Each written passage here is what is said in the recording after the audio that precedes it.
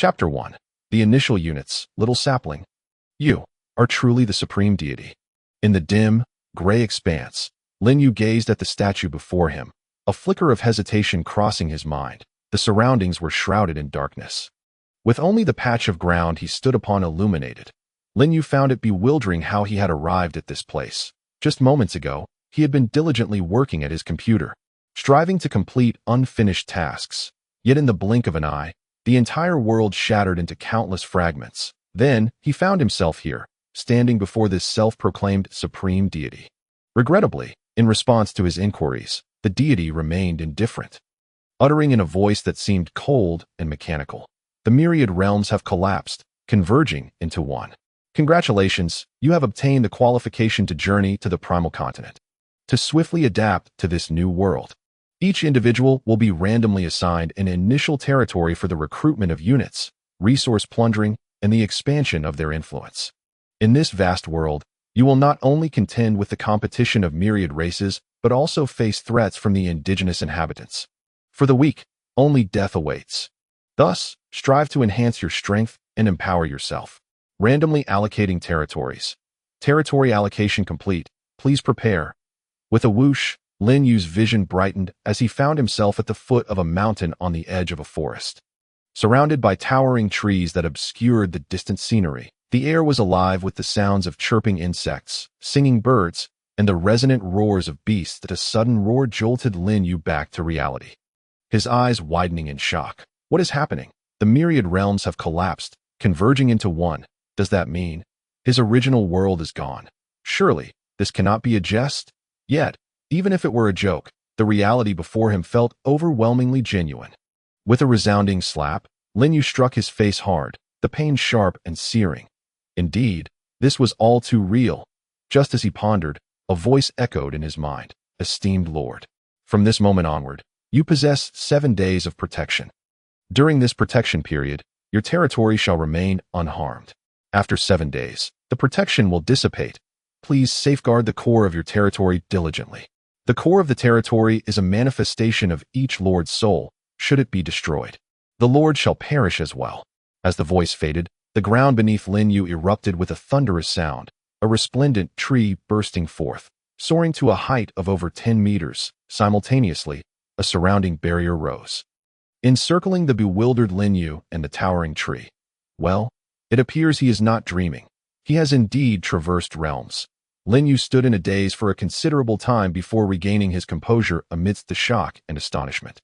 Upon accepting the truth, his first reaction was not one of fear or panic, but rather an unexpected calmness. After years of navigating the complexities of society, what storms had he not weathered? Yet, this was truly unprecedented. Cautiously, Lin Yu approached the sole structure in his territory, the grand tree, inspecting it closely. Suddenly, a notification interface popped up before him, capturing his attention. Territory name, Tree of Life. Territory level, Tier 1. Territory durability, 100-100.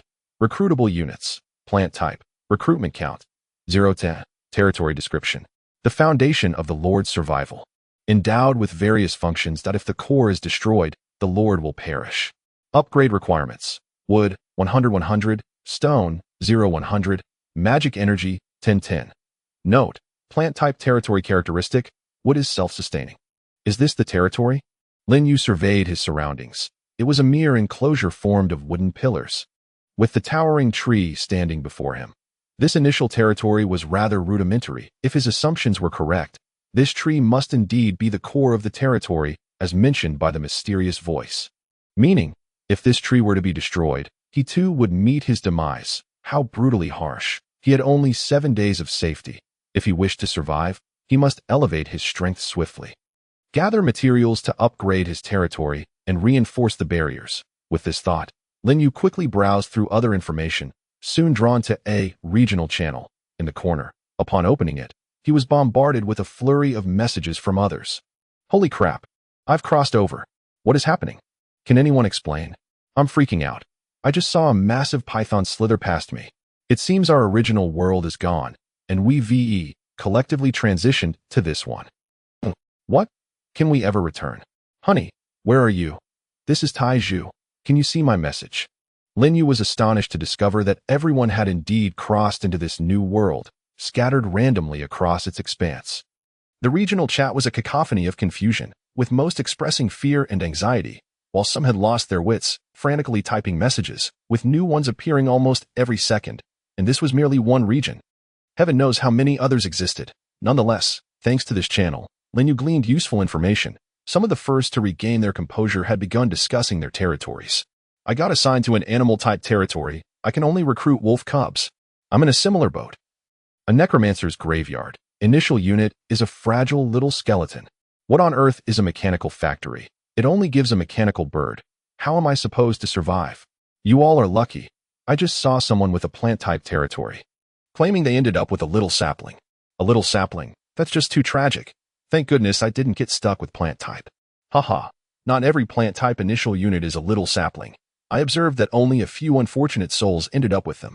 Lin Yu. The moment he read those messages, his expression darkened. Wasn't his territory also plant type? Surely, he couldn't be so unfortunate as to randomly receive a little sapling as his initial unit, quickly closing the chat channel.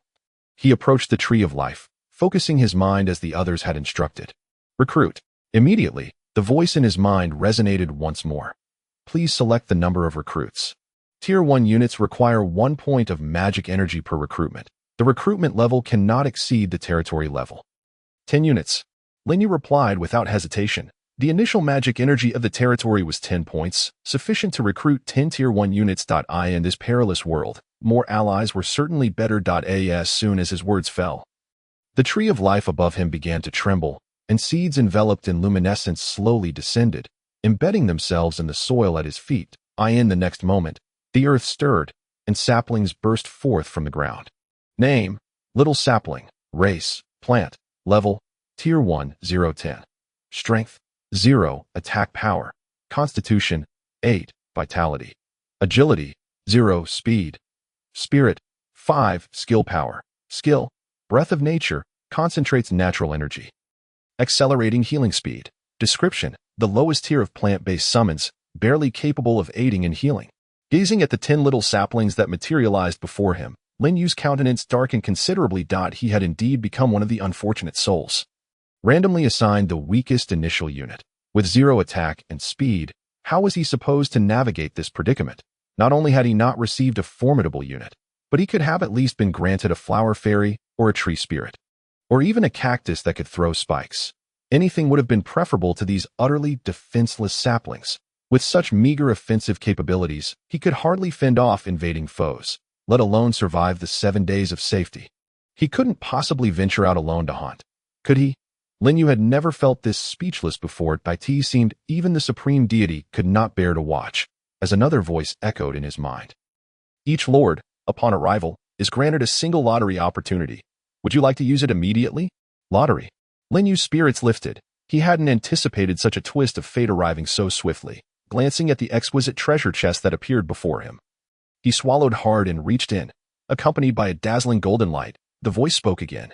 Congratulations, you have obtained a unique ability. Mutation consumes magic energy to induce a transformation in a designated summoned unit, mutating it into a randomly selected unit of the same level, retaining one original skill at random, and repeatable for further mutations. Chapter 2. Transform for me. Brothers, what did you draw from the lottery? Don't even mention it. I drew 15 units of stone. I got 20 units of wood. There wasn't anything good in that treasure chest. What a letdown. I see many people drew resources, but I just saw someone say they drew a new unit. Holy crap. Is that for real? A new unit? Why don't they just vanish? Lucky bastard, go away. The regional channel buzzed with discussions about the lottery results. The outcomes were surprisingly consistent. Nearly everyone received resource rewards, with only a scant few drawing anything beyond that. Lin Yu glanced at the regional channel, and then at the reward he had just received. A surge of excitement coursing through him. Hastily opening the function interface of the Tree of Life, Lin Yu meticulously searched and, indeed, discovered an additional ability labeled Mutation at the bottom. This ability enables the transformation of designated units into other types, while randomly retaining one skill. In other words, regardless of how many times a unit undergoes mutation, it will always possess one additional skill compared to other units. This is undoubtedly an incredibly powerful ability. akin to a lifeline for Lin Yu at this moment.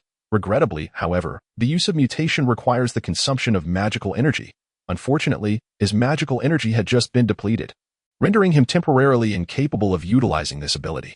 Such an awkward predicament. The only course of action is to swiftly devise a means to acquire magical energy and then test the effects of the mutation ability, relying solely on these saplings. It is utterly impossible to survive until the safe period concludes. Lin Yu cast a glance at the saplings on the ground, lost in contemplation. Bang! At that moment, a dull thud resonated suddenly.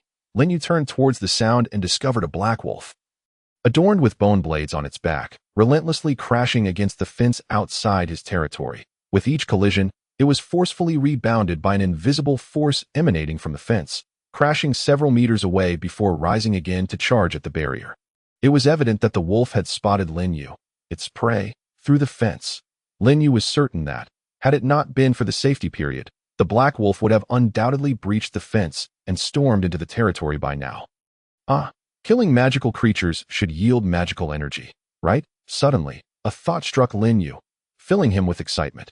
After observing the black wolf outside for a moment and confirming that it could not enter, he looked around and quickly found a wooden stick, as thick as an arm, with a very sharp tip. Steeling his resolve, he slowly approached the edge of the fence.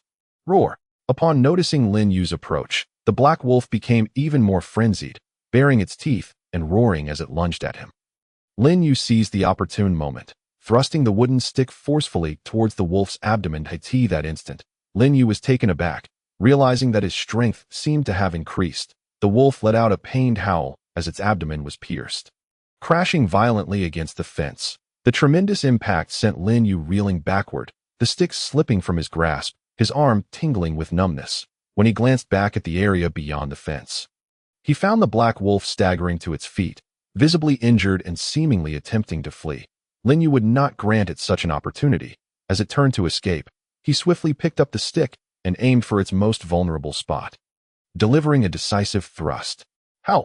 The black wolf emitted a wretched scream, its entire body going rigid as the stick snapped in Lin Yu's grasp. This strike clearly dealt a severe blow, blood oozing from the wound. Gradually, the wolf's breath grew weaker, its movements sluggish. Ultimately, with a loud thud, it collapsed to the ground. Congratulations, you have slain a first-tier black wolf and gained 1 point of magical energy. Lin Yu's chest heaved as he listened to the voice echoing in his mind. His heart brimming with excitement, he had successfully killed a first-tier magical creature. Moreover, his assumption had proven correct. Slaying magical creatures indeed yielded magical energy. Without a moment's hesitation, he rushed outside the territory to drag the black wolf's corpse back inside. At last, he had secured a source of food. Resolving a significant dilemma for the time being, he then eagerly approached the 10 saplings before him. Surely nothing else will go amiss. With a mixture of trepidation and anticipation, Lin Yu activated the mutation ability on one of the saplings. The voice in his mind resounded once more. Mutating a first-tier summon unit requires 1 point of magical energy. Do you wish to continue? Continue. Lin Yu's gaze sharpened. As his command fell, a mysterious force rapidly converged, enveloping the sapling entirely. Puff! Suddenly, a spiked vine burst forth from the ground, triggering a chain reaction as vine after vine emerged. The main sapling grew rapidly, transforming into a plant with intertwining vines, crowned with a closed flower bud resembling a head. The newly sprouted vines appeared to be its tendrils, swaying around its body in celebration of its metamorphosis. Name: Thornvine Grass. Race: Plant. Level: First Tier, 0-10. Strength: 6. Attack Power. Constitution: 10. Vitality. Agility: 0. Speed. Spirit: 5. Skill Power. Skills: Breath of Nature, Vine Whip. Description: the most basic plant type summon. The spikes on the vines possess considerable attacking power. It was a success. Lin Yu gazed in astonishment at the transformed attributes, marveling at the potency of the mutation ability that had directly evolved the sapling into Thornvine Grass. Not only had it gained offensive capabilities, but it had also inherited the healing skill from the sapling. Coupled with the inherently superior vitality of plant types, its survivability was undoubtedly among the best of the first tier. Few units could rival it. The only regret was its agility attribute, which remained at 0. This was likely a common drawback among all plant types, overly reliant on the earth. Well, let me first test its attack strength. Without further thought, Lin Yu turned his attention to the black wolves outside the territory. They had been drawn in by the commotion and the scent of blood, making them perfect targets for testing the thornvine grass's attack strength. Go! Eliminate them! Lin Yu commanded the thornvine grass to attack. In the next moment, several whistling sounds sliced through the air as the spiked vine shot past Lin Yu, extending a full 5 meters towards the black wolves outside the territory. The wolves, sensing the impending danger, opened their mouths to bite the vines, only to be ensnared and pulled down to the ground, struggling desperately at that moment. The healing skill inherited from the sapling activated, continuously mending the tears in the vines, rendering the wolves incapable of breaking free, and instead, they became increasingly ensnared. Finally, amidst a series of anguished howls, the wolves' throats were pierced by the sharp spikes of the vines, extinguishing their lives. You have slain a first-tier black wolf and gained 1 point of magical energy. You have slain a first-tier black wolf and gained 1 point of magical energy. You have slain a first-tier black wolf and gained 1 point of magical energy. Incredible! Lin Yu's eyes widened in astonishment. In mere moments, he had killed 3 black wolves, earning himself 3 points of magical energy. The surviving black wolves, witnessing the fate of their companions, were seized by terror and hastily fled into the underbrush, vanishing from sight. If not for the 3 wolf corpses lying on the ground, Lin Yu could hardly believe what had transpired. After all, he had first-hand experienced the black wolf's strength. Had it not been for the protective fence and the safety period, he doubted he could have so easily vanquished them. Yet the thornvine grass had accomplished this with such ease. This left him wondering if his own combat prowess might not even measure up to 5 points. Lost in thought, he wasted no time in crossing the fence to drag the black wolf corpses into his territory. He then reviewed the attributes of the thornvine grass once more. Name: thornvine grass. Race: plant. Level: first tier, 310. Strength: 7. Attack power. Constitution: 11. Vitality. Agility: 0. Speed. Spirit: 6. Skill power. Skills: breath of nature. Vine whip. Description: the most basic plant type summon. The spikes on the vines possess considerable attacking power. Lin Yu let out a soft exclamation, noticing an intriguing detail. The attributes of the thornvine grass had actually increased. The number following its level had risen from the initial 0 to 3. Could it be that summoned units gain experience through slaying magical creatures and subsequently level up? The conclusion struck him like a bolt of lightning, filling him with elation. If this were true, he could certainly elevate all these summoned units to the 2nd tier, significantly enhancing their survival abilities. With this thought in mind, he promptly approached the remaining saplings, expending the magical energy he had just earned to activate the mutation ability on 3 of them. Transform. As soon as Lin Yu's voice fell, a radiant light enveloped the 3 saplings in a rapid growth spurt. 2 of them transformed into thornvine grass, possessing slight variations in attributes, though not significantly different. What surprised Lin Yu the most was the 3rd sapling, which blossomed into a vibrant red flower. As the flower unfurled, a tiny winged sprite floated out, flitting around Lin Yu in joyous circles. Name: flower sprite. Race: plant. Level: first tier, 010. Strength: 0. Constitution: 5. Agility: 8. Spirit: 10. Skills: breath of nature. Spirit of nature. Description: the most basic plant type summon, capable of rapidly healing wounds. Like the thornvine grass, the flower sprite had also inherited the healing skill from the sapling, with the combination of 2 healing skills. Their restorative capabilities had reached an impressive level. This exemplified the sheer power of the mutation ability. With the flower sprite and 3 thornvine grasses now present, Lin Yu's territory had become significantly safer and more vibrant. He approached the corpses of the black wolves, handling them while simultaneously opening the regional chat channel. After a period of adjustment, most individuals had weathered the initial panic and began discussing various matters regarding their territories. Brothers, I've discovered something monumental. When the territory levels up to the 2nd tier, the Lord levels up alongside it. No way such a thing exists. What? We can level up too. Is this information accurate? How is it that you upgraded your territory so swiftly? I can personally attest to its efficacy. After reaching the 2nd tier, I feel significantly more formidable than before. Damn, to ascend to the 2nd tier so quickly, you must have drawn an abundance of resources, or perhaps your initial troops are exceptionally powerful. Then I too must hasten to gather wood and stone. And there's also the magical energy.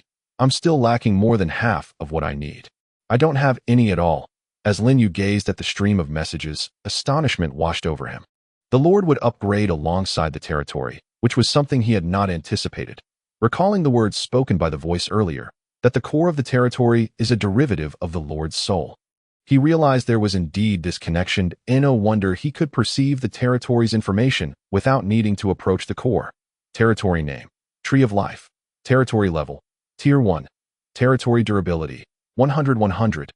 Recruitable troops: Plant type. Recruitment capacity: 10-10. Territory description: the fundamental foundation for the Lord's survival. Possessing various functions. If the territory core is destroyed, the Lord perishes. Upgrade requirements: wood, 100-100, stone, 0-100, magical energy, 0-10. Note: plant type territory characteristic: wood is self-sustaining. The advantage of the plant type is its inexhaustible supply of wood.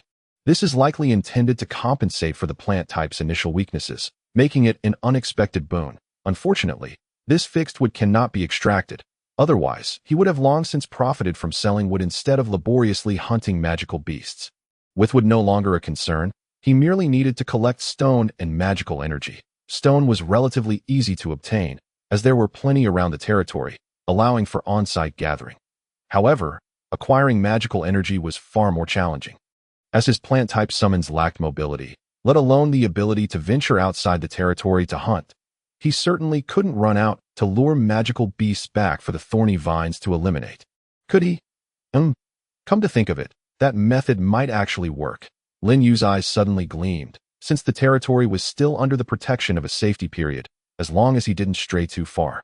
There shouldn't be any significant issues. It could even be considered a substantial loophole. With this thought in mind, he swiftly dealt with the corpse of the black wolf and immediately stood up.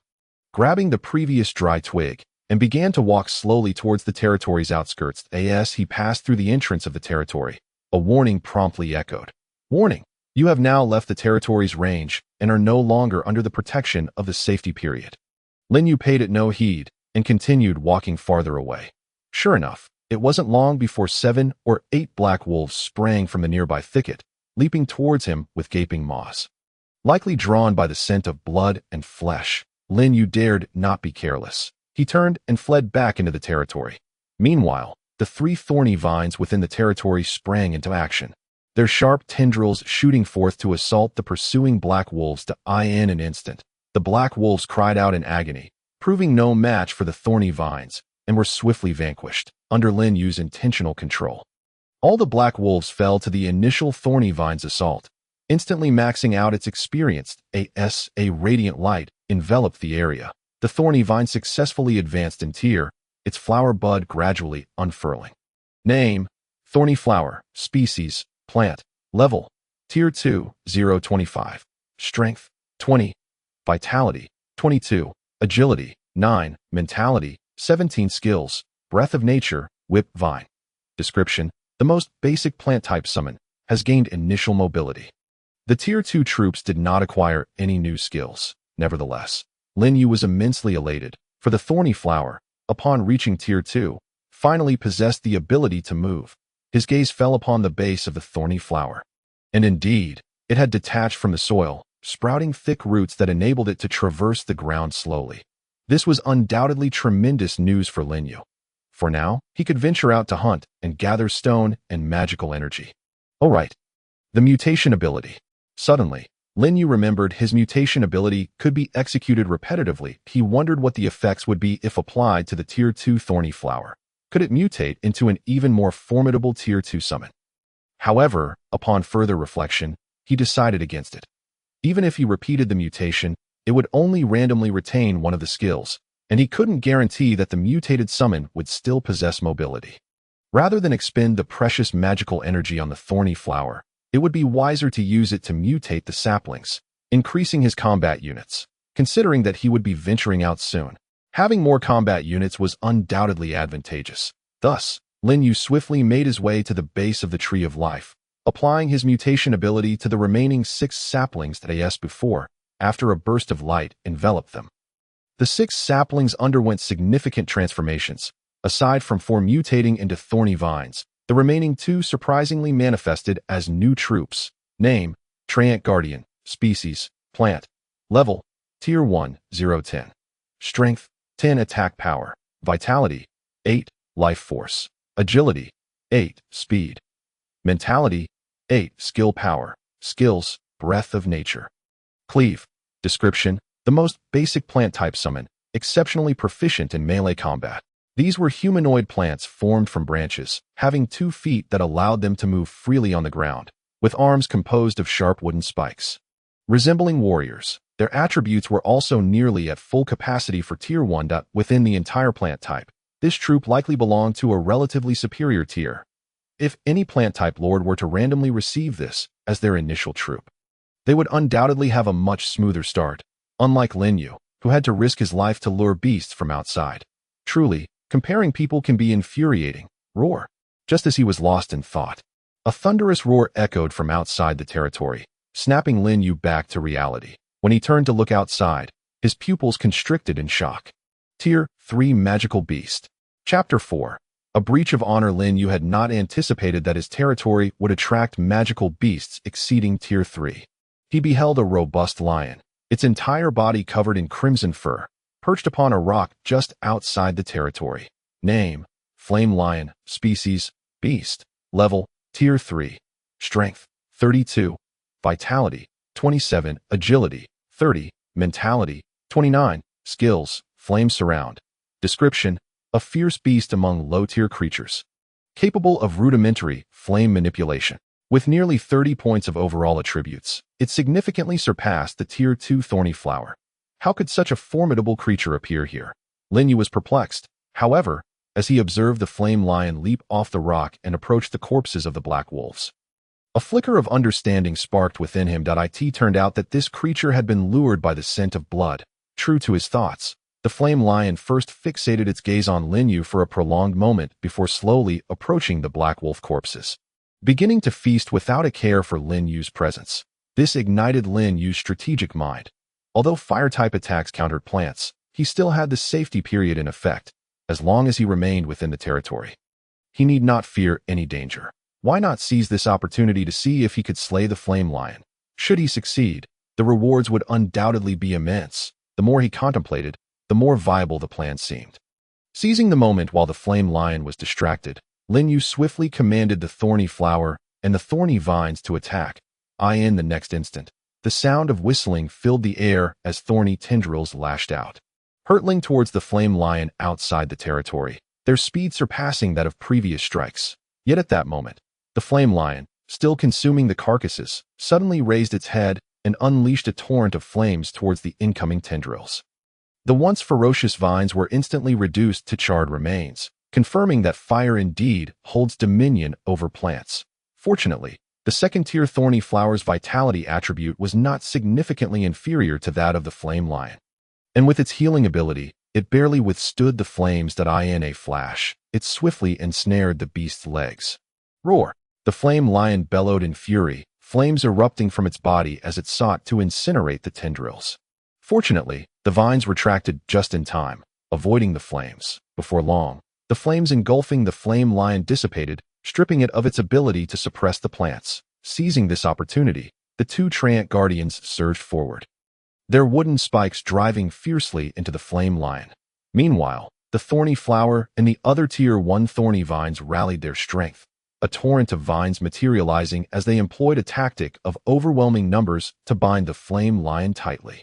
The flame lion thrashed violently, desperately trying to rid itself of the encroaching tendrils, crashing against the barriers. Yet, alas, the sheer number of vines proved overwhelming, tightening their grip, while the thorny flower consistently provided healing support, effectively immobilizing the beast. At long last, the second-tier thorny flower found its moment, and the sharp spike on the vine sliced open the flame lion's most vulnerable throat. Thud! In an instant, blood gushed forth. The flame lion, now maddened, swatted away the two Treant Guardians and tore through the vines binding it. Only the second-tier thorny flower, relying on its robust vitality and healing, barely managed to hold on. Teetering on the brink of collapse, cracks began to appear in the vines. Yet with the flower's healing and self-repair capabilities, they continuously reformed, as if they might snap at any moment. Fortunately, due to the severed artery and excessive blood loss, the flame lion's strength waned, and its struggles grew increasingly arduous, rendering it unable to wield its fiery abilities. This granted the thorny vine flower a much-needed respite, as a tendril coiled around its neck, deeply embedding itself into its wounds. The blazing lion struggled in vain, completely devoid of strength that it could only submit to the tightening grip of the vines, sinking deeper and deeper, its body convulsing incessantly. Ultimately, it let out a mournful howl before crashing heavily to the ground. Congratulations, you have successfully slain a Tier 3 blazing lion, earning 15 magic energy. Hearing the voice echo in his mind, Lin Yu shuddered in disbelief that he had truly succeeded in slaying a Tier 3 magical beast. Despite the dubious means employed, he had indeed accomplished it. Moreover, the thorny vine flower, as the primary source of damage, experienced a significant boost in experience, equivalent to having defeated 10 Tier 2 magical beasts. At this moment, Lin Yu also realized that only the units responsible for the kill would gain experience. Other units, apart from healing units that earned extra experience while healing, exhibited no changes in their experience at all. Nevertheless, he was thoroughly exhilarated. Quick, drag its corpse over here. He hastily commanded the Tier 2 thorny vine flower to retrieve the body.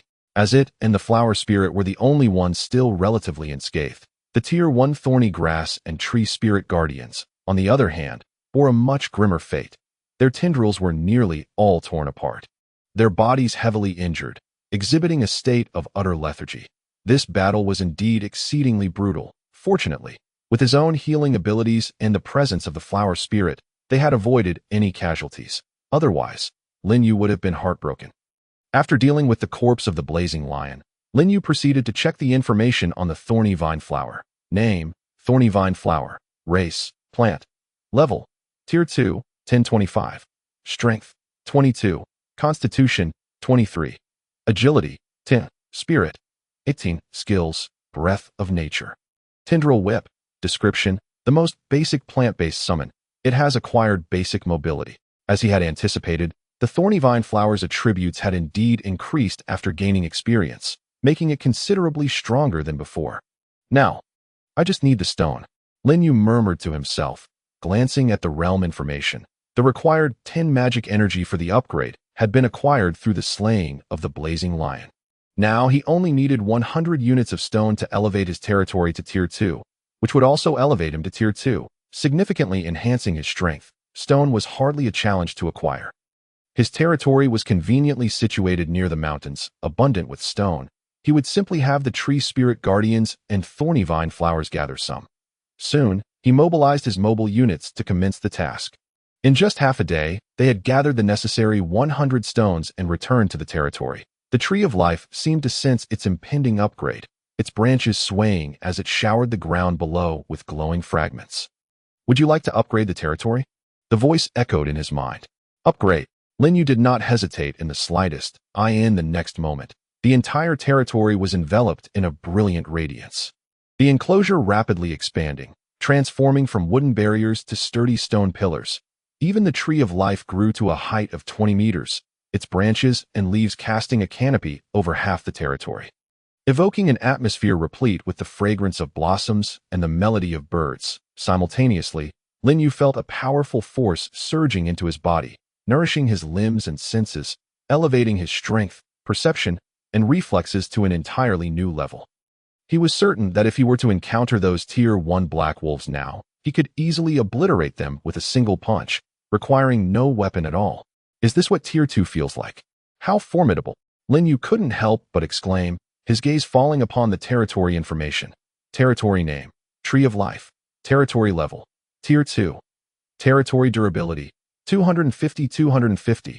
Recruitable units, plant-based. Recruitment capacity, 1020. Territory description, the fundamental basis for the Lord's survival.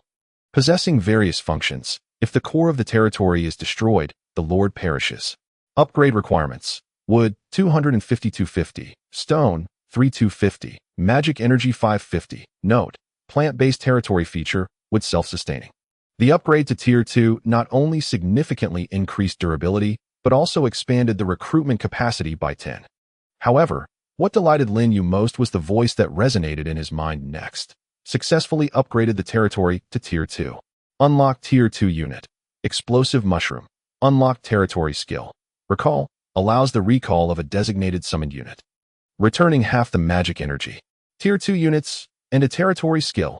He had not anticipated that upgrading to Tier 2 would unlock new features, and two at that. Initially, Lin Yu had been concerned that having too many Tier 1 units would exceed the recruitment capacity. The emergence of the recall skill was indeed a tremendous boon. Moreover, upon checking, he found that recruiting Tier 2 units required only 5 magic energy, which he had just enough to recruit one. After contemplating for a moment, he chose to recruit directly in a flash of light. A fire-red mushroom adorned with spores appeared before him. Chapter 5. Disturbing the Lion's Nest. Name: Explosive Mushroom. Race: Plant. Level: Tier 2, 025. Strength: 0. Constitution: 10. Agility: 0. Spirit: 22. Skills: Explosive Spores. Launches spores into the air, attaching them to enemies and triggering a powerful explosion. Description: a harmless little mushroom, which can even be used for soup. Goodness, what a peculiar creation. Exploding spores. What an eccentric unit. Lin Yu was almost at a loss for words regarding the randomness of his summoned units. From the initial sapling to the current explosive mushroom, none had been particularly conventional. However, this explosive mushroom was somewhat acceptable. Although it possessed no attack capabilities and could not move, its skill was quite impressive. If he were to mutate it into another unit using its transformation ability, it would inherit this skill as well. Just imagine a tendril whip that also carried an explosive effect. The mere thought of such a scenario was delightful. Unfortunately, he had already exhausted his magic energy and could not proceed with the mutation for the time being. Glancing up at the sky, Lin Yu realized that it had unknowingly grown dark, prompting him to abandon any plans for further excursions. Moreover, after a day of toil, he was feeling quite hungry. He quickly constructed a simple framework and utilized the flame crystals found within the blazing lion's body to ignite a fire. Beginning to roast meat while checking the messages in the chat channel. Brothers, how are things going on your end? Not bad, just a bit of an adjustment period at first, but I finally managed to elevate my territory to Tier 2. So quick. I'm still 4 magic energy short of upgrading. Those magical beasts are just too difficult to deal with. Don't even mention it. I encountered a Tier 2 magical beast while out today, and we nearly got wiped out. It was a struggle just to escape back to the territory. You're lucky. My initial units are so weak that I can't even handle Tier 1 magical beasts, leaving me without food that I don't even know how I'll get through tonight. That's grim. Messages continued to flood in, each detailing their respective hardships. Some were even struggling to meet their basic needs. In contrast, Lin Yu found himself in a much better position. Not only had he resolved his hunger, but he had also upgraded his territory to Tier 2, allowing him to establish a foothold in this world. By the way, has anyone been assigned to angel or demon territories? I've heard those units are quite powerful. At that moment, someone else posed a question, one that Lin Yu was particularly interested in. Territory types. Based on the information he had gathered throughout the day, he had come to understand that the types of units in this world were broadly classified into 10 categories: humanoid, quasi-humanoid, beasts, insects, plants, undead, elements, machines, angels, and demons, each corresponding to one of the 10 territory types: castle, tribe, beast den, insect nest, tree of life, graveyard, elemental realm, mechanical factory, holy sanctuary, and blood-red cathedral. Among them, angel and demon territories were the rarest, followed by elemental and mechanical territories. Indeed, upon mentioning the angel and demon territories, numerous individuals chimed in. I don't know about the demon territory, but today I encountered an angelic being accompanied by 2 angels, who instantly annihilated a Tier 2 magical beast. It was absolutely absurd. Wow, so powerful. Did they give you any trouble? What trouble could they cause? I had a Tier 2 swift leopard by my side, and I just rode away. They couldn't catch up to me. Wow, I thought it was a tragic tale of revenge, but it turned out to be a display of superiority. So quickly acquiring Tier 2 units. I'm utterly envious. What is there to envy? The experience required for Tier 2 isn't much. It's easy to level up. The real challenge comes after Tier 3, where you have to kill magical beasts of the same level to gain experience. Indeed, killing lower tier beasts yields no experience at all, and the magic energy is pitifully scant. Who knows when I'll be able to recruit a full roster of units. A day's time had been sufficient for them to uncover a wealth of information about this world. As night fell, they took the opportunity to share their findings in the chat channel. Linyu, while eating and reading, managed to gather a wealth of useful information, helping him avoid many pitfalls, while also quietly noting the formidable nature of the angel and demon units. If one day they were to cross paths out of self-interest, it would likely result in a fierce confrontation. Thus, after finishing the roasted meat and satiating his hunger, Linyu made his way to the base of the Tree of Life. Through his connection with the tree, he grew vines beneath it, weaving them into a simple hammock, and comfortably settled down to sleep. This marked the first night since Linyu arrived in this world. Perhaps it was due to the exhaustion of the day, for he quickly succumbed to a deep slumber. At dawn the following day, Linyu awoke early, not out of desire, but rather stirred from his rest by a cacophony of crashing sounds. Upon opening his eyes and gazing outside, he was astounded to find his territory besieged by several flaming lions, relentlessly battering against the enclosure. "What is happening?" Linyu exclaimed, leaping off his hammock in alarm. Upon closer inspection, he counted a staggering 8 flaming lions outside his domain. Had he inadvertently disturbed a den of lions? Or perhaps it was due to that flaming lion from yesterday, as this thought crossed his mind.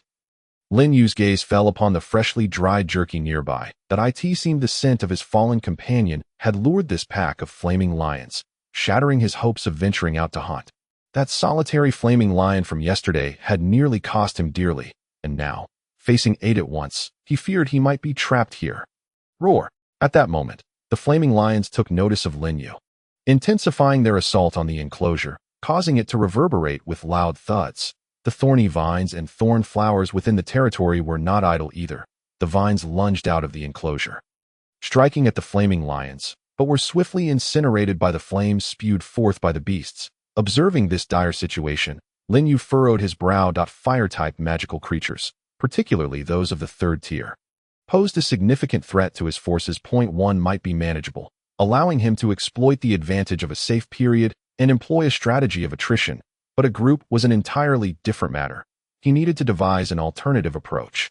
Eureka! He still possessed a newly unlocked unit. Suddenly, Linyu recalled the 2nd tier unit, the explosive mushroom, that he had unlocked just yesterday. Due to the late hour, he had been unable to harvest magical energy to mutate the explosive mushroom. Now, with the night having passed, numerous magical creatures had fallen victim to his plants, granting him an additional 5 points of magical energy. Without wasting time, he hurried to the explosive mushroom and activated its mutation ability. Mutating a 2nd tier summon unit requires 5 points of magical energy. Do you wish to proceed? The prompt echoed. As Linyu had surmised, the magical energy required for the mutation of a 2nd tier unit was significantly higher, multiplying by 5. Proceed. Linyu commanded solemnly. In the next moment, the explosive mushroom was enveloped in radiant light, rapidly growing until it transformed into a plant towering over him. Name: Thorn Flower. Species: Plant. Level: 2nd tier, 0-25. Strength: 19. Vitality: 22. Agility: 8. Mentality: 20. Skills: Explosive Spores. Vine Whip. Description: a low-tier plant summon, exhibiting initial mobility capabilities. Unlike the previous Thorn Flower, this one, inheriting the skill of explosive spores, was adorned with red spores that danced in the air as its vines swayed. Seizing the opportunity, Linyu immediately commanded it to attack. Whoosh! The sound of slicing air resonated as the vines transformed into long whips, launching themselves towards the nearest flaming lion, a mere 10 meters away. Chapter 6. Blood Wolf Demon Boom. The thunderous explosion echoed throughout the forest's edge, shaking the very air around them. Linyu stood in stunned silence, watching as the flaming lion was sent hurtling through the air, leaving behind a crater where it had once stood. He had not anticipated the explosive spores to be so devastating. Though the lion did not perish, it sustained considerable damage, igniting a flicker of hope for escape. Advance. Continue the bombardment. Linyu commanded, and the thorn flower immediately resumed its assault, showering the area beyond the enclosure with a deluge of spores. What followed was a series of deafening explosions, sending the pack of flaming lions leaping and dodging in every direction. Seizing the moment, the other plants sprang into action, targeting the injured flaming lion. The swirling red spores descended upon its wounds, feasting on its blood and taking root. Boom, boom, boom. Another wave of explosions rang out, and the flaming lion let out a pained howl. Its innards shattered, collapsing into a pool of blood that it struggled to rise, but was ensnared by countless vines. The vines tightened their grip, and as the lion bled profusely, its strength waned, rendering it unable to escape. Even its fiery abilities extinguished. Ultimately, it succumbed to its injuries. You have slain a third-tier flaming lion, gaining 14 points of magical energy. Phew, it was no easy feat. Employing so many tactics was necessary to finally bring it down. Lin Yu couldn't help but sigh at lower tiers. The disparity in attributes between units was not overly pronounced. With proper strategy, it was indeed possible to achieve victory against higher-tier foes. Moreover, he had the safety period as an advantage. Had he faced the flaming lion head-on, he would have surely been overwhelmed. Seeing their companion fall, the remaining flaming lions finally felt the grip of fear, gradually retreating. They bared their teeth and growled at him from beyond the enclosure before vanishing into the forest. Disappearing from sight, with a sigh of relief, Lin Yu felt an immense weight lift from his shoulders. Frankly, had the flaming lions maintained their siege, he would have been genuinely concerned about his ability to withstand their onslaught. Luckily, the magical creatures in this world possessed their own intellect, recognizing fear, which had allowed him to assert dominance with his earlier strategy. All in all, it was a stroke of fortune, netting him 14 points of magical energy. Once he confirmed the flaming lions had retreated far enough, Lin Yu returned to the base of the Tree of Life, spending 5 points of magical energy to recruit another explosive mushroom, followed by another 5 points for mutation. Having experimented throughout the previous day, Lin Yu had gained a rough understanding of the mutation ability. Simply put, the magical energy required to recruit a unit would be the same for mutation, effectively doubling the cost. In return, the mutated unit would possess an additional skill, becoming even more formidable. With this ability, he could create various powerful plant forms, potentially standing toe-to-toe with those rare units. With this in mind, Lin Yu once again focused on the plant before him. As the light dimmed, the second-tier explosive mushroom had transformed into a tree spirit warrior wielding a sword. Name: Tree Spirit Warrior. Species: Plant. Level: Second Tier, 0-25. Strength: 22. Vitality: 18. Agility: 18. Mentality: 18. Skills: Explosive Spores. Cleave. Description: an upgraded form of the Tree Spirit Guardian, exceptionally skilled in melee combat. The second-tier Tree Spirit Warrior stood noticeably taller and more imposing than its first-tier counterpart. Merely standing there, one could sense its remarkable prowess. With this, Lin Yu now had 3 second-tier units at his side, providing a sense of security for his outings, as long as he did not encounter a group like the previous flaming lions. He should be in the clear. Moreover, having spent so much time in this world, he had remained largely confined to his territory, possessing little knowledge of the surrounding environment. This was the perfect opportunity to venture out for hunting while assessing potential threats or the existence of other lords. With that, he prepared himself within his territory, crafting a rudimentary bone blade for self-defense from beast bones before setting out with his 3 second-tier units in the Flower Spirit. Lin Yu's territory was situated at the confluence of mountains and forests. Towering trees surrounded him, shrouded in mist, more primal than any place he had previously encountered. In the distance, the roar of beasts echoed, shaking the very air. Lin Yu remained vigilant. As he stepped beyond the confines of his territory, he commanded the Thorn Flower and Tree Spirit Warrior to encircle him, while the Flower Spirit flitted above his head, ready to provide support. Uncertain of what dangers lurked within the forest, he preferred to skirt its edges, gradually leaving his territory behind. Stop! Suddenly, as they passed a thicket, Lin Yu sensed movement and halted the group. The plants, in tune with his thoughts, came to a standstill. Lin Yu approached the forest's edge, peering through the foliage, and indeed spotted a creature with the heads of 5 or 6 wolves, tearing into the carcass of a magical beast. Name: Blood Wolf Demon. Species: Beast. Level: Second Tier. Strength: 13. Vitality: 13. Agility: 24. Mentality: 16. Skills: Rending Claws. Description: a bloodthirsty magical creature of wolf lineage. It will attack any being other than its kin. Lin Yu was taken aback by the swift encounter with a magical creature. Upon examining its information, he realized this was a speed-oriented creature. Its agility nearly maxed out at the second tier, far surpassing his sluggish plants. However, Lin Yu did not retreat. Rather, he was invigorated by the prospect of the hunt. He understood that this world was rife with peril, and relying solely on his units would not suffice. He needed to sharpen his combat instincts. Laying the groundwork for the future, he could not contend with third-tier creatures directly, but surely he could manage a second-tier one.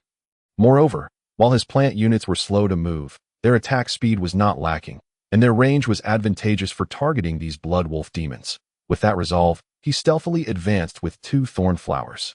While the tree spirit warrior circled to the rear, poised to strike as all the blood wolf demons lowered their heads to feast, Lin Yu's gaze sharpened. Now was the moment. With a thunderous roar, he surged forth like an arrow, while vines shot forth from the ground, lashing towards the blood wolf demons with lightning speed. Roar! One of the blood wolf demons sensed the commotion, abruptly raising its head to bellow a warning to its companions. However, in the next moment, the tree spirit warrior concealed on the other side charged behind it, swiftly striking down with a blade. With a thud, it severed its head cleanly. Simultaneously, a voice resonated within Lin Yu's mind. Kill the second-level blood wolf demon. Gain 6 magic energy. Lin Yu paid no heed to this voice, as a bone dagger danced in his hand, thrusting towards the nearest blood wolf demon. The blood wolf demon, intending to counterattack, failed to notice the creeping vines that ensnared its feet. With a thud, the bone dagger pierced through its chest, and in an instant, the blood wolf demon, immobilized by the vines, was dispatched by Lin Yu. The remaining 3 blood wolf demons, witnessing this, let out furious howls and lunged at Lin Yu, intent on avenging their fallen comrade. Yet, they were oblivious to the fact that, moments ago, red spores had already attached themselves to their bodies. While the surrounding vines swiftly withdrew, boom, boom, boom, a series of violent explosions erupted, sending the 3 blood wolf demons flying to the ground. Quick as a flash, Lin Yu surged forward alongside the tree spirit warrior. Dispatching them one by one, the entire battle lasted less than a minute. Well done. Lin Yu praised himself with a sense of satisfaction. Though aided by the plants, there had been no slip-ups. This success was also due to his prior training in combat techniques, which he had not anticipated would prove useful. In total, he garnered 30 points of magic energy and eliminated a potential threat, making for a bountiful harvest. Most astonishingly, after this battle, the experience of the flower spirit reached its maximum value. A radiant glow enveloped the flower spirit as a beautiful flower crown gradually materialized above its head, signifying a significant transformation in its attributes. Chapter 7. Airdrop supplies. Name: Flower Demon. Species: Plant. Level: Second level, 0-25. Strength: 0. Vitality: 10. Agility: 24. Mentality: 22. Skills: Breath of Nature. Spirit of Nature. Description: the most basic plant type summon, capable of rapidly healing wounds. Upon advancing to the second level, the flower spirit was now referred to as the flower demon. Its agility attribute was nearly unparalleled among plant species, rendering ordinary second-level beings unable to match its speed. Furthermore, its healing abilities had significantly strengthened after the advancement. As a green light descended, the abrasions on Lin Yu's arm healed swiftly, vanishing in an instant, surpassing even the efficacy of healing potions. Let us proceed, Lin Yu declared, choosing not to take the carcasses of the blood wolf demons. The black wolves and fiery lions he had previously hunted were already sufficient provisions. Strangely, he had yet to discover anything resembling a trading system, rendering his intentions to sell the corpses for magic energy impossible. Thus, he continued onward with the plants, clearing away magical creatures along the way while exploring the surrounding environment. Before long, noon arrived. Just as everyone was diligently enhancing their territories, pillars of light suddenly appeared in the boundless sky, descending straight into various corners of the primordial continent. Look up at the sky. What is that? In the channel area, everyone took notice of the celestial anomaly, triggering a wave of excitement. So many light pillars. Could it be treasures descending? Or perhaps meteorites from beyond? Very likely, but there are too many. Is the apocalypse upon us again? Brothers, one of the light pillars is very close to me. I shall investigate and return with news. It could be something extraordinary. I will go check it out too. The sudden emergence of this phenomenon left many bewildered, resulting in some retreating back to their territories in fear. However, several daring individuals, believing this to be a potential opportunity, quickly set off towards the direction of the light pillars, eager to uncover the mystery. Countless light pillars dotted the area, one of which landed just above a wide clearing in the forest, a mere 10 kilometers from Lin Yu's territory. Before long, numerous nearby lords arrived, clearing magical creatures in the vicinity and rushing towards the location where the light pillar had descended. As time passed, more and more people appeared, and the atmosphere around the clearing grew lively. "Brother, you arrived quickly. Were you born nearby?" "Indeed, not far from here. What about you?" "Pretty much the same. I didn't expect so many people to be around. If the opportunity arises, we could collaborate." "That sounds great. I've been struggling alone. By the way, what level is your territory?" "I'm already at the 2nd level and have recruited 2 second-level units." "Same here. Just reached the 2nd level today, but for now, I only have 1 second-level unit. Those magical creatures are too formidable." The lords in the clearing exchanged pleasantries, animatedly discussing their experiences, likely due to the rarity of human interaction. Some stood apart, quietly observing everyone, as if intent on memorizing each individual. Upon closer inspection, many lords had already reached the 2nd level, comprising the vast majority, with a few even accompanied by 3rd-level units. Though it was unclear whether they had been recruited or had risen through combat, the crowd was a mix of various individuals. Meanwhile, several kilometers away, within the forest, a 2nd-level magical creature succumbed to Lin Yu's assault, finally allowing his 2 thorny vine flowers and tree spirit warrior to reach maximum experience, successfully advancing to the 3rd level amidst a radiant glow. Name: Poisonous Thorn Flower. Species: Plant. Level: 3rd level, 050. Strength: 33. Vitality: 42. Agility: 25. Mentality: 30. Skills: Spirit of Nature. Toxic Whip. Description: a plant infused with potent venom. Its attacks carry toxic effects. Name: Tree Spirit Berserker. Species: Plant. Level: 3rd level, 050. Strength: 40. Vitality: 32. Agility: 32. Mentality: 32. Skills: Explosive Spores. Savage Cleave. Description: the advanced form of the Tree Spirit Warrior, exceptionally proficient in close combat. The 3rd-level Poisonous Thorn Flower now possessed a lethal toxicity. Its body had grown significantly, and the flower atop had transformed to a pale purple. A clear indication of its potency, the 3rd-level Tree Spirit Berserker stood taller, wielding a weapon that had morphed from a slender sword to a great sword taller than a person, its strikes generating a fierce wind. Showcasing formidable power. Most importantly, this weapon now incorporated the Explosive Spores skill, infused with numerous red spores that triggered explosions upon striking. Both units' skills were significantly enhanced, far surpassing their previous capabilities, with such allies. Lin Yu no longer had to fear encountering 3rd-level magical creatures. "Let us go and take a look over there," Lin Yu suggested, discarding the magical creature's carcass and heading towards the clearing. Gradually vanishing into the dense foliage. In the clearing, after nearly an hour of waiting, the tension among the crowd began to mount.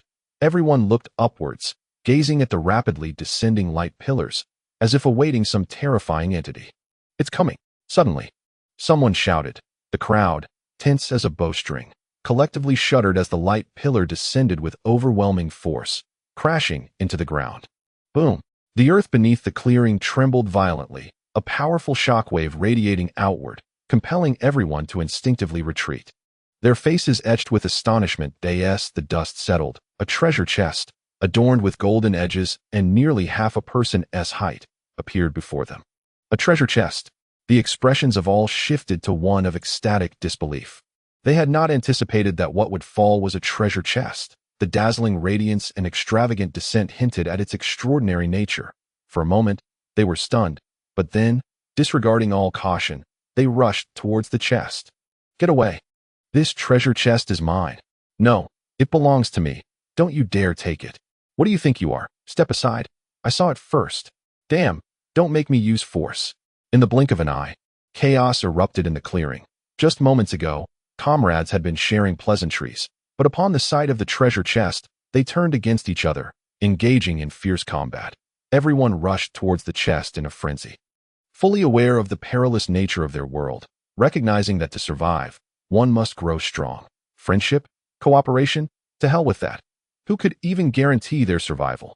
Why would anyone still consider camaraderie within mere breaths? Some had already reached the chest, inciting panic among the others. Quick, stop him. Don't let him touch the treasure chest. Before the words could fade, a deluge of attacks erupted.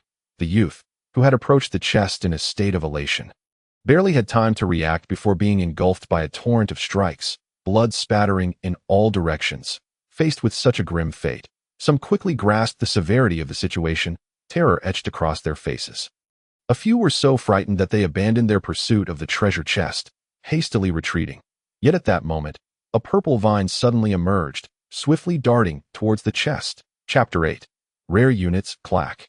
The chest swung open, revealing 3 items within: a scroll, a token, and a pearl, each gently floating in the chest, enveloped in a glow. The vine coiled effortlessly, ensnaring everything in its grasp. However, the beads were too round and simply fell aside. Lin Yu, undeterred by the unfolding chaos, urged the vine to retract swiftly back into the forest. It was only at this moment that the crowd reacted collectively, their expressions shifting dramatically. Quick, stop him. He has stolen our belongings. With treasures pilfered. Their minds were consumed by urgency, and they immediately led their troops in pursuit, intent on intercepting the vine. Yet, the vine's retraction was astonishingly rapid, retreating almost instantaneously with formidable strength as the soldiers approached. Attempting to sever the vine, they were violently repelled, some suffering ghastly wounds inflicted by the barbs adorning the vine, all while it seemed poised to escape with its plunder. Judgment arrow. At that moment, a resounding shout erupted from the crowd that a figure draped in pure white ascended, unfurling a pair of breathtaking wings in midair. An angelic unit. It's an angelic unit. The onlookers gasped in astonishment. Many had previously mistaken the hidden wings for a humanoid form, only to realize that they were in the presence of the legendary angelic unit. The angel tightened her grip on the bow, and with a swift motion, loosed an arrow of immense power towards the vine. The speed was breathtaking, reaching its target in an instant.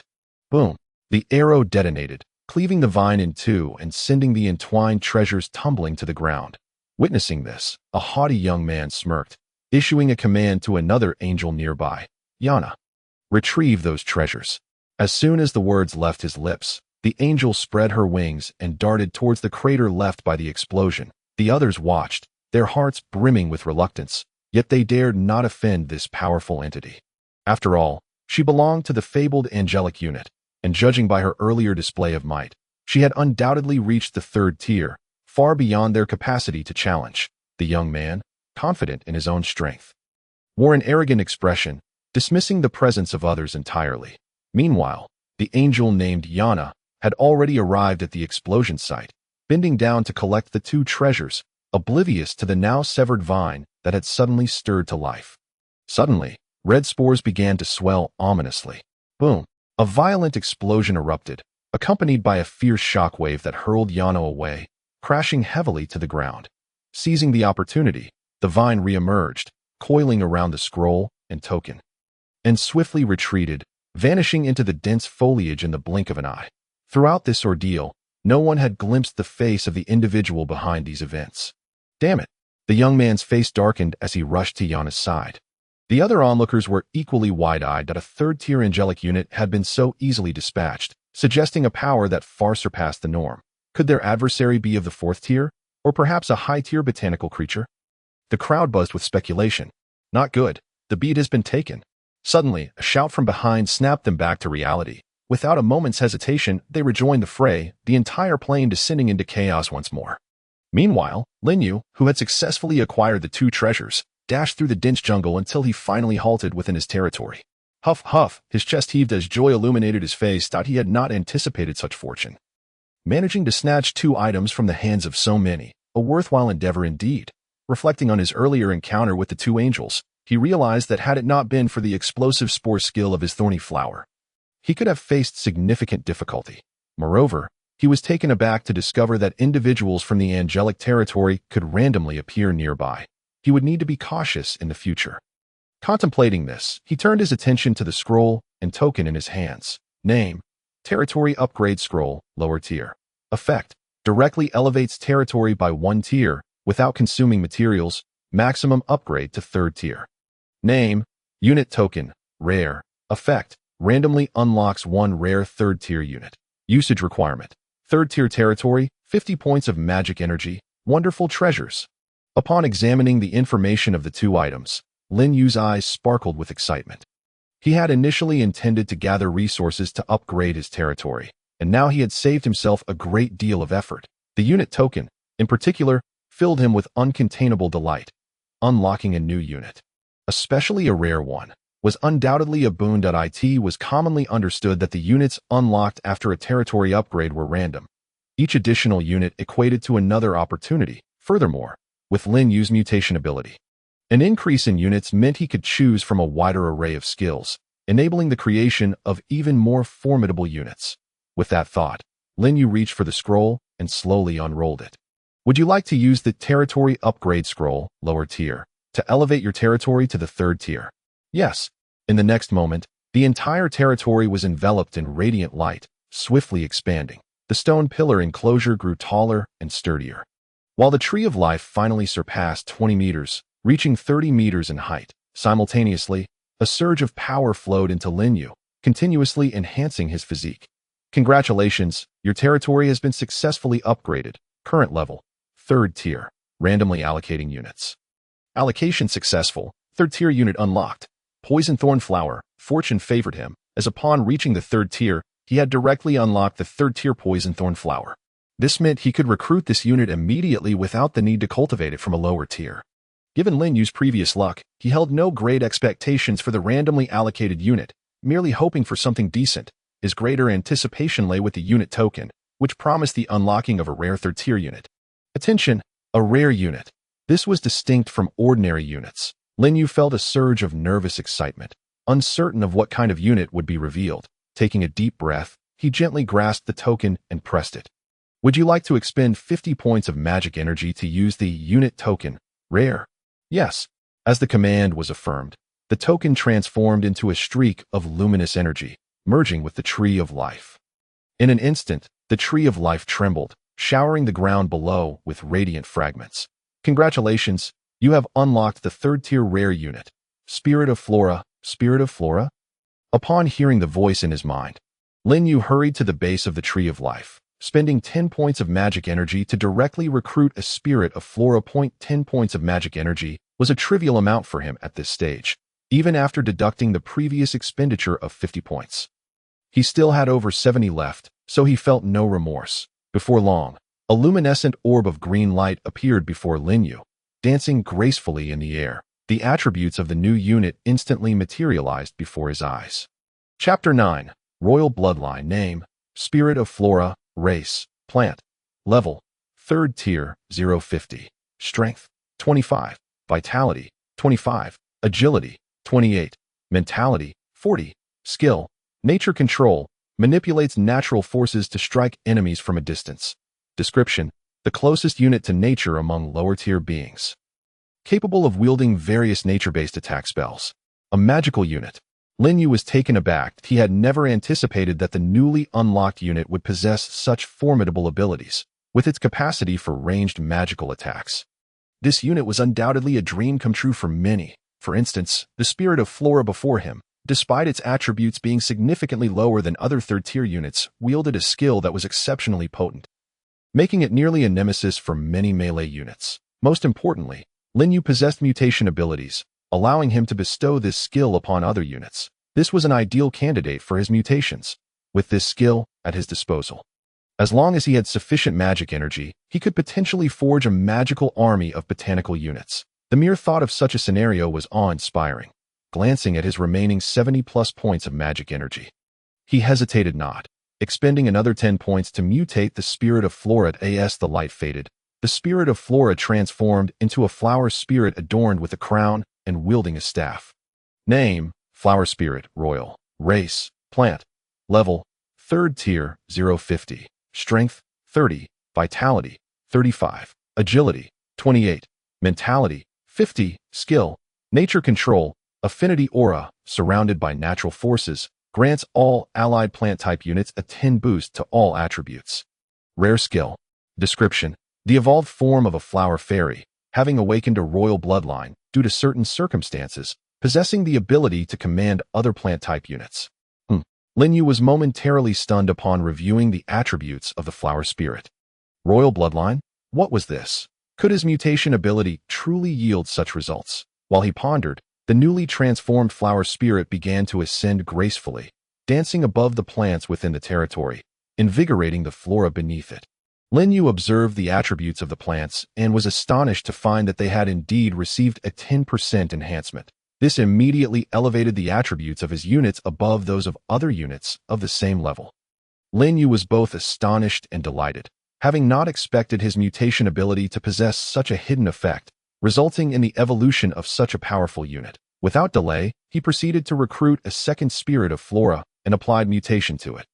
Regrettably, this time, there was no emergence of a flower spirit with royal bloodlines. Instead, he encountered a mere advanced form of a common flower fairy, with even the second skill transforming into the flower fairy's innate healing ability. Lin Yu then attempted another summoning, but the outcome was the same. It seemed evident that the appearance of a royal lineage was no simple feat. However, Lin Yu did not allow himself to be disheartened. The fact that he had summoned one being of royal blood was already a delightful surprise, and he dared not be greedy. Besides, his current forces were not weak. He had 2 Tier 3 Poison Vine Flowers, a Tier 3 Treant Berserker, 2 Tier 3 Flower Spirits capable of casting spells, and a rare Flower Spirit with royal lineage. 6 Tier 3 units in total. If word of this spread, it would surely create a considerable uproar as for the remaining Tier 1 and Tier 2 units. Due to their low levels, Lin Yu utilized the territory's repatriation skill to send them back, converting them into mana. With the returned mana, he recruited 2 nature spirits specifically to guard the territory.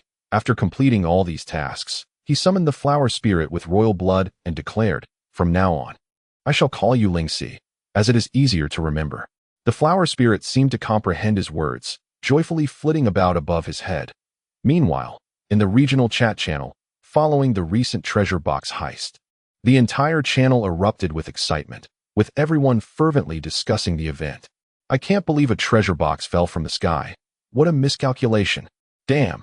If I had known, I would have gone to check it out. Maybe I could have snagged something good. Go. Have you lost your mind? You have no idea how chaotic it was. I heard many perished. I was there too, nearly got ambushed by a brat. Thankfully, I was quick on my feet. I heard even angelic units appeared later. And 2 were Tier 3. Holy crap. Angelic units. Does that mean they took everything from the treasure box?" Not at all. The treasure box contained 3 items, and reportedly 2 were snatched by a plant-type being. And no one even caught a glimpse of what it looked like.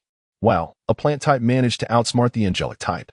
Believe it or not, I suspect that plant-type has already reached Tier 4. Otherwise, it wouldn't be so powerful. Lin Yu remained oblivious to the fact that he had become a celebrity within the region. Almost everyone was speculating about the identity of the mysterious plant-type lord that had appeared on the plains. Pondering his abilities, some even surmised that he might not be human, but rather a creature of magical origin with strength surpassing Tier 4. After all, how could a plant type possibly rival the immensely powerful angelic type? Especially a Tier 3 one. It was noteworthy that very few had even reached Tier 3 at that moment. How could a plant type ascend to Tier 3 in such a short span? This conundrum left many perplexed. Just as everyone was engrossed in this discussion, on a hillside several kilometers from the plains, a young man accompanied by 2 angels stood within a grand hall imbued with a sacred aura. Observing the continuous flow of messages in the regional channel, his expression darkening. "A plant type, is it? One day, I shall uproot you from your very essence." With a cold snort, the young man turned and exited the hall, clutching a perfectly round, transparent orb, one of the 3 items previously contained within the treasure box, a gem capable of exchanging for resources. On the other side, within Lin Yu's territory, after attending to various mundane matters, he chose not to venture out for further exploration or hunting. Instead, he set about constructing a wooden hut, which would serve as a resting place in the future. That he toiled until darkness enveloped the land. Finally completing the hut at the base of the Tree of Life. He then retrieved some dried beast meat and began to kindle a fire to roast the meat, savoring this rare evening. Having been in this world for 2 days, it would be disingenuous to claim he felt no loneliness. A lingering sense of unease resided within him. Thankfully, the presence of these sentient plants offered companionship. Otherwise, he might have succumbed to madness from prolonged isolation. The plants seemed to sense his emotions, gradually drawing closer to form a protective circle around him. Lingxi and the 2 flower spirits flitted above him. laughing and frolicking, infusing the territory with vibrant energy. In contrast, the Treant Berserker maintained a more composed demeanor, diligently patrolling the territory's perimeter, vigilant of any disturbances. All right, everyone, it's time to rest. We have much to attend to tomorrow. Lin Yu smiled gently at the gathering of plants. Knowing they could understand his words, after finishing the roasted meat and sipping some dew collected on leaves that morning, he returned to the wooden hut to lie down and rest. Chapter 10. The Imminent Crisis. The following morning, Lin Yu rose with the dawn. After a light breakfast and a brief inspection of the territory's surroundings, he set out with his 6 Tier 3 plants. Today, he chose not to venture towards the plains but instead directed his focus towards the forest bordering his territory. Previously, he had refrained from entering due to his insufficient strength. Now, having ascended to Tier 3 and commanding such a formidable array of Tier 3 units, he felt it was time to explore the forest without fear of encountering Tier 3 magical beasts. Thus, a group of 1 and 6 plants boldly plunged into the adjacent forest. The interior of the forest was dim, with nearly all light obscured by the dense foliage, allowing only the faintest rays of sunlight to illuminate the surroundings. In the distance, the eerie sounds of beastly roars and agonized cries occasionally echoed, sending a chill down his spine. Not long into their journey, Lin Yu encountered his first magical beast, a lizard the size of a crocodile. Name: Swift Shadow Lizard. Race: Beast. Level: Tier 3. Strength: 33. Vitality: 28. Agility: 44. Mentality: 32. Skill: Shadow Transformation. Transforms into a shadow, merging with darkness, difficult to perceive with the naked eye. Description: a creature that thrives in darkness. Known for its remarkable speed. Engage it. Eliminate it. Lin Yu commanded the plants at his side. At that moment, the swift shadow lizard, previously engrossed in its meal, detected Lin Yu's presence, letting out a roar before transforming into a blur. Merging with the surrounding darkness and launching a fierce attack on him. Without careful observation, its form was nearly invisible, truly challenging to perceive. However, the plants surrounding Lin Yu were no mere bystanders. Before the lizard could close the distance of 10 meters, countless vines lashed out, obstructing its advance. To Lin Yu's astonishment, the swift shadow lizard adeptly evaded the onslaught of vines, gliding through them like an eel, swiftly closing the gap to less than 5 meters from him. The scent of fresh flesh ignited its predatory instincts, and it lunged towards Lin Yu, its jaws wide open. Yet, just then, several wooden spikes erupted from the ground without warning, piercing through the lizard's underbelly and halting its advance.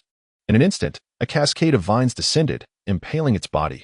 Defeated Tier 3 Swift Shadow Lizard, gained 12 mana. Well done, Lingxi, Lin Yu remarked, raising his gaze to the flower spirit who had just retracted her staff. The wooden spikes that had emerged were a result of Lingxi's magic, a manifestation of nature's power. Lin Yu was astonished that even such a swift beast could be struck down in a single blow. Indeed, she was worthy of her royal lineage. Receiving Lin Yu's praise, Lingxi became jubilant, flitting through the air and leaving trails of luminescence in her wake. Lin Yu noted that defeating the Tier 3 beast had granted Lingxi a point of experience. It seemed that to ascend to Tier 4, she would need to vanquish 50 Tier 3 beasts, a daunting task that would likely take considerable time. Let us proceed, he instructed, and the group continued their journey. With the Treant Berserker clearing the path ahead and the poison vine flowers and flower spirits providing support from behind, they encountered no further dangers along the way. Instead, they came across numerous Tier 2 and Tier 3 beasts, yielding dozens of mana points for Lin Yu. Having spent considerable time in this world, Lin Yu had come to fully appreciate the importance of mana, and he was not one to be stingy. Sweeping through the forest to accumulate as much mana as possible, enabling him to recruit more units. Only through such means could he establish a foothold in this world once the 7-day safety period came to an end. After more than an hour, Lin Yu finally reached the heart of the forest. Hold on. Suddenly, Lin Yu's ears perked up, prompting him to halt the group. At this point, he was nearing the forest's edge, poised to encounter potential dangers, necessitating caution.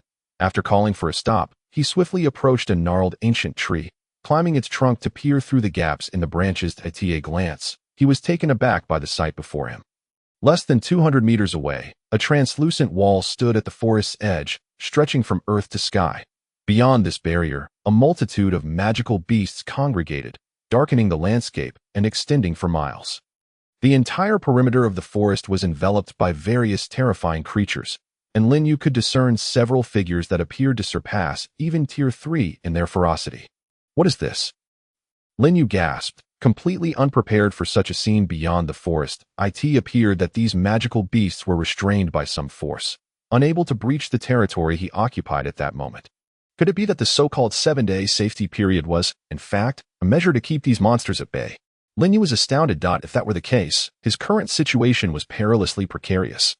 As soon as the safe period concludes, the relentless tide of monstrous beings will undoubtedly surge forth, traversing the forest and assaulting all territories within this region, given the proximity of his domain.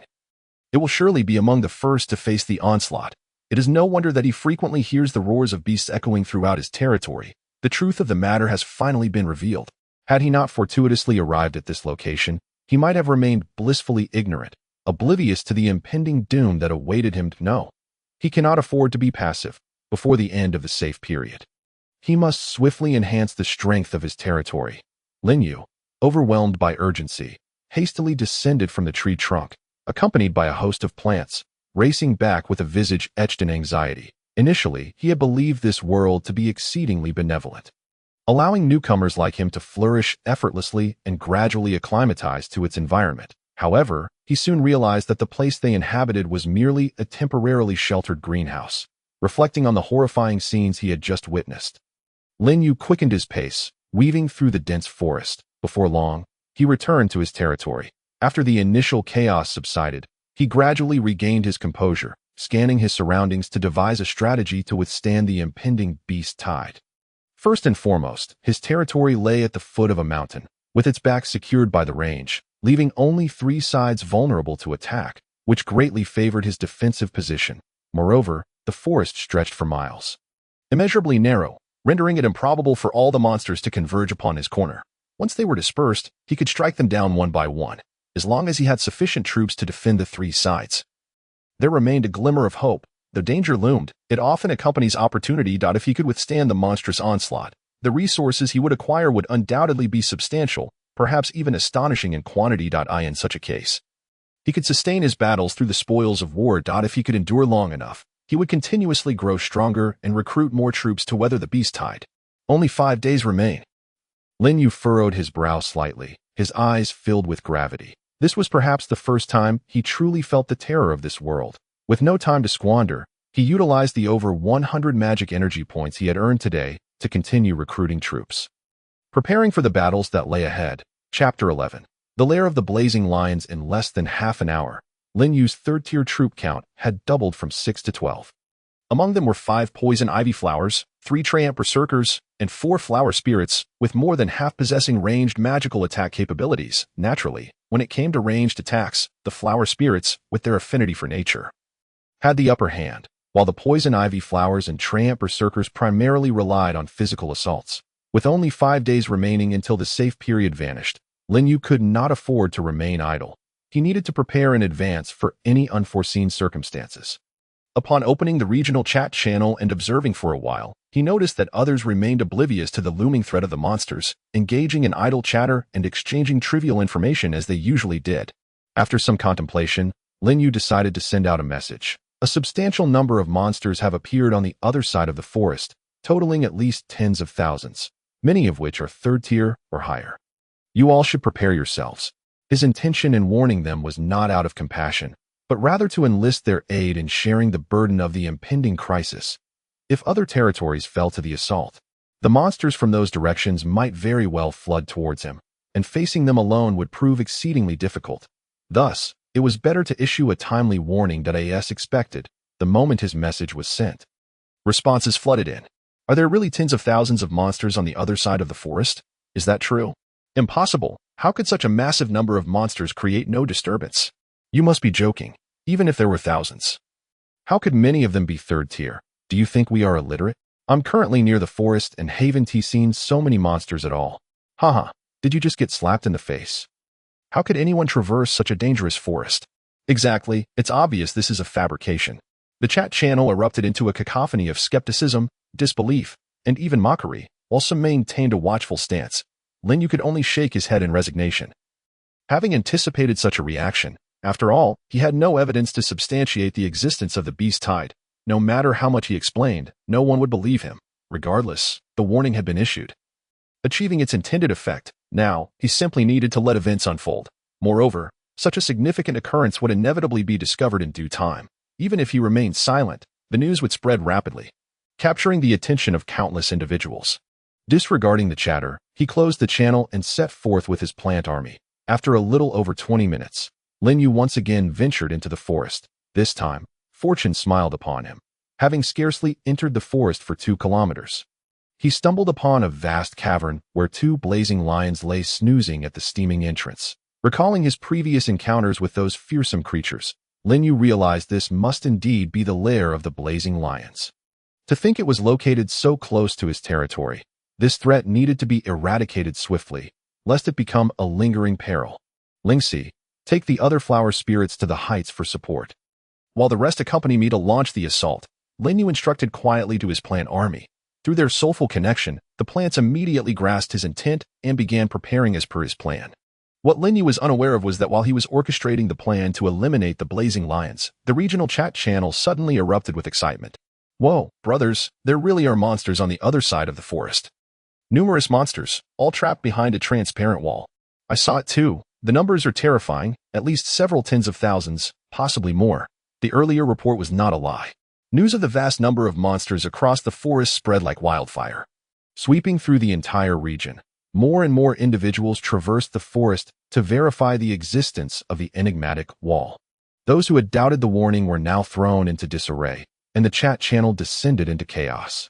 How is this possible? Tens of thousands of monsters. This is utterly horrifying. I heard they will rush in once the safe period ends. Could it be true? Oh no, I'm only 2 to 3 kilometers from the forest. Won't I be in grave danger? Same here. I've only just managed to reach 2nd tier, and I don't want to die. I can't believe what that person said was true. To cross the forest so early must be the work of a formidable individual. Does anyone know who they are? I seek contact. Are you out of your mind? You were just mocking them. Why the sudden change of heart? I too seek the contact of that formidable individual. The sudden onset of crisis sent everyone into a panic. Tens of thousands, if not over 100,000, monsters were no trifling matter. Once they surged forth, few would escape unscathed. The only path to survival lay in rapidly bolstering one's strength in the remaining time. If there was any hope of weathering the impending beast tide, in an instant, countless individuals plunged into a frenzied scramble for resources, engaging in fierce battles, and the once tranquil region erupted into chaos. In contrast, Lin Yu found himself considerably more fortunate. Due to his secluded location, he was not swept up in the resource conflict and could focus on his hunting endeavors at this moment, outside the lair of the blazing lions. Another blazing lion crashed to the ground with a resounding thud. Lin Yu had successfully dispatched the 2 sentries guarding the entrance. Accompanied by his plant army, he stepped over the fallen beasts and cautiously entered the expansive cave. The heat within the cavern was stifling. After advancing a short distance, a wave of hot air enveloped him, and the faint scent of sulfur lingered in the air. Before long, Lin Yu reached a corner. Peering through a fissure in the stone, he beheld a roiling pool of magma, alongside a group of blazing lions lounging by the magma pool. This lair was situated within an underground volcano. Lin Yu hesitated, knowing that fire was a natural nemesis of plants, and engaging in battle within a volcanic environment would undoubtedly place them at a disadvantage. Moreover, the number of blazing lions was considerable, numbering at least 16 or 17, granting them a decisive numerical advantage. Wait, what is that? Suddenly, Lin Yu's gaze was drawn to a fiery red lotus blooming at the center of the magma pool. The lotus, albeit small, thrived directly within the molten rock, completely impervious to the searing heat. Capturing his attention, a treasure. This was undoubtedly a treasure. Lin Yu had never before encountered a plant thriving in magma. He instinctively knew this specimen was extraordinary. His earlier hesitance dissipated, replaced by renewed resolve. After pondering for a moment and assessing his surroundings, he reached a decision. He swiftly exited the cave with his plant companions, dragging the 2 blazing lion carcasses to the cave entrance before patiently waiting outside. As anticipated, it wasn't long before 3 blazing lions, drawn by the scent of blood, emerged from the depths of the cavern. Upon seeing the fallen bodies of their comrades, Lin Yu seized the opportunity to bellow, "Now, let us take them down." Without granting the blazing lions a chance to call for reinforcements, tendrils of vines surged forth, ensnaring their limbs and jaws while releasing paralyzing toxins. Simultaneously, Linksy and the other three flower spirits brandished their staffs, summoning a multitude of wooden spikes that pierced through the beasts' bodies. Their struggles ceased abruptly, and they collapsed helplessly to the ground. In less than 10 seconds, the battle came to a swift conclusion. Chapter 12. The gathering place of monsters. Employing the method of luring with his breath, Lin Yu swiftly dispatched the 16 blazing lions residing within the den, apart from a minor mishap during the final wave, where he inadvertently attracted all remaining lions at once. The endeavor proceeded rather smoothly.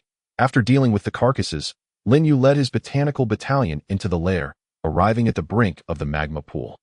As soon as he stood still, a wave of scorching heat surged toward him, compelling him to instinctively squint his eyes, while even the nearby plants gradually recoiled. Yet, amid such a harsh environment, a lotus flower stood proudly, swaying with the tumultuous magma, truly a remarkable phenomenon of the world. Whoosh!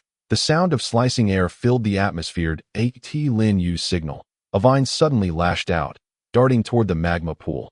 However, in the next moment, the vine was incinerated by the searing heat, severed in two, and plunged into the pool, while the remaining portion, startled, quickly retracted, barely recovering under the flower spirit's healing. Is it impossible? Lin Yu furrowed his brow, lost in contemplation. After a brief moment, an idea struck him, and he glanced at another plant nearby, a vibrant green poisonous vine flower. You should give it a try. Linksy, you, and the others handle the healing. This poisonous vine flower was the first he had summoned. Inheriting the healing ability of the sapling, now grown to the 3rd tier, its self-healing capabilities had significantly strengthened, and coupled with the flower spirit's healing, it might withstand the magma's scorching embrace. Whoosh! Another sound of air slicing echoed as the emerald vine was hurled, aimed directly at the lotus in the magma pool. Simultaneously, the healing light of the flower spirits descended, enveloping the vine and diligently mending its burns, while the poisonous vine flower activated its self-recovery ability, continuously repairing its wilting tendrils. With the mutual enhancements, it truly managed to resist the onslaught of heat. Success! Lin Yu's expression brightened, and with a crack, the lotus broke free, drawn from the magma pool, finally landing on the shore. Lin Yu hurriedly approached and carefully picked it up. Aside from feeling a hint of warmth, there was no further anomaly. The attributes of the lotus flower immediately caught his eye. Name: Lotus of Fiery Rebirth. Function: when planted within the territory, it produces magical energy once per hour, with the quantity related to the territory's level. Description: a lotus flower imbued with magical energy, capable of thriving in any environment. What a treasure! Lin Yu couldn't help but exclaim. All his efforts in exterminating the den of the blazing lions, and the time spent, had indeed been worth it. The ability to produce magical energy every hour meant that even if he refrained from hunting and remained hidden within his territory, his magical energy would continue to accumulate. He was curious about the exact amount it would yield, which piqued his anticipation. With no inclination to further explore, he disposed of the blazing lion carcasses at the entrance and hurried back to his territory with the botanical battalion. Upon entering, Lin Yu took out the Lotus of Fiery Rebirth and planted it in a vacant patch beside the Tree of Life. Simultaneously, a voice echoed in his ears. Planting of the Lotus of Fiery Rebirth successful. Level has changed. Current level, Tier 3. Building name: Lotus of Fiery Rebirth. Building level, Tier 3. Resource acquisition: 15 magical energy hour.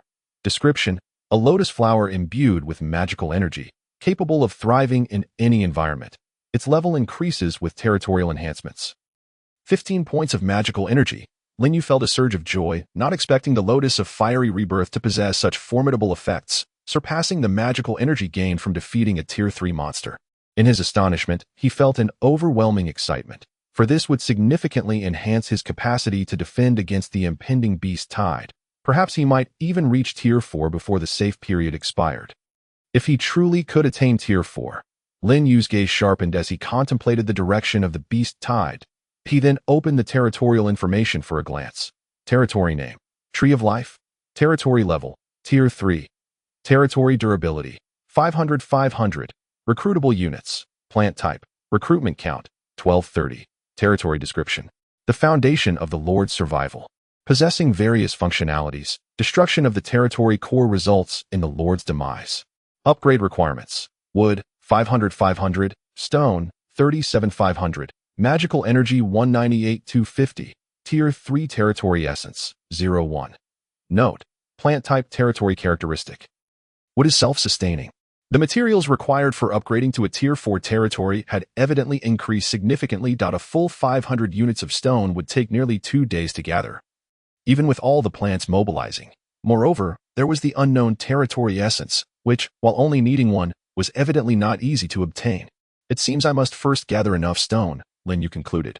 Turning off the information interface, he began to utilize the magical energy he had just acquired to recruit more units. With the Lotus of Fiery Rebirth at his disposal, he felt less apprehensive about expenditure and promptly filled the recruitment quota, summoning a total of 18 Tier 3 poisonous vine flowers, subsequently dispatching them to the mountains behind to gather stone. To his surprise, although the poisonous vine flowers moved clumsily, their numerous tendrils allowed them to form a line, making their transportation efficiency quite commendable and effortless. Lin Yu spent the entire day coordinating the stone gathering. By nightfall, he had finally collected half of the stone required for the upgrade. Exhausted, he returned to his territory. Surrounded by the throng of plants, concluding a busy day, in the blink of an eye, a night passed. The morning sun rose as it always did. As the first rays of sunlight bathed the earth, lords in every corner of the world awakened, commencing their daily struggle for survival, as if they had grown accustomed to this way of life. However, today was somewhat different. The moment the sky brightened, a chilling voice suddenly resonated within everyone's minds. Congratulations to all lords for successfully surviving 3 days in the primitive continent. Restrictions on major monster gathering places have been lifted. Clearing these locations may yield rare item rewards, along with materials required for upgrading to Tier 4 Territory Essence. All lords are encouraged to strive for the enhancement of their territorial levels. Silence, a profound stillness enveloped the entire regional channel. Everyone was momentarily stunned by the unexpected announcement. After a brief pause, the channel erupted into chaos. What the hell? Did I hear that correctly? Rare item rewards. Materials for Tier 4 upgrade. Oh my goodness, the last treasure chest was already a big deal. What's happening this time? Can someone explain what a monster gathering place is? Is there any danger involved? Who cares what it is? I'm going there for sure. Anyone who tries to compete with me will face my wrath. Damn, I missed out on the last treasure chest. I must get this one. Just upgraded to Tier 3. And I was still wondering what the territory essence could be. I didn't expect it to be this.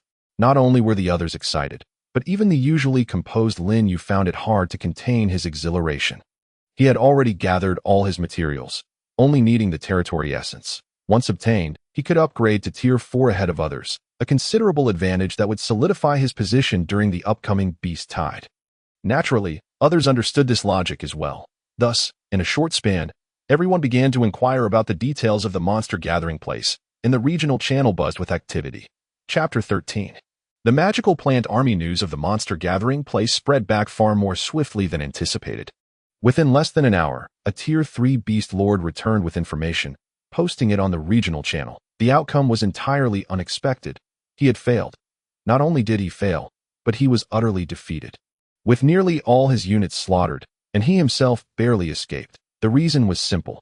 Within the gathering place, there resided a Tier 4 monster. Once this news broke, it sparked a wave of astonishment.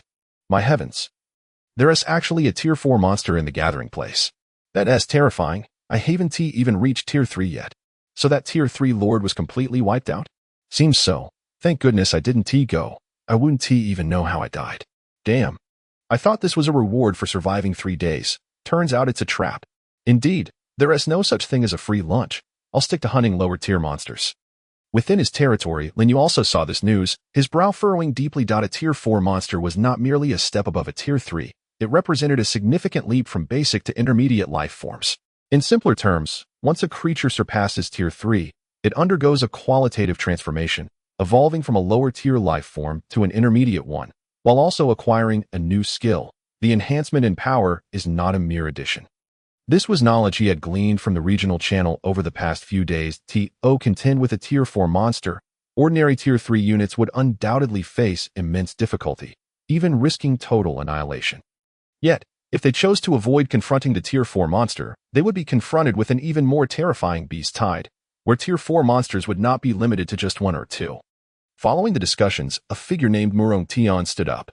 Everyone, I am Murong Tian, Currently recruiting partners of Tier 3 and above to jointly tackle the monster gathering place and fend off the beast tide. Interested parties, please contact me. Murong Tian, is he the renowned Tier 3 Angel Lord? Upon seeing Murong Tian's message, astonishment spread across the channel. In their region, the only angelic being that has ever appeared is Murong Tian, a renowned third-tier powerhouse, and this is no secret that it is well known that the angelic beings are recognized as one of the most formidable military units. The fact that such a powerful individual cannot single-handedly confront fourth-tier monsters and must gather allies in the channel speaks volumes about the terrifying nature of these fourth-tier creatures. Indeed, it is the esteemed Murong. I never expected him to make an appearance. Murong, could you take me along? I should be able to advance to the third tier tomorrow. Esteemed one, please take me too. I am also on the verge of reaching the third tier. Count me in. I just leveled up this morning. I am only at the second tier. But I possess a third-tier centaur. What do you think, Murong? The presence of Murong Tian instantly stirred the regional channel into a frenzy. Everyone wished to join this team, hoping to bask in the glory of the angelic military unit, thereby significantly enhancing their safety in the eradication of monster gathering spots. Lin Yu silently observed all this, feeling a slight astonishment. This Murong Tian must be the youth he encountered on the plains, if he is around. There is a real possibility of successfully exterminating the fourth-tier monsters. After all, the strength of the angelic beings is not to be underestimated and could potentially become a significant rival in the future. Furthermore, he is quite astute, understanding the importance of forming alliances to bolster his own strength. It seems I must also exert myself, Lin Yu murmured softly. Unlike these individuals, he harbored no intention of acting in concert with others. Setting aside the issue of trust, he simply did not wish to reveal the location of his territory too early, lest he be backstabbed later on. In this world where everyone is on edge, caution is undoubtedly prudent. Moreover, with his current strength, he could also contend with fourth-tier monsters, though it would require some preparation. With that thought, Lin Yu approached the fiery lotus he had planted yesterday. After 2 days of accumulation, the magical energy produced by the fiery lotus had reached over 500 points, entirely sufficient for him to create a magical combat unit. Thus, Lin Yu spent the entire morning within his territory, diligently crafting his magical unit. It was only afternoon that he completed his work, surrounded by a group of units capable of natural magic attacks. Among them were 12 poison vines, 9 trance, 6 flower spirits, and 3 newly mutated units. Name: Explosive Mushroom. Race: Plant. Level: Tier 3, 050. Strength: 5. Vitality: 22. Agility: 30. Mentality: 44. Skills: Natural Control, Self-Destruct Mushroom. Description: the advanced form of the explosive mushroom, capable of rapidly generating mushrooms to throw at enemies, causing violent explosions. Due to the mutated seedlings being derived from the spirit of wood, they all inherited the skill of natural control. What surprised Lin Yu even more was that the self-destructing mushrooms, upon evolution, gained mobility, sprouting limbs beneath them. Even more astonishing was the evolution of the explosive spore skill into self-destruct mushrooms, which could be detached and thrown at enemies. Was this not akin to throwing grenades? Upon first encountering this unit, Lin Yu was utterly astonished. Surprisingly, these little jumping mushrooms, despite their seemingly adorable appearance, were quite formidable.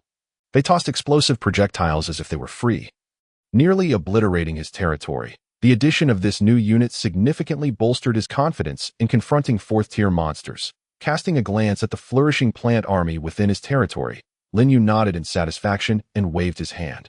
Let us embark. With those words, he led his plant army with great vigor into the nearby mountains. After half a morning of observation, Lin Yu had gained a basic understanding of the monster gathering spot. A gathering spot refers to a location where a multitude of monsters congregate. The overpopulation of monsters disrupts the ecosystem, causing havoc in all directions, and can easily give rise to powerful individuals, such as clan leaders. Following this lead, Lin Yu pressed onward and soon discovered a sinister hollow in the mountains.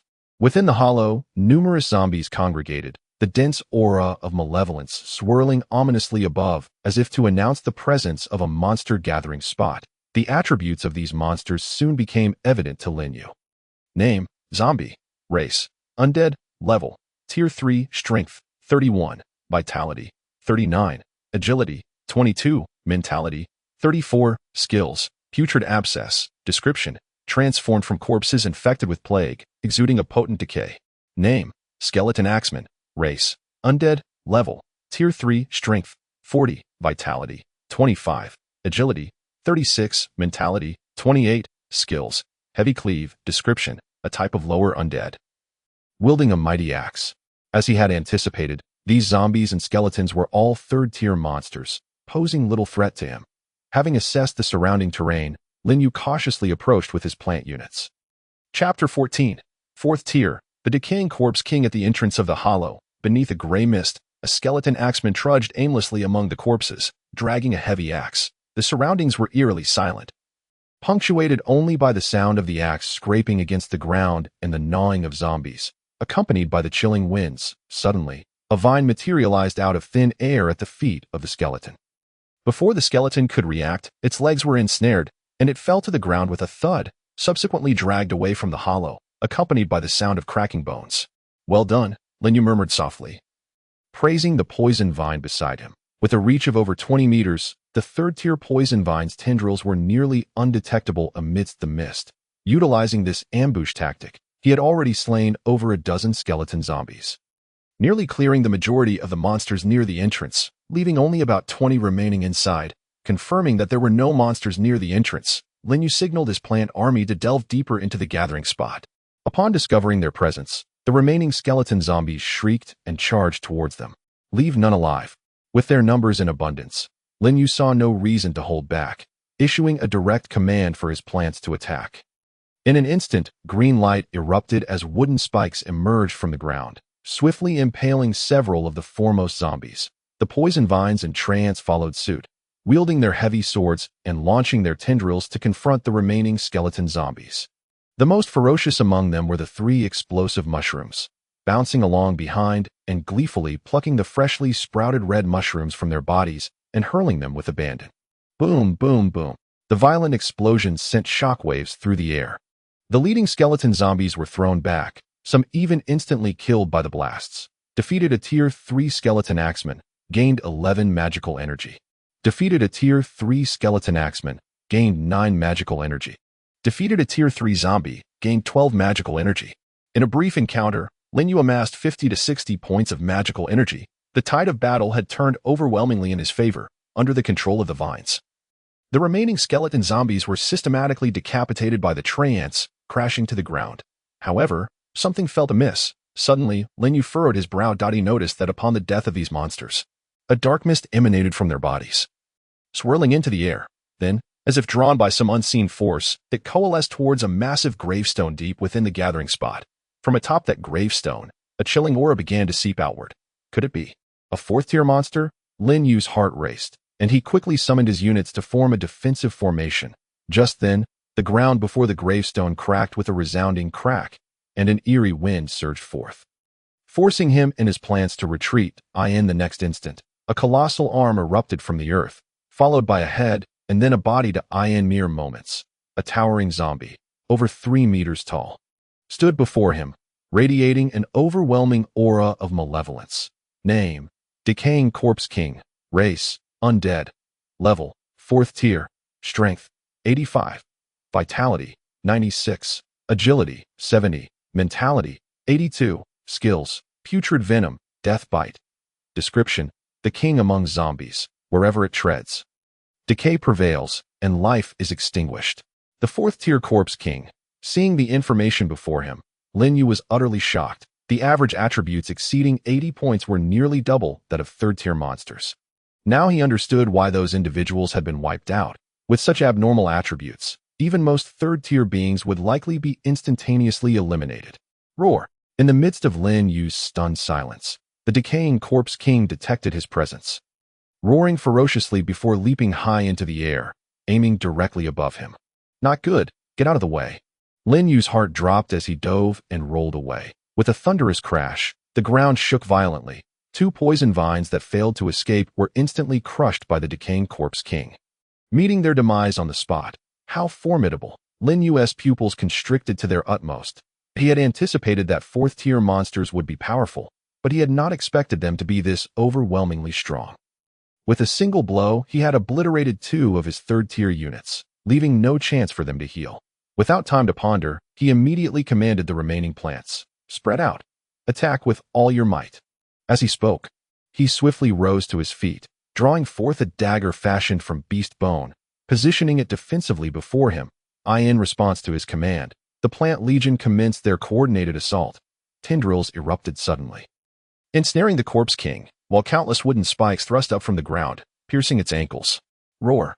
The corpse king bellowed in fury, yanking fiercely at the vines, tearing them asunder without the slightest regard for the potent toxins they bore. Even the spikes that had penetrated its ankles were disregarded as it uprooted them with ease. However, this delay afforded the other plants an opportunity. Nearby, several treants surged forth, wielding their heavy swords with ferocity. Landing strikes upon the corpse king, carving away chunks of its decaying flesh. The vines reappeared, wrapping around its legs like serpents, effectively stymieing its movements. Surrounded and under siege, the corpse king went into a frenzy, pivoting to bite down on one of the treant warriors, ripping its head clean off with a savage tug. Its maw then opened wide, spewing forth a torrent of putrid necrotic venom. Two treants, poised to attack, were caught unawares and were engulfed in the venom, their bodies rapidly disintegrating before collapsing to the ground. Lin Yu felt a pang of sorrow. These were minions he had invested considerable magical energy to cultivate, and now they were lost. Lingxi. At his command, Lingxi immediately raised her staff, unleashing several sharp wooden spikes. Thud. Roar. The rotting corpse king, temporarily bound by the vines, was suddenly impaled through the chest, howling in pain. Seizing the moment, the explosive mushrooms hurled one of their caps directly at the corpse king, which erupted upon impact, finally toppling it to the ground. Yet, even after sustaining such grievous injury, the corpse king remained fiercely defiant. With a mighty heave, it tore free from the vines, rising to swat away the approaching treant warrior. Fortunately, a few healing spells from the flower spirits arrived just in time to preserve its life. Meanwhile, the tendrils of the toxic vine flower, rejuvenated by the healing, once again coiled around the corpse king, their barbs sinking deep into its flesh. This moment, the corpse king, battered and bruised from the relentless assault of the plants, found itself unable to free itself from the binding vines, struggling futilely in place. A prime opportunity. Strike at its head. Lin Yu would not let such a splendid chance slip by. He swiftly commanded his troops. Under the influence of Lingxi's 10% aura, the plant legion grew ever more emboldened, quickly regaining their footing and launching a ferocious barrage upon the corpse king. Finally, after losing yet another treant warrior and two toxic vine flowers, Lingxi seized the moment, launching a sharp wooden spike that erupted in a dark shower of corrupted blood upon the corpse king's head. Though it roared in defiance, it ultimately succumbed, collapsing heavily to the ground as a true corpse. Defeated the 4th-tier rotting corpse king, earning 25 magical energy. Before he could celebrate, a notification echoed in Lin Yu's mind, darkening his expression. After such a grueling battle to slay a 4th-tier magical beast, it yields so little magical energy? He reflected grimly, considering that he had lost 8 subordinates in the fight, equating to a loss of 160 magical energy when each was worth 20. A devastating loss. Just then, another voice chimed in. Congratulations, you have successfully eradicated the 3rd-tier magical beast gathering site, rewarding you with 1 3rd-tier territory essence. Territory essence. Lin Yu was filled with excitement, immediately turning his gaze to the corpse of the rotting king. Above its lifeless form, a swirling mass of black energy rapidly coalesced, gradually forming a translucent crystal that floated serenely in the air. The crystal's details appeared before Lin Yu's eyes. Name: Territory Essence. Tier: 3rd. Description: a crucial material for upgrading territory levels. Formed from the vast energy within a magical beast gathering site, essential for upgrading to a 3rd-tier territory. Indeed, the earlier notification had foretold that upon destroying a magical beast gathering site, one would receive the final material needed for territory advancement, territory essence. Lin Yu stepped forward eagerly, carefully taking the crystal. With this in hand, he could finally elevate his territory to 4th tier, justifying the immense effort he had expended traveling so far. The moment he grasped the territory essence, another notification sounded in his mind. Chapter 15. Territory Upgrade. Carnivorous Flower King, congratulations. You have successfully eradicated the 3rd-tier magical beast gathering site, Undead Corpse. You have obtained a 3rd-tier unit token, Zombie. Unit token, Zombie. Effect: unlocks a 3rd-tier ordinary unit. Usage requirement: 3rd-tier undead territory, 25 magical energy. Undead. Lin Yu's gaze widened in surprise. After clearing the magical beast gathering site, He had unexpectedly acquired a corresponding type of unit token, which was beyond his expectations. Had he known, he would have sought out a gathering site for plant-based magical beasts, thus avoiding the squandered opportunity for a new unit. Moreover, there was no trading system in this world to exchange for something else. He would have to seek alternative means. However, this posed little difficulty for him, merely a minor inconvenience. Stowing away the token, Lin Yu resumed his examination of the corpse of the rotting king, when suddenly he heard a commotion behind him. Lingxi and 2 other toxic vine flowers were enveloped in a radiant glow. Evolving, Lin Yu exclaimed in delight. To his astonishment, after slaying the rotting king, their experience had maxed out, allowing them to evolve into 4th-tier units. It seemed that boss monsters provided additional experience. Bathed in a dazzling light, Lingxi's diminutive form began to sprout a crown of flowers. With 2 small, butterfly-like creatures flitting around her, exuding an air of vitality, the 2 toxic vine flowers underwent a remarkable transformation, their previously modest height rapidly increasing to over a meter, blooming with exquisite and alluring flowers atop their elongated forms. Their tendrils swaying like the tentacles of an octopus. Name, with spirit Lingxi, royal bloodline. Race, plant. Tier, 4th, 0-100. Strength, 75. Constitution, 70. Agility, 82. Spirit, 100. Skills, nature control. Affinity aura, thorny vines, manipulates the power of plants to grow thorns on enemies, restraining their movements. Description, the evolved form of the flower spirit, having awakened a trace of royal bloodline for unknown reasons. Possessing the ability to command other plant-based units. Name, Toxic Flower Queen. Race, plant. Tier, 4th, 0-100. Strength, 77. Constitution, 88. Agility, 73. Spirit, 76. Skills, Breath of Nature, Toxic Vine Whip. Toxic Mist releases toxins from the flower atop its head, enveloping enemies with a potent paralyzing and lethal effect. Description, the evolved form of the toxic vine flower, with greatly enhanced attack range and toxicity. The 4th-tier Lingxi and Toxic Flower Queen experienced immense boosts in their attributes, finally grasping new skills. With such power, they were hardly inferior to the rotting corpse king they had just vanquished. Particularly the Toxic Flower Queen, whose vine attack range had expanded to over 30 meters, covering a vast area. Lin Yu recalled that these 2 Toxic Flower Queens were the very same ones he had first mutated. One inheriting the healing skills of the sapling, and the other the self-destruct spores of the explosive mushroom. It was no wonder that they had consistently been present in battles, outpacing other plants in experience and achieving 4th-tier status first. As for Lingxi, her rapid evolution could likely be attributed to the affinity aura, which significantly accelerated her experience gain. Moreover, the new skill she had acquired upon leveling up was exceptionally formidable, allowing her to sprout thorns on enemies, enabling surprise attacks. This expedition had proven to be incredibly rewarding, lifting Lin Yu's spirits immensely. After thoroughly inspecting the gathering site to ensure nothing was overlooked, he waved his hand, leading the plant legion away from the mountain hollow.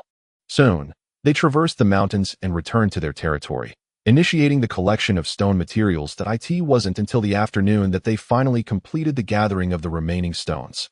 Lin Yu then hurriedly made his way to the Tree of Life, producing the territory core he had just acquired. Simultaneously, a notification resonated.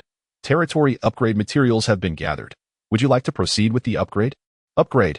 Lin Yu inhaled deeply, his expression brimming with anticipation. Initially, after creating the plant legion, his magical energy had been insufficient, but having eradicated numerous 3rd-tier magical beasts and gained over 400 magical energy, he was now more than equipped for the upgrade.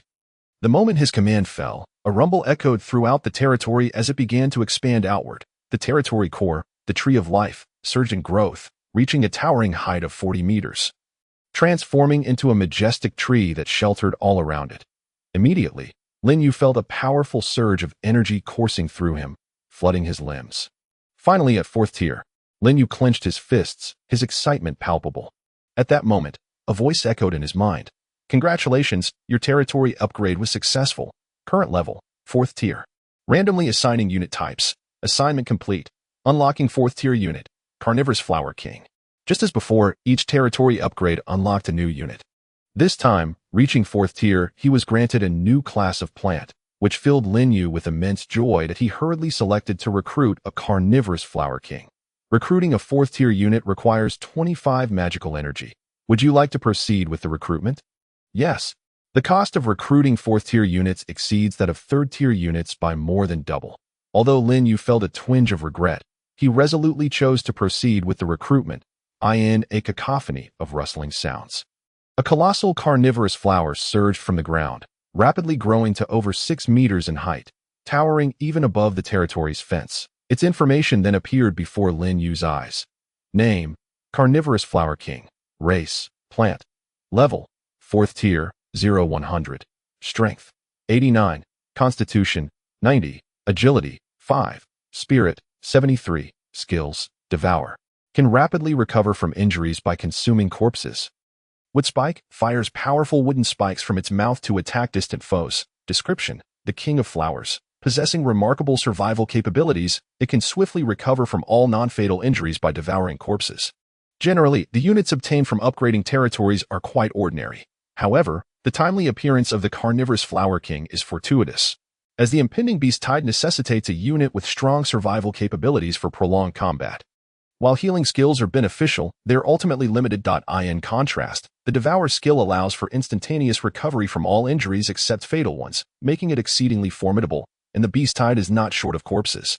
After a moment of contemplation, Lin Yu proceeded to recruit 5 more Carnivorous Flower Kings, positioning them at the edges of the fence in 3 directions. Having completed this, he was left with just over 250 points of magical energy. Considering the energy required for mutations, he could only produce 5 4th-tier units, feeling as though he had regressed to a previous state. Nonetheless, there was no alternative. Even the most powerful 3rd-tier units cannot rival those of the 4th tier. Moreover, having just leveled up, he could not advance to the 5th tier in the short term. There was no need to retain units for gathering stone, especially with the beast tide approaching. Prioritizing strength enhancement was imperative. Thus, aside from Lingxi and 2 4th-tier poisonous lilies, he retained only 5 flower spirits equipped with healing skills and natural attack spells for training, dismissing the rest in exchange for magical energy. This decision yielded several additional points of energy, allowing him to recruit 1 more 4th-tier unit. With this in mind, he summoned another Carnivorous Flower King and initiated a mutation. Mutating a 4th-tier summon unit requires 25 points of magical energy. Would you like to continue? Continue. In an instant, the Carnivorous Flower King underwent a rapid transformation, becoming a robust tree spirit adorned with flourishing branches and leaves. Chapter 16. Token Trade. Name: Tree Spirit Warrior. Race: Plant. Level: 4th tier, 0-100. Strength: 90. Constitution: 75. Agility: 75. Spirit: 75. Skills: Devour. Brutal Charge infuses power throughout its body to charge at enemies with great force. Sweeping Strike swings its massive arms to sweep the area, delivering devastating blows. Description: the advanced form of the tree spirit Berserker. Known for its swift attacks and fearless charge, representing the might of the tree spirit race. As expected, most mutations resulted in advanced forms of ordinary units, inheriting the Devour skill from the Carnivorous Flower King. Lin Yu did not dwell on this and continued to recruit units. Before long, he found himself accompanied by 3 tree spirit warriors and 3 poisonous lilies, bringing his total of 4th-tier units to 15. The upper limit for units in a 4th-tier plant territory is 40, and given his current rate of acquiring magical energy, he should be able to recruit the full quota before the beast tide arrives. What will happen then is left to fate, as he has already made all necessary preparations. After completing the recruitment, he began to examine the information regarding his upgraded territory. Territory name: Tree of Life. Territory level: 4th tier. Territory durability: 1000. Recruitable units. Plant type: recruitment count 1540. Territory description: the foundation of the Lord's survival. Possessing various functions, destruction of the territory core leads to the Lord's demise. Upgrade requirements: wood 1000. Stone 36 1000. Magical energy 14750. 4th tier territory essence 01. Note: plant type territory characteristic: wood is self-sustaining. The materials required to upgrade from 4th to 5th tier have more than doubled, aside from wood, which does not require collection due to the advantages of a plant type territory. All other materials necessitate immense effort to gather. Upgrading in a short time is evidently implausible. Most surprising to Lin Yu is the fire lotus planted beside the Tree of Life, which, due to the territory's upgrade, has also ascended to the 4th tier, producing 20 points of magical energy per hour. Calculating this, he could acquire over 400 points in a day, a substantial income indeed. Brothers, I currently possess a third-tier plant unit token and wish to exchange it for a third-tier insect or undead unit token. Is there anyone who has one? Suddenly, a message popped up in the regional channel, capturing Lin Yu's attention. While he was still perusing the building information, he turned to the message, which was sent by someone named Luo Lei, who sought to exchange a plant unit token for another type. As soon as the message was posted, it sparked a flurry of reactions in the regional channel. A third-tier unit token? Isn't that only obtainable by annihilating a third-tier monster gathering area? Has someone really cleared a monster gathering area so quickly? Isn't it said that a fourth-tier boss monster might appear in a third-tier gathering area? Well, an expert indeed, capable of dealing with even fourth-tier monsters. Envious. If only I had a unit token. The random ones I received are utterly disappointing. The plant type is notoriously weak in the early stages. Surely no one could have obtained a unit token to trade with the expert. Indeed, this token is likely to rot in his hands. As the conversation progressed, many began to revel in schadenfreude. The plant type's weakness in the early game is well known, with few reaching the third tier, let alone defeating a third-tier monster gathering area to obtain a unit token. Poor Luo Lei, having received such an undesirable token, must be cursing his luck. Any responses? In a shadowy valley enveloped in dark mist, a young man approached Luo Lei. None. It seems a bit unlikely, Luo Lei replied, shaking his head in disappointment as he gazed at the regional channel. The two had invested countless subordinates to finally clear the Treant gathering area and obtain this unit token, only to find it was the least desirable plant-type token, which was exceedingly disheartening. The young man sighed and said, "If nothing else works, we might as well exchange it for magical energy. It's better than letting it go to waste. Besides, our units have nearly all perished, and we need to upgrade our territory, so this amount of magical energy is hardly sufficient." Sigh. I suppose that's true. I'll ask around again. To be honest, Luo Lei was reluctant to exchange the token for magical energy. After all, magical energy can be replenished, but a token cannot. Missing this opportunity to unlock new units might mean waiting an indefinite period for the next chance, leaving him in a state of inner turmoil. However, considering their current dire situation, he had no choice but to make a resolute decision, gritting his teeth as he prepared to change the terms of the exchange to magical energy in the regional channel. "I have a third-tier undead unit token. How shall we trade?" Suddenly, a message from an unfamiliar source appeared in the regional channel. Luo Lei was taken aback, his face lighting up with joy. He could hardly believe that someone actually possessed the token they desired and was willing to exchange it for a plant-type token. The once mocking crowd erupted in chaos. What is happening? Is there really someone wanting to trade for a plant-type token? Could it be a scam? I also think it might be a scam. Luo Lei. Don't fall for it. What a joke. I've been watching for so long and have never seen a plant type reach the third tier. Lin Yu. Why have I never heard of this name? Is there even such a person in the plant type? He is probably just making it up. Compared to Luo Lei, Lin Yu's reputation was evidently much lower, as he had only spoken in the channel a couple of times, making it unlikely for many to remember his name. The regional channel had its merits, but the display of real names was its flaw, which is why Lin Yu was not inclined to message frequently. He had attempted to privately message the other party, but after waiting a while without response, he surmised that it had been overshadowed by other private messages. Indeed, shortly after his public message was sent, he received a private message from Luo Lei. "Brother, do you really have an undead unit token?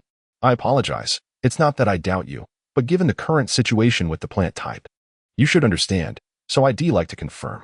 It was evident that the other party remained cautious and did not immediately trust Lin Yu's words. Lin Yu understood this and replied directly, "I have no reason to deceive you. How about this? You choose the trading location. That should suffice as a show of sincerity, right?" Lin Yu was quite confident in his own strength, regardless of whether the opponent had reached the fourth tier. He was absolutely sure he could overpower them. Moreover, the monster den had only opened less than a day ago. He found it hard to believe anyone could have recruited a substantial number of fourth-tier units after leveling up. Luo Lei seemed to be swayed by his sincerity, finally responding, "All right, I believe your words. As for the trading location, let us meet at my territory. Is that acceptable?" Lin Yu was momentarily surprised but replied, "That works. Please send me the location." Ultimately, the two reached an agreement, and Lin Yu received Luo Lei's territory coordinates, planning to meet the following morning. As for why the other party chose to conduct their transaction in Lin Yu's territory, it was quite easy to deduce. Naturally, it was due to concerns about safety. After all, fourth-tier magical creatures were not to be trifled with, even if the opposing party had companions to form a team. They might not necessarily gain any advantage that it was likely that Luo Lei had very few troops remaining, which compelled him to disclose the location of his territory to ensure his short-term safety. With this premise in mind, Lin Yu had even less to worry about. Chapter 17. Pure support of Flora. The appointed time soon arrived. Early in the morning, Lin Yu set out from his territory with 15 fourth-tier troops. Excluding the carnivorous Flower King. As for why there were 15, it was because the Blazing Lotus had produced a significant amount of magical energy overnight, allowing him to recruit a few more. Coupled with 5 third-tier flower spirits, he was now commanding a total of 20 troops, marching through the forest in a grand procession, akin to a full-scale mobilization. This was also the reason he dared to venture alone into the opponent's territory. After more than 2 hours, Lin Yu followed the location information provided by Luo Lei, traversing the woods until he arrived at a vast expanse of wasteland. At the edge of the wasteland stood a territory marked by a forest of tombstones. Ominous yet magnificent, Luo Lei had long been waiting, accompanied by several skeletal soldiers. Upon seeing Lin Yu emerge from the woods, he rushed forward to greet him. "Are you Lin Yu, my brother?" Luo Lei asked. Astonished as he appraised Lin Yu. At that moment, Lin Yu was only accompanied by Ling Shi and 4 tree spirit warriors. In such a formation, daring to traverse the forest would surely astonish anyone who beheld it. Lin Yu offered no further explanation, surveying his surroundings with a smile. "Indeed, it is I didn't expect your territory to be situated in such a prime location, adjacent to such a vast wasteland. My brother is jesting, although the wasteland is extensive. It is fraught with territories belonging to others, making it quite unsafe. I truly apologize for making you come all this way," Luo Lei replied with a wry smile, his expression somewhat awkward. Had it not been for the majority of his troops being lost at the magical creature gathering site, he would not have disclosed the position of his territory, nor would he have made Lin Yu travel such a distance. At the same time, he couldn't help but feel a twinge of fear, for he noticed that all 5 troops accompanying Lin Yu were indeed 4th tier, particularly the small flower-like creature hovering above Lin Yu, which instilled in him a sense of danger. When had such a figure emerged within the plant category? He was utterly unaware. As Luo Lei scrutinized Lin Yu too was observing Luo Lei. As he had surmised, Luo Lei's forces were indeed few, all consisting of 3rd-tier skeletal centurions, with no 4th-tier presence in sight. It appeared that the losses incurred during the extermination of the magical creature gathering site were substantial, and he currently lacked the resources to upgrade his territory or recruit troops. This revelation eased Lin Yu's mind, and he smiled. No worries, after all. It's not very far. It only took a few hours to arrive. By the way, you brought the troop token, right? Of course, did you bring yours? Luo Lei asked, pulling a token from his pocket to show Lin Yu. Lin Yu quickly glimpsed the information on the token. Troop token, knowledge ancient tree, effect, unlocks 1 3rd-tier plant troop, usage requirement, 3rd-tier plant territory, 25 points of magical energy. Upon reading the attributes, Lin Yu's expression brightened, and he took out his own zombie troop token and handed it to Luo Lei. "This is a 3rd-tier zombie token. Please check it. Are you not afraid that I might abscond with it?" Luo Lei inquired as he lowered his gaze to the token before him. Upon seeing the token's information, his eyes widened in surprise. This was precisely the necromantic troop token he desired most. "What do you think? Shouldn't my token be sufficient for the exchange?" Lin Yu said with a smile. He was not concerned that Luo Lei would simply seize the token and flee back to his territory, as he was confident in his ability to intercept him before he could return. Moreover, Luo Lei was an honest man, not one to resort to trickery. He lifted his head, excitement evident. "It's more than sufficient. Let us have a pleasant cooperation." With that, he handed the knowledge ancient tree token to Lin Yu. "Pleasant cooperation," Lin Yu replied, accepting it without hesitation, taking a deep breath. With this, he had gained an additional recruitable troop, making the journey worthwhile. After storing the token and casting one last glance at his surroundings, he continued.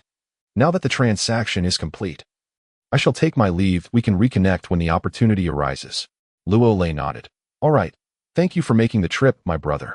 Lin Yu said nothing further, waved his hand, and turned to leave with Ling Shi and the others. Before long, they vanished into the dense forest, as if they had never been there. At that moment, a young man who had been hiding behind a nearby stone mill revealed himself and hurried over. "So, did you manage to acquire it?" This young man was the one who had accompanied Luo Lei in the extermination of the magical creature gathering site and had been lying in wait behind the stone mill since Lin Yu's appearance, prepared for any necessary support. Clearly, he was a cautious individual. Upon seeing him, Luo Lei immediately expressed his delight. "Yes, we have secured it." Fortunately, that individual was quite agreeable. "That's good to hear," the young man sighed in relief. I observed earlier that all of his troops were 4th tier if a fight had ensued. I fear we would not have stood a chance together. Indeed, Luo nodded, still shaken. I never expected there to be such a formidable plant-type troop in our vicinity, hidden so deeply. I heard that the angelic Murong Tian only ascended to 4th tier this morning. When did the plant category become so powerful? Who knows? In any case, it would be wise to cultivate a good relationship with such an individual. It could be beneficial for us in the future. True. At this, the two fell silent, contemplatively watching the direction in which Lin Yu had departed. On the other side, having left Luolei's territory, Lin Yu quickly returned to his own domain. Along the way, he casually dispatched several magical creatures, garnering over 100 points of magical energy upon passing through the territory's fence. He hurried to the base of the Tree of Life and produced the troop token he had acquired. Would you like to consume 25 points of magical energy to use the 3rd-tier troop token, Knowledge Ancient Tree? Use. With a whoosh, the token transformed into a stream of light, instantly merging into the trunk of the Tree of Life. Immediately, a notification resonated in Lin Yu's mind. Congratulations, you have successfully unlocked the 3rd-tier troop. Knowledge Ancient Tree. Upon hearing this notification, Lin Yu promptly spent 10 points of magical energy to recruit a Knowledge Ancient Tree. In an instant, light converged, and an ancient tree surged upward, rapidly growing to a height of 7 or 8 meters. Its top branches lush and ever-changing, gradually forming a visage of withered features that appeared ancient and weighty. Name: Knowledge Ancient Tree. Race: Plant. Level: 3rd tier, cannot be upgraded. Strength: 25. Vitality: 25. Agility: 25. Mentality: 120. Skill: Profound Knowledge, increases the experience of surrounding plants by 1 point per hour. Effective for all levels, non-stackable. Unique longevity: this troop is unique. Only one may exist at a time. Description: the most knowledgeable existence among the tree spirit race, possessing low combat ability but exceptional supportive capabilities. After reviewing the attributes of the Knowledge Ancient Tree, Lin Yu was momentarily taken aback that a purely supportive troop, moreover, it could enhance the experience of other troops. This was extraordinary. It seemed tailor-made for plant-type troops. Lin Yu had not anticipated that this casually exchanged token would yield such a rare troop, though it only provided a single point of experience per hour. Over time, that would accumulate to a significant amount. Furthermore, it was explicitly stated to be effective for all levels. Just based on this attribute, Lin Yu understood he had made a tremendous profit. The only drawback was that the Knowledge Ancient Tree had numerous restrictions, which likely explained why it was not classified as a rare troop. Oh well, let us try mutation first. Although the experience boosting effect could not stack, Lin Yu still wished to see if he could mutate the unique longevity skill away. This way, he could keep one in his territory while taking one out to level up and grind monsters simultaneously. With this thought, he proceeded to mutate the Knowledge Ancient Tree. However, to his surprise, after several attempts, all the mutated troops inherited the cannot be upgraded and unique troop traits, and the experience boosting skill vanished entirely. Did it mean that the profound knowledge skill had no compatibility with other troops and could not be inherited? Lin Yu, unwilling to yield, continued to recruit and mutate for a dozen more times. The results remained unchanged, with no exceptions. Statistically speaking, the probability of failure should not have been so high. This indicated that his suspicion was correct. Other plants simply could not inherit the profound knowledge skill. Well, it seemed he had been overly optimistic. Reluctantly, Lin Yu dispatched the mutated troops and opted to recruit another Knowledge Ancient Tree to remain in his territory as a purely supportive plant. Fortunately, the experience it provided was substantial, proving to be quite beneficial. Chapter 18. An uninvited guest. After thoroughly examining the attributes of the Knowledge Ancient Tree, Lin Yu began to expend the magical energy he had amassed on his journey to continue recruiting new troops. Today marked the 5th day since their arrival in this world. With less than 3 days remaining until the 7-day safety period, he needed to act swiftly to fill all 40 troop positions. Simultaneously, he had to reinforce the defensive structures surrounding his territory. Otherwise, the current stone pillar fence would likely not withstand much longer. At that time, it would be a minor issue if the monsters burst in. However, if the Tree of Life were to be harmed, his life would truly be in jeopardy, and he certainly did not wish to meet an untimely end here. Resolute in his decision, Lin Yu led his plant legion outside the territory to begin excavating traps and reinforcing the barriers.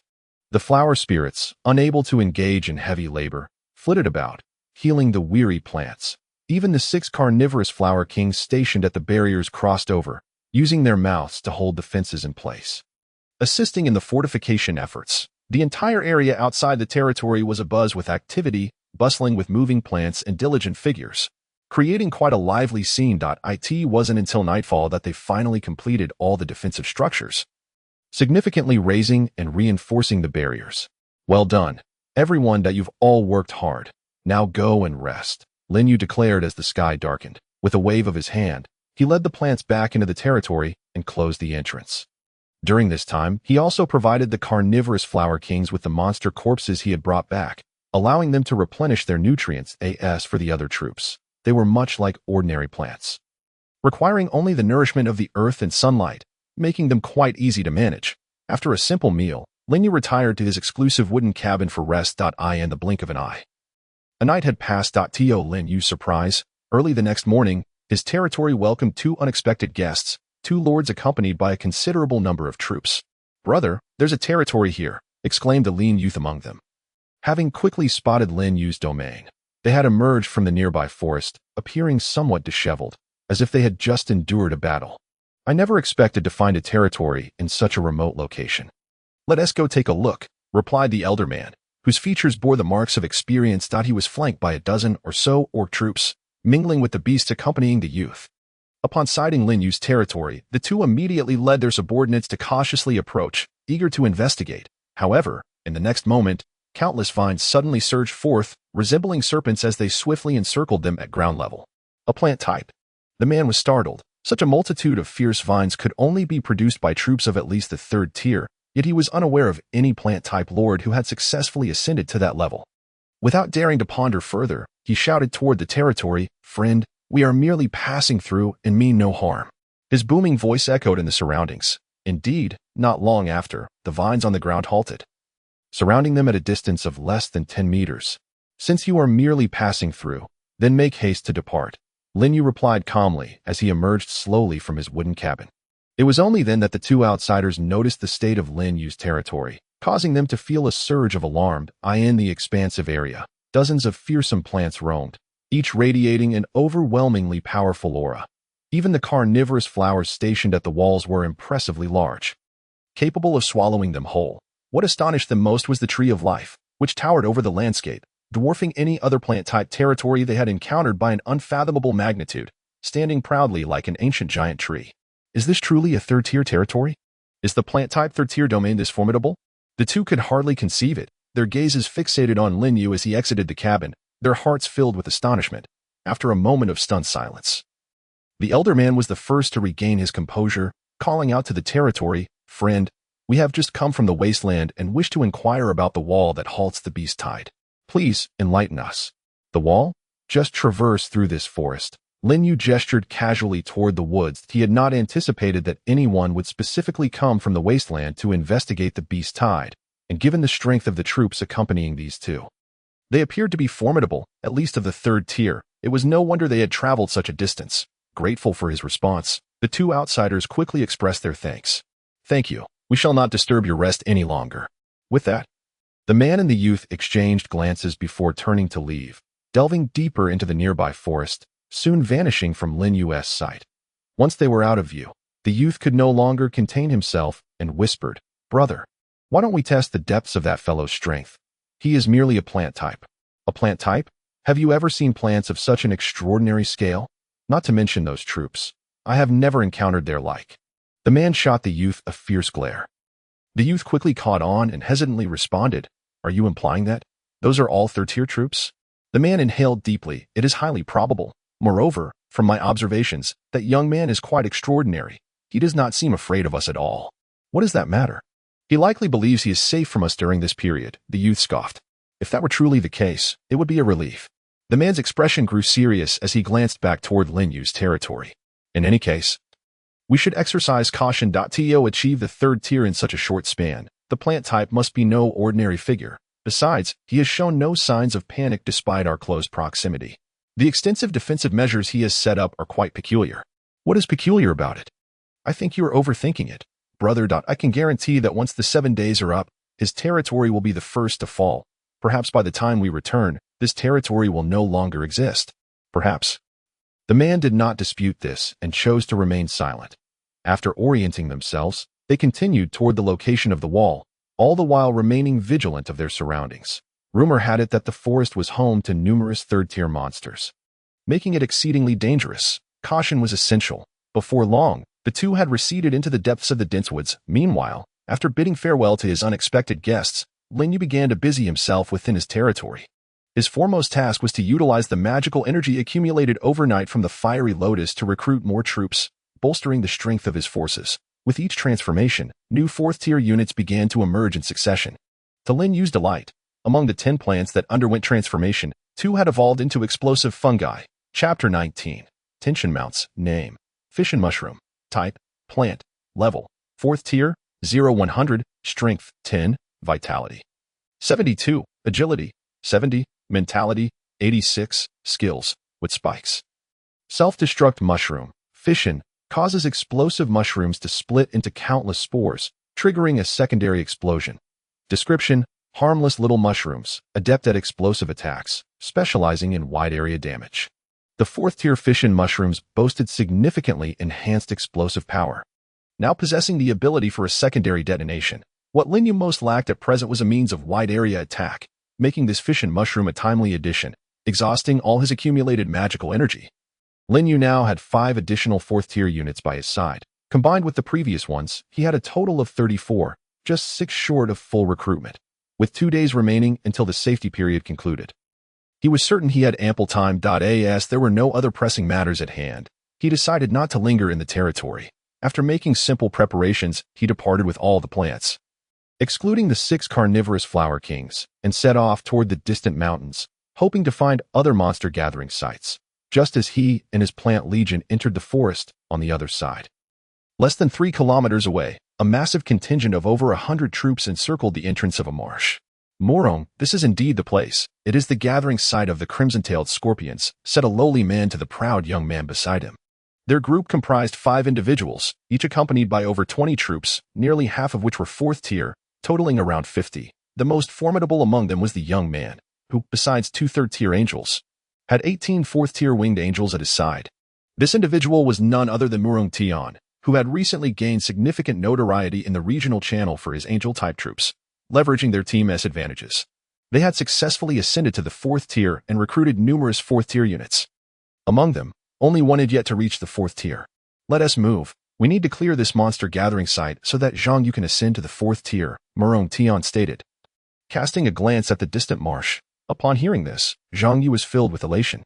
"Thank you, Murong." "No need for thanks," Murong Tian waved his hand dismissively. "As long as you perform your duties well under my command, you will be rewarded. Prepare yourselves." "Understood." The others responded and began to disperse, spreading out around the area. Then, led by the 4th-tier angels beside Murong Tian, they charged into the marsh to commence the extermination of the crimson-tailed scorpions. With the overwhelming might of numerous 4th-tier troops, the crimson-tailed scorpions stood no chance, quickly succumbing to defeat. Moments later, the marsh erupted violently as a massive black scorpion, several times the size of an ordinary crimson-tailed scorpion, burst forth, letting out a piercing shriek. "It's the 4th-tier crimson-tailed scorpion king. Everyone, be cautious." A tremor passed through the hearts of the few combatants engaged in battle, causing them to heighten their vigilance. Yet, scarcely had the words left their lips when a brilliant golden arrow streaked forth with a resounding crash. Boom! The arrow exploded, instantly piercing the body of the crimson-tailed scorpion king, whose massive inertia propelled it several meters away. Before it could even struggle, other soldiers rushed in, severing its head. A 4th-tier magical beast, slain on the spot. Truly impressive, Big Brother Murong, who subdued a 4th-tier magical beast in an instant. The angelic faction is indeed formidable. It is beyond our comparison. Several subordinates could not help but flatter him. Had it been they in his place, it would have taken considerable effort to defeat the crimson-tailed scorpion king. Yet, Murong Tian dispatched it effortlessly, showcasing his formidable prowess. Their praises reached Murong Tian's ears.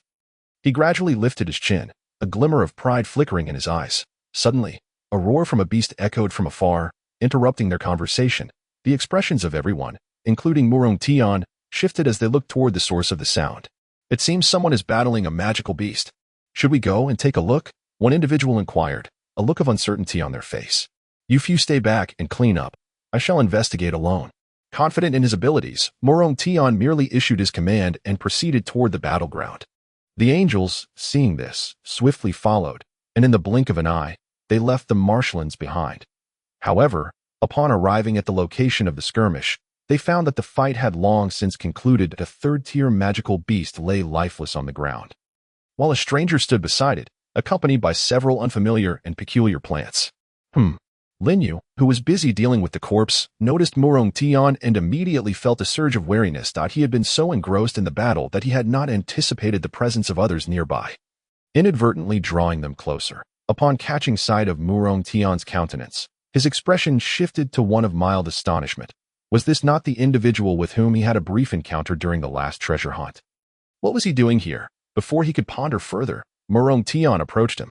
"Kid, are you alone?" Morong Tian, unfamiliar with Lin Yu, cast a glance at the plant soldiers beside him, a flicker of disdain flashing in his eyes. It was common knowledge that the plant faction was weak in the early stages, lacking substantial offensive capabilities. Moreover, with so many fourth-tier angels at his side, he dismissed Lin Yu entirely. His gaze, unguarded and brazen, scrutinized Lin Yu, prompting the latter to furrow his brow. "Shouldn't you introduce yourself before questioning others?" Lin Yu stood up and replied coolly. Having observed the area channel for some time, he had heard much about Morong Tian's temperament, seeing him in person. It was indeed, as the rumors suggested, arrogant and dismissive. He detested the way Morong Tian looked at him, which left him quite displeased. This unmasked displeasure did not escape Morong Tian's notice, causing him to narrow his eyes slightly. "And how do you suggest I introduce myself?" "Like this." As his words fell, an angel armed with a bow suddenly sprang into action, shooting a holy light arrow toward Lin Yu. Whoosh!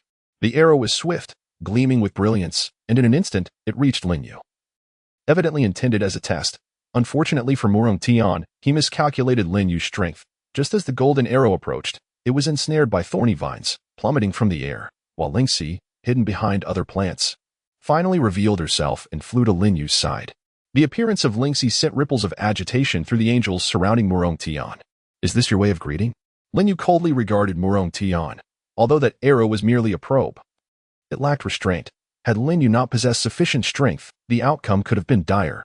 Morong Tian seemed taken aback by the ease with which his attack had failed. He cast a deep look at Lingxi beside Lin Yu, but paid no heed to the angel's disturbance. Convinced that no matter how strong the early-stage plant faction was, they could not possibly rival his legion of angels, who were formidable in their own right. Seeing his plan unravel, Morong Tian's expression grew increasingly frigid. "You are unfortunate to have crossed paths with me. Hand over your magical energy, and perhaps I may spare your life." "Oh, is that so?" Lin Yu chuckled, genuinely amused, only to have his expression darken abruptly. Vines surged forth from the grass and behind the trees around him. Chapter 20. The angelic legion's crushing defeat. A deluge of vines caused Morong Tian's countenance to shift dramatically. He had not anticipated that so many plants were concealed behind Lin Yu. Even more numerous than his own angels, with writhing vines encircling the entire forest, the sight instantly reminded him of the mysterious plant user he had encountered during the previous treasure hunt. The appearance of those vines was unmistakably identical to those before him. "So it's you." Morong Tian's face darkened, recalling the two treasures that had been stolen from him, along with the severe injuries inflicted upon his angels. A chilling killing intent surged in his eyes. Without further ado, he commanded his angels to attack. In an instant, radiant white light illuminated the area as the fourth-tier angels spread their wings and soared into the air, raising their bows and spears, aiming at Lin Yu. A cold smile crept across Morong Tian's lips. As one of the strongest factions in the early stages, the angelic soldiers possessed not only extraordinary combat prowess but also an innate ability to fly, granting them absolute dominance over most factions. Did mere plants think they could challenge him? It was utterly ludicrous. Even if Lin Yu were of the fourth tier, it would be inconsequential. Attack! With a resounding shout from Morong Tian, the weapons in the angels' hands were taut, and they launched a barrage of strikes toward Lin Yu. Where the attacks landed, holy light erupted, as if the very fabric of space was being torn apart. Morong Tian's expression grew increasingly ferocious, as though he could already envision Lin Yu bleeding out on the spot. Yet, in the next moment, a wave of green light illuminated the area. 5 newly upgraded with spirits and Lingxi waved their staffs, pointing into the air, as several attacks became ensnared by thorns, veering off course. Simultaneously, tree spirit warriors charged forward, crossing their arms to shield Lin Yu. Boom! White arrows and spears detonated, sending the tree spirit warriors flying backward, their arms sustaining massive gaping wounds. But soon, a cascade of natural light descended, healing their injuries as if they had never occurred. How was this possible? Morong Tian felt his mind shatter. He had not expected Lin Yu to so easily deflect his assault. Little did he know that Lin Yu's plant soldiers were empowered by Lingxi's aura, receiving a 10 boost to all attributes. Before he could react, a multitude of whooshing sounds erupted as vines surged from all directions. Aiming for the sky, the angels hastily retreated to shield Morong Tian, yet over half were ensnared by the vines, crashing violently to the ground. Bang! Bang! Bang! A series of dull impacts echoed in their ears. The angels struggled to rise but found toxic substances coursing through their bodies, gnawing at them, making it nearly impossible to escape the vines. The remaining angelic priests in the sky, upon witnessing this, promptly raised their staffs. Holy light. A vast expanse of gentle holy light enveloped them, dispelling the toxins from their bodies, allowing them to break free from the vines and stand once more.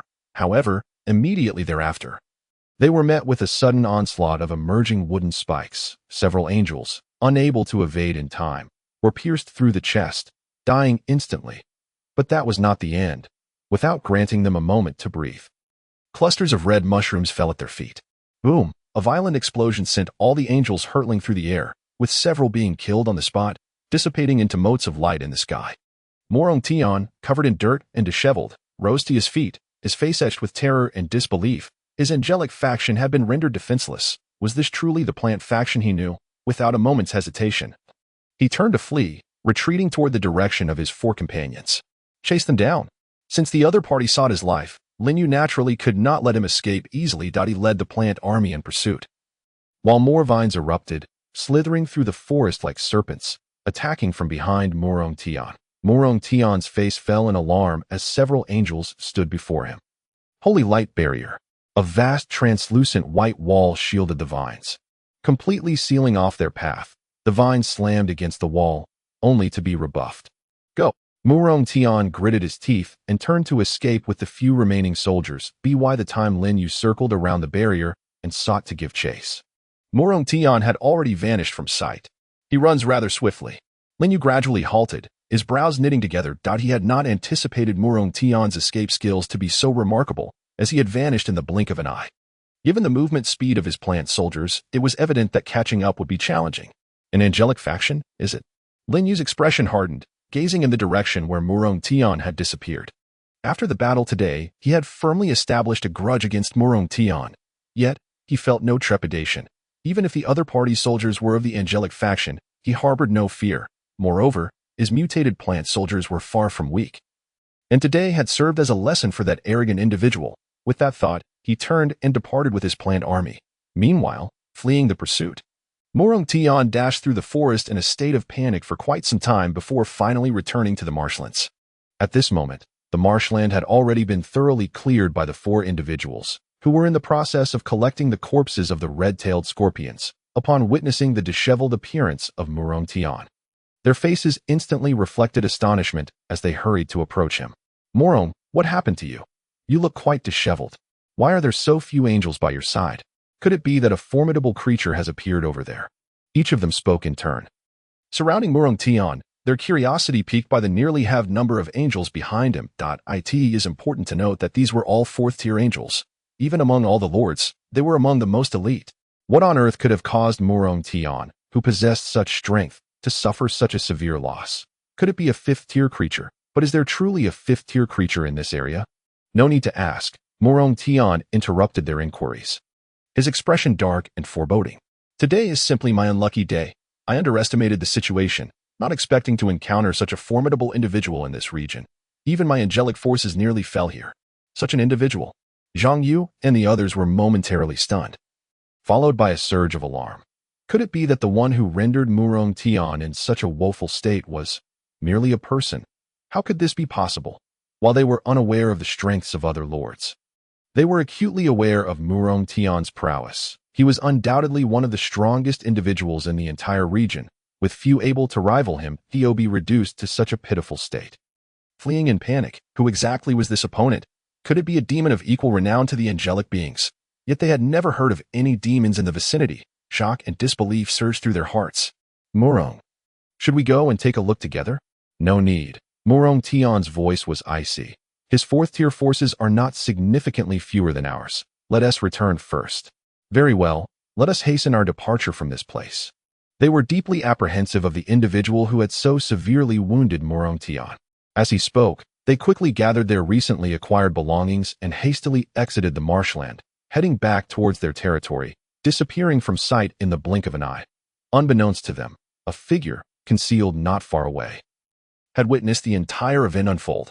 Chapter 21. A sleepless night. Have you heard the news? Today, while Murong-Tian was out hunting a gathering place of magical creatures, he was brutally defeated by an unknown lord, almost losing his own life in the process. What? Is this true? Absolutely. There are witnesses. If you don't believe me, ask others. The news has spread far and wide. I can attest. Earlier today, I happened to encounter Murong-Tian rushing back from outside, and his disheveled appearance was astonishing. It was as if the word miserable was written all over his face. Goodness! Is this true? Wasn't Murong-Tian already 4th tier? Who could possibly be strong enough to bring him down? A demon, perhaps? Rumor has it that it was a plant type. A plant type? How is that even possible? Can a plant type overpower an angelic one? The news of Murong-Tian's humiliating defeat spread like wildfire, creating a considerable uproar throughout the region. Everyone was abuzz with discussions about the incident.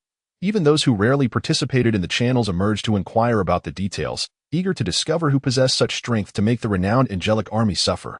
Naturally, many were drawn by a sense of schadenfreude. After all, Murong-Tian had often used his angelic legion to suppress other lords, even threatening them to surrender their magical energy, leaving them enraged yet powerless.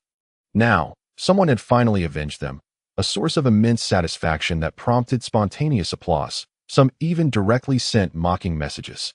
Murong-Tian, weren't you quite arrogant? Why the silence now? Have you been scared into submission? Let this serve as a lesson for your future arrogance. In summary, reactions to this shocking news varied widely, but the most fervent discussions revolved around the identity of the mysterious plant-type individual. Everyone speculated about who this formidable entity might be and how they had come to harbor a grudge against Murong-Tian. While Murong-Tian's character was questionable, his strength was beyond doubt. To defeat him so thoroughly indicated an extraordinarily fearsome power. Forming an alliance with such a formidable being would undoubtedly be advantageous for them. Unfortunately, those who spread the news were too distant to have seen the figure clearly, let alone identify them, leading to countless disappointments to the edge of the wasteland. Within a forest, the two individuals who had previously passed by Lin Yu's territory stood in place, gazing at the messages scrolling through the regional channel, their expressions uncertain. Brother, do you think the one who defeated Murong-Tian is the same person we encountered earlier today? The young man swallowed hard, his lips dry, recalling the plant-type territory they had seen that morning, which was indeed quite close to the incident's location. Could it be that this matter was the doing of that individual? There is a possibility, the man replied, his visage grave, setting aside the proximity. Just the scale of that territory does not resemble anything that a 3rd tier could possess. Are you implying it could be a 4th tier? The young man gasped in realization. It cannot be wrong. Only a 4th tier territory could boast such an exaggerated scale. This also explains why he appeared so unfazed, because he was not worried about the beast tide.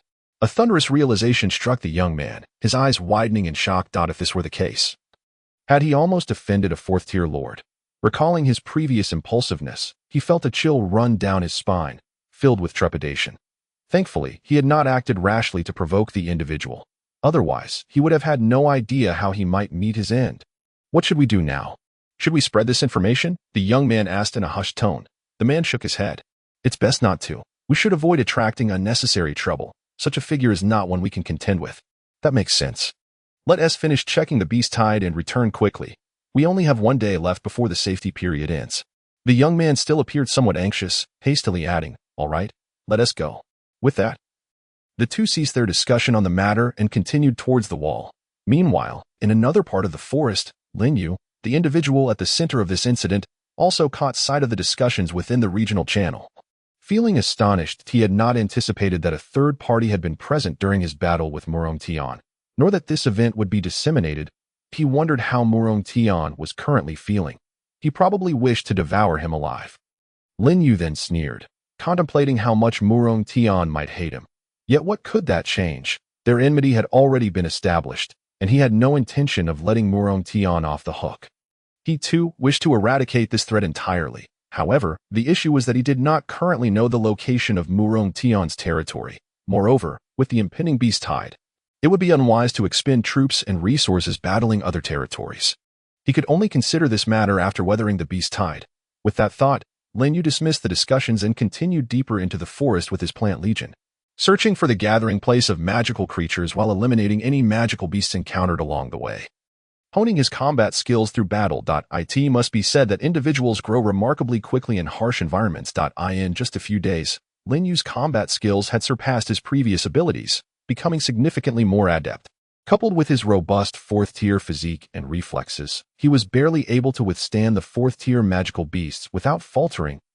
He did not aim to become an unmatched expert, but the most basic means of self-preservation were undeniably essential. Otherwise, when faced with an emergency, without his forces at hand, would he merely await death? Fortunately, his aptitude was commendable, and his progress exceeded expectations. Thus, an entire afternoon passed as Lin Yu wandered through the forest. When hunger struck, he consumed the jerky he carried. When fatigue set in, he rested while instructing the plants to keep watch. Regrettably, he encountered no magical creature gathering places along the way, but rather numerous scattered third-tier beasts, which provided him with several hundred units of magical energy. As dusk settled, he returned along the same path with his plant legion, finally recruiting the 40 units he needed using the magical energy he had collected. The following morning, he set out once more, continuing to scour the forest for more magical energy. Not until the sun set on the final day did Lin Yu, weary and fatigued, return to his territory. The magical energy he had amassed had exceeded 1,000 units, which should be sufficient to contend with the impending beast tide. Only one night remains. Lin Yu sat beside the fire, staring blankly at the flickering flames. Tomorrow marked the end of the safety period. Unbeknownst to him, he had already spent 7 days in this world. Feeling as though an entire era had passed, he opened the regional channel and found it filled with discussions about the upcoming beast tide. There were sentiments of anticipation, dread, and unease. The most anxious were those living closest to the forest and those of weaker strength, worried they might not survive the impending tide. Many self-important lords lowered their pretenses, forming alliances to ensure their survival, while no one dared venture even a step away from their territories, fearing they would be overwhelmed by the beast tide. Tonight would undoubtedly be a sleepless night for them. Chapter 22. The Beast Tide, Ascending to 5th Tier. Congratulations to all lords for surviving 7 days in the primitive continent. World Channel activated, basic territory buildings unlocked. Please check within your territory. Attention! The period of safety has concluded, and all protective measures have been lifted. As the barriers have been dismantled, the beast tide is imminent. All lords are urged to prepare themselves. As dawn's light barely breaks, a chilling voice resonates in the ears of every lord. Those who were deep in slumber are abruptly awakened by a series of alarming notifications, hastily scrambling from their beds. Is it here? Is the beast tide finally upon us? It seems so. The safety period has ended. That was too swift. I am still unprepared. I think I hear something. Brothers, may fortune favor you. The previously quiet regional channel bursts into a flurry of activity. Messages flooding in. Just as panic sets in among the masses, the sky suddenly cracks with a resounding crack, revealing numerous fissures that widen and lengthen, stretching from the ground to the heavens, forming a dense web. Ultimately, the rifts shatter, cascading countless fragments to the earth. Roar! The earth-shattering roar of beasts echoes across the land. In that moment, the heavens and earth tremble, a thunderous cacophony drawing ever closer. Is it finally here? Lin Yu stands before his wooden abode, feeling the quaking ground beneath him, faintly hearing the distant roars rapidly approaching. It is undeniable. The beast tide is on the other side of the wall. Everyone, prepare yourselves. We must engage in battle. Lin Yu calls out to the Flora within his territory. Swiftly grasping the beast bone spear he had crafted in advance, holding it at the ready, the plants, upon receiving the command, instinctively disperse to the periphery of the territory, taking their positions within the confines of the fencing. The once joyous atmosphere of the realm is now suffused with a palpable sense of foreboding. Moments later, Lin Yu's gaze sharpens. Here they come. The instant the words leave his lips, trees in the distance begin to topple one after another, as colossal and ferocious creatures surge through the forest, barreling towards him. Roar! Leading the charge is a four-legged beast with menacing fangs, towering over a man's height, its numbers overwhelming, a dark mass surging forth. Name: Feng Beast. Race: Beast. Level: Tier 3. Strength: 50. Vitality: 45. Agility: 50. Spirit: 45. Skill: Ferocious Bite. Description: The most common lower-tier magical creature, bloodthirsty by nature, remarkably swift, and possesses highly aggressive fangs. Despite being a Tier 3 creature with relatively modest attributes, its sheer numbers are staggering, causing the ground to tremble beneath their collective weight. Lin Yu remains vigilant, promptly commanding the plants to unleash their assault.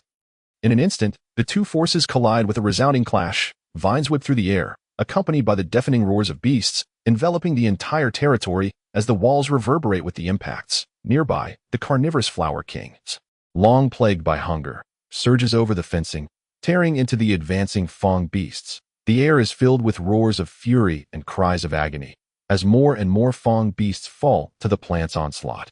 Piling into mounds of corpses outside the territory, some beasts crash against the barriers Lin Yu had prepared or tumble into traps, only to be trampled to death by their fellow monsters. The scene is gruesome. The remaining few spore mushrooms in the territory are not idle either. Ascending a platform, they hurl explosive mushrooms over the fence, triggering a series of explosions that send the charging Fong beasts flying. Lin Yu's ears are bombarded with notifications. Kill Tier 3 Fong Beast, gain 10 magic energy. Kill Tier 3 Fong Beast, gain 8 magic energy. Kill Tier 3 Fong Beast, gain 11 magic energy. Kill Tier 3 Fong Beast, gain 9 magic energy. In just a few breaths, Lin Yu accumulates 200 to 300 points of magic energy, and it continues to rise. However, this fortunate state is abruptly interrupted by a thunderous roar from afar. In an instant, a massive horde of one-eyed ogres emerges less than 100 meters from his territory, fixating their gaze upon Lin Yu's domain. As they approach, a new notification appears before Lin Yu. Name, Cyclops. Race, humanoid. Level, Tier 4. Strength, 90. Vitality, 75. Agility, 66. Spirit, 75. Skill, Heavy Crush, Frenzy. Description, a relatively rare humanoid magical creature, driven mad by magical corruption, possessing immense strength. Upon reading the information about the Cyclops, Lin Yu's pupils dilate. He had anticipated the presence of Tier 4 creatures within the beast tide, but he had not expected such a multitude, even surpassing his plant army. Within moments, 2 tree spirit warriors are torn to shreds. Even the vines of the toxic flower maidens are severed, as they are yanked toward the walls, swiftly overwhelmed by countless cyclopes. Lin Yu loses several units in an instant. Everyone, hold the line. Do not allow them to breach the walls. Lin Yu shouts urgently, immediately channeling his magic energy to recruit Tier 4 carnivorous Flower Kings, using mutation to swiftly fill the gaps in his forces.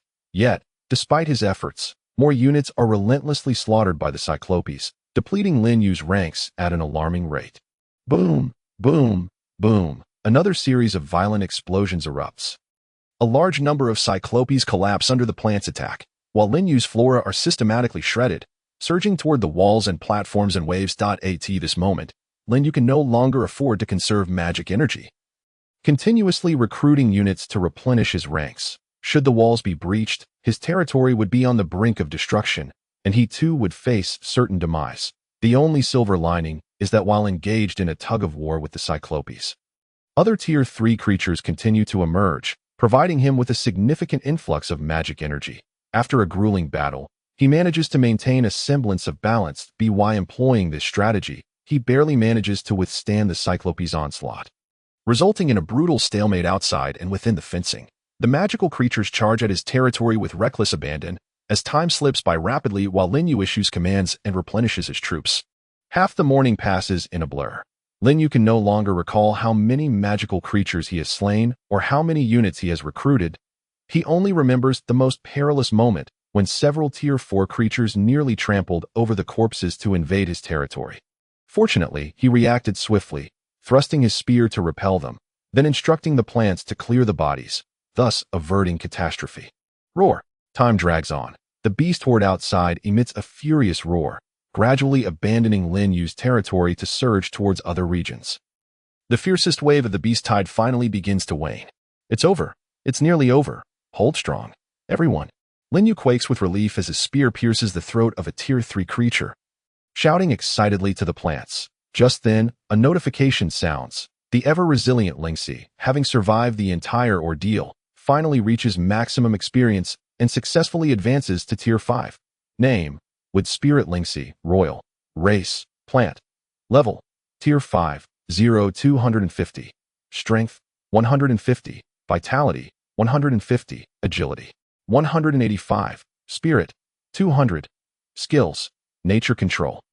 Affinity aura, thorny vines. Description: the royal lineage among plants, possessing the ability to command other botanical units and adept in nature magic.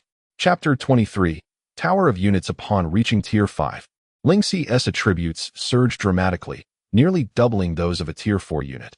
This confirms Lin Yu's suspicions that as units progress toward higher tiers, their attributes increase exponentially, resulting in greater power. Indeed, with the addition of the Tier 5 Lingxi, the defense of the territory becomes significantly more manageable. With a mere flick of her staff, countless spikes erupt, impaling the magical creatures, followed by a cascade of leaves transforming into arrows that rain down upon the beasts, slicing through their flesh. She has indeed mastered other forms of nature magic. With the support of these spells, the morale of the plant army soars, launching a relentless counterattack. One by one, the magical creatures succumb to their offensive. As Lin Yu's mind is inundated with notifications, kill Tier 3 Fong Beast, gain 10 magic energy. Kill Tier 3 Corpse Beast, gain 11 magic energy. Kill Tier 3 Scythe Mantis, gain 9 magic energy. Kill Tier 4 Cyclops, gain 24 magic energy. Gradually, the magical creatures outside the territory dwindle in number. By the afternoon, the last magical creature falls to Lingxi's assault, and an eerie silence envelopes the area. Phew, we finally made it.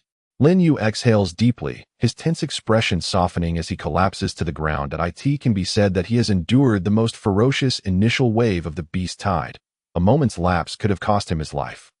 Keeping his mind in a state of heightened alertness, fortunately, the worst outcome did not materialize, and he collected a wealth of resources, even cultivating a Tier 5 unit, marking a significant triumph. However, he wonders about the situation of the other lords. Their territories are mostly situated farther from the forest, and with the magical creatures having dispersed, their onslaught is likely not as intense as his. Nonetheless, the presence of many Tier 4 creatures within the beast tide poses a formidable challenge. Never mind. It's none of my concern. Lin Yu swiftly cast aside these thoughts, taking a tour around the edge of his territory. After ensuring its safety, he began to inspect the spoils from the recent beast tide. First and foremost was the magical energy, which had surged from over 1,000 to nearly 5,000, a staggering increase of 4 to 5 times. Next were the carcasses of the magical creatures, which had accumulated into mounds outside the territory, with 4th-tier beasts abundantly scattered about. Henceforth, he need not worry about the nourishment for his plants any longer. However, what delighted Lin Yu the most was the emergence of his plant species. Due to continuous mutations, he had successfully produced a variant akin to Lingxi, a 4th-tier toxic demoness. Name: Toxic Demoness, Royal. Race: Plant. Level: 4th tier, 3100. Strength: 87. Vitality: 100. Agility: 0. Mentality: 85. Skills: Devour. Poison Mist, Thorn's forest spreads countless vines to form a terrifying thorny domain around itself. The range expands with level. Description: the monarch among the toxic demonesses, large vines create a protective domain around itself. The mutated toxic demoness took root in place, its form rapidly expanding. From its original height of over 1 meter, it grew into a vine plant towering at over 10 meters, crowned with an eerie blossom that opened and closed as if absorbing the essence of the heavens and earth. In exchange for its immobility, its vines thickened severalfold, becoming thicker than a thigh, extending underground to encircle the territory, forming a vast forest brimming with thorns around the walls. When Lin Yu ventured into the forest, the massive vines parted instinctively, creating a path for him. Simultaneously, these vines could exude a poisonous mist, obscuring visibility and creating a noxious zone. This was truly a perfect plant that combined both offense and defense. Lin Yu could already envision the terrifying scene when this toxic demoness elevated its level, with its vines sprawling across a radius of several miles. With such a plant at his disposal, he no longer needed to worry about the defense of his territory. Very well, in my absence, the task of guarding the territory will fall to you, Lin Yu declared with satisfaction, patting the vine that towered far above him. The toxic demoness, understanding his intent, extended slender vines that danced around him, seemingly expressing its joy. After a moment of contemplation, Lin Yu said, "Since you are akin to Lingxi, I shall call you Qingting from now on." Upon hearing this, Qingting swayed once more. Subsequently, under Lin Yu's instructions, Qingting began utilizing its extensive range to assist other plants in disposing of the carcasses outside the territory. As for Lin Yu, he recalled the notifications from earlier that mentioned the world channel and territory buildings. He first opened the chat channel, discovering that the regional channel had transformed from a small area into an entire district, merging with individuals from other regions. It now bore the suffix endless wasteland. A glance revealed a flurry of messages, primarily discussing matters related to the beast tide. Clearly, many had just begun to encounter the beast tide, unlike him, who had experienced the impact early that morning. If his assumptions were correct, the regional channel should shift in accordance with his location. As for the world channel, Lin Yu attempted to open it, but was met with a prompt indicating it was not yet unlocked, suggesting he lacked certain conditions. After examining the chat channels, Lin Yu proceeded to the Tree of Life to check the territory information, where he indeed found a new option labeled Territory Buildings. Upon opening it, he discovered 3 types of structures: the Lord's Castle for habitation, the Troop Tower for developing troop types, and the Production Workshop for crafting. While the Lord's Castle and Production Workshop were straightforward, Lin Yu was particularly interested in the Troop Tower, as it pertained to troop types. After inspecting the construction materials required, 25 wood, 25 stone, and 50 magical energy, all of which he possessed, he promptly chose to construct it in the blink of an eye. A tall tower rose from the ground. Established at the designated location as the dust settled and the completion notification appeared, Lin Yu approached to review the tower's information. Building name: Troop Tower. Building level: First tier. Building description: can research advanced forms of existing troop types. Making them recruitable requires magical energy. Troop levels cannot exceed building level. Research speed: 1 type day. Upgrade requirements: 50 wood, 50 stone, 100 magical energy. Researching troops, Lin Yu's eyes sparkled with excitement. He had not anticipated such a robust function from the troop tower, enabling the research of new troop types. Although it could only study advanced forms of troops he already possessed, this was undoubtedly monumental news for him. Consequently, the variety of recruitable troops would significantly increase. Rather than being limited to the single option of the 4th-tier carnivorous Flower King, in his excitement, he immediately opened the troop research page to examine the specifics. Lin Yu's immense delight. He discovered that not only could he research the troops acquired from upgrading his territory, but also the mutated troops he had produced. This unexpected boon granted him a far greater variety of troop types compared to other lords. Undoubtedly a significant advantage. After calming his excitement, Lin Yu turned his attention to the other 2 buildings. Having instructed the plants to gather stone over the past few days, he had accumulated over 1,000 units and felt no remorse in directly selecting to construct them. In an instant, the sound of rumbling filled the air as a charming treehouse emerged from the trunk of the Tree of Life, complete with a spiral staircase leading up from the ground. Shortly thereafter, a simple workshop appeared in another vacant area, emitting a wisp of blue smoke, accompanied by several small plant-like creatures resembling ginseng spirits, bustling about inside the workshop. Building name: Lord's Castle. Building level: First tier. Building description: the residence of the Lord. Increases the durability limit of the territory, which cannot exceed territory level. Durability increase: 50. Upgrade requirements: 50 wood, 50 stone, 100 magical energy. Building name: Production Workshop. Building level: First tier. Building description: capable of producing various offensive and defensive devices. Walls, weapons, armor, and daily necessities. Production speed and material consumption vary by item. Upgrade requirements: 50 wood, 50 stone, 100 magical energy. Indeed, these 2 buildings arrived at a most opportune time, especially the Production Workshop, which, upon inspection, could process beast hides and bones into clothing and weaponry, proving exceedingly convenient. Just as he had numerous magical creature carcasses at hand, he immediately instructed the plants to transport some inside for processing, aiming to fabricate weapons and clothing. As for the beast meat, aside from reserving a portion for sustenance, the remainder would be fed to the carnivorous Flower King or consumed by other plants to replenish their nutrients, thus enhancing their vigor for labor. Having completed these tasks, Lin Yu once again focused on the troop tower, using the remaining materials to upgrade it. After expending over 1,000 magical energy and several hundred units of materials, he finally elevated the troop tower to the 4th tier, allowing him to research 4th-tier troops. Naturally, his first choice for research was the Wood Spirit, capable of ranged magical attacks. Lin Yu promptly accessed the Wood Spirit interface. Researching a 4th-tier rare troop requires 500 magical energy. Would you like to continue?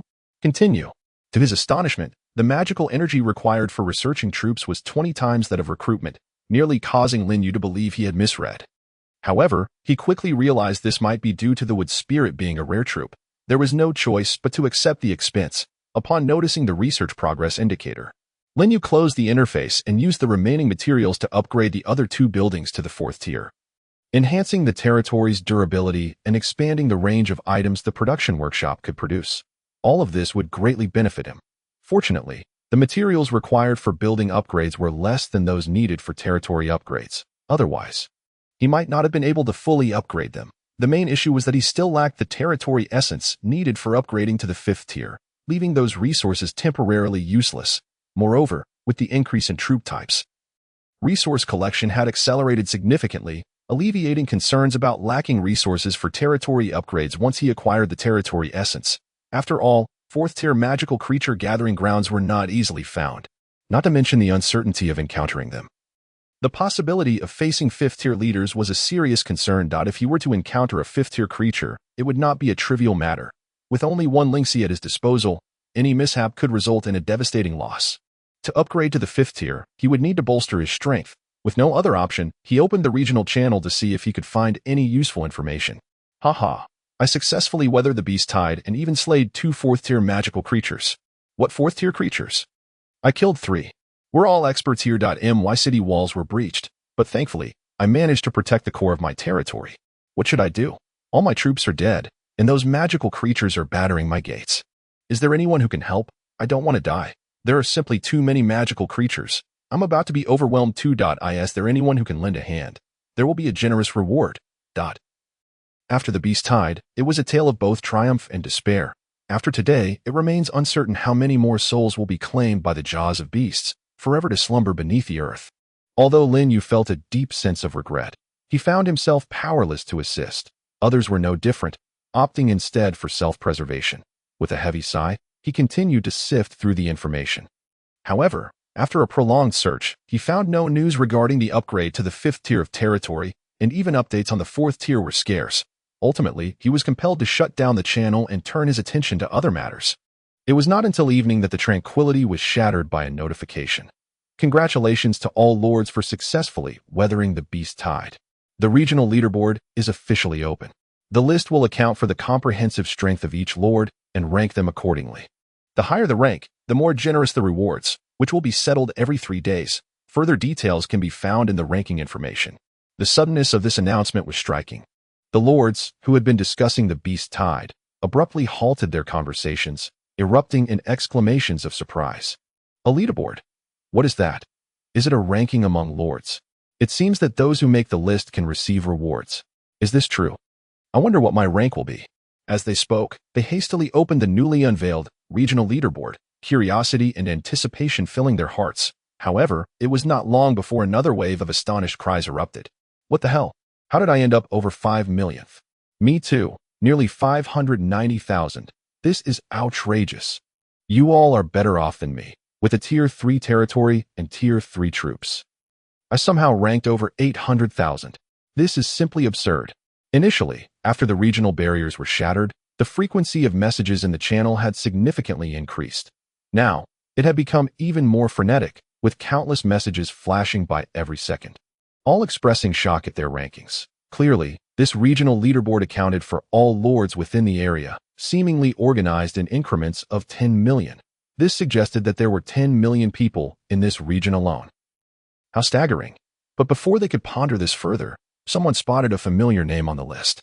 I see Morong Tian's name. He ranks over 7,000. Even he can only manage over 7,000?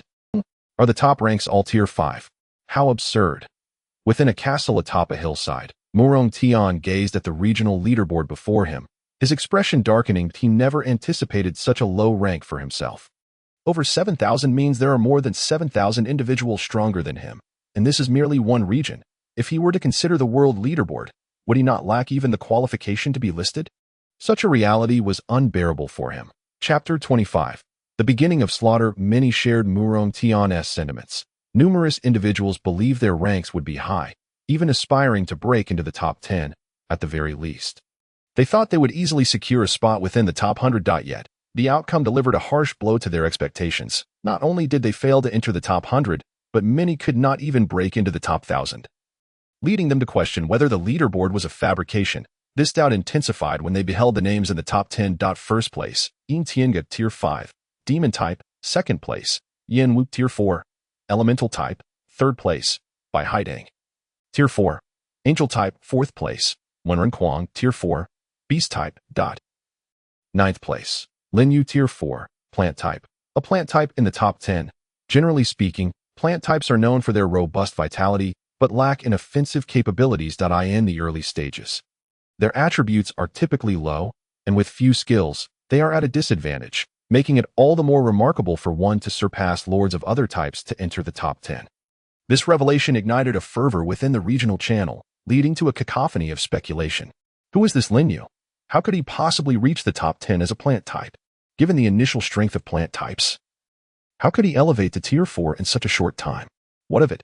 Have you all forgotten the one who previously trounced Morong Tian? Was he a plant type? That's true. If even Morong Tian was no match for him, Tier 4 is surely within reach. So, is it possible that this powerhouse is the same as the 9th name on the list? That's a possibility, though we cannot discount the existence of other formidable plant-type lords. As messages flowed endlessly, everyone speculated about the identity of the 9th-ranked individual. Meanwhile, at the center of this debate, Lin Yu was savoring roasted meat within his territory, casually monitoring the leaderboard in the regional channel's developments. From the moment the leaderboard appeared, he had surmised that his ranking might not be particularly high. After all, the cataclysm of worlds had transported countless individuals alongside him. With such a vast population, it was not surprising to find a few prodigies. Furthermore, each individual possessed their own fortunes. It was not solely his good luck that mattered. Ranking 9th among 10 million was a satisfactory outcome, even a pleasant surprise. Initially, he had conservatively estimated a position around the 100 mark, but had not expected to break into the top 10. The individuals ahead of him were all undoubtedly those with robust early-game units. If there was one ranking that piqued Lin Yu's interest, it was undoubtedly that of the first-place holder. As the sole Tier 5 competitor, towering over 10 million others, their strength was evidently formidable, rivaling even that of the Angel type. If they were to encounter one another now, he would likely be at a disadvantage. Nevertheless, Lin Yu did not perceive his plant type as inherently weaker. Having bested the Angel type, he had no fear of a mere Demon type. What was imperative now was to swiftly discover a means to upgrade to a Tier 5 territory. This would elevate his ranking further and increase his rewards. He had just observed that besides the top 3, which would receive corresponding essence for their territory level, those in the top 10, top 100, top 1,000, and even top 10,000 would receive magical energy rewards. Remaining on the leaderboard would surely yield increasingly abundant resources, widening the gap between him and the others. It seems I must venture out tomorrow. With that thought, Lin Yu closed the ranking interface, quickly finished his roasted meat, and ascended the stairs to the wooden cabin nestled within the Tree of Life. The castle of the Tier 4 Lord had undergone significant expansion, becoming grander and more spacious. It extended from the ground to the trunk, harmoniously coexisting with the Tree of Life, offering a comfortable environment. It even provided a vantage point from which to survey the surrounding territory. Inside the wooden cabin, there were 4 rooms, each situated at one of the 4 cardinal directions of the Tree of Life, all adorned with pelts freshly crafted from the production workshop, with thick furs layered on the beds for warmth. Lin Yu reclined comfortably, stretching and producing satisfying cracking sounds. After a day spent laboring over the beast tide, he finally allowed himself a moment of peace to rest. As he relaxed, he drifted into slumber without realizing it. Meanwhile, on the desolate plains, within a domain marked by an array of gravestones, Luo Lei closed the leaderboard in regional channel, his eyes wide with disbelief. He is that strong. Just moments prior, he had opened the leaderboard and immediately spotted a familiar name, Lin Yu. Plant type. This was the very man with whom he had conducted trade. It was almost unbelievable that he knew the individual ranked 9th, and so closely. The thought of having previously faced such a person made Luo Lei's heart race with a mix of anxiety and excitement. As the saying goes, the close water tower gets the moon first. With Lin Yu so near and their past interactions, this represented a once-in-a-lifetime opportunity. Should he manage to cultivate a good relationship with him, he would effectively have a powerful ally, alleviating any fears of trepidation in this desolate expanse. Ranking 9th in the region was no trivial matter. Such strength was beyond his imagination. Otherwise, he would not have emerged from 10 million individuals. How can I establish a good rapport with him? Ah, that matter. Suddenly, Luo Lei's eyes lit up, and he swiftly opened his previous message records, locating Lin Yu's name. After a moment's thought, he hastily sent him a message. Having completed this task, he closed the interface and, accompanied by his Tier 4 troops, hurriedly departed his territory, making his way toward a neighboring domain. The night swiftly passed, and at the break of dawn, Lin Yu was awakened by a flurry of message notifications. Yawning as he sat up in bed, upon opening his private messages, he was met with a dense array of notifications. However, one message, labeled as having previous correspondence, caught his eye. It bore Luo Lei's name. Lin Yu remembered him distinctly as the individual he had briefly met and traded with. He promptly opened the message to review its content. But the next moment, his expression changed. Destroying a Tier 4 territory also yields Tier 4 territory essence. Lin Yu's gaze fixed intently on the message interface, which detailed the means to achieve a Tier 5 upgrade. Obtain the essence required for the upgrade. One could not only clear nests but also destroy territories of the same tier or slay other lords. Upon reading this, Lin Yu found himself frozen. This was the first time he had heard of such a method to acquire territory essence. Was this not a veiled exhortation for them to turn against one another? Why did such a rule exist? Confusion enveloped him. He is acutely aware that once this rule is disseminated, it will inevitably incite endless carnage and plunder. In their quest for advancement and survival in this world, these individuals are capable of committing any atrocity. This world is likely not as simple as he imagines. Chapter 26. The enemy's trail. What did you say? You found that fellow's territory? On a hillside, within a magnificent palace, Morong Tian abruptly rose from his seat, glaring at the one who had just spoken.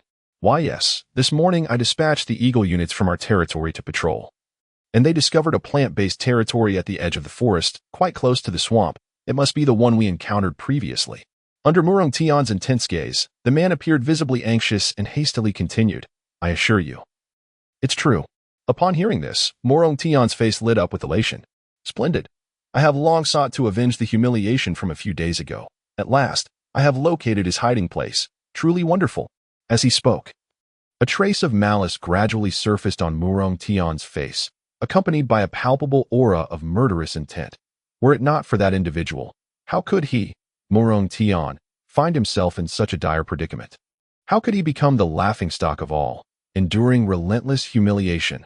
Now, when others mention him, they do not first think of his might, but rather of his dismal defeat, a profound disgrace. At last, he had discovered the territory of that detestable individual, and he could finally exact revenge for that previous insult. It is no wonder he was so exhilarated. Seeing this, the others below began to voice their concerns. Morong, I think we should proceed with caution. What if the opponent is truly the one ranked 9th? Indeed, if he is that individual, we might not even be able to contend with him collectively. Exactly, someone of that caliber. Enough. Morong Tian abruptly interrupted their chatter as he raised his head, his eyes glinting with determination and disdain. Do you really believe that those on the leaderboard can be so easily encountered? Furthermore, even if he is the 9th, so what? He is merely one person. Moreover, have you considered that if we destroy his territory, we could obtain resources for a 5th-tier upgrade, along with all the resources within that territory? At that point, how could we not ascend the leaderboard? I have said my piece. If anyone wishes to withdraw, they may do so now, and I shall not impede you. His indifferent voice echoed throughout the palace. Leaving the remaining 4 exchanging glances, that it must be said, what Morong Tian proposed was indeed highly enticing. To ascend to 5th-tier status, to rise above millions. Any of these prospects would be enough to stir their hearts. They were also acutely aware that in this world, lacking strength makes survival exceedingly difficult. To grow stronger, one must tread upon countless corpses. There are no other paths to choose. Moreover, Morong Tian was correct. In such a vast world, how could one so easily encounter the 9th-ranked individual? After a moment of hesitation, only one person stepped forward, declaring, Morong, everyone, I choose to withdraw from this operation. Are you certain? A fleeting glimmer of coldness flashed in Morong Tian's eyes, only to be quickly concealed. The man appeared anxious, unwilling to meet Morong Tian's gaze. After struggling for a while, he summoned the courage to affirm, I am certain. Very well, you may leave. I will not stop you. Morong Tian's tone was flat. Really? The man suddenly lifted his head, Disbelief etched on his face as he looked at Murong Tian. Seeing his serious expression, he felt a wave of relief wash over him, and without daring to say more, he turned and departed, soon exiting the palace. However, at that moment, a flash of golden light appeared, and with a thud, his throat was suddenly pierced, his movements halted abruptly. Ugh! The man stood rigid, his eyes wide in shock. He beheld an angel wielding a bloodied blade, opening his mouth to utter a sound, but no words escaped. Ultimately, he could no longer sustain himself and collapsed to the ground. The angel swiftly seized his corpse, silently removing it from the scene, leaving not a drop of blood behind. The few individuals within the palace remained unaware of the events unfolding outside. Only Murong Tian's eyes glimmered with a barely perceptible cold light. He turned to the remaining three, a smile returning to his face. Since you have chosen to stay and assist me, you are now my brothers, and you shall surely reap the benefits in the future. Huh? Murong, you jest. This is what we ought to do. Indeed, we shall follow Murong's arrangements. Then let us depart. It is time to seek out that individual. Murong Tian did not indulge in further pleasantries.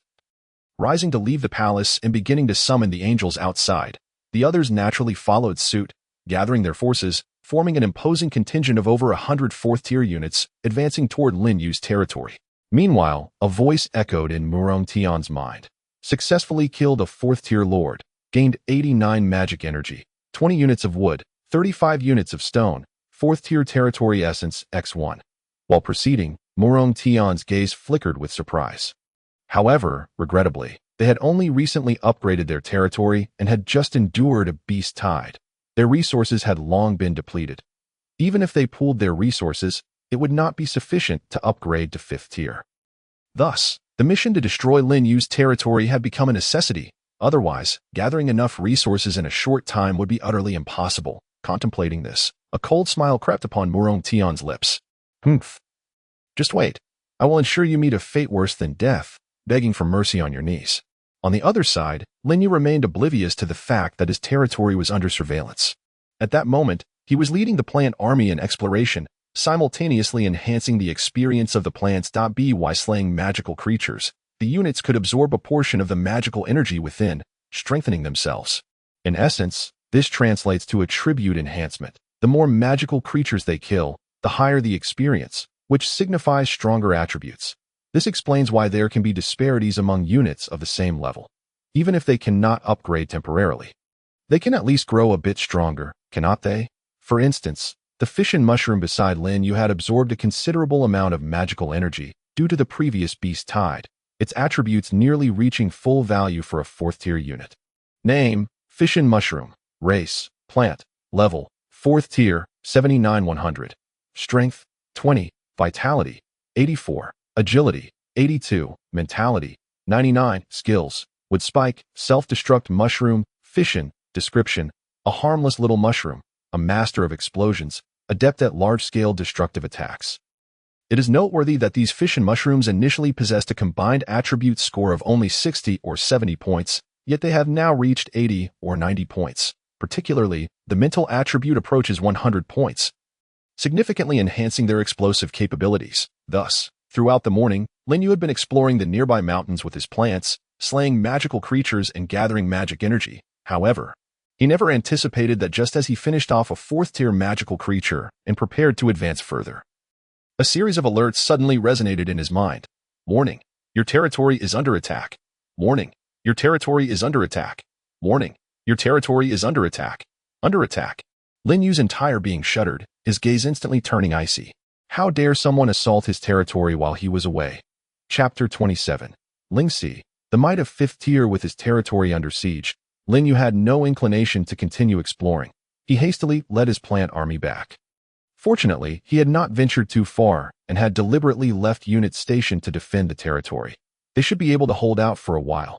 Moreover, within the territory, there was the mutated plant, Qing Tung, stationed, making it no easy feat for ordinary individuals to breach the defenses. As Lin Yu hurried back, outside his territory, Murong Tian and his entourage found themselves hindered by countless massive vines, engaged in a fierce defensive battle. Vines erupted from the ground, relentlessly assaulting Murong Tian and his units while releasing large clouds of toxic mist, preventing them from approaching even a fraction. Simultaneously, Other plants within the territory utilized the cover of the vines to launch ambushes, disrupting their movements. Murong, these plants are terrifying. We simply cannot get close. A young man shouted in alarm as he severed a vine that lunged at them. Yet, after they chopped the vine, it rapidly regrew, ensnaring them once more, as if there were an endless supply. Little did they realize that these plants had been mutated by Lin Yu's abilities, inheriting the devouring skills of the carnivorous Flower King. Whenever their bodies sustained damage, they would instantly activate the devouring skill, consuming the magical creature corpses that had accumulated from the beast tide to swiftly recover and rejoin the fray. This exemplifies the nature of plant-type units. They are inexhaustible. Though their offensive power may not match that of other units, their vitality far exceeds that of others, often by multiples. As long as their roots remain intact, they shall never perish. Humph, a mere few plants think they can obstruct me. They are sorely mistaken.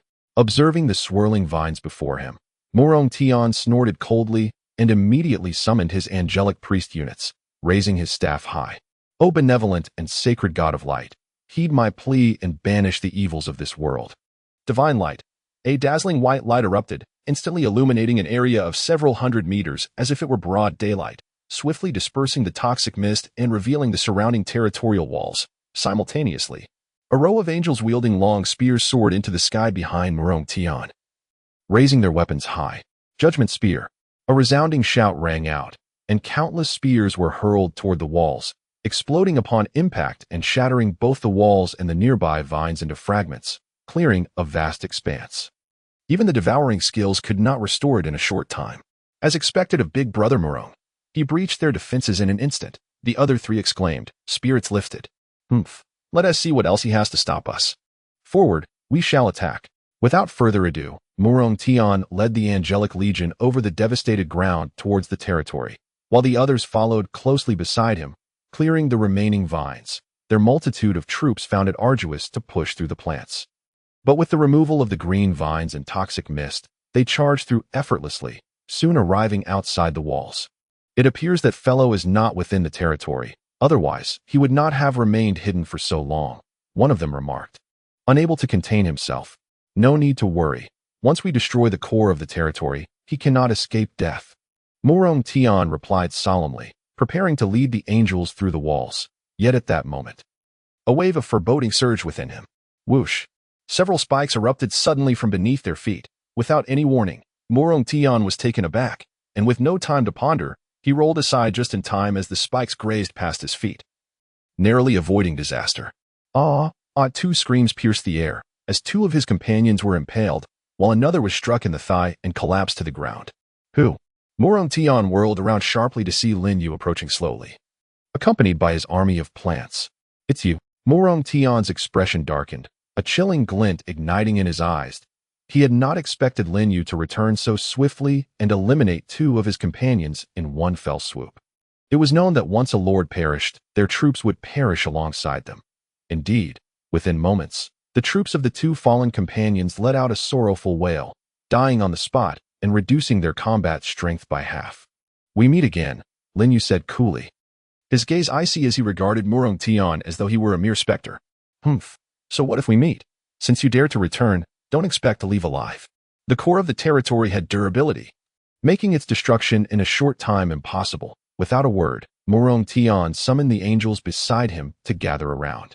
Big Brother Murong, I'm here to help. The young man with the pierced thigh grimaced in pain as he approached Murong Tian.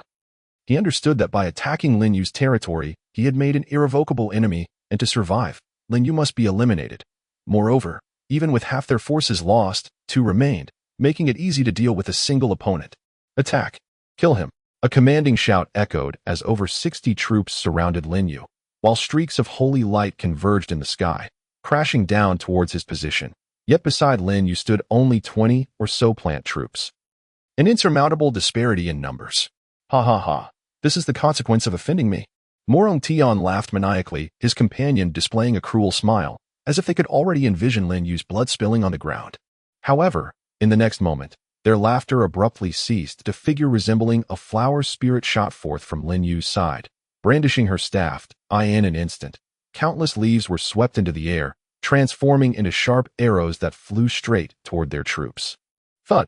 Blood erupted as angels plummeted from the skies, The freshly conjured holy light attacks dissipated instantly. Even the beasts running below were pierced through their throats by the leaves, collapsing to the ground with dull thuds, unable to withstand even a single blow. Fifth-tier troops. Murong Tian and his companions' pupils constricted in sheer horror as they gazed at Lingxi wielding her staff. A single strike capable of annihilating fourth-tier troops undoubtedly indicated she was fifth-tier. They had never imagined that Lin Yu would possess a fifth-tier troop, especially one capable of area attacks, in the blink of an eye. Their forces had been decimated by nearly half, and the remaining troops found themselves ensnared by countless vines, unable to break free. Lingxi swung her staff once more, and spikes erupted violently, piercing through their bodies. The tide of battle had become overwhelmingly one-sided, leaving no room for retaliation. It's over. Murong Tian's legs weakened, nearly collapsing to the ground, his face etched with terror. Fifth-tier troops were beyond their capacity to confront. He glanced at the young man beside him, gradually retreating. Finally, he turned and sprinted toward the forest. Chapter 28. Eradicating future threats. Trying to escape? Not so easily. Lin Yu had been closely monitoring Murong Tian's movements and would not allow him to flee so effortlessly. He immediately commanded the plants to pursue. Quick, block his path. Faced with the rushing vines, Murong Tian was struck with panic and hurriedly rallied the remaining angels to obstruct the plant's advance, while he himself turned to flee. Big brother Murong, wait for me. The young man accompanying him had not anticipated his sudden retreat, thrown into disarray as he attempted to follow. Yet it was precisely due to this oversight that the plants seized their chance. A vine suddenly shooting forth, thud. It pierced through his chest, immobilizing him on the spot. With the loss of their lord's support, the remaining beasts cried out in despair, perishing in droves in an instant. Only Murong Tian and a handful of angels remained, unable to withstand the plant's ferocious assault, and soon they too were eradicated, swiftly pursued afterward. In his frantic flight, Murong Tian had yet to realize the danger ahead when several vines shot forth, blocking his escape. I told you, you cannot escape. Lin Yu's expression was frigid as he appeared before Murong Tian, flanked by the remaining plants. Thud. Murong Tian's legs gave way, collapsing to the ground, his face drained of color. Upon witnessing the cold killing intent in Lin Yu's eyes, he trembled, gripped by unparalleled fear and regret. He had foolishly provoked such a calamity, facing off against a formidable foe. Fourth-tier lords. Not a single one had laid a finger on the opponent. Yet his entire army had been obliterated, leaving him in utter disarray. Was this truly the strength of a fourth-tier lord? Without a moment's thought, he turned and fled, his speed rivaling that of his own troops. Yes, though devoid of an army, he himself had achieved fourth-tier status. If he could return to his territory and recruit new troops, he could rise again, perhaps even seek revenge for this affront. Lingxi. Alas, Lin Yu would not grant him such an opportunity, issuing commands to Lingxi at his side. Murong Tian glanced back to see Lingxi in the air, waving her staff and pointing into thin air. In the next instant, the ground beneath him tightened as thorns erupted, binding him. What? Murong Tian's expression shifted dramatically. Unable to halt his momentum, his body fell to the ground in disarray. Suddenly, numerous vines surged forth, coiling around him like serpents, ensnaring him rapidly.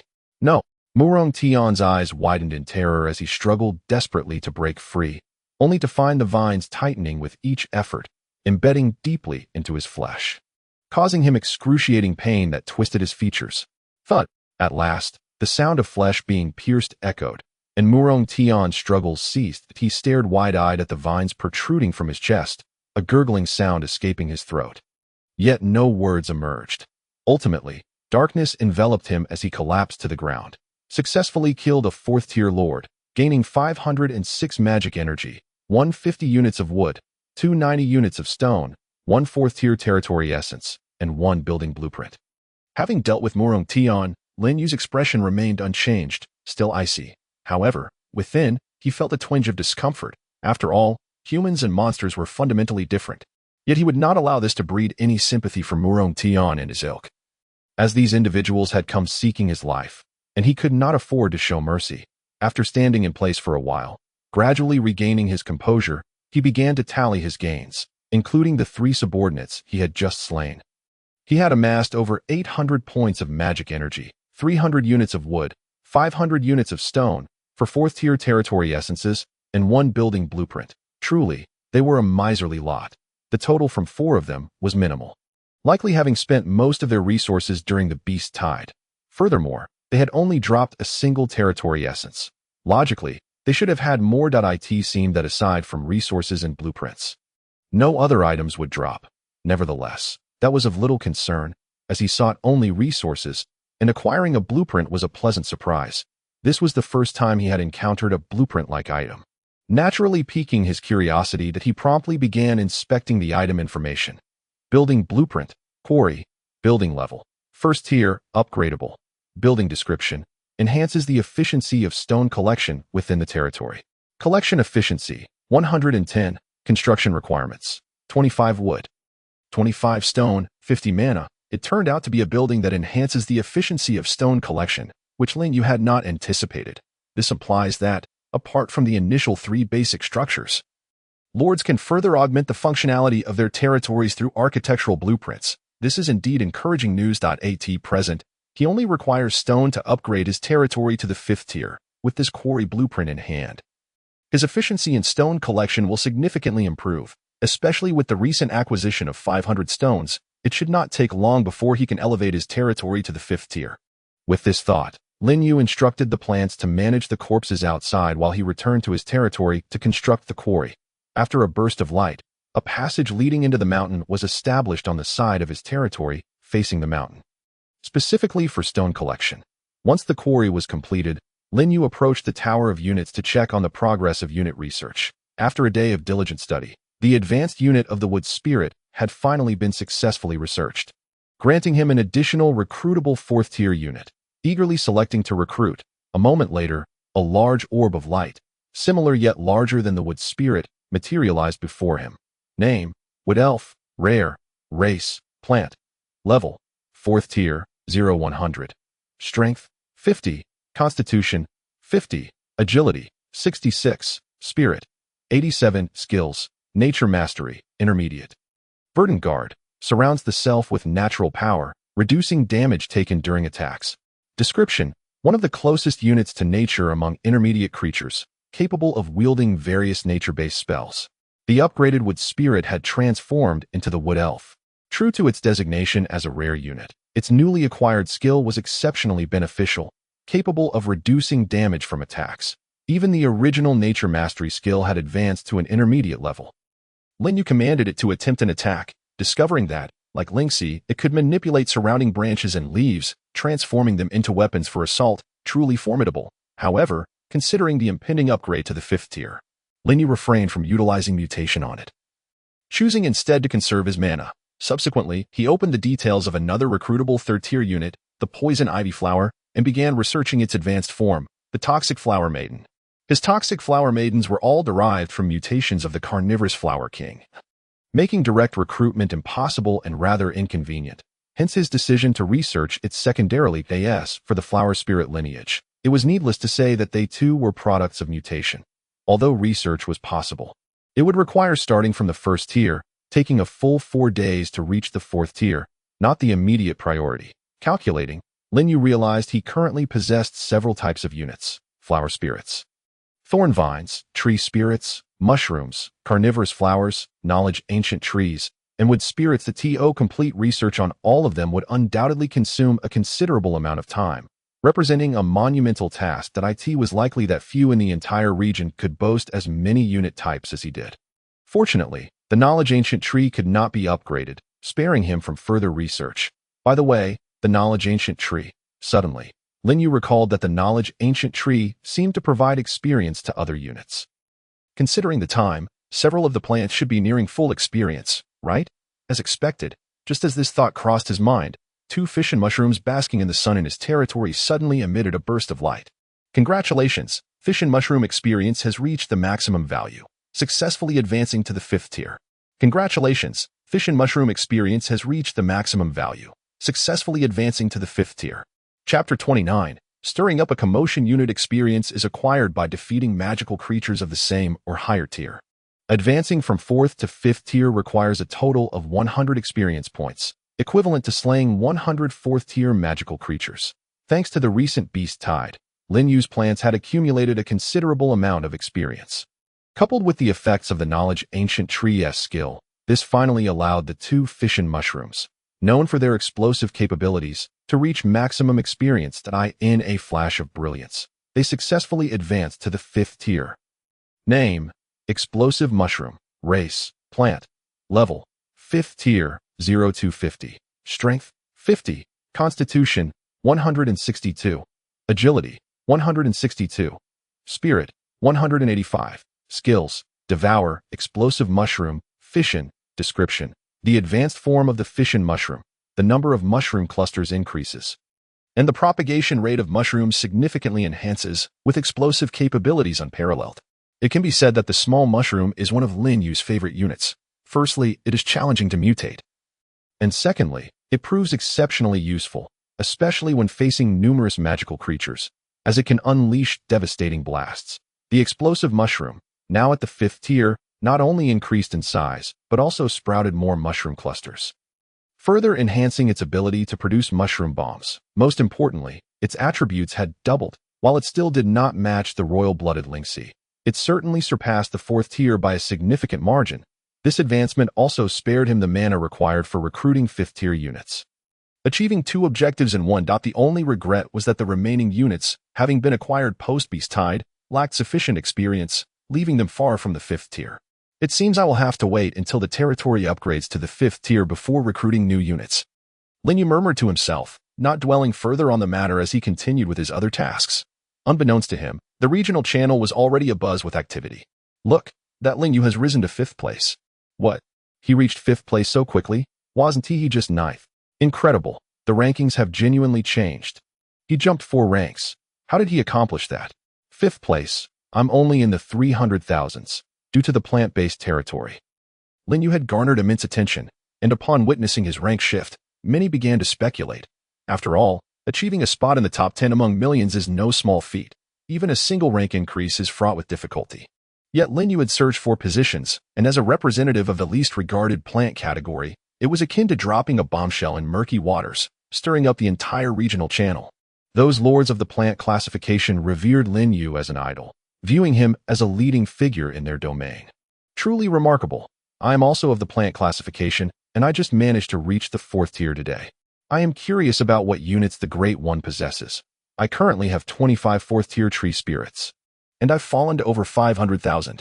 You're fortunate. My 4th tier unit is a pea shooter, which is terribly fragile, placing me in the hundreds of thousands. I really don't know how he made it into the top 10. A group of 4th tier nobles flaunting their achievements. The 3rd tier plant units are too timid to speak. Typically, most lords can recruit only one type of unit at their current level. Even if they utilize the Tower of Units to research new units, they can manage only 2 or 3 at most, necessitating a considerable expenditure of mana and time.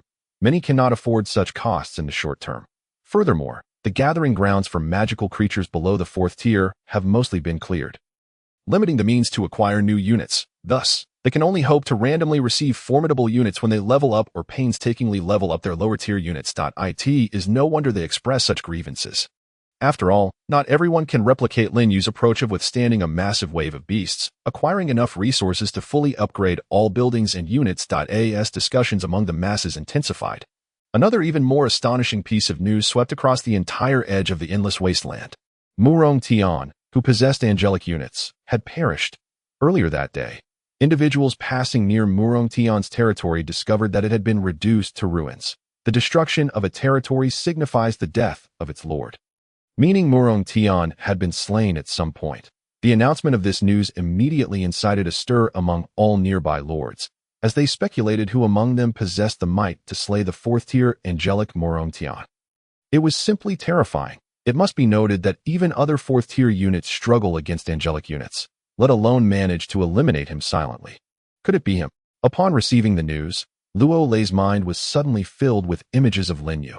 His expression one of suspicion. Just the night before, he had sent Lin Yu a message indicating that killing other lords could yield upgrade materials, and now, a day later, Murong Tian was dead. The coincidence was too striking. Moreover, he knew well that in this vicinity, the only one capable of killing Murong Tian, who also harbored animosity towards him, was none other than Lin Yu. This left him unable to shake the suspicion that Lin Yu was indeed responsible. No, He could almost confirm that this was the doing of Lin Yu. Fortunately, I did not make an enemy of him. If even Murong Tian could not escape, is this his true strength? Luo Lei felt an immense sense of relief, grateful for his decision to cultivate a good relationship with Lin Yu. Simultaneously, he was filled with profound awe, never realizing Lin Yu's strength was so formidable. It was no wonder he could break into the top 10 without reason. Just then, a private message pinged. Upon inspecting it, he found it was from Lin Yu. Luo Lei was taken aback, hastily opening the message. It turned out to be a note of gratitude from Lin Yu, thanking him for relaying such vital information. A subsequent line followed. If you require 4th tier territory essence, feel free to ask me. I still have a few, and you can exchange them for some resources. Essence of territory. Luo Lei's pupils suddenly constricted. With just a few more essences, it meant that, apart from Murong Tian, Lin Yu had also slain 4 other tier 4 lords. How could this be possible? Could it be that Lin Yu had annihilated several tier 4 lords in such a brief span of time? Luo Lei found it hard to believe. Merely half a day had passed, and such a feat had been accomplished, far exceeding his imagination. Yet, it wasn't long before he quickly came to a realization. Murong Tian had, for subordinates, right? Could it be that? At this thought, Luo Lei trembled all over, not daring to ponder further. After staring at the news for a while, he finally mustered the courage to reply. All right. I will contact you once I meet the requirements to advance to Tier 5. After sending this message, he felt a tremendous sense of relief and collapsed into a chair nearby, on the other side. Upon receiving the message, Lin Yu smiled and casually closed the interface. Beside him, the plants moved back and forth, diligently transporting stones, as the required 1,000 units of stone for upgrading to Tier 5 were now within reach. Chapter 30. First encounter with Tier 5 monsters. Congratulations, the territory has successfully upgraded. Current level, Tier 5. Unlocking territory warehouse, unlocking personal storage space. A melodious voice echoed in Lin Yu's mind. After a day of gathering, Lin Yu had finally amassed enough materials to elevate his territory to Tier 5 that, however, upon hearing the notification, he was momentarily stunned. Is this it? What about the unit rewards? Lin Yu's face was filled with astonishment. He glanced at the newly unlocked territory warehouse, which served as a building for storing territory resources and personal storage space, akin to a personal backpack within the game. Neither had anything to do with unit rewards. Yet, after waiting for some time, there was still no notification for unlocking new units. Could it be that there was an issue with the upgrade, or perhaps, after Tier 5, there were no more unit rewards? Lin Yu was flabbergasted, completely unprepared for such a scenario. If upgrading the territory did not yield new units correlating with the level, wouldn't they find it increasingly difficult in the future? Surely, not many were aware of this matter. Could it be because the novice period has ended? Lin Yu pondered. Perplexed, he seemed to grasp why the tower of units appeared after the safety period. It was precisely due to this predicament. Before Tier 5, one was still considered a novice, and upgrades would grant unit rewards to solidify their foundation. After Tier 5, however, if one desired units, they would need to gather resources. Now, Lin Yu finally comprehended the nature of this world, which clearly aimed to incite competition for resources, plunging them into an endless cycle of conflict. Coupled with the earlier incident of obtaining the essence of territory by defeating lords, it further deepened his sense of the world's malicious intent. With that thought, Lin Yu hastily opened the information for his upgraded territory. Territory name, Tree of Life. Territory level, Tier 5. Territory durability, 1,500, 1,500, 250. Recruitable unit type, plant. Recruitable quantity, 40-50. Territory description, the foundation of the Lord's survival.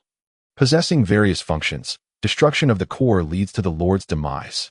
Upgrade requirements, wood 1,500, 1,500, stone 11, 1,500, iron ore 0,750, copper ore 0,750, magic energy 873, 2000, Tier 5 territory essence 05. Note, plant type territory characteristic. Wood is self-sustaining. Looking at the long list of upgrade materials, Lin Yu felt a chill run down his spine. Not only had the quantity increased significantly compared to before, but 2 additional materials, iron ore and copper ore, had also been added, and the essence of territory had multiplied 5-fold. This meant that he would need to destroy at least 5 Tier 5 territories or eliminate 5 Tier 5 monster nests. Either option was fraught with peril that a moment's carelessness could lead to irrevocable consequences. After all, those who could reach Tier 5 were not to be trifled with, once they sensed a threat to their lives. They would undoubtedly fight to the bitter end. The danger posed by Tier 5 monster nests was even more pronounced, as they housed not only numerous Tier 5 monsters but also the potential for a Tier 6 boss monster to emerge. It seems I can only focus on upgrading all units to Tier 5 first. Lin Yu murmured to himself, his expression exceedingly grave. The Tower of Units could only research one unit type per day, and to study Tier 5 units, he would need to upgrade the building, which required a considerable amount of materials. Additionally, researching units also consumed magic energy, adding yet another expense. With so many gaps to fill, he dared not think too far ahead. So he could only start with upgrading the units. He glanced at the information for the Tower of Units. Building name, Tower of Units, building level, Tier 4, building description. Capable of researching advanced forms of existing units, making them recruitable, requires magic energy. With unit level not exceeding building level. Research speed, 1 type day. Upgrade requirements, 500 wood, 500 stone, 1000 magic energy. Fortunately, the materials needed for upgrading to Tier 5 were not as outrageous as those for the territory. He had been consistently gathering stone. Now, the most pressing need was magic energy. The 10 or so magic energy points obtained from defeating Tier 3 monsters were no longer sufficient to meet his current demands. Even upgrading to the Tier 5 Flame Lotus would only yield 25 points per hour, which was inadequate. He must venture out to hunt monsters of Tier 4 and above. Thus, after making preparations within the territory, Lin Yu set out with 20 units, including Ling Shi and a burst mushroom. As for the other burst mushroom, he instructed it to stay with the ivy and other plants to defend the territory. After yesterday's battle, the ivy had already recovered its injuries through its devouring ability and had established a vine forest outside the territory. With a Tier 5 burst mushroom and several other Tier 4 plants, it was believed that few could breach the territory's defenses, allowing him to explore further afield with peace of mind. Leaving the territory, Lin Yu walked along the path with the plants, casually checking the regional leaderboard. First place, In Tiange, Tier 5, Demon type, second place, Bai Haitang, Tier 5, Angel type, third place, Yin Wu, Tier 5, Elemental type, fourth place, Wenren Kuang, Tier 5, Beast type, fifth place, Lin Yu Tier 5, Plant type, as he had anticipated. After a night, the top ranks on the leaderboard had all reached Tier 5, yet he still remained in fifth place. The only change was that the second and third places had swapped positions.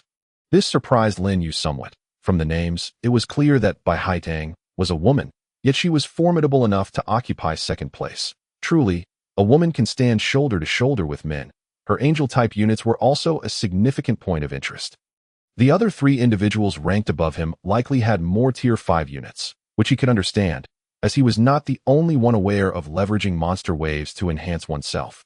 Closing the leaderboard, he continued on his journey with renewed determination. This time, his target was not the nearby mountains and forests that had been explored countless times, but rather the area on the other side of the forest. A region he had never ventured into before. Previously, walls and monster waves had obstructed his path, but now that the walls had crumbled, it was time to see what lay beyond. Perhaps he would uncover something valuable. After more than half an hour, Lin Yu successfully traversed the forest and arrived at the desolate wasteland covered in scorched earth from his memories. The moment he stepped into the wasteland, a notification rang in his ears. Area transition, switching area channel. Switch successful. Currently in the area, wasteland. This area contains numerous high-level monsters. Please exercise caution. A new area? Lin Yu's expression froze momentarily as he checked the area channel.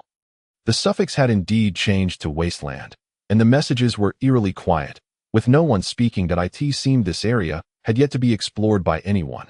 Moreover, the warning about the presence of numerous high-level monsters necessitated extreme caution, prompting him to gather the plants around him before delving deeper into the wasteland. The wasteland, as its name suggested, was marked by charred land, with blackened soil stretching as far as the eye could see. Even the distant mountains appeared scorched, save for some peculiar dark brown trees that managed to grow. Lin Yu had barely entered the wasteland when he encountered a massive rock monster. Name, Rock Monster. Race, Elemental. Level, Tier 5 Strength, 195 Vitality, 192 Agility, 50 Mentality, 100 Skills, Rock Hammer. Earth Shatter. Description, an elemental creature unique to the wasteland, composed entirely of rock, boasting formidable strength and defense, but with sluggish speed. Tier 5. Lin Yu's heart raced. He had not expected to encounter a monster so soon. let alone a tier 5 one. At that moment, the towering rock monster, standing 3 to 4 meters tall, also spotted him and charged forward with a roar. The ground trembled beneath its weight, producing a thunderous sound. Chapter 31. Regional ranking rewards, quick. Restrict its movements. Lin Yu shouted to Lingxi beside him, immediately drawing the bone sword he had crafted in the production workshop, preparing to confront the beast. Simultaneously, the plants around him sprang into action. With countless vines bursting forth, slithering along the ground to ensnare the rock monster. The once charging rock monster was swiftly ensnared by the vines, bound tightly like a rice dumpling. Roar! The rock monster emitted a furious roar, its limbs suddenly yanking with such force that it effortlessly tore away all the vines that bound it. What terrifying strength! At that moment, Lin Yu truly comprehended the dreadfulness of a power-type monster. Realizing that it was far beyond what his fourth-tier creatures could contend with, not daring to be careless, he immediately shouted to the side, Lingxi. Responding to the command, Lingxi swiftly took flight, directing her staff toward the rock monster, causing an abundance of thorns to sprout from its body, ensnaring it once more. The rock monster struggled desperately but was unable to free itself from the thorny bindings in such a short time. Crashing down to the ground, subsequently, red mushrooms began to appear, landing on its form. Boom, boom, boom. The deafening explosions reverberated, shaking the very air around them. The fifth-tier explosive mushrooms proved to possess remarkable power, even though the rock monster was resilient. It sustained considerable injuries, roaring in fury as it struggled to rise again, its massive fists crashing violently into the ground that in an instant. The ground shattered, radiating outward from the center of the rock monster. Retreat. Lin Yu's expression changed drastically, and he quickly led the plants to retreat, narrowly evading the monster's area attack. When he glanced back at the rock monster, he found that the ground around it had already collapsed, a scene of utter devastation. Truly, a monster renowned for its strength, its one strike wielded such destructive power, it was utterly terrifying. However, Lin Yu's plants were not to be underestimated either, especially the two fifth-tier units, seizing the opportunity while the rock monster was gravely injured. They launched another wave of attacks, unleashing a barrage of sharp spikes and explosive mushrooms. Amidst the rock monster's furious roars, it was ultimately overwhelmed, successfully killed fifth-tier rock monster, gained 50 magic energy. Hearing the notification by his ear, Lin Yu breathed a sigh of relief, feeling somewhat fortunate. Thankfully, the rock monster was not swift. Otherwise, with such destructive power, he would likely have lost a significant number of his fourth-tier units. With the rock monster defeated, he immediately commanded the injured plants to use their devour skill, consuming the monster's corpse to recover their wounds. Before proceeding onward, as Lin Yu advanced, the number of monsters he encountered increased, most of which were fourth tier or above. With occasional fifth-tier creatures, no wonder no one dared to venture here. Fortunately, he had two fifth-tier plants for protection and possessed fifth-tier strength himself. As long as he did not encounter more than two fifth-tier monsters at once, he would not face significant issues. Thus, he quickly left the forest's edge far behind, arriving in a mountainous mining area. Is this or? Lin Yu casually picked up a piece of pitch-black stone from the ground. His gaze shifting. At that moment, a piece of information appeared before him. Name, iron ore. Description: one of the materials for territory construction, can be used for various types of building.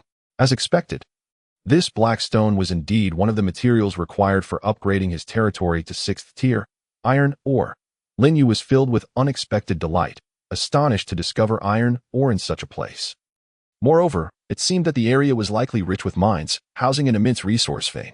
Wonderful! At last, I have a lead on the materials for upgrading. As the saying goes, the early bird catches the worm.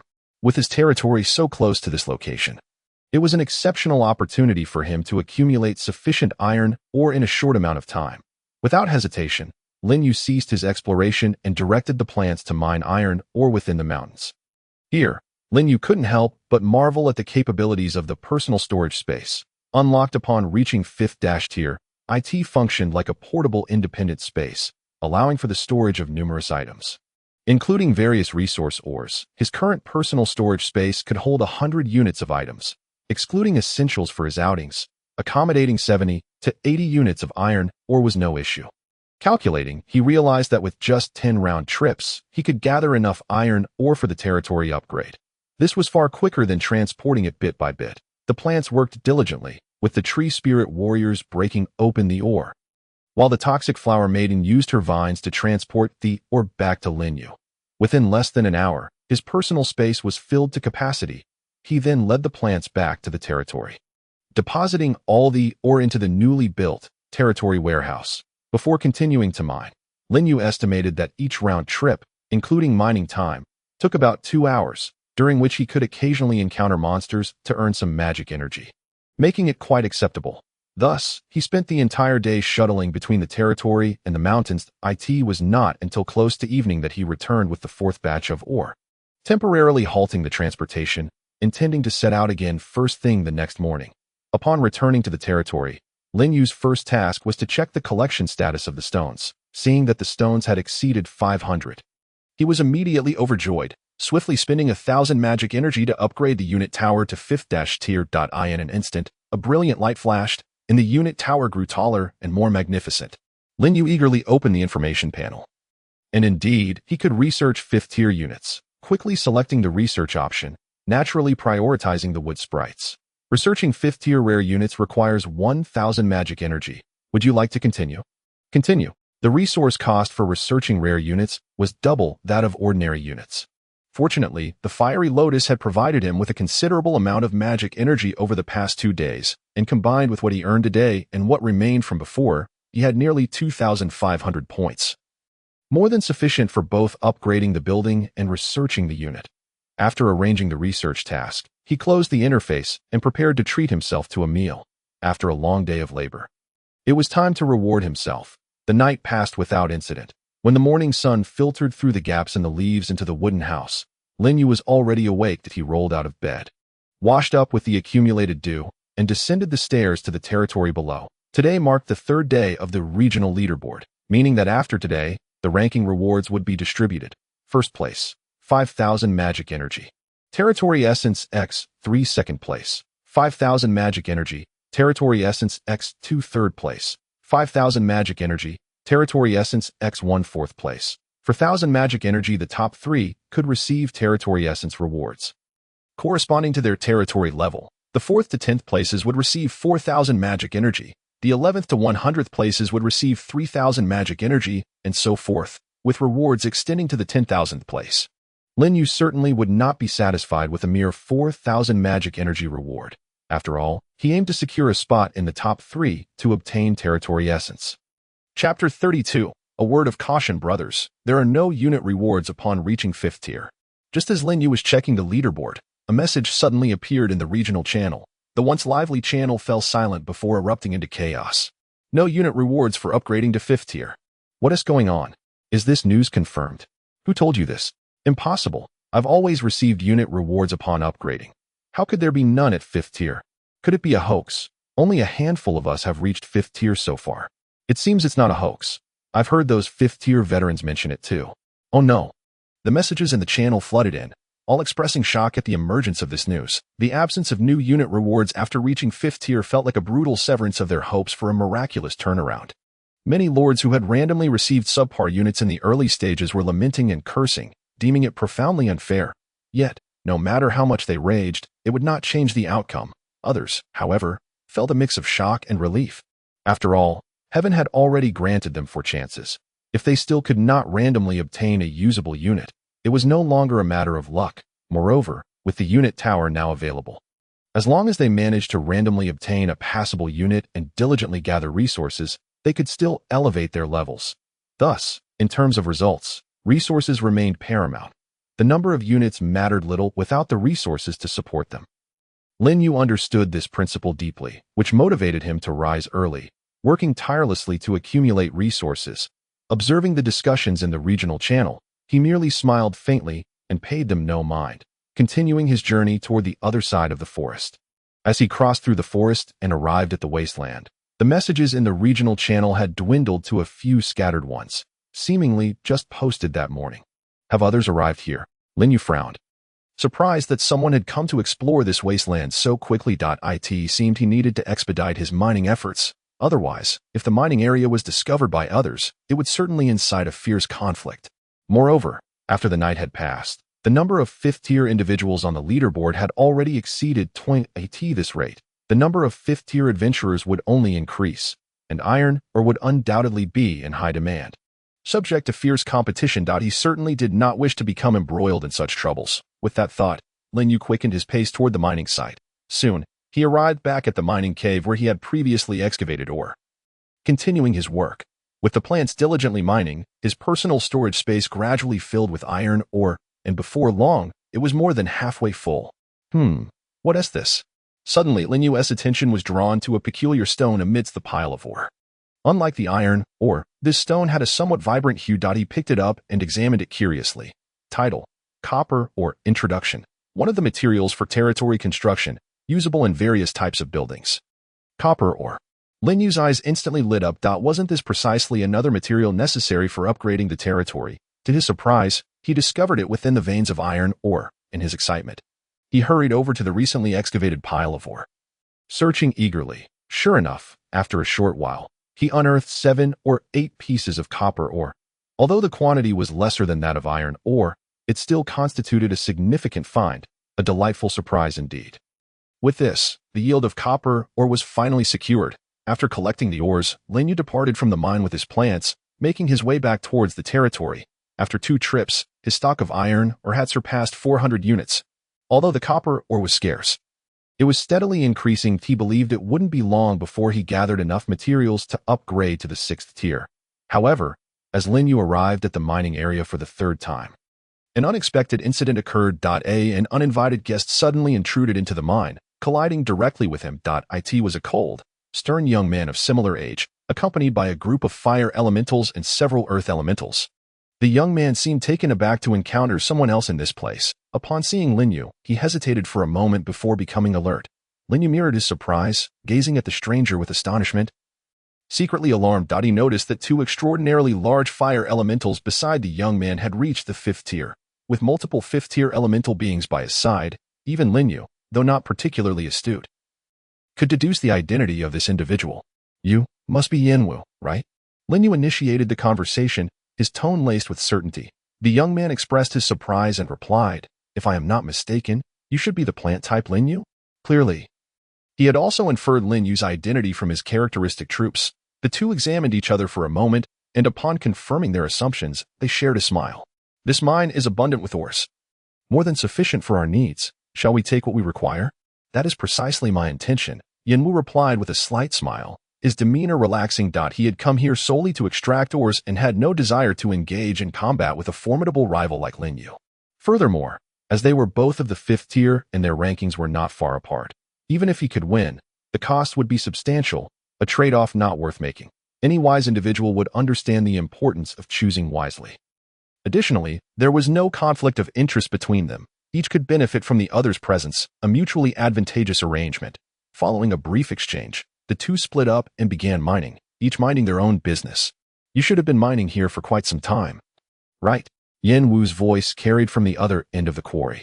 "Indeed, I've made several trips already. The materials required to upgrade to a 6th-tier territory are quite numerous," Lin Yu replied vaguely, opting not to disclose the exact duration. After all, this was their first meeting, and a degree of caution was warranted. After a moment of silence, Yanwu hesitantly continued, "I advise you, it would be best not to rush into the 6th tier too quickly. Not to rush into the 6th tier." "Why is that?" Lin Yu asked, bewildered.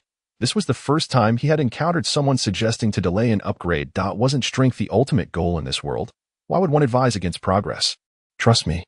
Once you reach the 6th tier, significant events will unfold, and they may not bode well for us." Yanwu's voice grew more serious, tinged with an underlying apprehension. Lin Yu's expression stiffened at this. If even the 3rd-ranked individual held such concerns, it must be a matter of great importance. Did Yanwu possess knowledge that he lacked? Overwhelmed by curiosity, he pressed, "What significant event? Can you share it with me?" "Honestly, I am not entirely certain.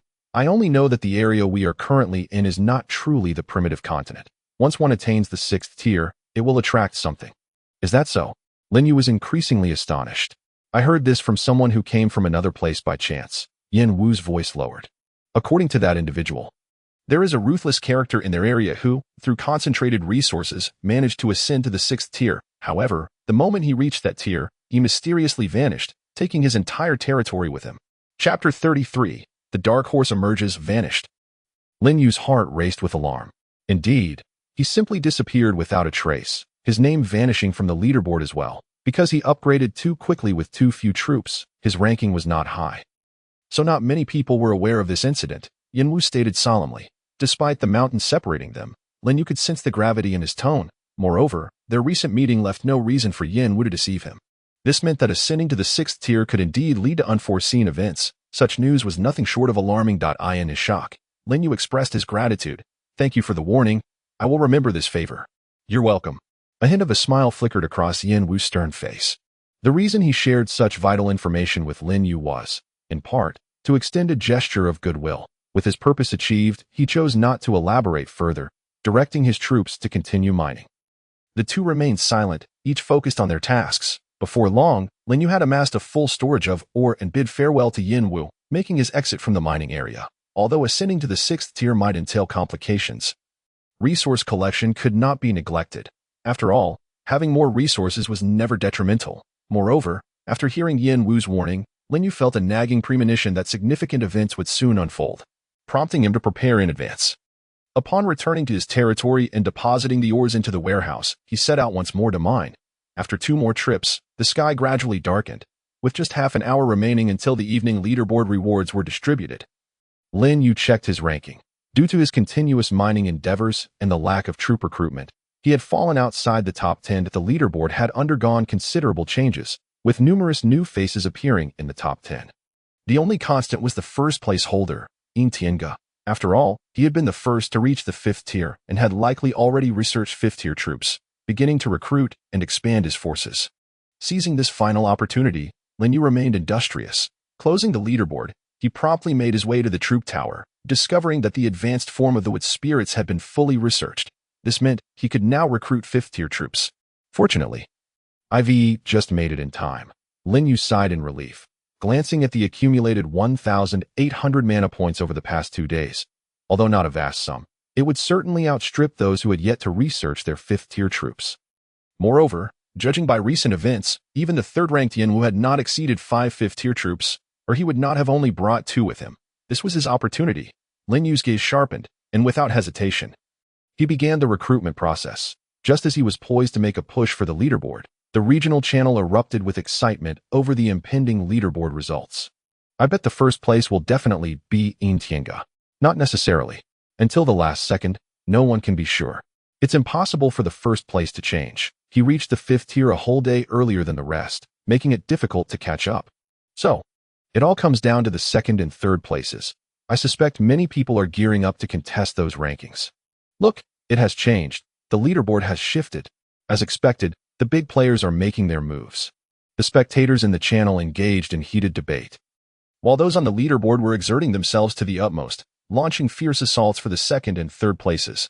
Almost every few seconds, the rankings fluctuated, the competition fierce and relentless. Even Yinwu, currently in 3rd place, was squeezed down to 6th but quickly reclaimed 5th. As predicted. Without the final second passing, no one could ascertain the outcome, and the crowd erupted in excitement, far more thrilling than watching a blockbuster film. Lin Yu, who had been languishing in the teens, was suddenly pushed down to the 40s, on the cusp of being ousted from the top 50. What is going on? How could his ranking drop so drastically? Within the territory, Luo Lei gazed in astonishment at Lin Yu's ranking. He had been closely monitoring Lin Yu's name for half an hour, eager to witness any remarkable performance. However, after waiting for a long time, he observed Lin Yu's ranking plummeting instead, prompting him to furrow his brow in concerned that moment. Several others also noticed Lin Yu's ranking. Look, Lin Yu has already dropped to the 40s. This is quite tragic. Lin Yu, was he in 5th place just now? 5th place? He has long been pushed down. He has likely lost all hope of breaking into the top 10. The plant type really is at a disadvantage. I reckon he only made it into the top 10 due to sheer luck a couple of days ago. What good is that? The real big shots are just starting to exert their strength. Lin Yu's entry into the top 10 had already baffled countless observers. Now, witnessing his ranking plummet, many took delight in his misfortune. With only 5 minutes remaining until the reward calculation, it was nearly impossible for Lin Yu to surge from the 40s back into the top 10. Consequently, many shifted their focus back to the top 10, no longer paying attention to Lin Yu's ranking. Only 1 minute left. The channel began announcing the countdown to reward calculation. The previously lively discussions among the spectators ceased, everyone holding their breath and fixated on the leaderboard. Afraid to miss anything, the Titans atop the leaderboard have commenced their final sprint, causing the rankings to shift wildly. Only 5 seconds left. 5, 4, 3, 2, 1. Time's up. At last, a radiant light flashed, and the names on the leaderboard were instantly frozen.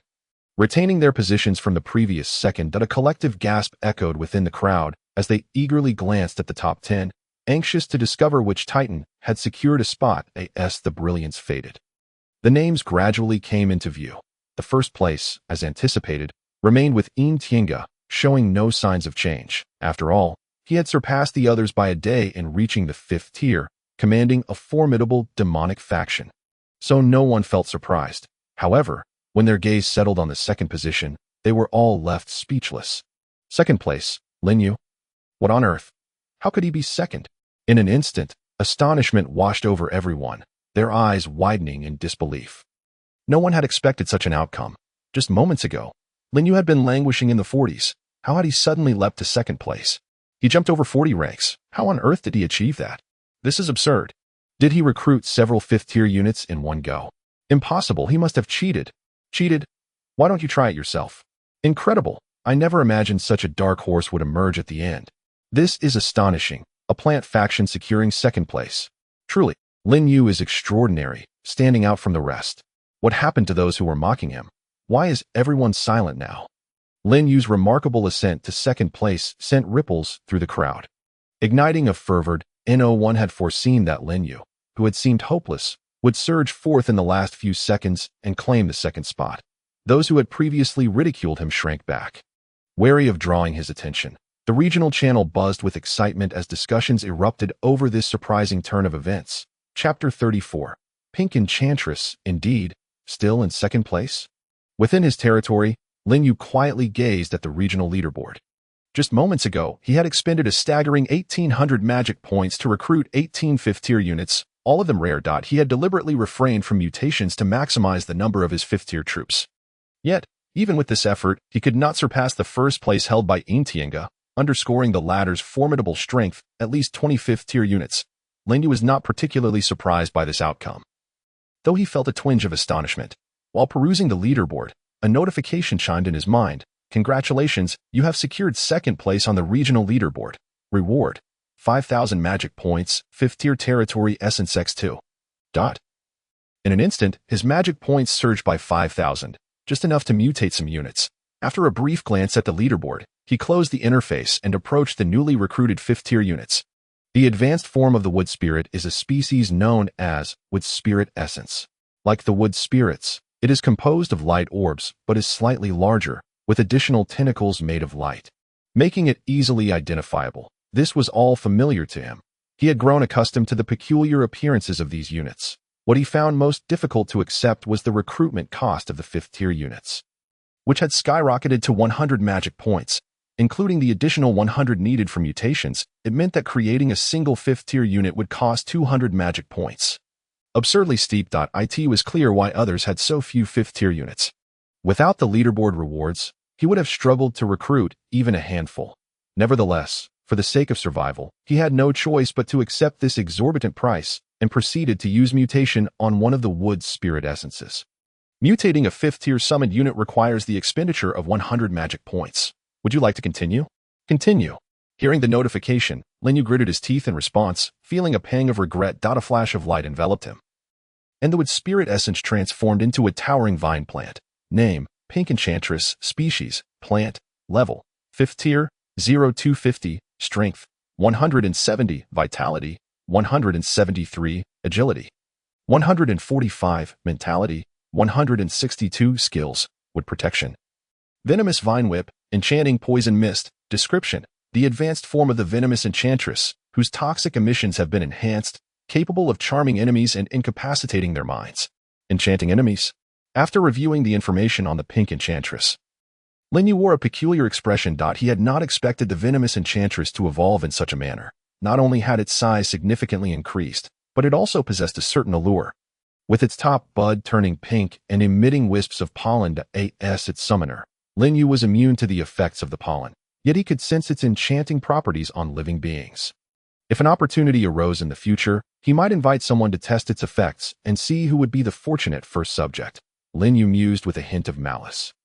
He then directed the pink enchantress to attack, discovering that its vine reach had also expanded, increasing from over 30 meters to a staggering 40. This range would surely leave all but the ranged units in the dust. Even among ranged units, few could match this distance. Such was the advantage of plant units: growth. As long as there was soil, they could continuously thrive and strike when the enemy was unprepared. After examining the changes in the pink enchantress, Lin Yu proceeded to mutate the other units. Half an hour later, all 18 of his newly recruited with spirit essences had transformed into new 5th-tier units. Among them were 7 pink enchantresses, 2 explosive mushrooms, all inheriting the wood protection skill, which seemed highly compatible with this ability. Additionally, there were 4 wood demons, similar to Lingxi, inheriting the ranged attack skill Nature's Control. The remaining 5 included 3 that mutated into the advanced form of tree spirit warriors, the tree spirit leaders, and 2 that became the advanced form of the man-eating flower, the overlord flower. The 5th-tier tree spirit leaders had significantly increased in size and strength, making them ideal as meat shields. As for the overlord flowers, they sprouted numerous thorns, greatly enhancing their melee capabilities, making them exceptional for defending the territory. After completing the mutations of all 18 units, Lin Yu checked his magic points, which stood at 3,200. However, he chose not to recruit more units, having realized that after 3 days of accumulation, the experience of the 4th-tier plants was nearly maxed out, with the knowledge tree in place. He believed they would soon reach the 5th tier without needing to spend magic points on new recruits. Conveniently, he had gathered a substantial amount of stone during these days, and this magic could be used to upgrade other buildings or research units. With this in mind, he continued to busy himself within his territory. On the other side, the lords remained embroiled in heated discussions within the regional channel, debating the recent ranking outcomes. Meanwhile, Luo, who had been fixated on the leaderboard, took a considerable amount of time to regain his composure, his eyes filled with astonishment. 2nd place. He really did it. Luo could hardly believe it. Just a moment ago, Lin Yu had been languishing in the 40s. And now he had surged to 2nd place. How many 5th-tier units had he recruited to achieve such a feat? Yet, he was certain that Lin Yu must now possess no fewer than 10 5th-tier units. Otherwise, such a dramatic leap would be impossible. 10 5th-tier units. Even sending one into battle would make it a formidable challenge for him to withstand, and only by exerting every ounce of effort could he hope to claim victory. Let alone contend with 10, simultaneously, in a desolate volcanic region. Yin Wu was also observing the freshly updated leaderboard, his expression one of utter astonishment and gravity. This guy, truly exceptional. Initially, his interest in befriending Lin Yu stemmed from recognizing a rival with comparable strength. But he had not anticipated such an unexpected outcome. That to leap over more than 40 ranks was no small feat. Even he could not accomplish such a thing. This compelled him to regard Lin Yu with heightened respect. In summary, the events of today's leaderboard had firmly established Lin Yu's reputation, solidifying his title as the premier of the plant faction. No one dared to underestimate plant units any longer. Nor did anyone consider them weaker than other factions, thus vindicating their worth. At this moment, however, Lin Yu remained oblivious to the external commotion, diligently focusing on his tasks. After upgrading the remaining buildings to the 4th tier, he made his way to the production workshop to review the production list, quickly locating the item he sought. Building name: wall. Production description: can consume wood and stone to construct a sturdier wall. Ever since the last incident where Murong Tian had destroyed a section of his territory's wall, Lin Yu had keenly felt the inadequacy of his defenses, which were unable to withstand attacks from those units. Given that he currently could not upgrade to the 6th tier, it was an opportune moment to use the materials he had gathered to upgrade the walls, thereby reinforcing his territory's defenses and preventing another breach. Chapter 35. Collaboration and the quest for treasure chests. Time passed swiftly, and after a night's rest, Lin Yu, preoccupied with thoughts of the walls, awoke with the dawn. He had no intention of returning to the desolate wasteland for mining today. Instead, he gathered all his troops to collect stone from the mountains behind his territory, preparing to fortify the walls and enhance the security of his domain. The quarry, now upgraded to the 4th tier, had significantly improved its stone extraction efficiency. Building name: quarry. Building level: 4th tier. Building description: enhances the efficiency of stone collection for the territory. Collection efficiency: 140. Materials required for construction: 500 wood, 500 stone, 1,000 magic energy. After reaching the 4th tier, the materials required for upgrades increased considerably, making this tier the most cost-effective for Lin Yu. Whether he would upgrade to the 5th tier in the future was a matter for another time, not one he needed to concern himself with now. Thus, he spent the entire morning within his territory in the mine. The plants, having ascended to the 5th tier, exhibited remarkable strength, far surpassing that of ordinary beings. Transporting stone was a mere trifle for them, akin to child's play, and they worked diligently without hesitation. Thanks to their assistance, by midday, he had already amassed 500 units of stone. Coupled with the 500 units of wood, Lin Yu promptly doubled the height and thickness of the walls through the production workshop, instantly revitalizing the surroundings of his territory. All right, everyone, take a break, he called out to the plants busily hauling stones, summoning them back into the territory. He then set up a fire to roast meat for lunch while opening the regional channel to keep abreast of developments in the area. Did you hear? A large iron ore vein has been discovered on the wasteland beyond the forest. Iron ore? Is that true? Isn't that a material for upgrading the territory to the 6th tier? I've heard the same. It seems quite a few 5th tier lords have rushed over. Gee, 5th tier. Isn't that extremely dangerous? Dangerous? It's downright terrifying. I went to check today, and it was crawling with 5th tier beings, already fighting outside the mine. Phew. Good thing I didn't go. Anyone below the 5th tier would be walking to their doom. Lin Yu was taken aback. He hadn't anticipated that someone would discover the ore vein in the forest so swiftly, attracting numerous 5th tier lords. It seemed the mining area was now a chaotic scramble for resources. Fortunately, he had the foresight to stockpile a considerable amount of iron ore in advance, allowing him to avoid the fray for the time being. Even if he did join the scramble, he wouldn't stand to gain much and could easily find himself in a perilous situation. Surrounded on all sides. Look up at the sky. Suddenly, someone exclaimed in the regional channel. Lin Yu, who had been perusing the chat messages, froze momentarily, instinctively gazing upwards. The next second, his pupils dilated in shock. Above the vast expanse of the sky, streaks of light appeared, trailing long tails as they descended toward the primordial continent. This familiar scene was strikingly reminiscent of the first time treasure chests had been airdropped. Holy cow, treasure chests, more chests are falling from the sky. I see them too. So many chests. What's happening? Why are more chests dropping? Could it be they're filled with treasures like last time? I heard the last drop contained resource orbs and troop tokens. Troop tokens? Fantastic. I thought it was a meteor last time and missed out this time. I must seize the treasures within the chests. Quick, let's see where they land. The lords exclaimed in excitement, and Lin Yu was equally astonished. After several days, treasure chests were descending from the heavens once more. What could this signify? No one knew for sure. Yet one thing was certain, the chests contained items they all desired. Just that prospect was enough motivation. It seems I must go, Lin Yu murmured to himself, reflecting on the last airdrop. It was indeed from there that he had acquired his rare troops. It was thanks to this rare troop that he had navigated his path so smoothly, outpacing many others. He had to obtain whatever treasures lay within those chests.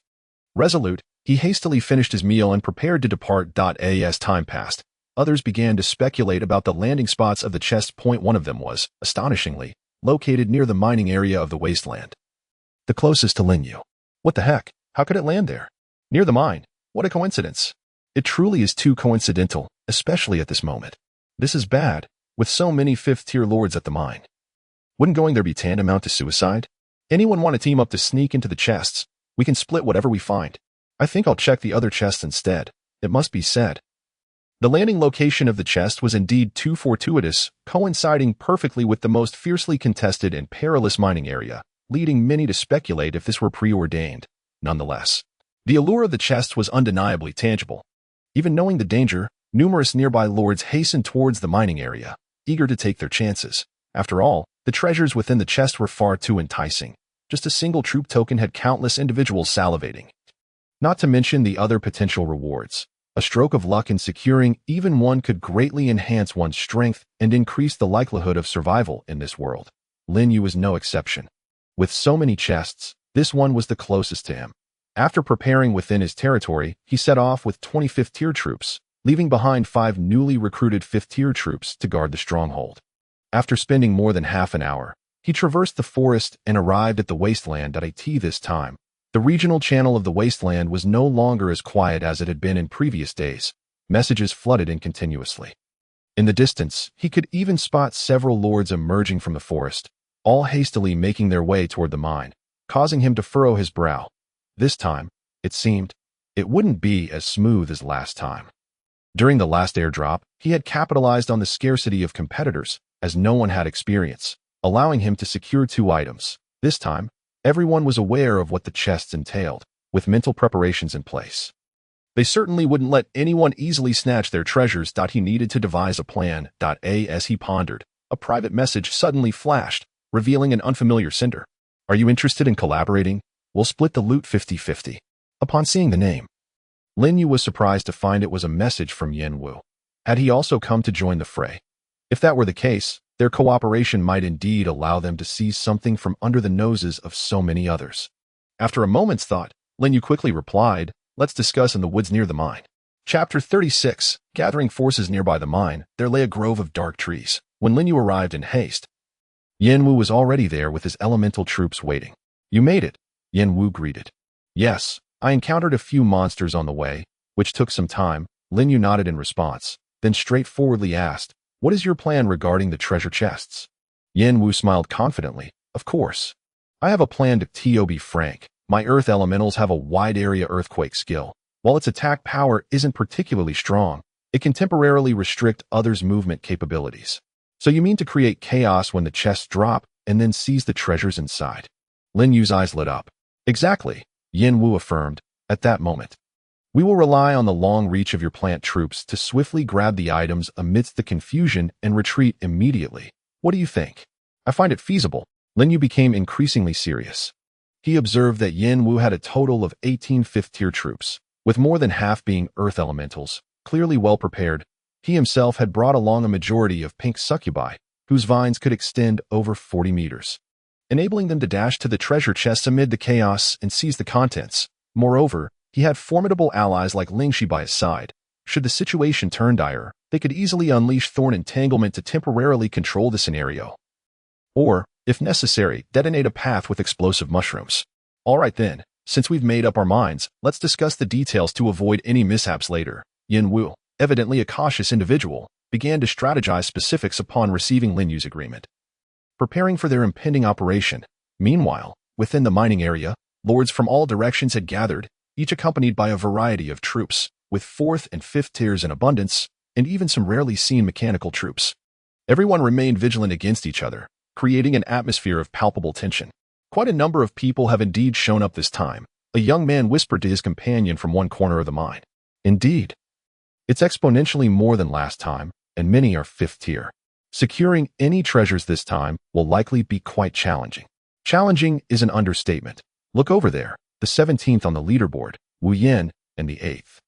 Mo Chopfeng have both arrived, and who knows how many other high-ranking lords are lurking nearby. Should we just give up? Otherwise, we might not even know how we died. Hearing his companion's words, the young man immediately showed signs of trepidation. The titans atop the leaderboard are all formidable 5th-tier warriors, whose prowess is far beyond the capabilities of these individuals to contend with. It would be a grave mistake to lose one's life in the pursuit of treasure, only to find oneself bereft of the coveted prize. It seems that the companions share this sentiment, as they too begin to entertain thoughts of retreat. Yet, at that moment, a sudden commotion arises within the crowd. A young man with a stern countenance strides into the mine, flanked by a dozen colossal elemental soldiers. Isn't that Yin Wu? Why has he come as well? Yin Wu, the 3rd-ranked elemental powerhouse. Good heavens! He commands such a multitude of 5th-tier soldiers. Is this truly the strength of the 3rd place? Damn it! If he's here, it will be even harder to seize the treasure. The crowd's chatter intensifies, their expressions shifting to one of gravity. Yin Wu, however, pays them no heed, boldly advancing into the mining area, as if eager for all to witness his arrival. His renown precedes him, and soon everyone in the vicinity becomes aware of his presence. Gradually adopting a posture of caution, there is no denying that as a perennial contender in the top 10, Yin Wu's strength is unquestionable, posing a significant threat to their quest for the treasure chest. Many begin to exchange knowing glances, silently agreeing that should Yin Wu make a move, they must unite to thwart him, preventing him from claiming the contents of the chest, for once he departs, any hope of reclaiming the treasure becomes nearly impossible. Yin Wu, acutely aware of the shift in atmosphere, allows a subtle smile to grace his lips. His gaze discreetly sweeps over the crowd, landing on a figure concealed in the shadows of the mine. With a confident stride, he steps forward, drawing the attention of all. Lin Yu, hidden in the corner, has already concealed his plant soldiers within the dark woods behind the mine, accompanied only by Ling Shi and several tree spirit leaders. Ensuring their anonymity at this moment, all eyes are fixed on Yin Wu, oblivious to Lin Yu's presence, and certainly unaware of the threat posed by his few soldiers. As time elapses, the number of spectators outside the mining area swells, and the tension mounts. All heads turn skyward towards a radiant streak of light hurtling towards them, as if heralding something momentous. It's here. Suddenly, someone shouts. The anxious crowd jolts in unison, witnessing the radiant light descend with tremendous force. Boom. The ground beneath the mining area trembles violently, and a colossal wave of energy erupts, causing the surrounding stone hills to shed debris, enveloping the scene in a cloud of dust. Shortly thereafter, a treasure chest, adorned with gilded trim and more opulent than ever before, materializes before them. The treasure chest. As the sight of it registers, an electrifying thrill courses through the crowd. Having missed their chance previously due to ignorance, they are not about to let this opportunity slip away. Act quickly. Let us seize the chest. Get away. The chest is mine. Stop them. Don't let anyone near the chest. Dream on. Clear the way. In an instant, chaos erupts in the mining area. Everyone leads their soldiers toward the treasure chest. A cacophony of dazzling attacks raining down, creating a frenzy among the crowd. In the blink of an eye, several individuals are struck down, meeting an untimely demise. Yin Wu, undeterred, leads his elemental soldiers through the encirclement, racing toward the chest, causing alarm among the others. Hurry! Stop him! They are acutely aware of Yin Wu's capabilities. If he reaches the chest, the consequences will be dire. In a moment, all attacks converge on Yin Wu, swiftly surrounding him in an attempt to thwart his advance toward the treasure. However, at that moment, a smile unexpectedly graces Yin Wu's lips. Earthquake. With a commanding shout, the earth elementals beside him raise their arms in unison, their massive fists crashing down upon the ground. The resulting roar reverberates as the earth fractures, the land collapsing, and the tremors radiating outward, sending shockwaves through the area. Those caught off guard, both people and soldiers, lose their balance, their senses overwhelmed, and even the vicinity of the treasure chest is not spared. At this juncture, tendrils surge forth from the side, darting along the ground toward the chest. Lin Yu has finally made his move. Disaster. Someone's attempting to steal the chest. The crowd, regaining their wits, immediately notices the vines advancing toward the chest and gasps in horror, issuing commands for their soldiers to intercept. You wish to pass? Not so easily. Wall of flames. With a thunderous declaration, Yin Wu's fire elementals spring into action. Waves of searing flames erupt from their hands, erecting a formidable barrier of fire between the crowd and the treasure chest, effectively blocking their path. With the flames obstructing their way, Lin Yu's vines swiftly reach the chest, prying it open to reveal 6 glowing items within, dazzling all who behold it. 6 items. The crowd is taken aback, unable to believe their eyes. They had not anticipated such a bountiful haul, double that of their last encounter. Among these luminous treasures, 2 objects resembling tokens lie quietly, igniting their excitement.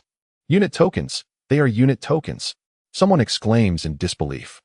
Even Lin Yu is astounded, for he knows these are not ordinary tokens, but rare unit tokens. The significance of rare units is something he understands better than anyone else in the area. Without a moment's hesitation, the vines, at his behest, lunge toward the 2 tokens. Attempting to take the tokens? Not without my permission. At that moment, a chilling voice resonates. Beside an elegant man, several serpent-bodied beings with human faces suddenly awaken, their gazes piercing like tangible force. The vines, originally poised to seize the tokens, instantly petrify, shattering into countless fragments. Gorgon. Lin Yu's expression sharpens as he recognizes the man, none other than Imo Chanfeng, ranked 8th on the leaderboard. It is said that his domain encompasses humanoid units, yet he commands such formidable gorgons, who have mastered the petrifying gaze skill. Their ability to turn his plants to stone indicates they are also 5th tier. However, does he truly believe he can thwart me with such prowess? Lin Yu scoffs inwardly, as behind him, a multitude of pink succubi materialize, their vines swirling in a mesmerizing dance, encircling the area around the chest. The terrifying sight leaves the crowd wide-eyed in astonishment. This is their first encounter with such a staggering number of plants. Even 5th-tier plant units cannot achieve such scale. They attempt to intervene, but by the time they react, a cloud of pink mist has already descended, rendering their minds hazy. Even Imo Chanfeng finds himself ensnared in the stupor, as if lost in a fairyland, where ethereal maidens whisper sweet nothings. leaving him entranced. This mist is toxic. Mo Changfeng jolts awake, but when he looks back at the treasure chest, the 2-unit tokens have already fallen into Lin Yu's grasp, and his plants retreat. Preparing to escape. You shall not flee. Mo Changfeng bellows, intent on pursuing with his gorgons. Yet, in the next instant, Lin Yu's companion, Lin Shi, soars into the air, pointing her staff at him. Countless thorns ensnare their bodies, rendering them immobile. By the time they break free, Lin Yu has already vanished with his plants, leaving no trace behind. Even Yin Wu, amidst the crowd, has mysteriously disappeared. Damn it, he's gotten away. Chase him. We must reclaim the unit tokens. The crowd, now alert, frantically pursues, desperate to recover the tokens. Meanwhile, a portion of them turns their attention back to the remaining treasures, plunging once more into the frenzy of competition. Although Mo Changfeng is reluctant, he wisely refrains from pursuing, sensing that Lin Yu had shown him mercy. This revelation astounds him. Within this region lies a figure of such formidable strength. Could he be one of those monstrous competitors ranked above him? Yet among those ahead of him, only one is a plant type. Could it be? Mo Changfeng's mind races, caught in uncertainty. However, before he can contemplate further, the clamor of battle draws him back. Enough! I must secure the loot first. Gritting his teeth, he plunges back into the fray. The scene descends into chaos, with roars and cries echoing in every corner, swiftly eclipsing the matter of the unit tokens. Here, it is vital to commend Lin Yu's astuteness. He could have taken all the treasures for himself, yet he chose not to. By claiming everything, he would undoubtedly become the target of all, hunted relentlessly. Even with his strength, he could not contend with such a multitude simultaneously, which would lead to a loss of both life and fortune, leaving him with nowhere to lament. By leaving some treasures behind, he cleverly diverts the majority of pursuers, allowing for his safe escape, a strategy both prudent and advantageous. Navigating the twists and turns of the wasteland to shake off his relentless followers, Lin Yu plunges into the depths of the forest, quickly establishing contact through private messages, and soon reunites with Yin Wu, who has been waiting in the woods. Did you manage to secure the items? Yin Wu inquires eagerly, his face alight with anticipation. I have secured them. Lin Yu smiled as he shook the 2 tokens in his hand, handing one to Yin Wu. Here you go. This is yours. It's quite a rare treasure. Long before their mission, they had agreed to split the spoils evenly. Thus, it was only natural that each would receive 1 token. Yin Wu, not one to stand on ceremony, accepted the token without hesitation. Thank you. It's thanks to your poisonous mist that everything went so smoothly this time. You're too kind. Your earthquake and firewall were immensely helpful. And you even volunteered to be a decoy. Lin Yu waved his hand dismissively. Taking a deep breath, he gazed at the military token in his hand. Name: military token rare. Effect: randomly unlocks a Tier 5 rare military unit. Requirement: Tier 5 territory. 1,000 magic energy. Just as he had anticipated, it was indeed a rare military token, and a Tier 5 one at that. A rare military unit. Yin Wu exclaimed, looking at the information on the token with astonishment. Clearly seeing such a thing for the first time. Noticing Yin Wu's reaction, Lin Yu explained, it's a military unit that is superior to ordinary ones. Such a thing exists. Yin Wu was thoroughly amazed, then paused for a moment, casting a curious glance at Lin Yu. You seem to know quite a bit about this token. Just fortunate enough to have heard a few things, Lin Yu replied with a mysterious smile, choosing not to elaborate. After all, he couldn't very well admit that he had previously obtained a rare military token himself. Could he? Yin Wu seemed to sense something, giving him a profound look, not wishing to dwell on the topic. Lin Yu said, since we have the tokens in hand, let's part ways here to avoid attracting those who might pursue us. All right, I'll head back to the territory first. We can collaborate again when the opportunity arises. Yin Wu nodded, not lingering on the subject, and turned to leave. It was evident that he was somewhat anxious. Holding such a valuable rare military token, it was only natural for him to want to return and utilize it without delay. Lin Yu felt the same.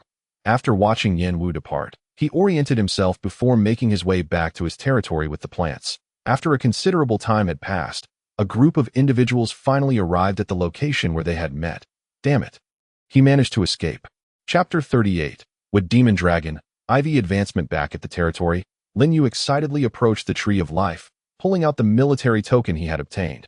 This was the second rare military token he had acquired, and his anticipation was palpable. Taking a deep breath, he immediately chose to use it. Would you like to consume 1,000 magic energy to use the military token, rare?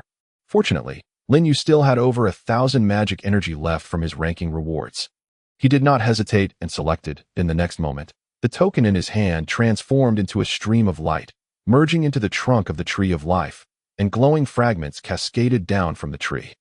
Congratulations! You have unlocked a Tier 5 rare military unit. With Demon Dragon, the name of the new military unit appeared before Lin Yu's eyes. Just by its name, he sensed that this unit was extraordinary. Immediately spending 100 magic energy to recruit one. In an instant, light flickered, and plants surged forth, gradually coalescing before him into a plant dragon that stood over a human's height. Name: Wood Demon Dragon. Race: Plant. Level: Tier 5, 250, Strength: 175, Constitution: 175, Agility: 200, Spirit: 175, Skills: Shadow Dash transforms the body into a shadow, doubling speed for a short period. Super Regeneration: Natural energy flows throughout the body, significantly enhancing self-repairability, allowing severed limbs to regrow. Description: Once a guardian of the world tree, possessing the highest overall attributes among all plant-based military units. Incredibly fast and capable of flight, the natural crystal core on its chest is its life essence. Such impressive attributes. Gazing at the proud Wood Demon Dragon before him, Lin Yu was nearly at a loss for words. Setting aside individual attributes, the overall stats of this Wood Demon Dragon were nearly on par with those of royal-blooded units like Lingxi, particularly its agility, a full 200 points, was undoubtedly the highest he had seen among Tier 5 military units. Truly deserving of the title of rare military unit, with such attributes, Lin Yu didn't even need to mutate it. He could deploy it directly into battle, which was both convenient and economical. Moreover, Lin Yu had always felt that his plant units moved slowly, with only one cumbersome treant leader as a melee unit. The addition of the Wood Demon Dragon instantly filled this gap. Most importantly, it could fly. Although it currently appeared in its juvenile dragon form and couldn't carry anyone, he hoped that as its level increased, its size would grow, allowing it to transport him around in the future. Lin Yu looked forward to this prospect. He then circled the Wood Demon Dragon, studying it closely, noting that its entire form was composed of plants, with leaves and branches growing from its head, limbs, tail, and wings. Streams of light flowed from the emerald green orb in its chest, radiating throughout its body, giving it an imposing presence. Such a speed-oriented military unit was ideal for ambush and reconnaissance. Considering that he hadn't yet filled his recruitment quota and was short on resources, he decided to recruit 4 more Wood Demon Dragons with his remaining 400 magic energy. Preparing for unforeseen circumstances, this completely depleted his accumulated magic energy. At this point, Lin Yu finally had the opportunity to open the regional channel and check for news regarding the treasure chest dispute. Brothers, what's the situation over at the mine? What else could it be? The contents of the treasure chest were snatched away long ago, and many people died, quite a few Tier 5s among them. That's terrifying. Good thing I didn't go. I heard there were military tokens, resource exchange vouchers, and even upgrade scrolls that could elevate a territory directly to Tier 5. What? Directly elevating to Tier 5, and military tokens too? Yes. Those big shots present said that the token was apparently taken by a plant type. Another plant type? Upon seeing this message, many were instantly taken aback, the first time the airdrop treasure chest appeared. The items were also snatched by a plant type, and now it was happening again. This led them to wonder if these two incidents were perpetrated by the same individual, and some even cast suspicious glances at Lin Yu, believing he was the one responsible. After all, which plant unit could snatch items from so many Tier 5 elites and escape unscathed? The problem, however, was that they had no evidence to prove that Lin Yu was the culprit. After all, very few had actually seen Lin Yu's appearance, let alone recognized him. Moreover, even if they knew it was him, what could they do? They certainly couldn't provoke someone who was ranked second on the leaderboard. Could they? Thus, they merely indulged in idle speculation before being overwhelmed by a flood of other messages, the entire regional channel buzzing with discussions about the treasure chest. Lin Yu observed for a while, realizing that no one could definitively identify him, and finally felt relieved enough to close the chat channel. By this time, the sky had gradually darkened. He decided against venturing out again, instead setting up a pod over an open fire in the territory's clearing. Preparing to cook a sumptuous dinner to reward himself for a hard day's work. As for where the pot came from, it was naturally crafted by Lin Yu in the production workshop using iron and copper ores. He had only discovered this yesterday, and there were even several seasonings made from plants inside. With just a little material and magic energy, they could be easily prepared. It was incredibly convenient. With these resources, he no longer had to subsist on dry roasted meat. Just as he was musing, a notification suddenly echoed in his mind. Congratulations, the poisonous demoness. Ivy has reached full experience and successfully advanced to Tier 5. Ivy advanced. Lin Yu was momentarily stunned, then quickly filled with joy. After 4 days of accumulation, he hadn't expected Ivy's experience to finally reach its peak, in the blink of an eye. Ivy's massive form was enveloped in a radiant glow, rapidly growing. The flower bud atop its head gradually shifted from light purple to pink, and its size increased significantly, its vines weaving around his treehouse, forming a net-like decoration.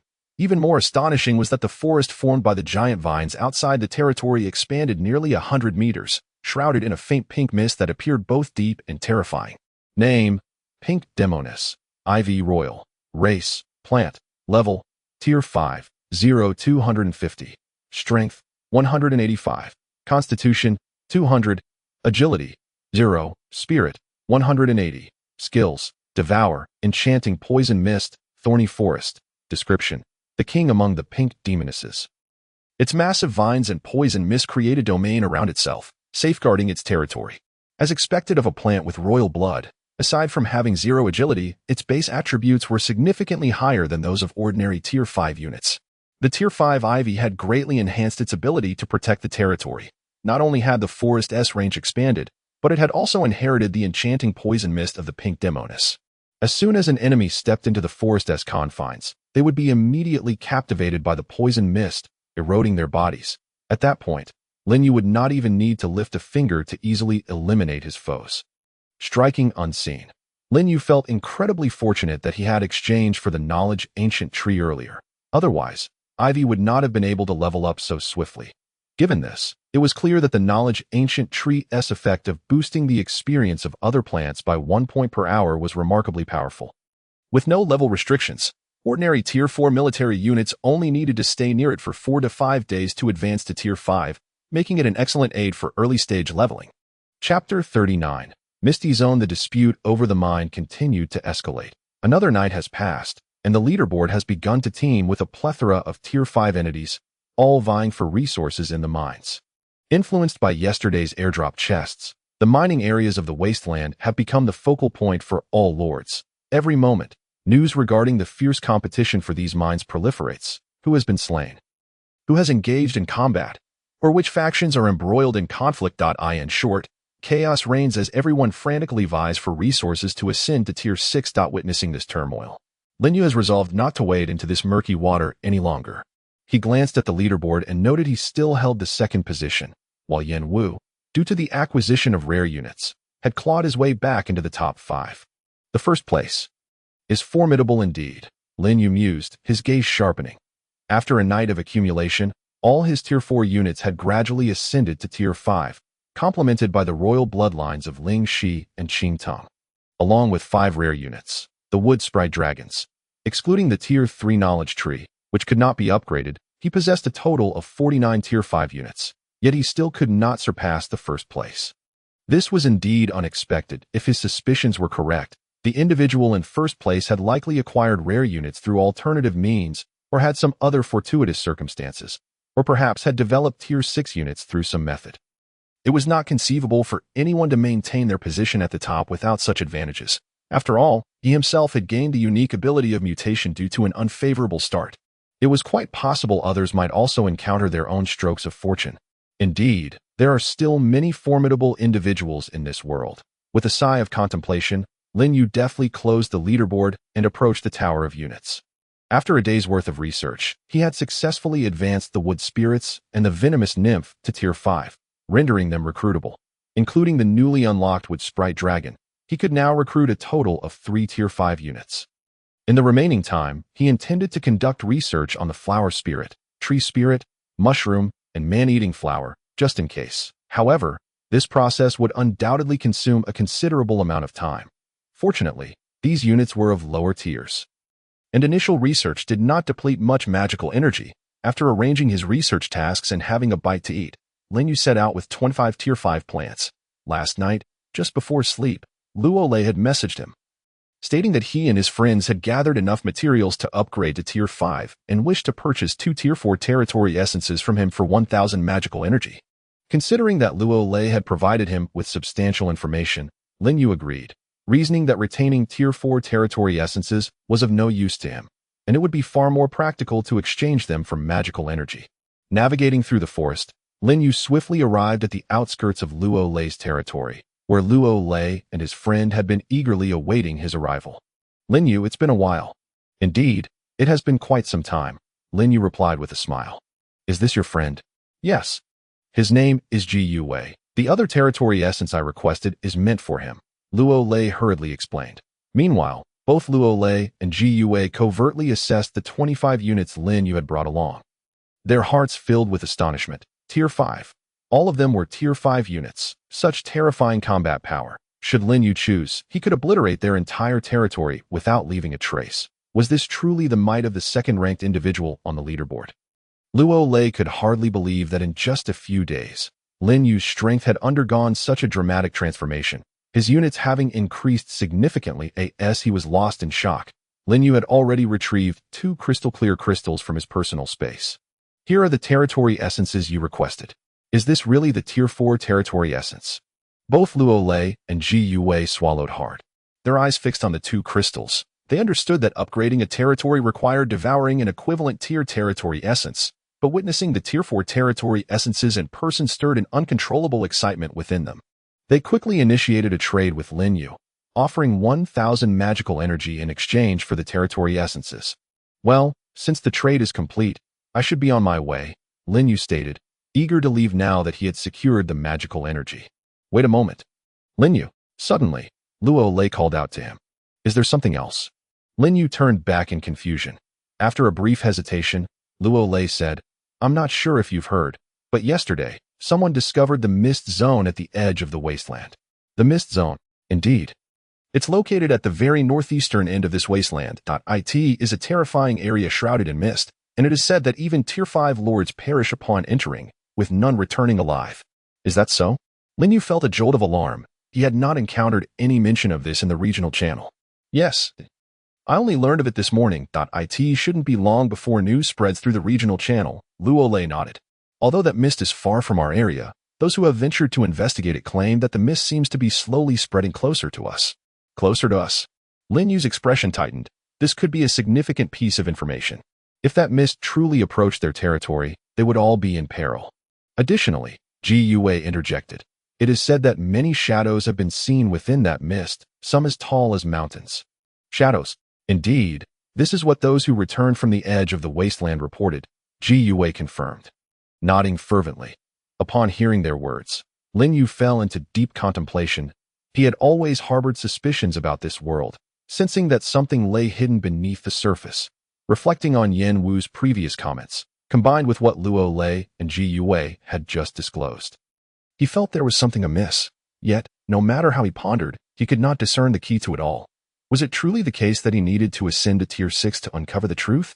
But if he ascended rashly to Tier 6, would he encounter the kind of situation Yen Wu had described? It was a conundrum. Regardless, this information was undeniably critical for him. After a moment of reflection, he promptly addressed the 2. Thank you for sharing this vital information with me. No need to mention it.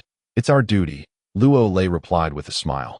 The reason he had relayed this information to Lin Yu was merely to offer a gesture of goodwill. After all, even if they had remained silent, the news would soon circulate throughout the entire region, and Lin Yu would inevitably learn of it. After a few more idle exchanges, Luo and Ji Yue bid farewell to Lin Yu and returned to their territory. Preparing to upgrade it with the newly acquired territory essences for Lin Yu, he turned away, leading his plant army towards the wasteland. Although that area was currently rife with chaos and death, he had to venture forth to gather the resources needed to ascend to Tier 6 in preparation for potential upheavals that might arise. Chapter 40. Lord Hunter between the endless wasteland and the wasteland. A forest also lay in between to reach the wasteland. One must traverse through the forest. Lin Yu had long since grown accustomed to this, marching through the woods with his plant army in tow. The 3 wood sprite dragons he had brought along soared through the air, assuming the role of scouts. Through their mental link, Lin Yu quickly received the information relayed by the wood sprite dragons, should any anomalies arise. He could promptly respond, thus avoiding any disarray. Indeed, the presence of the wood sprite dragons had significantly eased Lin Yu's exploration and reconnaissance tasks, enhancing his efficiency. After a leisurely trek, he effortlessly uncovered hidden magical creatures lurking in the surroundings, dispatching them with ease. Within just an hour, he successfully crossed the forest and arrived at a desolate wasteland. Meanwhile, behind a distant rocky hill, 3 concealed figures had set their sights on him. Big brother, someone's coming. The 3 had been lying in wait since dawn, specifically lying in ambush for any passing lords to seize their resources. In just a short morning, they had claimed the lives of countless individuals, proving themselves to be ruthless characters. Particularly, the scarred-faced man referred to as Big Brother had already reached Tier 5, accompanied by 10 enormous Tier 5 two-headed leopards. Even the 2 underlings beside him each commanded 5 insect-type lady spiders and 5 undead-type skeleton rangers.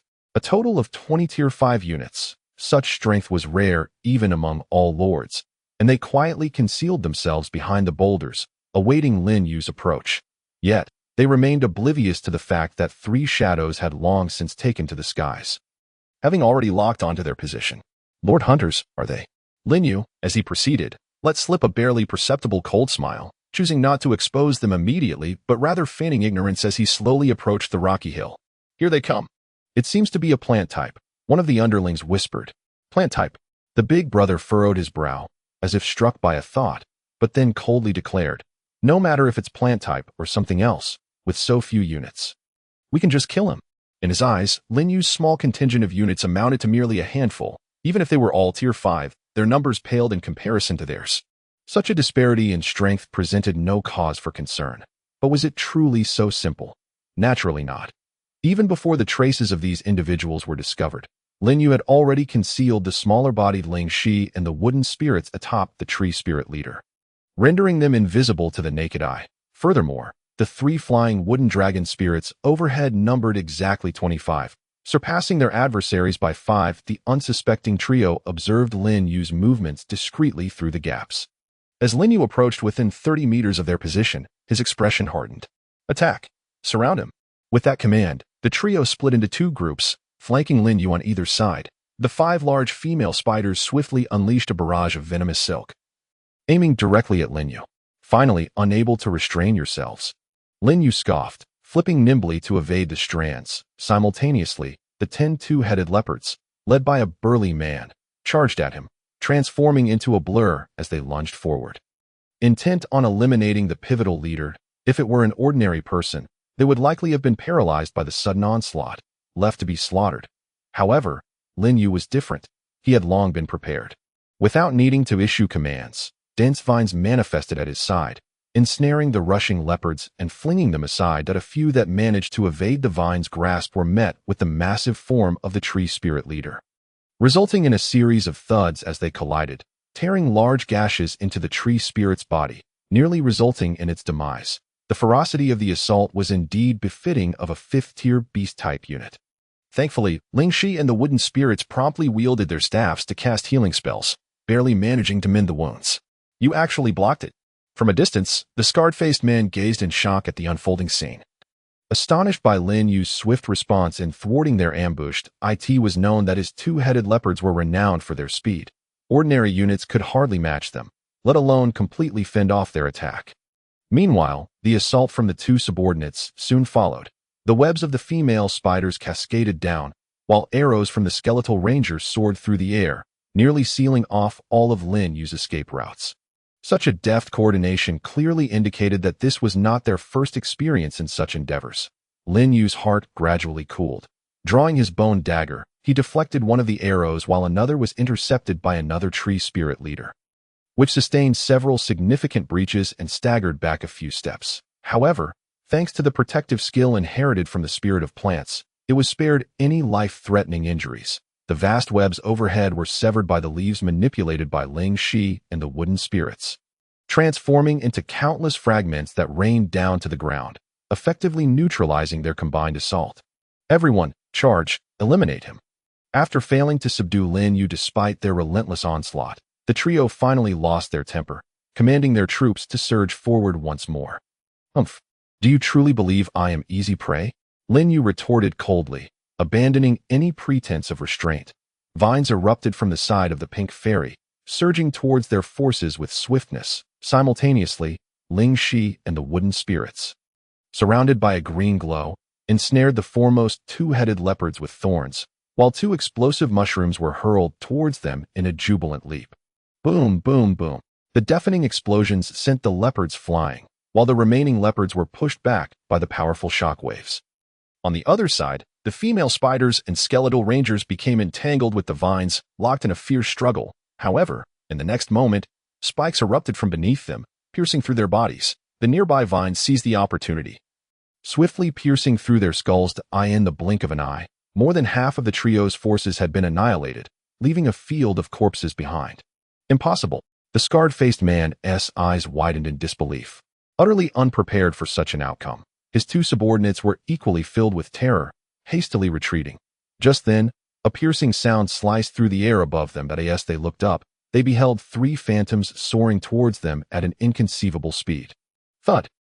The wings of the wooden dragon spirits severed their necks, piercing through effortlessly. The three figures trembled simultaneously, standing frozen in place. Gradually, blood began to well at their throats. They attempted to cover the wounds with their hands, but darkness enveloped their vision, and they collapsed to the ground.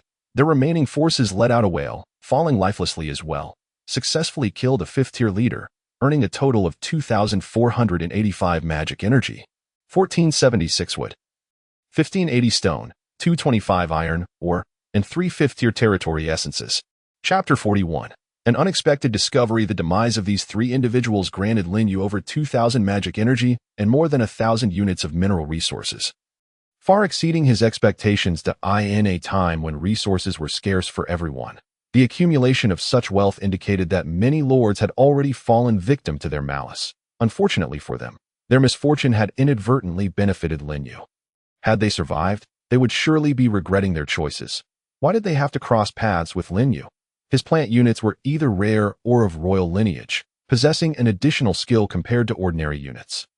Moreover, Ling Shi provided a 10% attribute boost to all plant types, rendering them significantly stronger. While eliminating them, Lin Yu had not only rid the world of a menace, but he had also fortuitously acquired 3 fifth-tier territory essences.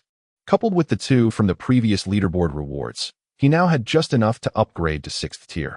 Even the iron ore had met the upgrade requirements. Now, I only lack copper ore, Lin Yu murmured to himself. Previously, he had collected merely over 50 units of copper ore, still far from the 750 required for the upgrade. Even if he continued mining in the ore-rich area, it would take a considerable amount of time to gather enough, given the low yield. Furthermore, as Yin Wu had mentioned earlier, the individual who had reached 6th tier had done so several days prior, suggesting there must be a more efficient method to acquire copper ore. Could there be a copper or vein? Lin Yu furrowed his brow. If such a resource existed, it would indeed explain how that individual had managed to level up so swiftly. Perhaps fortune favored them, and their territory was conveniently located next to a copper mine. That was also a possibility. After all, among so many people, a few would inevitably encounter such fortunate circumstances. Fortunately, with the wooden dragon spirits at his disposal, surveying the terrain had become significantly easier, with careful searching. It was not impossible to locate a copper or vein.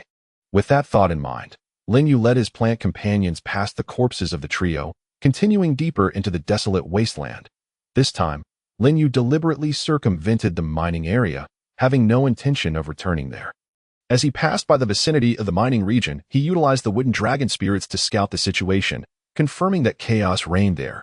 Various factions were clustering around the mining area, engaging in constant friction, conflicts, and even outright brawls. Corpses littered the ground, and the regional channel was a cacophony of chaos. Lin Yu glanced at the channel, filled with vitriolic exchanges that were utterly distasteful. Yet amidst the vitriol, he stumbled upon a few valuable pieces of information. Brothers, I've discovered a peculiar underground cave on the western edge of the wasteland. It's filled with rock monsters, and it seems to hide some extraordinary treasures. Are you referring to the cave near the desert in the west? I went there before. It was crawling with 5th-tier magical creatures, and the entrance was heavily guarded, making it impossible to enter. So many 5th-tier creatures, could it possibly be a monster lair? Monster lair? Where? I want to check it out too. Spare yourself. A 5th-tier monster lair could very well contain 6th-tier creatures. Do you wish to court death? Someone had indeed discovered a suspected gathering place for 5th-tier monsters. This revelation surprised Lin Yu and piqued his interest, after observing the regional channel for a while to ascertain the cave's precise location. He promptly altered his course and headed in that direction. Ultimately, under the guidance of the wooden dragon spirits, he soon arrived at the edge of an endless expanse of black desert in the distance. He spotted a small group of individuals gathered at the base of a massive sand dune, encircling an underground cave formed from rock. The entrance to the cave was quite large, nearly half buried beneath the black sand, making it difficult to notice without close inspection. As soon as Lin Yu appeared, he immediately drew the attention of everyone present, who regarded him and his plant units with astonishment. However, at that moment, an earth-shattering roar emanated from within the cave, causing the entire desert edge to tremble. Goodness, that sound. Could it be a 6th-tier creature? One person voiced, trembling with fear. I think that's quite likely. After all, even the gatekeepers are 5th tier. I heard that a person entered with over a dozen 5th-tier units before, and they never returned. They must have perished inside. Ah, that's terrifying. As they spoke, they instinctively took a few steps back, fearful of being caught in the crossfire. Their initial intention in coming here was to see if there were any opportunities to exploit, but it seemed they were unlikely to find any. Meanwhile, Lin Yu stood at the edge, his expression shifting to one of bewilderment. He noticed that among the rocks dislodged by the roar, many resembled copper ore, to the point of being indistinguishable. Could it be that this cave is actually a mine? Lin Yu cast a glance at the others nearby and noticed that they seemed oblivious to the situation, their gazes fixed deep within the cave. He surmised that this was likely due to the mining area being dominated by various factions, leaving them with no opportunity to encounter the copper ore, thus rendering them blind to it. Was this not a stroke of fortune for him? Without further contemplation, once the roaring subsided, he commanded the wood spirit dragon to descend quietly and, accompanied by 25 5th-tier plant soldiers, march boldly toward the cave entrance. This audacious move immediately drew astonished expressions from those around him. What does he intend to do? Surely he isn't thinking of entering the cave. There are 6th-tier monsters inside. Is he courting death? Brother, do not go in. It is perilous. Come back, you'll die. Yet, regardless of their frantic shouts, Lin Yu showed no intention of halting his advance. He turned back with a benevolent smile and plunged into the cave, gradually vanishing from their sight. Well, another one off to meet his demise. The youth of today, why are they so heedless of advice? Perhaps he believes his 5th-tier soldiers are numerous enough. Let him go if he wishes to court death. He shall learn the cost of arrogance. It seems our region will soon lose another lord. These onlookers held no hope for Lin Yu's survival within the cave. Rather, they deemed his venture a certain death. Thus, many merely sighed over the impending fall of a lord or reveled in the misfortune, mocking Lin Yu's hubris. Meanwhile, having entered the cave, Lin Yu swiftly traversed the dim entrance and arrived in a cavern filled with rocks. As he had anticipated, there indeed existed copper ore, and in considerable quantity. Having walked barely a few dozen meters, he discovered several copper ore deposits on the stone walls, promptly collecting them into his personal space.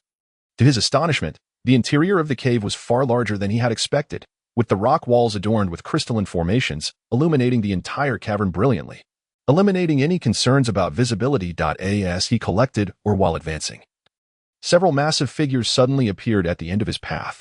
Chapter 42, 6th-tier monsters, secrets of the cave monsters. Lin Yu halted, observing a group of rocky creatures not far ahead. Their size was comparable to the 5th-tier rock monsters he had encountered previously. Cautiously approaching, the information about these rock creatures materialized before his eyes. Name, Cracked Earth Guardian. Race, Elemental. Level, 5th tier. Strength, 190. Constitution, 188. Agility, 77. Spirit, 125. Skills, Rock Smash, Stone Throw. Description, Guardians of the Elemental Realm. Formed from the essence of the earth, possessing formidable strength. Indeed, as the rumors suggested, the monsters within were all 5th tier. Observing the description of the monsters, Lin Yu felt perplexed. If he recalled correctly, the elemental realm should pertain to elemental beings. So why was this place named thus? Quite strange. However, the Cracked Earth Guardians were not to be underestimated. Their attributes matched those of the rock monsters, both being of formidable strength. Of course, their flaw was equally apparent. They were exceedingly slow. This was likely due to their massive size.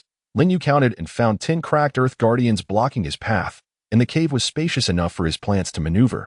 After surveying the surroundings for a while, he commanded his plants to spread out and stealthily approach the roaming cracked earth guardians. The vines of the pink enchantress, using the cover of the rocky ground, deftly navigated until they reached the monster's feet. "Now," Lin Yu shouted, and all the plants erupted into action, vines instantly ensnaring the bodies of the cracked earth guardians. Simultaneously, the magical unit led by Ling Si waved their staffs, unleashing countless wooden spikes that pierced through the creatures. The 3 wood spirit dragons activated their shadow dash skill, transforming into afterimages as they charged at the nearest 3 monsters. Crack! In a mere exchange, 8 cracked earth guardians fell to their fierce assault. Shattering into fragments, the remaining 2 managed to break free from the vine's grasp and conjured massive stones in their hands, hurling them toward the pink enchantress. They could even attack from a distance. Fortunately, the 2 Treant leaders reacted swiftly, striding forward to shield the pink enchantress. With a resounding boom, both were knocked back by the colossal stones but sustained minimal damage. Truly, they were Lin Yu's most resilient troops. Matching these rock monsters in durability, under the healing of the wood spirits, their injuries began to mend in no time. The 2 cracked earth guardians were beaten to death by the plants, crumbling into a pile of debris scattered across the ground. Defeated 5th tier cracked earth guardian, gained 48 mana. Defeated 5th tier cracked earth guardian, gained 50 mana. Defeated 5th tier cracked earth guardian, gained 46 mana. The mana obtained from defeating 5th tier monsters averaged around 50 points. These 10 cracked earth guardians provided him with nearly 500 mana. Lin Yu calculated that this initial wave of monsters was beyond what an ordinary lord could contend with. Not only were they immensely powerful, but they also possessed ranged skills. A slight misstep could lead to disaster, even total annihilation. Were it not for Ling Si enhancing the attributes of all plants by 10%, he might have faced considerable difficulty. Unbeknownst to him, the commotion from earlier had reached the ears of those outside, inciting quite a stir. "Did you hear that? It sounds like a battle. They must have encountered 5th tier monsters inside. They are fighting. By the sound of it, there must be quite a number." The crowd buzzed with speculation, all guessing the situation within the cave. Yet, before long, the sounds of battle abruptly ceased, falling silent. Strange, why did it end so quickly? Could the battle be over? Perhaps the monsters killed them. It's very possible. I think we should leave quickly if those monsters come out. It would be disastrous. As they spoke, the crowd hurriedly retreated, fearful of being caught in the crossfire of the monsters. In the blink of an eye, most of the crowd had dispersed, leaving only a small portion still observing, yet too afraid to venture in. Within the mine, having dealt with the first batch of monsters, Lin Yu continued deeper into the cave. Stopping intermittently, he vanquished monsters while collecting or ultimately gathering over 80 units of copper ore, nearly filling his personal space. Not to mention the mana, he amassed over 2,000 points, pushing his total mana beyond 5,000. What is that? Suddenly, Lin Yu exclaimed softly, noticing a corpse lying around the corner ahead. Rushing over for a closer inspection, he found it to be a human body that appeared to have recently met its demise. Despite its battered state, the blood had not yet fully congealed. Could this be the 5th tier lord rumored to have gone missing during an earlier exploration? Lin Yu was taken aback to encounter the corpse of another lord in such a place. To reach such depths, this lord's strength was evidently formidable, yet tragically, they had succumbed to the fate of death. With a sigh, Lin Yu instructed the plants to gather debris to create a makeshift grave over the body. Carving a tombstone from stone, then stood quietly before it, reflecting deeply. If given the choice, who would wish to die far from home? In the next life, may you be born into a fortunate family and never return to this world, Lin Yu murmured to the tombstone before turning away, hastening his pace alongside the plants. The sight of the corpse imparted a crucial piece of information. The monsters here might regenerate. This individual had evidently cleared the monsters at the entrance. Yet when it was Lin Yu's turn to enter, monsters still lingered at the entrance, clearly indicating that those monsters would respawn shortly after death. To avoid any unforeseen circumstances, Lin Yu had no choice but to accelerate his exploration of the remaining areas of the mine. In the blink of an eye, half an hour passed. After defeating the last cracked Earth Guardian, Lin Yu finally reached the deepest part of the cave, standing before a vast underground cavern. At last, I have arrived. Lin Yu's face lit up with joy as he quickened his pace toward the cavern, eager to uncover what lay within. However, upon reaching the entrance and gazing inside, he was immediately struck dumb by the sight before him. This cavern, grand to the point of exaggeration, was filled with ruins of buildings he had never seen before. At the center of the ruins stood a rock monster towering 7 to 8 meters tall, exuding an aura of unfathomable terror, a sixth-tier monster. Lin Yu was taken aback, retreating instinctively, ready to flee at any moment. But then, he noticed something amiss. Two massive chains were embedded in the chest of the rock monster, binding it firmly within the cavern. What on earth was happening? Lin Yu approached cautiously, and the information regarding the rock monster soon appeared before him. Name: Earth-Shattering Elemental Lord. Race: Elemental. Level: 6th rank. Strength: 400. Constitution: 400. Agility: 220. Spirit: 315. Skills: Shattering Strike, Boulder Toss. Description: originally a mere guardian of the earth, it became trapped for reasons unknown, absorbing the ley lines of the land for an extended period, advancing to the more formidable earth-shattering elemental lord. Indeed, it is a 6th-rank monster. Lin Yu's pupils constricted. He finally comprehended the source of the roars heard outside the cavern. It was undoubtedly the work of this 6th-rank beast. Chapter 43.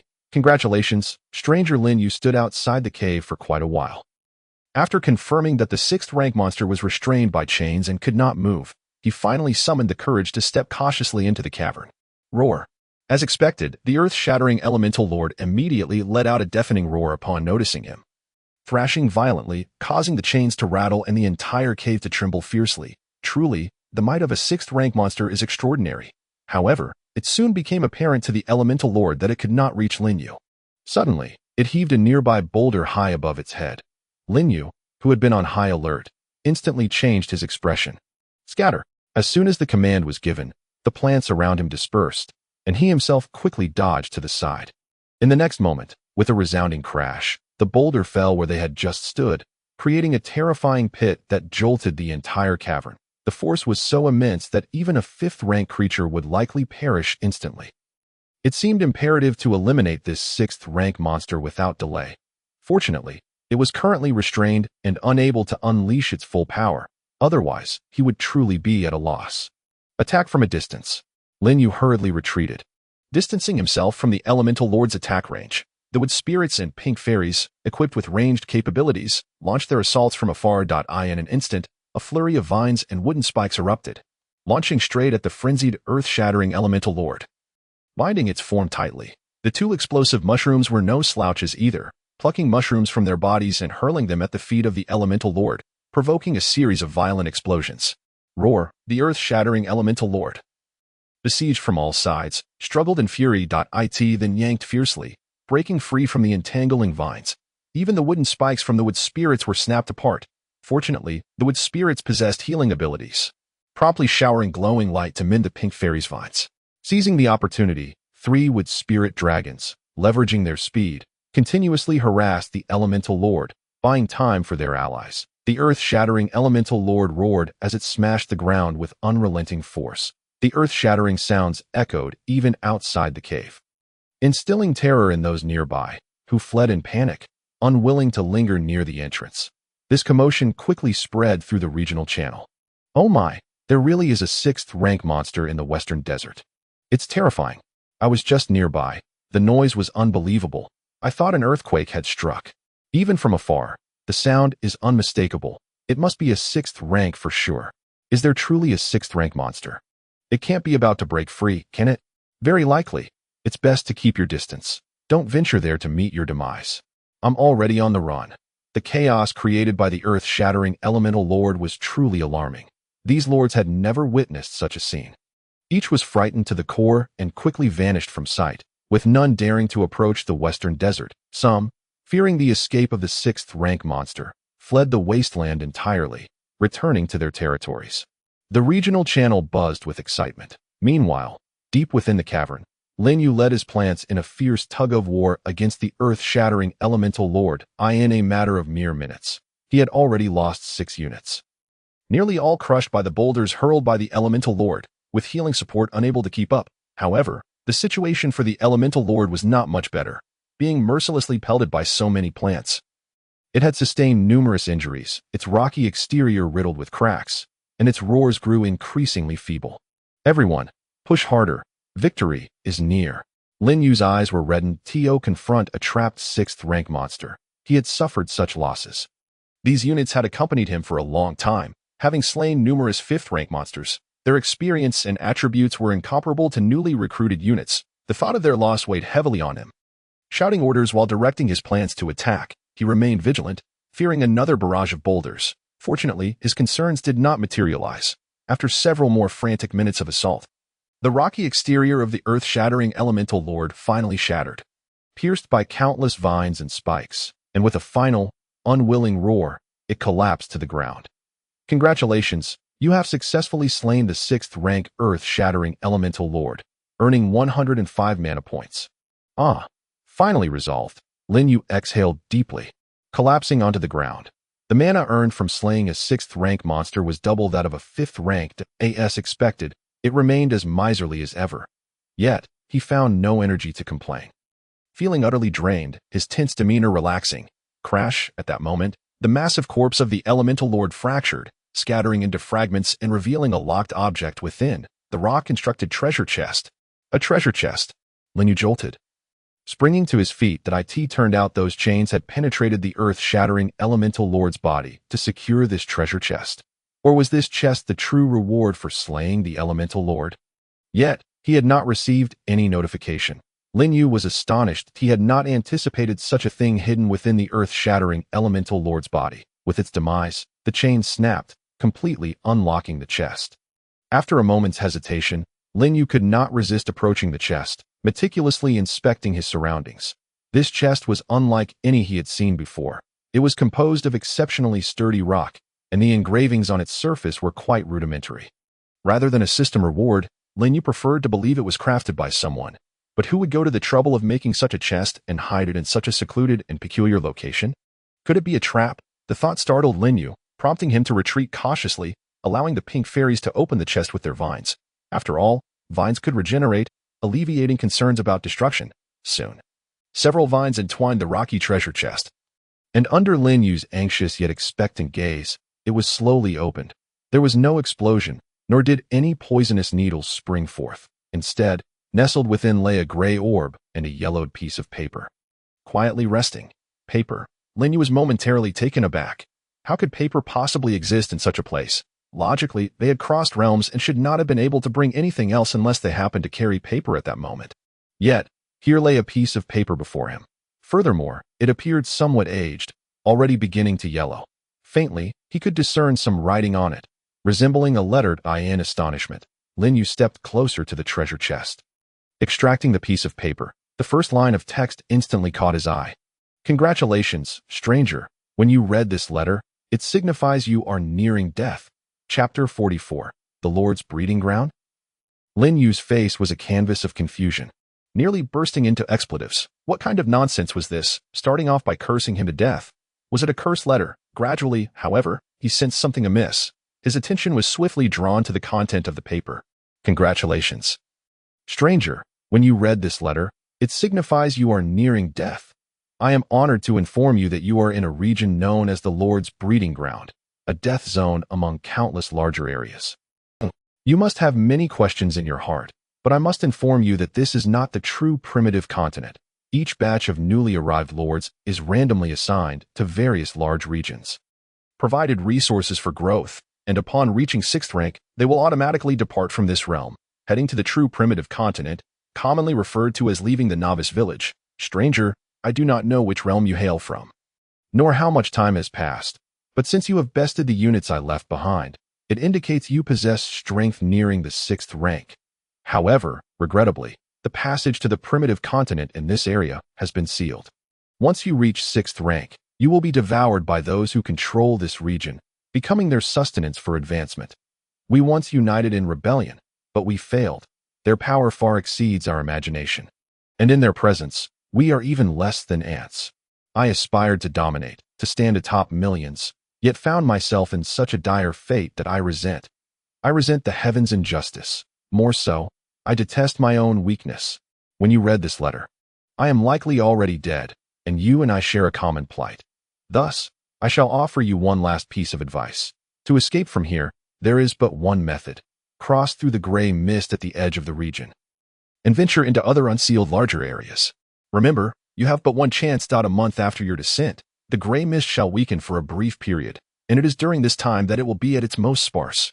Gather all the strength of the territory to pass through, for only then can you seize a glimmer of hope. If you succeed, do not forget to avenge us. Avenge those of us who met a tragic end on the path of conflict. After perusing the contents of the letter, Lin Yu stood frozen, utterly stunned. He remained rooted to the spot, speechless for a long while, as his heart was engulfed by a tumultuous wave of emotions. The area he inhabited was, astonishingly, a lord's breeding ground.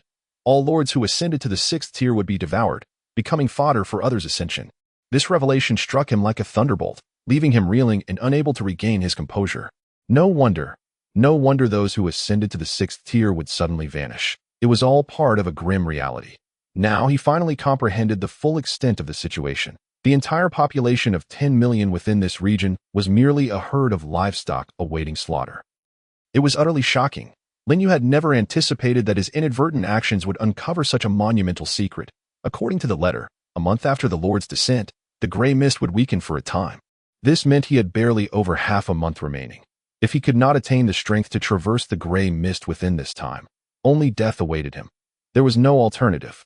Yet, herein lay the dilemma that A.S. Luo Lei had previously stated. Those who entered the gray mist at the 5th tier would perish instantly. Even if it were to weaken, passing through would likely not be an easy feat. Moreover, his territory remained on this side. Even if he personally succeeded in crossing the mist, he could not transport his territory with him. Should the territory be destroyed, he too would be doomed. Is there no other way? Lin Yu found his gaze drawn to another object within the box, a gray orb. He surmised that the individual who left this letter, having devised such intricate plans, must have considered these scenarios. Otherwise, what significance would there be in articulating so much? In a state of suspicion, he promptly grasped the gray orb, and a message swiftly materialized before his eyes. Name: Migration Pearl. Function: can temporarily store the core of the territory for the purpose of migration, while concealing its level aura. Can be crafted in a magic tower.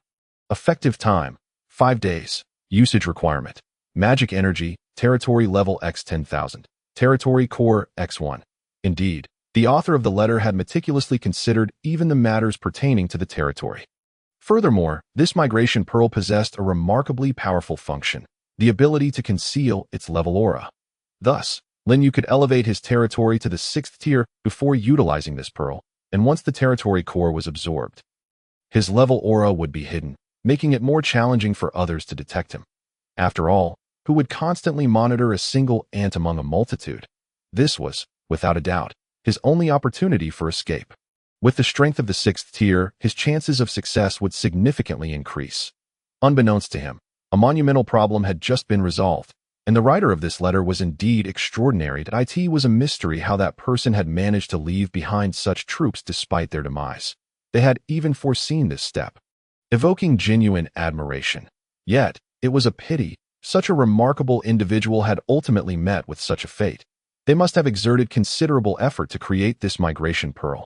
Little did they know it would ultimately pave the way for him. If the opportunity arose, he would undoubtedly seek vengeance for this deep-seated grievance. Even if the letter did not mention it, he would not easily forgive those who treated them like livestock. With this thought, Lin Yu took a couple of steps back and surveyed his surroundings. Although the structures around him had mostly decayed, it was evident that this had once been the domain of that individual. This also clarified why there had been no notifications regarding the eradication of a monster gathering. For this was not a gathering of monsters at all. He pondered how many others like him had descended into this world after the destruction of this territory, only to be slaughtered like lambs, one batch after another. Rest in peace, this grudge, I shall avenge you. Lin Yu murmured softly, bowing deeply to the ruins before him. Determination etched across his features, as if in response to his words. The treasure chest before him finally lost its support, crumbling into a shower of stones, fulfilling its purpose. Lin Yu gazed thoughtfully at his surroundings for a moment before addressing the remaining 19 plants. Let us return. With that, he turned and made his way towards the cave's exit, hurrying onward. The journey was smooth. He encountered no further monsters. Upon Lin Yu passing through the cave entrance and stepping outside, he found that all the people had long since vanished, likely frightened away by the earlier commotion. However, this was for the best, as it spared him the risk of being discovered after successfully emerging from the cave. After orienting himself, Lin Yu headed directly back towards his territory. As the sky gradually darkened, Chapter 45, Transformation time flew by. A night had passed. It had been 2 days since the last ranking reward distribution, and today marked the 3rd day, based on previous experience.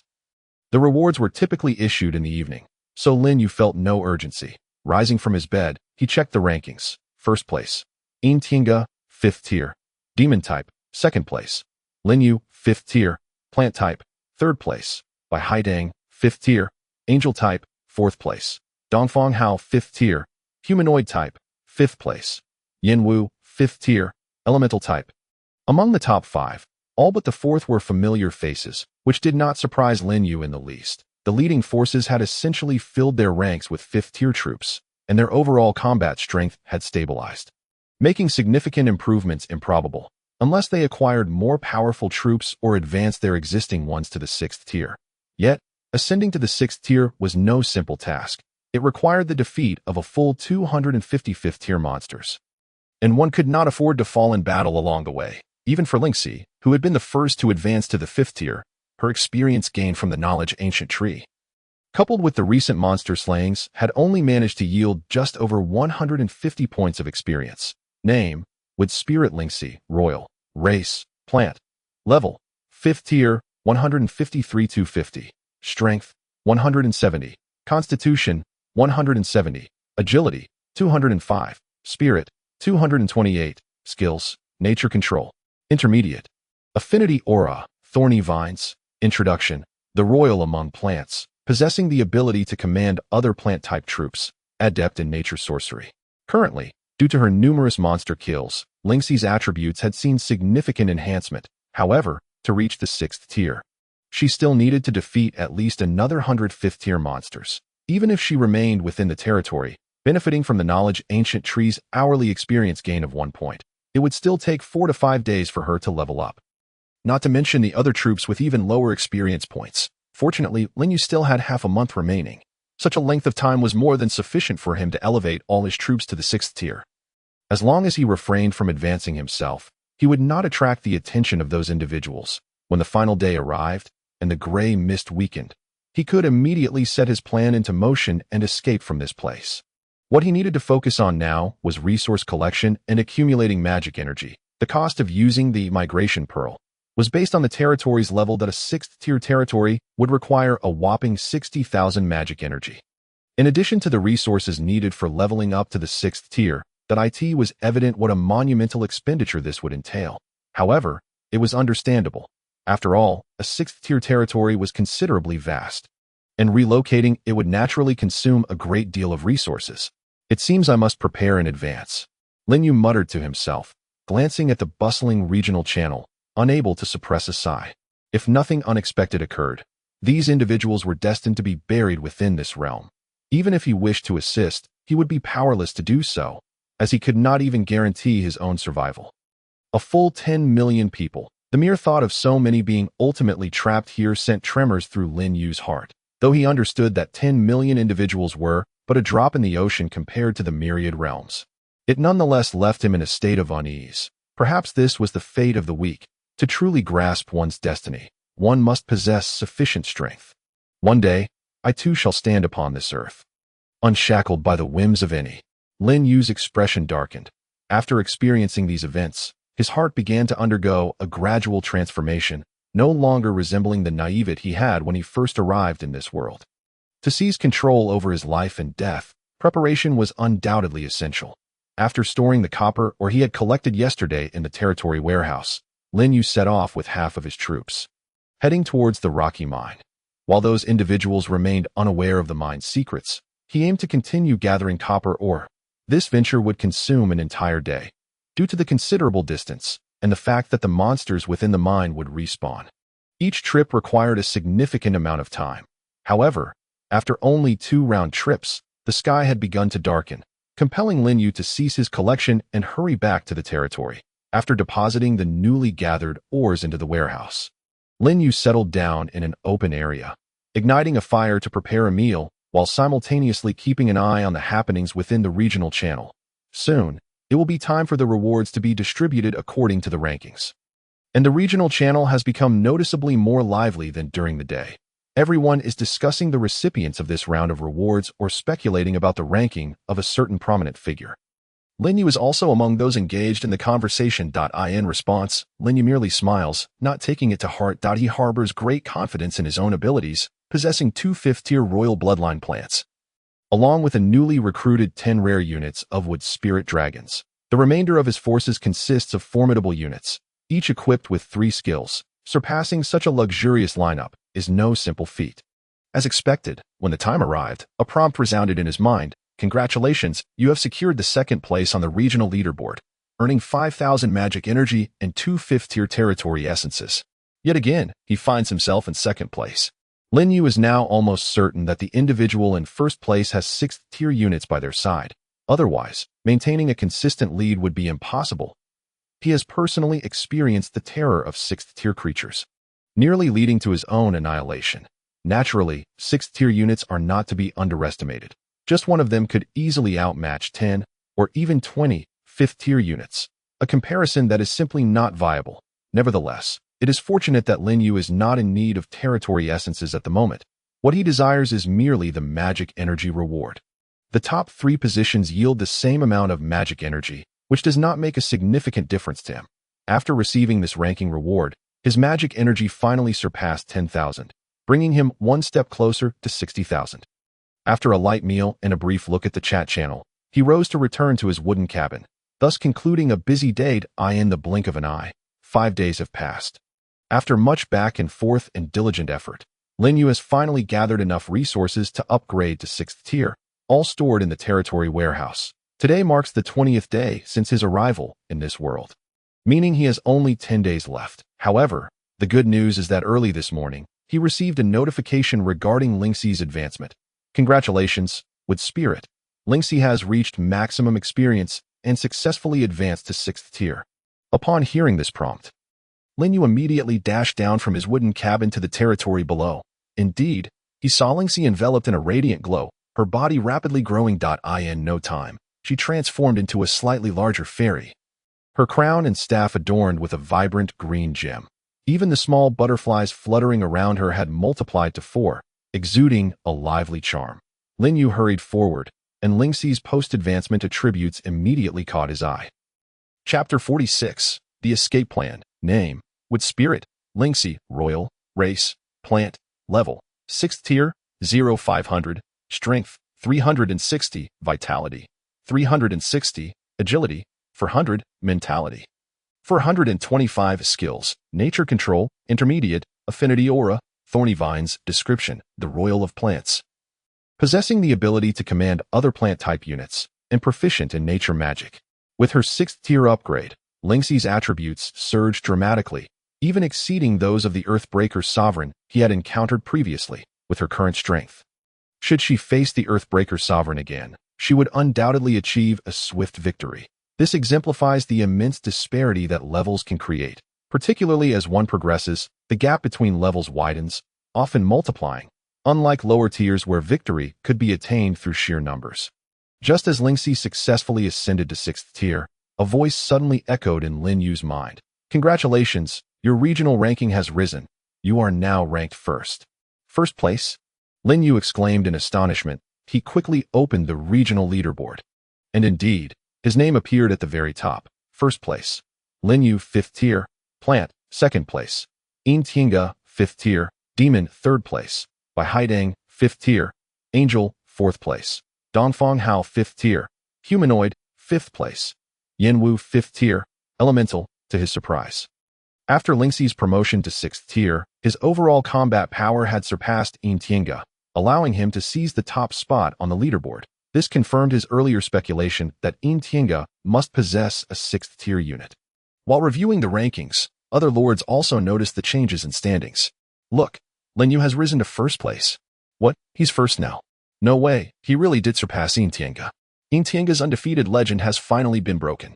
What on earth did he do to suddenly ascend to the top? As expected of Linyu, he has decisively trampled both the angelic and demonic factions. It's utterly satisfying. The undisputed leader of the plant faction. In just a few minutes, the news of Linyu's south ascent to 1st place caused a stir in the regional channel. The lords gasped in disbelief, astonished that someone could dethrone Intienga, especially with units from factions outside the powerful ones. He was the first to rise to the top of the leaderboard aside from Intienga. One can only imagine the shock that reverberated within them, on the outskirts of the region. Near a lava-filled underground cave, a handsome young man stood within a blood-red hall, gazing at the leaderboard before him. A 6th-tier unit. It seems I must meet this talent. A hint of gravity appeared in the youth's eyes. Beside him stood a massive demon, unmistakably a 6th-tier creature, the dark-winged demon. With this demon present, the youth's identity was now clear. He was none other than Intienga, the demon lord who had long held the top spot on the leaderboard. Originally, Intienga had looked down upon everyone. Yet, he never anticipated that the ranking he had always taken pride in would be overtaken by someone, a lord of the plant faction. In terms of vitality, the demon faction might not compare to the plant faction. However, when it comes to destructive power, the demon faction is undoubtedly the most formidable among all units, unmatched by any other, not even the angel faction. Yet, even such a powerful unit had been surpassed. One can only imagine how extraordinary this plant unit must be. After pondering for a moment, Intienga closed the leaderboard and opened a private message interface, sending a message to an ID named by Haidang. Haidang, what do you think of Lin Yu? Should we invite him to join our plan? After a while, a reply came promptly. Whatever, as long as it doesn't impact the plan. Also, don't call me Haidang. We're not that close. All right, I'll contact him shortly. Intienga seemed accustomed to the other party's cold demeanor, not taking it to heart.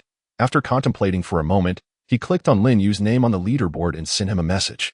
Far away, Lin Yu quickly received this message. Upon opening the interface and seeing the sender's name, he couldn't help but be taken aback. Intienga, why is he messaging me? Lin Yu felt puzzled. He seemed to have no prior interaction with this person. Could it be that, angered by having his first place stolen, he was sending a threatening message? Curiosity piqued. He opened the message. The very next second, he was struck speechless by its content. The path to the primal continent has been sealed off. Are you interested in breaking through the blockade together and escaping from here? A simple sentence, yet it caused Lin Yu's pupils to constrict sharply. This Intienga is aware of the regional blockade. Does this mean that others, besides him, also know this secret? In his astonishment, he quickly replied with another message. You know about the regional blockade?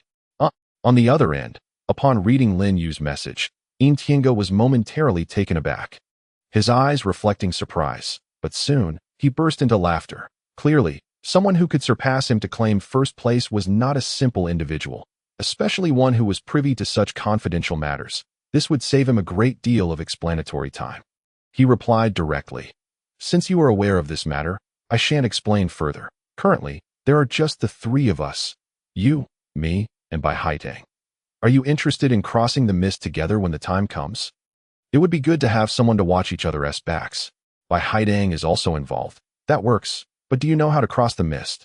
Lin Yu responded. You mean the migration pearl, right? Do you have one? I don't, but Bai Haitang does. She obtained the blueprints for the magic tower, and we are currently gathering resources to create it.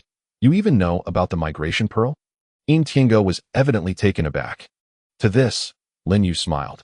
Not only do I know, but I currently possess one. However, since you are able to craft a migration pearl, could you make another one for me? I would like to bring another friend along. Who? Yin Wu. Sure. But you'll need to provide the materials for crafting. I'll send you the material list shortly. All right. With that, their conversation came to a halt. Neither party spoke further. Intienga gazed at the paused message before him. He was filled with astonishment. In his initial expectations, he thought Lin Yu would at most be aware of the blockade, without knowing the means of escape. This would allow him to maintain the upper hand. Yet, he was taken aback to discover that Lin Yu not only knew how to escape, but also possessed the most crucial item, the migration pearl. This was something he had not anticipated. Passing this information to Bai Haitang elicited a similar surprise from her. As for the request to craft an additional migration pearl, she readily agreed. For every additional person represents an increase in strength. Especially when considering 2 of the top 5 on the leaderboard, what remains to be done is merely to gather resources and then execute the escape plan. Chapter 47. The Invaders. On the other side. After the plan was finalized, Lin Yu promptly turned off private messages and opened Yin Wu's contact, conveying the details of the area lockdown in full. As for why he only invited Yin Wu. Lin Yu had his own considerations. He was acutely aware that even the sixth-tier individual encountered previously in the mine could not escape this place. It was nearly impossible for an ordinary fifth-tier lord to traverse the gray mist. Attempting to force their way through would only lead to their demise. Among those Lin Yu knew, only Yin Wu had the potential to ascend to the sixth tier within such a short time frame and gather enough magic energy. As for the others, Lin Yu did not consider himself a saint. He would never put himself in danger to save others, nor would he bear the burden of dragging anyone along.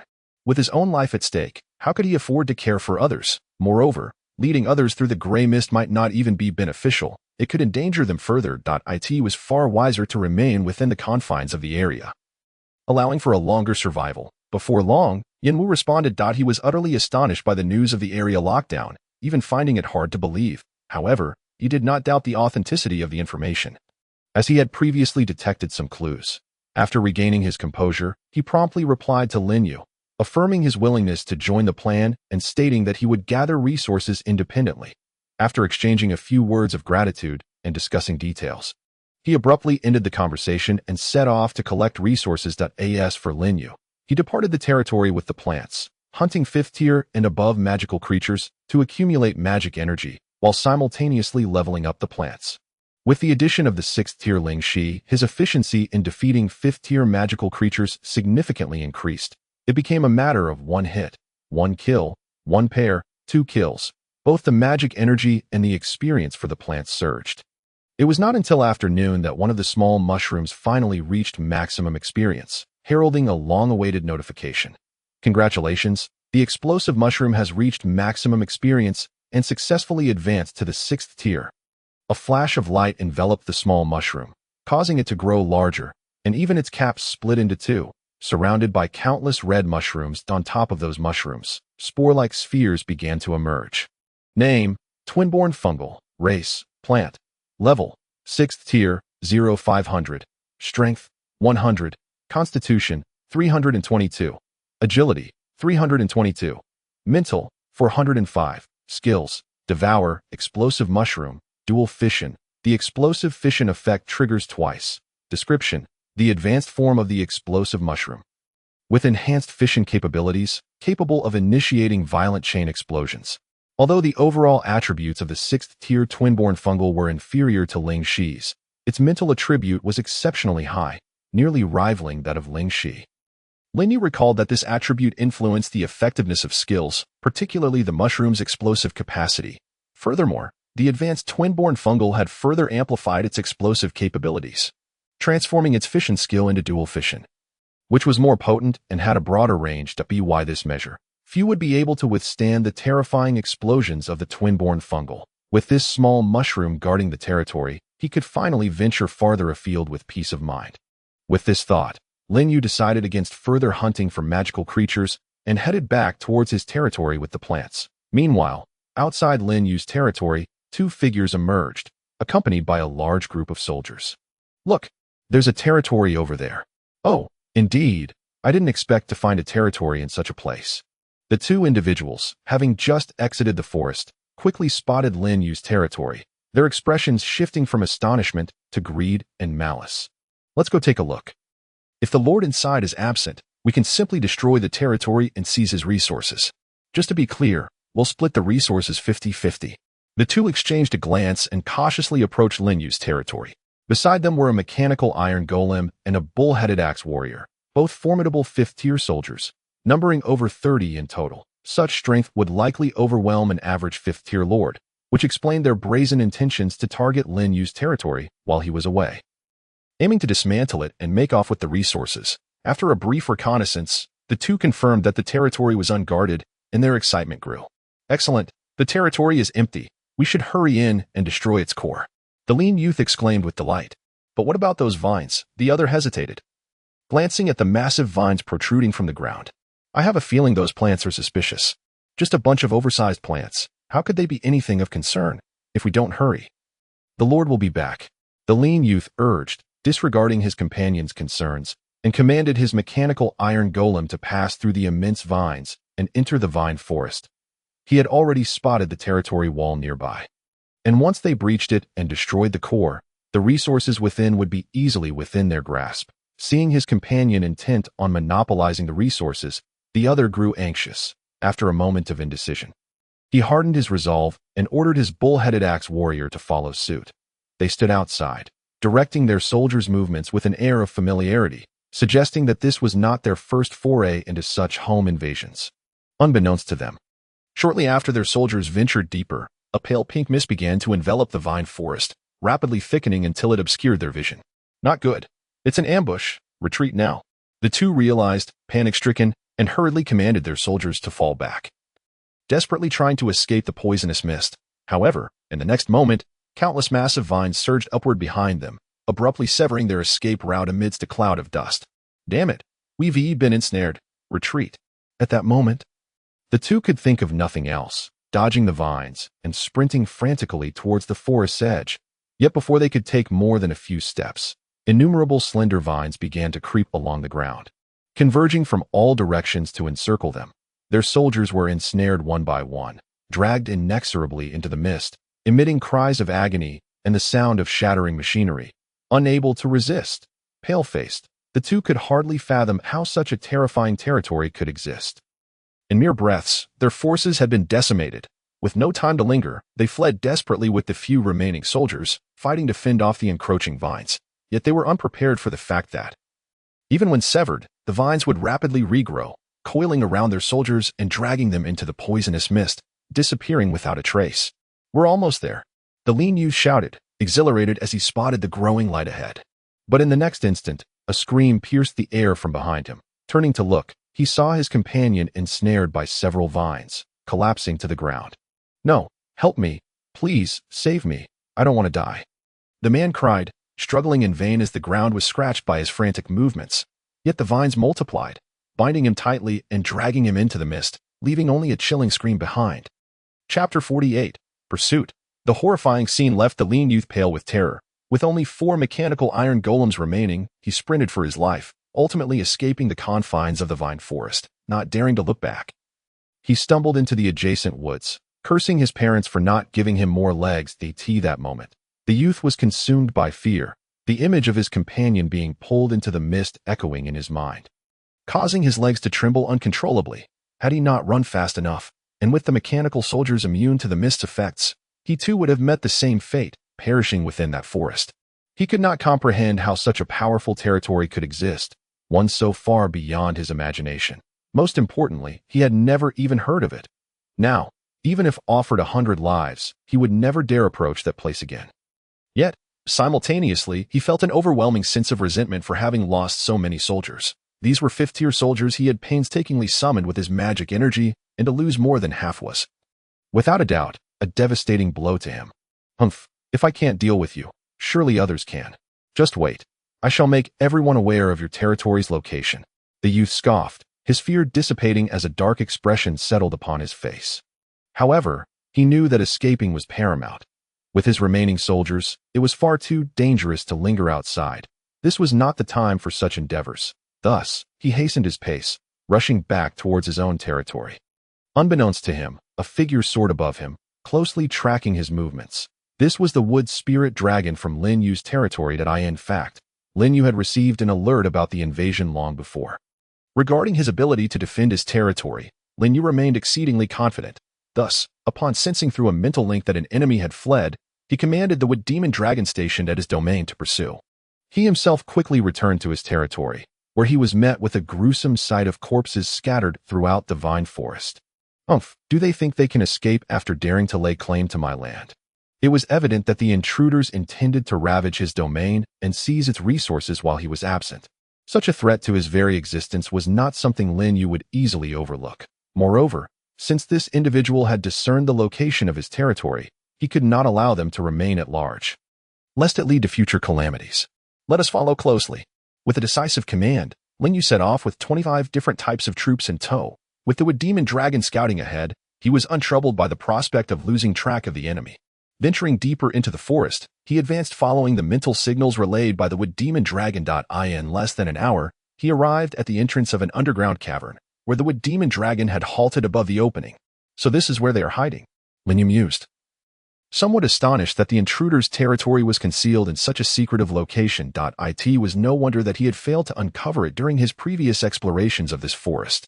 Without a moment's hesitation, he led his plant troops into the cavern. Unbeknownst to Wang Liang, who had just returned, danger was already looming. Once he arrived at his territory, he strode into the Lord's fortress and collapsed into a chair. His face a mask of relief mingled with resentment and fury.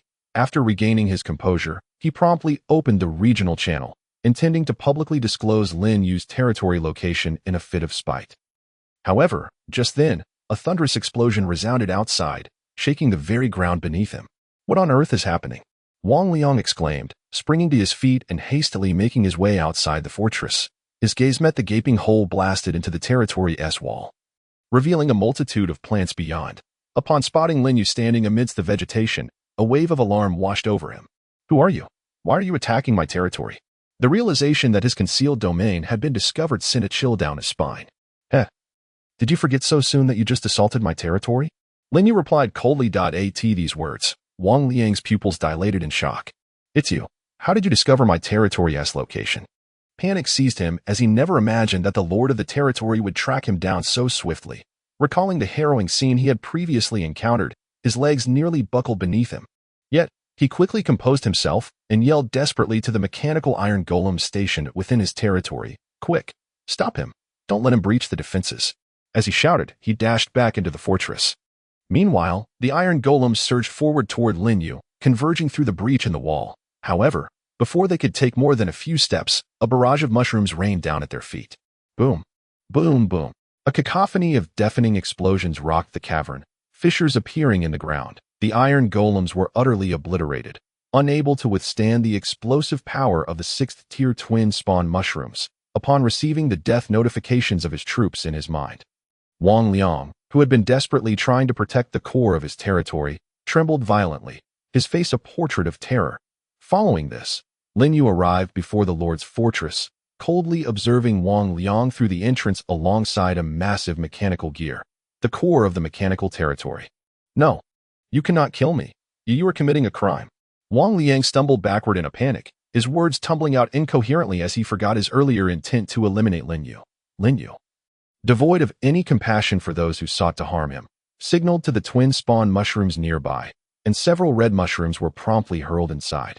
Boom! The fortress shook violently, instantly reduced to rubble. A powerful shockwave, accompanied by Wang Liang's anguished screams, surged through the cavern, echoing for hundreds of meters. Simultaneously, a notification echoed in Lin Yu's mind. Defeated 5th-tier lord, gained 89 magic power, 250 wood, 340 stone, 5th-tier lord essence X1.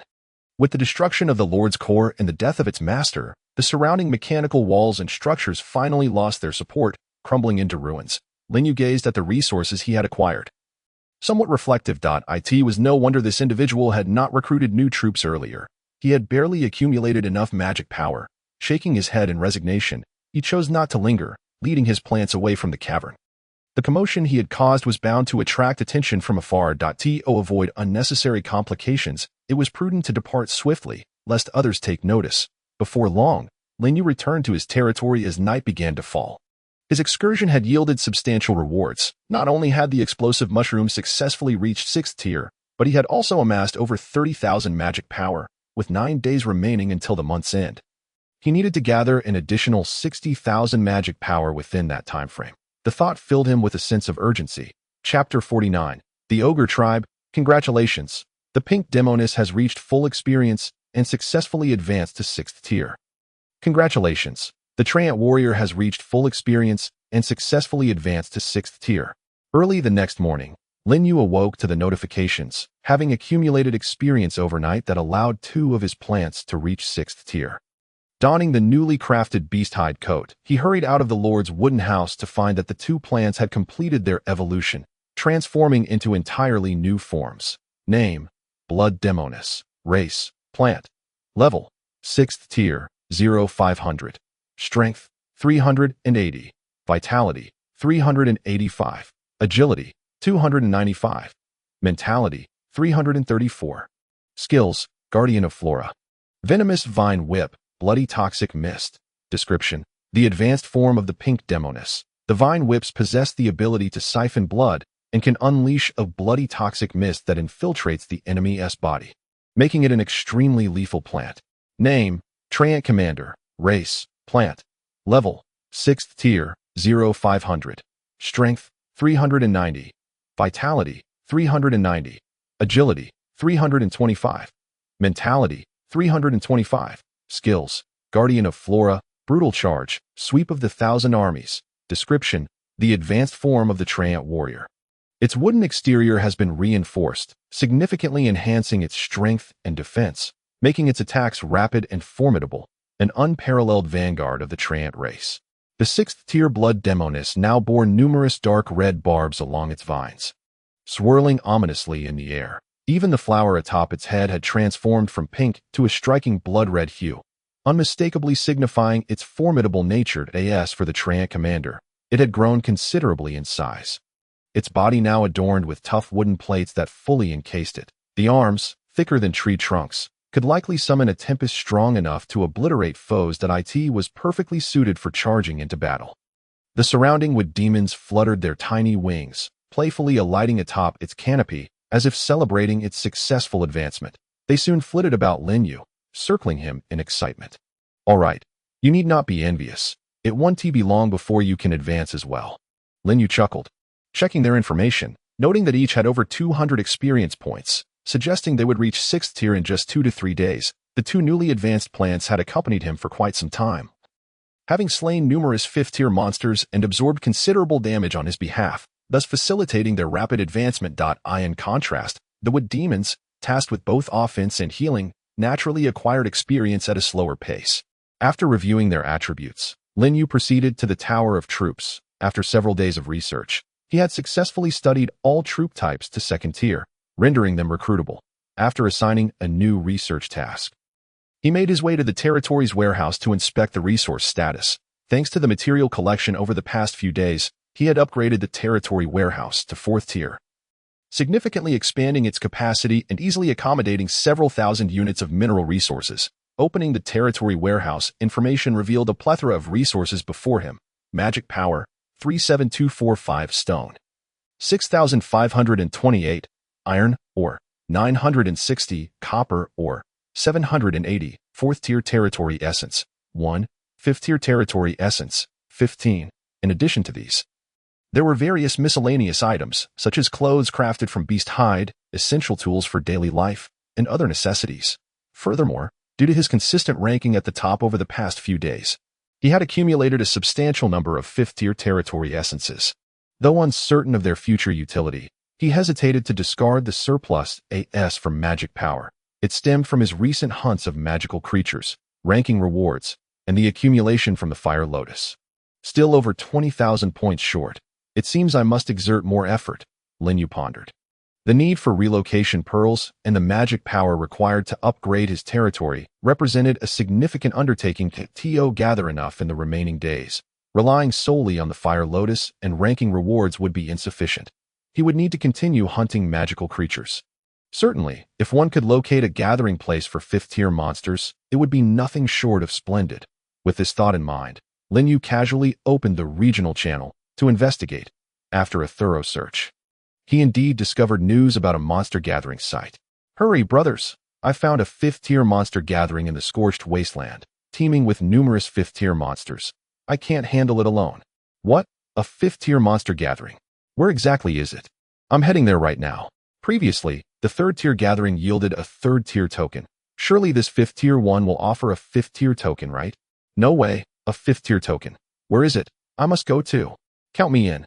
Upon hearing about the reward of a 5th-tier unit token, these lords became anxious, eagerly inquiring about the precise location of the monster gathering. Soon enough, they pinpointed its location to a valley in the southern part of the Scorched Wasteland. Over the past few days, many lords had significantly strengthened their abilities, no longer daunted by even a 5th-tier mine. In no time, after just a few exchanges, several 5th-tier lords surged toward the site, even calling upon friends to join forces and eliminate the monster gathering. As for who would ultimately claim the unit token, that depended solely on their individual prowess. Initially, Lin Yu was apprehensive about the potential crowd and hesitated to venture forth. However, upon reading that the valley was vast, Housing at least hundreds of fifth-tier monsters, he felt a surge of motivation.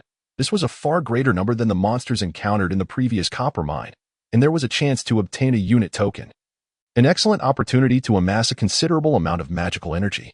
Without further ado, Lin Yu confirmed the location and promptly set off with Ling Shi, 2 newly advanced 6th-tier units, and an additional 25th-tier units, leaving the territory in a grand procession. 2 hours later, Lin Yu and his botanical companions arrived at the entrance of a valley. Just as the reports had indicated, the valley was expansive, with the entrance measuring several hundred meters wide at that moment. A considerable number of lords had already gathered outside. Probing for information about the valley's interior, Lin Yu peered into the valley from a distance and observed it filled with various barriers and caves. Along with tents crafted from tattered cloth, many towering ogres wandered near the campfires, seemingly roasting the carcasses of some animals, the air thick with a faint metallic scent of blood. This was indeed a massive ogre tribe. Lin Yu understood well that such creatures, possessing rudimentary intelligence, were likely governed by a leader who might very well have attained the 6th tier. The lords arriving in waves seemed to have realized this as well. Gathering on either side of the valley entrance, none daring to venture inside recklessly. As time passed, the crowd outside grew increasingly anxious, for the more people there were, the slimmer their chances of acquiring the unit tokens. A prospect they were reluctant to face. Chapter 50. The 6th-tier leader. We can wait no longer. We must charge in. At last, someone could no longer contain their impatience and led their units into the valley, with one daring soul taking the lead. The rest soon followed suit, and in an instant, a dozen lords, accompanied by a throng of units, surged into the valley, the sounds of battle ringing out. The ogres, initially feasting on their meat, roared in anger and rallied their comrades. And before long, countless ogres emerged from the caves, colliding fiercely with the lords' forces. Bang! A dull thud echoed as a 5th-tier beast unit at the forefront was struck down by a massive club wielded by an ogre, instantly reduced to a bloody pulp. Yet the lords' units did not falter. In a single encounter, they brought down several ogres. The ogres barely had time to struggle before being overwhelmed by a barrage of attacks, meeting a swift demise. Charge! Annihilate these ogres. The unit token is mine. Roar! The lords' shouts mingled with the ogres' furious roars, reverberating throughout the valley and causing the very ground to tremble. More and more lords and units joined the fray. While the number of ogres surged, wielding their clubs and even lunging with bites in mere moments, numerous units fell victim to their onslaught, torn to shreds and devoured. The scent of blood and flesh further ignited the ogres' instincts. Their eyes turning crimson with bloodlust. Under the relentless assault, the lords gradually began to show signs of defeat, struggling to hold their ground.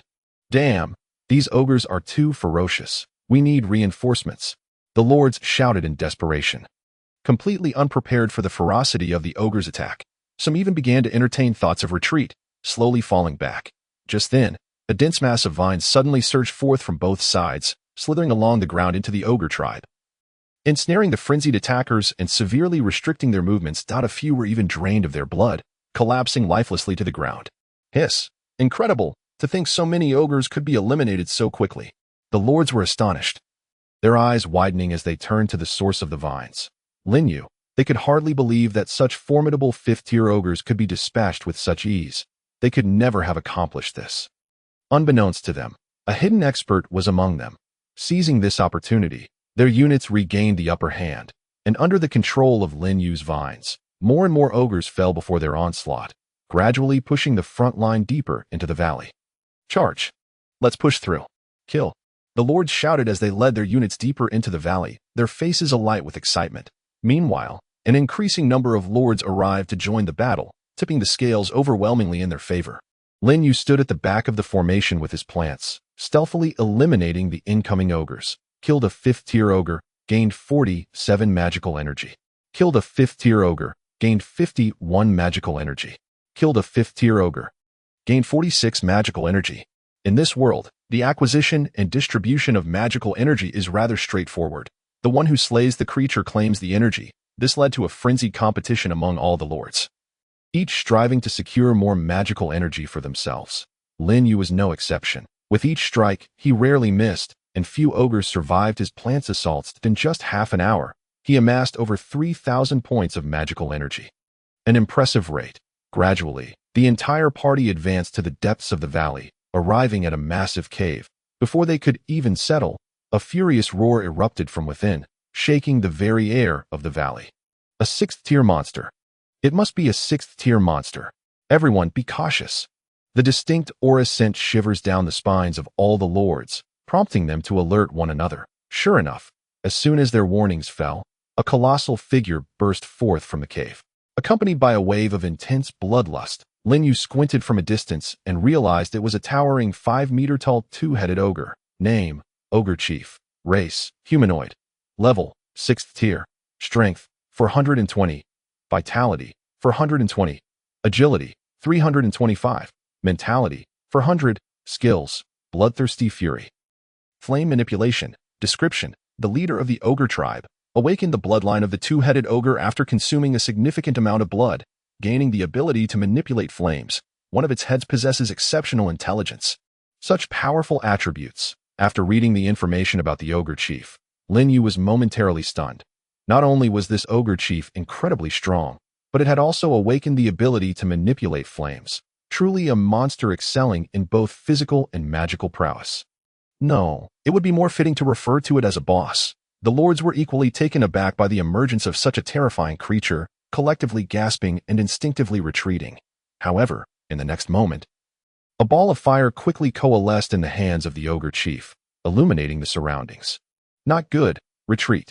The lords' expressions changed drastically as they hurried to escape the ogre chief's attack range. Yet, one lord lagged behind. And before anyone could react, the enormous fireball streaked through the air toward him, leaving a trail of crimson. Boom. Ah! A piercing scream echoed as the lord was engulfed by a fiery column, his entire body reduced to cinders, crashing to the ground along with his units, all perishing in an instant. With just a single strike, a fifth-tier lord was obliterated. The remaining lords turned pale with fear. What was even more horrifying was that this ogre chief had targeted the lords, the key figures, indicating its remarkable intelligence. Roar! The ogre chief bellowed, giving the lords no time to react as it leaped high, wielding its spiked club and crashing down onto the ground, causing a tremendous tremor. Quick, stop it. Don't let it break through. Everyone, stay calm. We have the advantage in numbers. The lords shouted urgently, issuing commands to their units. In an instant, hundreds of fifth-tier units surrounded the ogre chief, launching a fierce barrage of attacks, with clashes and explosions ringing out continuously. At that moment, the ogre chieftain's eyes suddenly blazed a menacing crimson, and with a frenzied swing of its colossal spiked club, it sent all nearby soldiers flying. Subsequently, flames coalesced in its grasp, erupting violently in the densest cluster of troops, obliterating a large swath of them and leaving the encirclement momentarily vacant. A sixth-tier monstrosity, truly terrifying. What left the lords even more aghast was that after dispatching the surrounding soldiers, the ogre chieftain's scarlet gaze fixated squarely upon them. Just one glance rendered the lords pale and terrified, causing them to flee in panic, their earlier bravado utterly vanquished. Lin Yu understood that it was time for him to take action. That he immediately addressed the 3 sixth-tier soldiers beside him. Lingxi, you assist. You too, go as well. As soon as his words fell, the foremost Treant commander charged ahead, initiating a barbaric assault that thunderously barreled toward the ogre chieftain ensconced within the encirclement. Chapter 51. Auction, a bountiful harvest. The tremendous commotion stirred up by the Treant commander instantly captured the attention of all the lords. What is that? A Treant. Such speed. It's charging at the ogre chieftain. Amidst the gasps of the crowd, the Treant commander seemed to transform into a heavy tank, plowing through the encirclement with reckless abandon. Just as the ogre began to react, the Treant commander was already upon it. Boom. A resounding explosion echoed throughout the valley. The ogre's massive form was violently propelled away by the force of the impact, crashing through a considerable expanse of debris and becoming thoroughly buried. The exaggerated spectacle left the lords wide-eyed in shock. Incredible. It actually sent the ogre chieftain flying. Such monstrous strength. Could this truly be a sixth-tier soldier? They could hardly believe that such a formidable ogre chieftain could be flung away so effortlessly. What tremendous power must be behind it? Could it indeed be, as they suspected, that the Treant was a sixth-tier soldier? Look quickly. The ogre chieftain is rising again. Suddenly, another gasp erupted. The ogre, buried beneath the rubble, roared in fury, clawing its way back to its feet, prompting the lords to hastily retreat once more, fearful of being caught in the crossfire. Yet in the next moment, an even more astonishing event unfolded. Vines adorned with dark red barbs suddenly emerged, ensnaring the ogre's feet and body, forcing it back down. Following this, numerous wooden spikes erupted forth, piercing through its abdomen with a sickening thud, spilling forth a torrent of blood. Roar! The ogre chieftain thrashed desperately, tearing at the vines that bound it, while simultaneously gathering fire in its hands. However, more vines swiftly coiled around its arms, interrupting its spellcasting, their barbs sinking deeply into its flesh, voraciously siphoning its blood. Seizing this opportunity, the Treant commander swung its massive arms, delivering a crushing blow to the ogre's two heads. The overwhelming force of the strike left the ogre dazed and disoriented. Thud! Ultimately, a gigantic wooden spike pierced through the ogre chieftain's chest. Its struggles ceased, and it collapsed to the ground with a thunderous crash. Silence. The entire valley fell eerily quiet. Everyone stood with mouths agape, astonished by the scene before them that a supremely powerful sixth-tier monstrosity had perished just like that. Even witnessing it firsthand, they could scarcely believe the reality of the situation, rendered immobile and speechless, as if a whole egg could fit in their open mouths. Only Lin Yu, as if having accomplished a trivial task, summoned the plants back to his side. Simultaneously, a voice resonated in his mind. Defeated sixth-tier ogre chieftain, gained 115 magic energy. Successfully eradicated a fifth-tier monster lair, received a fifth-tier land essence X1, obtained a fifth-tier humanoid soldier token, ogre. With 3 sixth-tier soldiers acting in concert, along with Lingxi's 10% attribute boost, eliminating a sixth-tier monstrosity was hardly a challenge. Moreover, Lin Yu was pleasantly surprised to find that after slaying the ogre chieftain, he indeed acquired a fifth-tier soldier token, which was promptly allocated to his personal space. Observing the newly acquired item, he took it out and examined it closely. The lords around him trembled with shock, suddenly regaining their composure. Is that a soldier token? It truly is a soldier token, the lords exclaimed, nearly rushing to seize it. However, upon seeing the terrifying plants surrounding Lin Yu, they instinctively recoiled, unwilling to provoke him. After all, this was someone who could effortlessly dispatch sixth-tier monstrosities. They were hardly capable of facing him, let alone contend with his 3 fearsome soldiers. What difference would it make to seek their own demise? Thus, they could only watch enviously as Lin Yu displayed the soldier token, failing to notice the sly smile curling at the corners of his mouth. His intent behind revealing the token was clear. Noticing all eyes upon him, he understood his objective had been achieved. He promptly waved the token in his hand and declared loudly, "Whoever is interested in this soldier token may exchange magic energy with me. The highest bidder wins." "Are you serious?" Question mark. Magic energy for an exchange. The lords perked up, their gazes suddenly ignited with fervor. While they lacked other resources, having just purged the monster lair, they still possessed a fair amount of magic energy. Furthermore, trading magic energy for a soldier token was undoubtedly a lucrative deal for them. Immediately, a lord with a humanoid soldier bellowed, "Great one, I bid 3,000 magic energy." 3,000. You might as well throw pennies. I bid 5,000. 5,000 for a soldier token. I bid 6,000. I bid 7,000. 7,001. 7,002. In the blink of an eye, the price soared above 7,000 and continued to climb.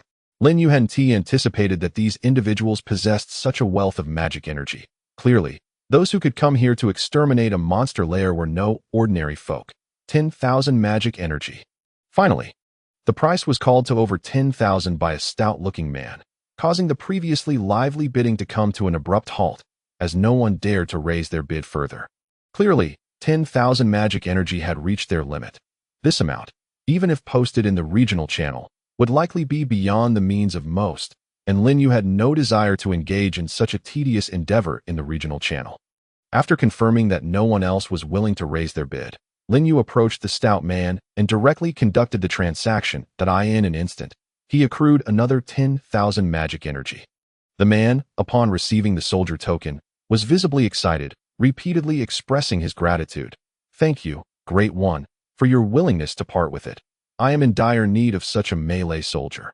"No need for thanks." Lin Yu, having just harvested such a substantial amount of magic energy, was in high spirits. Casting a glance at the envious onlookers, he continued, "As a bonus for this transaction, I shall accompany you as you leave this place. Then I must thank you profusely." The man's face lit up. He understood well how dangerous it was to possess the soldier token at that moment, with so many eyes upon him. Having someone as formidable as Lin Yu by his side would surely deter any ill intentions. After expressing his heartfelt gratitude, he followed closely behind Lin Yu, departing the valley under the resentful gazes of the lords. Once they could no longer be seen, the lords could no longer restrain their curiosity. Who was that person just now? His strength was astonishing. Those soldiers beside him must have already reached the 6th tier. A 6th tier? Plant type? Could he possibly be the one from the leaderboard? You mean, Lin Yu? The lord's expression shifted dramatically, their eyes filled with disbelief, as they gazed longingly at the direction Lin Yu had departed. Meanwhile, Lin Yu and his companion had already ventured far beyond the valley. Once assured that no one was following, the stout man bid farewell to Lin Yu and hurriedly made his way back to his own territory. By the way, the transaction information should display the name of the other party. Suddenly, the man recalled something and hastily opened the transaction record. However, when he clicked on the information and saw the name displayed, he stood frozen in disbelief. Lin Yu? The number 1 on the leaderboard. The man's hands trembled, nearly popping his eyes out. The individual he had just traded with was none other than the top player on the leaderboard. Surely he must have misread. In his shock, he scrutinized the name once more, confirming that it was indeed Lin Yu. At this point, he could no longer maintain his composure. He had been so close to the number 1 player. It was simply unbelievable. Surely in the entire region, few had ever laid eyes on that great one. No wonder that person was so formidable. He finally understood. Chapter 52. I shall call you Mushroom Demon King. Upon returning to his territory, it was already afternoon. Along the way, he made a point to detour and hunt down several 5th-tier monsters, not arriving back until afternoon. At this point, he had amassed over 54,000 magic energy. Even relying on the Fire Lotus and leaderboard rewards, he could gather enough for 60,000 in the remaining days, with some to spare. This was largely thanks to the monster lair today, which had netted him over 10,000 magic energy, exceeding his original expectations. Seizing the rare opportunity to relax, he refrained from further monster hunting and instead delved into research within his territory. At the forefront of his studies was, of course, his most crucial mutation ability. Mutation. It consumes magical energy, allowing a designated summoned unit to undergo mutation, transforming into a randomly selected unit of the same level while retaining one of its original skills. It can be said that Lin Yu's current achievements are largely attributed to this ability. Had it not been for this power, he might have perished amidst the initial surge of beast tides. After all, not everyone is as unfortunate as he is, starting with a random initial unit of a sapling and being so close to the source of the beast tide. Seizing this opportunity, he decided to delve deeper into this ability today. For instance, mutating a plant with royal bloodline. Let us first try it with a tier 1 unit.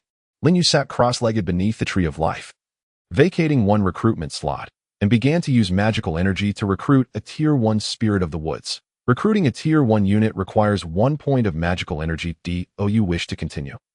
Continue. 1 point of magical energy was a trivial matter for Lin Yu at this juncture, so he chose to proceed without hesitation. This tier 1 spirit of the woods had only recently been rendered recruitable after his studies at the Tower of Units. A flash of light appeared, and a glowing orb, no larger than a fist, rapidly coalesced before him. After glancing at its information, he promptly utilized his mutation ability on it. Mutating a tier 1 unit requires 1 point of magical energy. Do you wish to continue? Yes.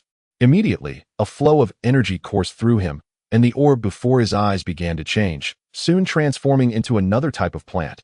A tier 1 sapling. Name: sapling. Race: plant.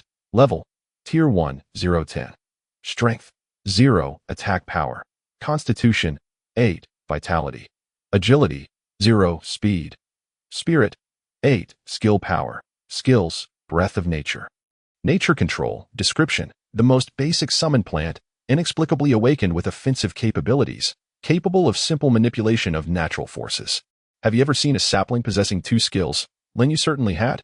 This sapling not only possessed its inherent healing skill, but, due to the mutation ability, also inherited the offensive magic of the spirit of the woods. That it would be difficult to find another sapling so peculiar and extraordinary in the world.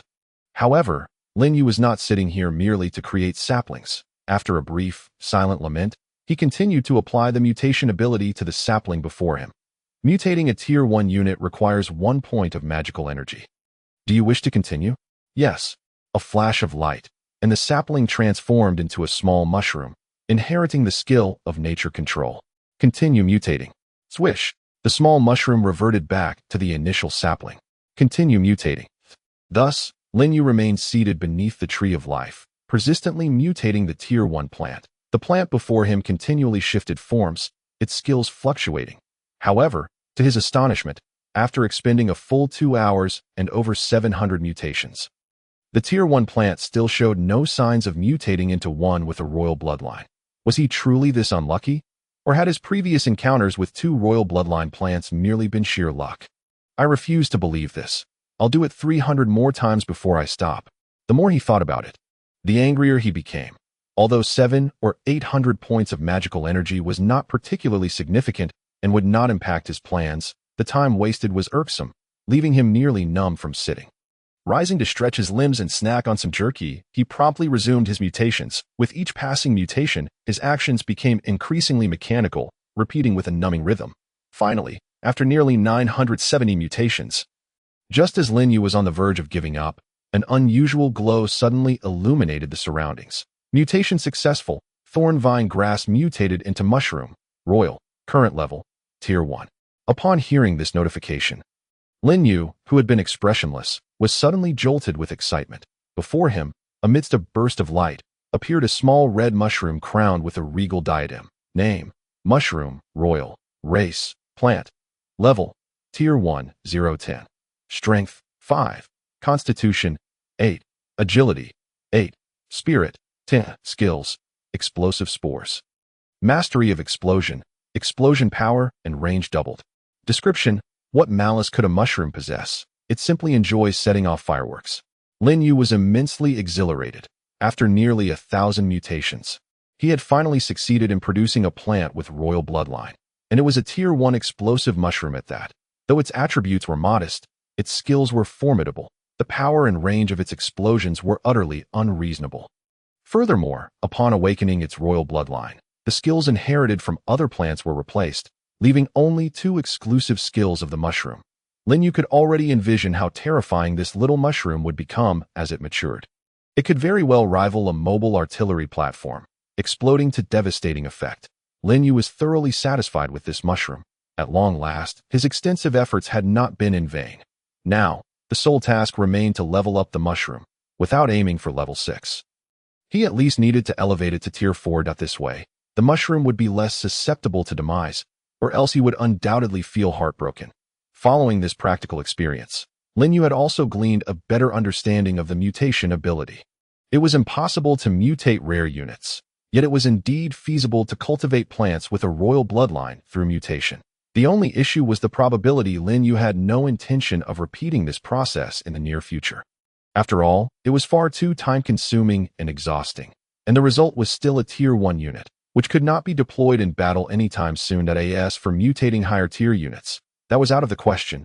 He certainly did not possess enough magical energy for that.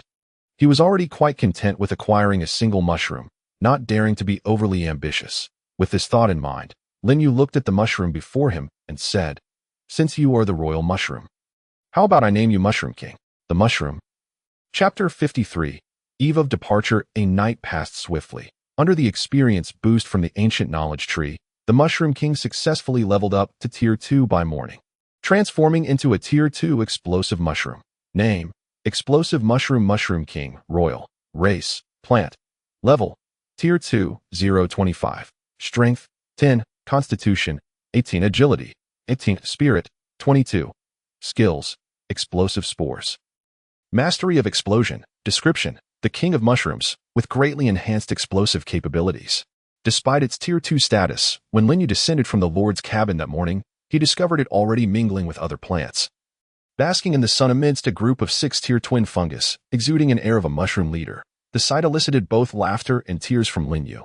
Truly, as expected of the royal mushroom, its status was anything but ordinary. The Tier 2 Mushroom King also exhibited a unique aspect, having gained the ability to move off the ground. This development saved Lin Yu considerable effort, as he could now take it out to gain experience without relying on the slow accumulation from the knowledge tree. Thus, after attending to matters within his territory, Lin Yu departed with the plant army and the Mushroom King. As they traversed the path, Lin Yu casually opened the leaderboard, noting that aside from himself and In Tiange maintaining their top 2 positions, By Haidang and Yin Wu had both dropped out of the top 10 to even among the top 10. There had been considerable shifts. With a new batch of contenders emerging, it seemed that those two had recently been preoccupied with gathering resources, neglecting their rankings. For collecting over 60,000 points of magical energy was no small feat, of course. This was merely a temporary situation. Given their capabilities, it was only a matter of time before they caught up again. The reason why he and Tiange had maintained their statuses was due to their possession of Tier 6 units. Just that alone was sufficient to overshadow the majority. After reviewing the leaderboard, Lin Yu proceeded to open the regional channel. After observing for a while without discovering any useful information, he promptly closed the interface. Not long after, he led the plants into the forest, exploring its depths. Fortune smiled upon them, and within mere minutes they encountered 2 Tier 3 corpse hounds. Quick, block them, don't let them escape. Upon spotting the corpse hounds, Lin Yu's eyes lit up, and he immediately commanded the pink enchantresses to unleash their vines and surround them. The 2 corpse hounds, clearly lacking intelligence, charged toward Lin Yu with furious growls upon spotting a living human. However, they barely made it a few steps before being ensnared by the vines. Following this, at Lin Yu's signal, the Mushroom King hopped out of the formation and hurled a barrage of red mushrooms at the 2 corpse hounds. Boom, boom, boom. A series of violent explosions made the surrounding trees tremble. As the 2 corpse hounds howled in agony, the power and explosion range were nearly on par with Tier 3. Yet that was not the end. The Mushroom King appeared intent on further destruction, bouncing around and plucking several freshly grown mushrooms from its body, tossing them into the explosion's epicenter. Another round of explosions ensued, and the anguished cries of the 2 corpse hounds finally ceased. Killed Tier 3 corpse hound, gained 10 points of magical energy. Killed Tier 3 corpse hound, gained 9 points of magical energy. Goodness, it is astonishing how effortlessly 2 Tier 3 monsters were dispatched. The explosive power of this little mushroom is indeed formidable. As the dust settled, Lin Yu surveyed the state of the 2 decayed corpse hounds, an utterly pitiful sight, almost devoid of any intact parts. Moreover, due to the cross-tire kill, the Mushroom King gained 10 experience points, propelling its level up by nearly half. Remarkably, utilizing this method to level up lower-tier units has proven to be quite effective. Significantly faster than anticipated. As for whether the vines of the pink demons would be affected by the blast, Lin Yu harbored little concern. After all, they are Tier 5 units, and inflicting damage upon them with Tier 2 attacks is no simple feat. Thus, for the time to come, Lin Yu did nothing but lead the plants deeper into the forest in search of monsters, allowing the Mushroom King to gain experience. Any encounters with Tier 3 monsters or below were entrusted to the Mushroom King, while those above Tier 3 were handled by the other plants to accumulate magical energy. In this manner, they progressed and leveled up. The day passed swiftly. An alert chimed in Lin Yu's ears. Congratulations! The experience of the explosive mushroom has reached maximum capacity, successfully leveling up to Tier 4. As the voice faded, the Mushroom King was enveloped in radiant light, its form gradually transforming into a Tier 4 fission mushroom. Name: Fission Mushroom. Mushroom King. Royalty: Race: Plant. Level: Tier 4, 0-100. Strength: 50. Constitution: 77. Agility: 77. Spirit: 91. Skills: Explosive Mushroom. Demolition Mastery. Fission. Description: The King of Mushrooms, greatly enhanced explosive capabilities. After observing for a while, Lin Yu noted that the transition from Tier 3 to Tier 4 represents a significant watershed. Attributes begin to increase exponentially after surpassing Tier 3, accompanied by the acquisition of new skills. The newly elevated Mushroom King similarly grasped the fission skill, further augmenting its demolition capabilities at this rate. It wouldn't be long before it could catch up with the main forces and become a substantial contributor to Lin Yu's output. Moreover, the Mushroom King had been exceptionally diligent today, actively slaying monsters to bolster its experience, which accounted for its rapid advancement. Reflecting on this, Lin Yu could not help but commend. Well done. I shall treat you to a feast upon our return. As he spoke, he affectionately patted the Mushroom King's cap. The Mushroom King seemed to relish the gesture, nuzzling against Lin Yu's palm and joyfully bouncing around him, resembling a child full of exuberance. Lin Yu smiled gently, turning to the other plants nearby. Everyone has worked hard today. Let us head back. With that, he made his way back towards their territory, surrounded by the throng of plants. Upon returning to the territory, Lin Yu fed the newly acquired corpses to a few of the overlord flowers before moving to a clearing to prepare a meal. Just as he settled down, he received a private message from Yintianga. The migration pearl has been completed and delivered to Yinwu. Be prepared. We shall depart for the border region in a few days. It's better to start early. Upon reading the message, Lin Yu's previously relaxed demeanor stiffened. After a moment's contemplation, he promptly replied, Understood. Notify me directly when it's time to leave. I will hasten my arrival. All right. I will send you the rendezvous point shortly, by Haidang, and I will await you there. Additionally, it is best that this matter remains confidential to avoid causing panic and to prevent it from reaching the higher-ups. I will ensure that. Lin Yu took a deep breath. Recognizing the perilous nature of his upcoming journey, where life and death remained uncertain, leaving little room for distractions, if opportunities arose in the future, he might save this realm. But, with this thought, Lin Yu sighed, dismissing further contemplation as his expression grew increasingly somber. This mission was of paramount importance to him, requiring utmost diligence. After toiling for so many days, his goal was to traverse the gray mist and escape this area. Should he fail, he would undoubtedly plunge into a place of no return, forever trapped within this region. To claim he felt no anxiety would be a lie. After sitting in silence for a while, his mood gradually settled. He then clicked on Yin Wu's name, sending a few messages to discuss their departure plans. Outside, the sky began to darken. Chapter 54. Departure. Regional tremors. The day of departure had finally arrived. In less than 5 days, Lin Yu received the departure notification from Yintianga, urging him to hurry and meet up at dawn. Lin Yu woke early, quickly freshening up and having a bite to eat before descending the steps to the territory below. By that time, the plants had already gathered, seemingly aware that something significant was about to unfold.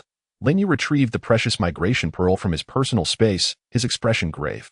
Only 3 days remained until the month's deadline. After diligent effort over the past few days, he had gathered all necessary materials and magical energy. Only this final step remained. To be honest, he felt quite anxious. The prospect of crossing the gray mist into another region filled him with unease, fearing unforeseen complications. However, having come this far, retreat was not an option. After a moment's reflection, he addressed the plants. Qingteng, Mushroom King, and the ancient knowledge tree shall remain within the territory. The rest should wait outside. With their mental connection, the plants comprehended Lin Yu's words and promptly obeyed, forming a procession toward the territory's edge. In an instant, the territory was left empty, with only the 3 plants Lin Yu had designated remaining. They were kept behind due to their immobility and low level, rendering them incapable of traversing the gray mist. It was evidently more convenient to include them within the migration pearl along with the territory.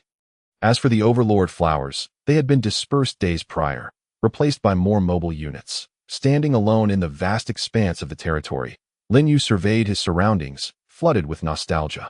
This place had been his home for over half a month. Each blade of grass and every tree was familiar to him, yet he was now compelled to depart, leaving his emotions in a tumultuous state. After a final glance at the environment, he approached the Tree of Life, inhaled deeply, and opted to upgrade the territory. In an instant, the entire territory was enveloped in light, resonating with a thunderous sound. The Tree of Life rapidly ascended, reaching a height of 60 meters. The surrounding walls were also fortified, reinforced with an additional layer of metallic protection, significantly enhancing its defenses. Simultaneously, an immense power surged into Lin Yu's body, continuously strengthening him, as if he were undergoing a transformation. Congratulations! The territory has successfully leveled up to Tier 6. As your level has reached the upper limit of this plane, planar transmission is imminent. Please make necessary preparations. Indeed, after reaching Tier 6, even the notifications had changed. Lin Yu could vaguely sense a gravitational pull, as though it sought to draw him and the entire territory into itself. Not daring to waste any time, he hurriedly exited the territory and emerged outside, producing the migration pearl. Do you wish to consume 60,000 magical energy to utilize the migration pearl on your territory? Note: once the migration pearl is used, certain functions of the territory will be suspended until the migration is successful. Confirm. Lin Yu replied without hesitation. The next moment, the migration pearl in his hand radiated with brilliant light, slowly ascending above the territory. Under this illumination, the entire area began to tremble, accompanied by a resounding roar from the ground, as dust and debris swirled in a magnificent display. Then, a colossal spatial distortion appeared, engulfing the territory entirely, which vanished in an instant before Lin Yu's eyes. Subsequently, the light of the migration pearl diminished. Gently drifting back toward Lin Yu. Cautiously, he received the migration pearl. When he glanced back at the location where the territory once stood, only barren land remained, devoid of any remnants. Within the migration pearl, a miniature version of the territory was evident, complete with the iconic tree of life and a few plants he had retained, as if sealed within. Once the territory was absorbed, the gravitational pull dissipated, as if it had never existed. It seemed that the migration pearl's effect of concealing level signatures had taken effect, allowing Lin Yu to finally breathe a sigh of relief. He observed the remaining 47 plants beside him, all having reached Tier 6, having steadily leveled up over the past few days. With these units at his disposal, he need not worry about safety, and with a decisive wave of his hand, he commanded, "Let us depart." Thus, Lin Yu set forth with his botanical army. One person accompanied by 47 units marched resolutely through the forest, making their way toward the endless wasteland. Meanwhile, the regional channel erupted in chaos due to the changes in the leaderboard. What the hell? Look, the names of those big shots on the leaderboard have suddenly disappeared. What is happening? Why is Lin Yu's name gone? And Yin Tiange and Yin Wu, even Bai Haiyang, has vanished. The subsequent rankings show none of their names. What is going on? Have they been killed? Impossible. Who has the strength to take them down? And all four at once. This is outrageous. For prominent figures disappearing at once, something significant must be about to happen. The simultaneous disappearance of 4 top 10 leaders caused an uproar, leaving countless people in shock. The messages in the regional channel surged like a boiling pot, for among those who had vanished were 2 giants ranked first and second. The mere notion of their disappearance was hard to believe. Yet the undeniable truth lay before them, compelling their belief in its authenticity. In a fleeting moment, all were left speculating about the events that had transpired, simultaneously inquiring about the whereabouts of the 4 individuals. Some lords, reveling in misfortune, exclaimed that the rankings had finally opened up. After all, since the inception of the leaderboard, the top spots had been consistently dominated by Lin Yu and his companions, suffocating those beneath them with no prospect of ascendance. The sudden disappearance of Lin Yu and his group, however, had inadvertently favored these individuals, allowing them to surge onto the leaderboard and glimpse the possibility of claiming the top position. As discussions erupted across the regional channel, Lin Yu had already led his plant army to the endless wilderness, converging with Yin Wu, who awaited his arrival. "So are we all set?"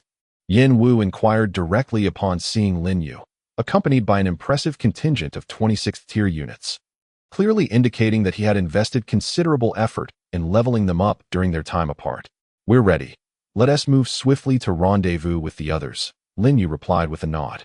Setting off towards the east, during their journey, they had communicated via private messages to ascertain each other's circumstances, rendering excessive explanations unnecessary, given the considerable distance still separating them from the regional boundary. They had commenced their journey early as they traveled. Yin Wu was awestruck by the sheer number of Lin Yu's units, though he had mentally prepared himself. Witnessing a force that was double his own left him in silent astonishment. It was evident that the prolonged dominance of the top position was no mere coincidence. With such formidable strength, one must question if anyone in the entire region could surpass them.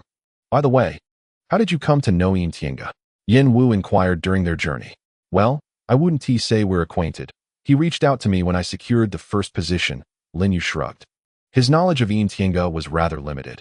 His decision to collaborate stemmed solely from the desire to enhance their chances of navigating through the Misty region. To this end, he had also invited Yin Wu to join, thereby increasing their alliances for balance, as he had previously worked with Yin Wu and found their rapport satisfactory. Seeing Yin Wu's interest, Lin Yu inquired in return, "Do you know him?"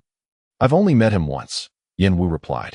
"He delivered a migration pearl to me, and we exchanged a few words." "And what impression did he leave on you?" Lin Yu probed. "It's hard to say. He seems quite inscrutable." Leaving one guessing, Yin Wu remarked, his brow furrowing in contemplation. Lin Yu, upon hearing this, fell into a deep reverie. Based on their brief interactions over the past few days, Yin Tiange appeared to act with meticulous intent and purpose. Even his invitation to join was likely calculated to benefit himself upon demonstrating true strength. Coupled with Yin Wu's description, Lin Yu found himself increasingly curious about the nature of Yin Tiange. Then there was Bai Haiyang. a formidable woman who had consistently ranked among the top since the leaderboard's inception. Her strength was not to be underestimated, and her acquaintance with Tiango warranted attention.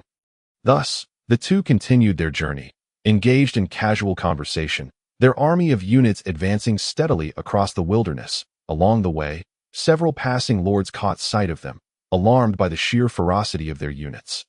Retreating in fear, the nearby territories, upon noticing Lin Yu and his entourage approach, recoiled within their strongholds, bracing their forces for confrontation. However, to their astonishment, Lin Yu and his group merely passed by, scarcely acknowledging their presence.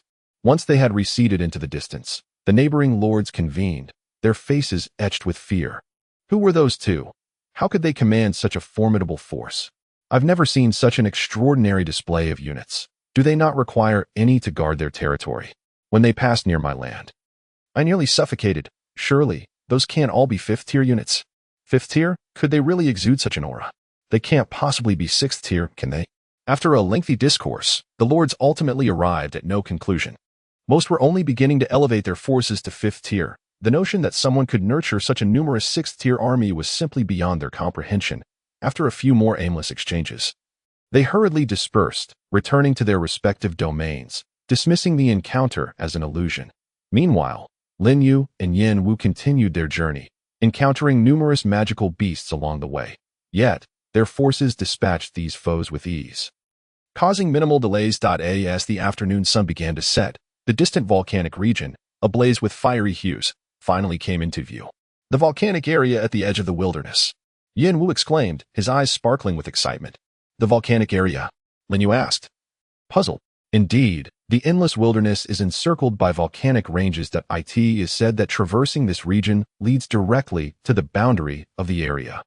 Yin Wu elaborated urgently. Upon realizing this, Lin Yu felt enlightened. In that case, let us find a secure spot near the volcanic entrance to rest for the night, and continue our journey at first light. That makes sense. I've heard this volcanic region stretches for over 100 kilometers. At our pace, it will take considerable time to cross. Yin Wu concurred. With that, they pressed onward toward the volcanic outskirts. By the time the sun had fully descended, they located a vast cave at the mountain's foot. After some discussion, they decided to rest there for the night, assigning their units to keep watch in shifts. As night fell, numerous magical beasts would emerge to hunt, so having a safe refuge was prudent. Moreover, the proximity to the volcanic region raised the ambient temperature, ensuring they wouldn't suffer from the cold. Exhausted from a day's travel, Lin Yu and Yin Wu briefly discussed their plans for the following day, consumed a modest meal, and retreated to the corners of the cave to rest. A night passed without incident. Upon awakening, the two exited the cave and resumed their journey. They soon found themselves traversing the scorched terrain of the volcanic region, where high-tier magical beasts became increasingly prevalent, occasionally encountering 5th and 6th tier creatures. It appears these magical beasts also level up. When those previous travelers came through, there were no 6th tier beasts, Yin Wu remarked, dispatching a charging beast with ease. Meanwhile, Lin Yu commanded his plant units to deal with the remaining foes, his brow furrowed in concern. His botanical units were inherently averse to flames, and the volcanic region was teeming with fiery energy. Although they were not in immediate danger, they displayed signs of distress, seemingly rejecting the very essence of this area. We have no choice but to hasten our pace. Lingering here will only waste more time, he stated. Addressing Lingxi. Upon hearing his words, Lingxi, perched atop the head of the Treant commander, led its spirit army into action, her staff waving gracefully. In an instant, glowing light cascaded down, enveloping the plants and rejuvenating their spirits. Is this a healing skill? Yin Wu exclaimed in astonishment. Indeed, plant units possess more than just offensive capabilities, Lin Yu replied with a slight smile. Yin Wu's eyes shimmered with envy, while his elemental units boasted powerful attacks and wide-range capabilities. Their survival skills were lacking. Should their core be shattered, they would dissipate. In contrast, Lin Yu's plants could quickly recover and regrow even after sustaining damage. This, perhaps, was the advantage of the botanical class. With the healing skills of the wood spirits at their disposal, their progress became considerably smoother, and they suffered no casualties. After vanquishing countless magical beasts and traversing a significant distance, they approached the edge of the volcanic area as evening approached. The monotonous landscape of flames began to fade, revealing a vast plain shrouded in mist. Before them stretched a vast expanse of gray, shrouding much of the sky. The gray mist. Upon spotting the gray region, Lin Yu felt a jolt of energy surge through him, hastily leading his plant units away from the volcanic terrain and into the plain. Yen Wu followed closely behind, his eyes filled with exhilaration. Having journeyed tirelessly for 2 full days to reach this point, their bodies enhanced and their speed remarkable, they had finally arrived at their destination just before the month's deadline, their hearts brimming with anticipation. At that moment, a voice echoed from a distance. "You've finally arrived. We've been waiting for you." Tiange. Lin Yu regarded the striking youth before him without surprise, for their meeting at this location had been prearranged. Beside Tiange stood a frosty beauty, unmistakably by Haitong. In no time, the four converged. Tiange spoke first. "A pleasure to meet you. You must be Lin Yu," he said, offering a warm smile that instinctively disarmed any defenses. However, Lin Yu had already gathered insights about Tiange's character from Yen Wu along the way, and was not deceived by the surface facade. He responded directly. "It is indeed me, and this is Yen Wu. You should have met him before." "We have indeed met. Previously when delivering the migration pearl," Tiange said with a warm smile, giving a nod of acknowledgement to Yen Wu. He then turned to the woman beside him and introduced. "This is Bai Haidang. You should be familiar with her as well." "Naturally," Lin Yu and Yen Wu replied, casting a friendly smile towards Bai Haidang. However, the response they received was a frosty countenance. It was evident that Bai Haidang was of a cold disposition and preferred silence, even towards Tiange. Her demeanor was notably aloof, suggesting that their relationship was not as amicable as one might expect. Meanwhile, Lin Yu discreetly observed the troops accompanying the 2 indicated in the rankings. They consisted of demon and angel units. This was Lin Yu's first encounter with demon troops. Behind Tiange trailed over 30 tall, horned, winged demons, all at the 6th tier. Bai Haitong's angelic legion was somewhat weaker, yet still boasted 26th tier units, making them collectively not far inferior to Lin Yu and Yen Wu. However, in terms of the number of 6th tier units, Lin Yu had the most, with a total of 47. Thus, upon noticing the plants surrounding Lin Yu, both Tiange and Bai Haidang displayed expressions of surprise, stealing a glance at him. "All right, let us not linger idly. We must discuss serious matters," Yen Wu interjected, interrupting their pleasantries. Upon hearing this, the others immediately adopted serious expressions.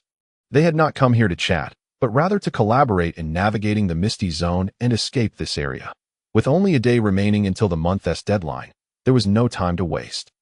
With this thought in mind, Tiange spoke earnestly. "Follow me. There is a suitable place to rest nearby. We shall spend the night there, and at dawn, we will set off for the misty zone." "Have you two discovered anything since arriving?" Lin Yu inquired as he trailed behind Tiange. "Indeed. There are some findings," Tiange nodded. "I previously led my troops into the plain and discovered that the fog thickens the deeper one ventures.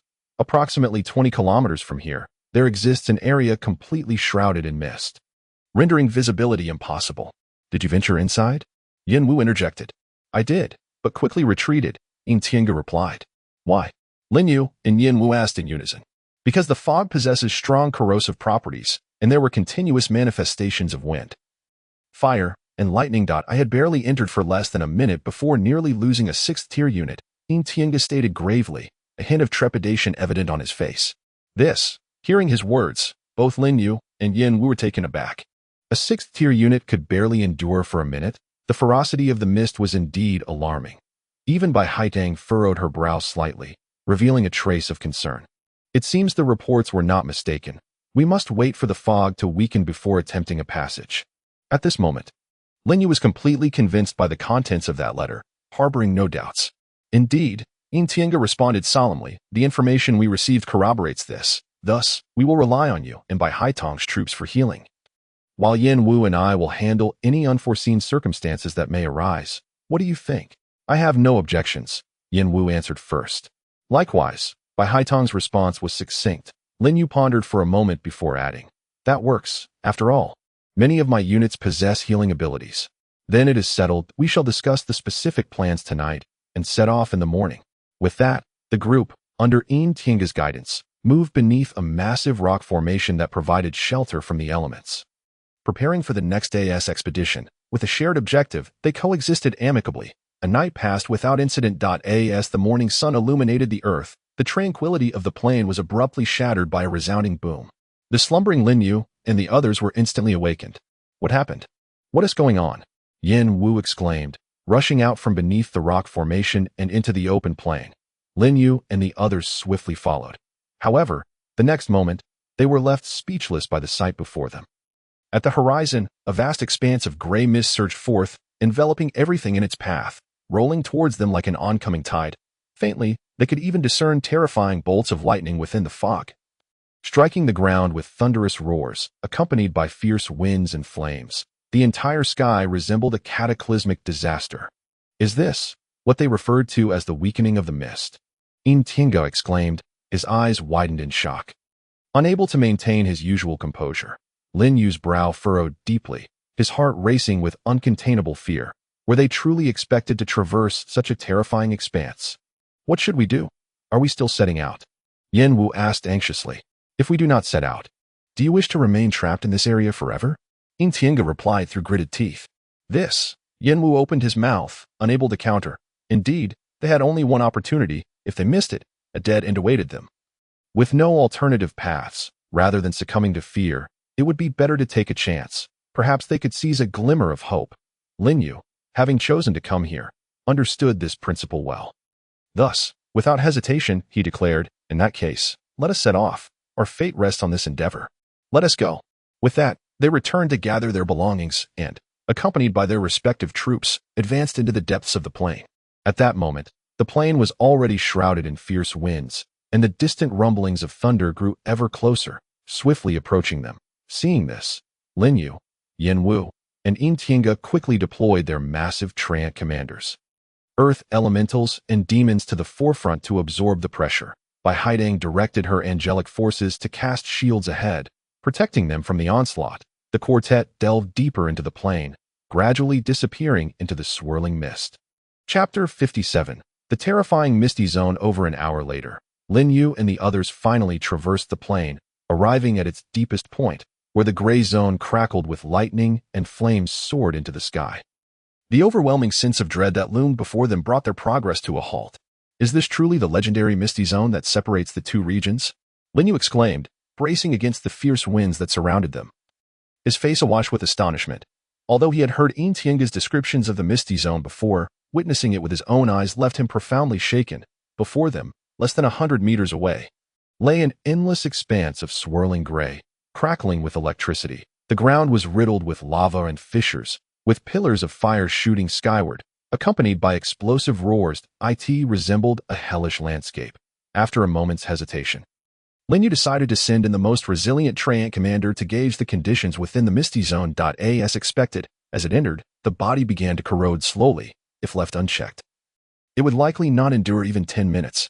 The corrosive properties of the mist are indeed significantly weaker than before, Tinga remarked gravely. My demons should be able to survive for a few minutes. My elemental troops can absorb earth and fire elements to rejuvenate themselves. Allowing them to last a bit longer, Yin Wu pondered aloud. I can dispel and purify. Bai Haidang chimed in, a rare contribution. Upon hearing this, Lin Yu promptly stated, in that case, let us set out. Our time is running short. The duration of the migration pearl was limited to 5 days. Now on the 3rd day, if they failed to cross the mist and reach the other side within 5 days, only a dead end awaited them. Tinga and the others were well aware of this urgency. After taking a deep breath, they led their troops into the mist. Lin Yu followed suit, guiding his plants into the shrouded depths. As they progressed, Lin Yu began to sense an overwhelming pressure bearing down from all directions, accompanied by a relentless tugging sensation, as if the very fabric of reality was attempting to repel him. More alarmingly, the surrounding mist began to erode his body, scorching his skin with an increasingly intense burning sensation. Boom! Suddenly, a pillar of fire erupted not far from them, and the immense heat surged towards their faces. Hurry, we cannot linger in this place. Tinga shouted, his voice laced with urgency as he quickened their pace. The 4 of them, surrounded by their troops, raced through the treacherous landscape of lava pools and cracked earth, the air filled with the sounds of thunderous explosions, as fire pillars began to multiply, growing ever more fierce. Just then, the sky erupted in brilliant white light, but a colossal bolt of lightning descended straight toward them. Lin Yu and the others' expressions shifted, caught off guard as the lightning struck with a resounding crack beside Yin Wu, obliterating one of his sixth-tier earth elementals into nothingness. In an instant, it was reduced to ash, leaving no trace behind. What? Yin Wu stared wide-eyed. Horror etched across his face as he witnessed the scene. A sixth-tier unit had perished just like that. Had he not seen it with his own eyes, he would have thought it was a mirage. Even Lin Yu and the others were filled with dread. Run! Lin Yu's startled shout jolted them back to reality in an instant. Without daring to linger, they hastened deeper into the abyss. Along the way, pillars of lava and bolts of lightning multiplied, and arcs of electricity began to dance across the ground, forcing them to maintain a safe distance. However, no matter how cautious they were, numerous troops continued to perish amidst the lava and lightning, and even Lin Yu suffered the loss of 3 sixth-tier plants. Be careful. Suddenly, a cry of alarm erupted from Bai Haitang within the ranks. Less than 20 meters ahead, a rift in space opened ominously, and black tendrils surged forth from the fissure, lunging directly at them. A spatial rift. Lin Yu gasped, halting his steps and immediately ordering the Treant commander to shield them. Simultaneously, the wall of flames from Yin Wu, the dark devour from Yin Tiange, and the judgment of holy light from Bai Haitang exploded forth, repelling the black tendrils. Seizing the opportunity, they swiftly altered their course to circumvent the rift. Yet, they gradually discovered that more and more spatial rifts were manifesting around them, with black tendrils continuously emerging, attempting to drag them into the void. Yin Tiange, caught off guard, saw 2 sixth-tier demons ensnared by the tendrils. Their anguished roars echoing as they were pulled into the rift, instantly torn to shreds by the chaotic currents within. The others suffered even greater losses, with troops falling one after another. The spatial stability here is critically compromised. Everyone, exercise caution. Lin Yu warned loudly, that moment. Only 40 troops remained by his side. All the plants capable of healing were tirelessly mending their wounds, while the rest defended against the tendrils attacking from all directions. The angelic priest units surrounding Bai Haitang were equally overwhelmed, continuously chanting holy spells to heal and bolster them, dispelling their pain.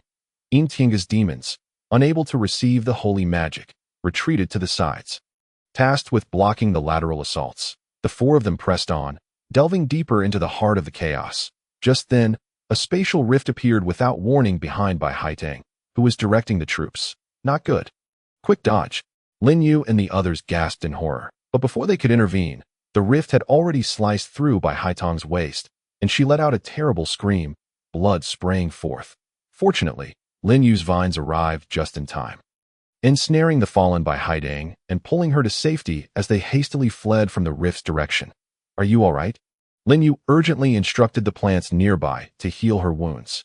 Meanwhile, the angels showered her with holy light, enveloping her in a protective embrace.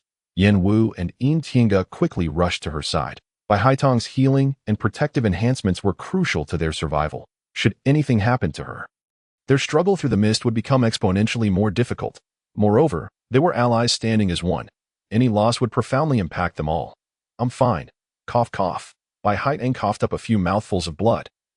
But under the combined healing efforts of the plants and angels, she managed to cling to life, slowly regaining consciousness. The wound on her waist had also staunched, beginning to heal. Seeing this, Lin Yu and the others exchanged relieved glances. Let my plants carry you for now. It's impractical for you to move in your current condition. We'll discuss further once you recover. Lin Yu decisively instructed the blood demoness to retract her thorns and weave a makeshift stretcher from vines to carry Bai Haitang along, aware of her severe injuries. Bai Haitang graciously accepted Lin Yu's help.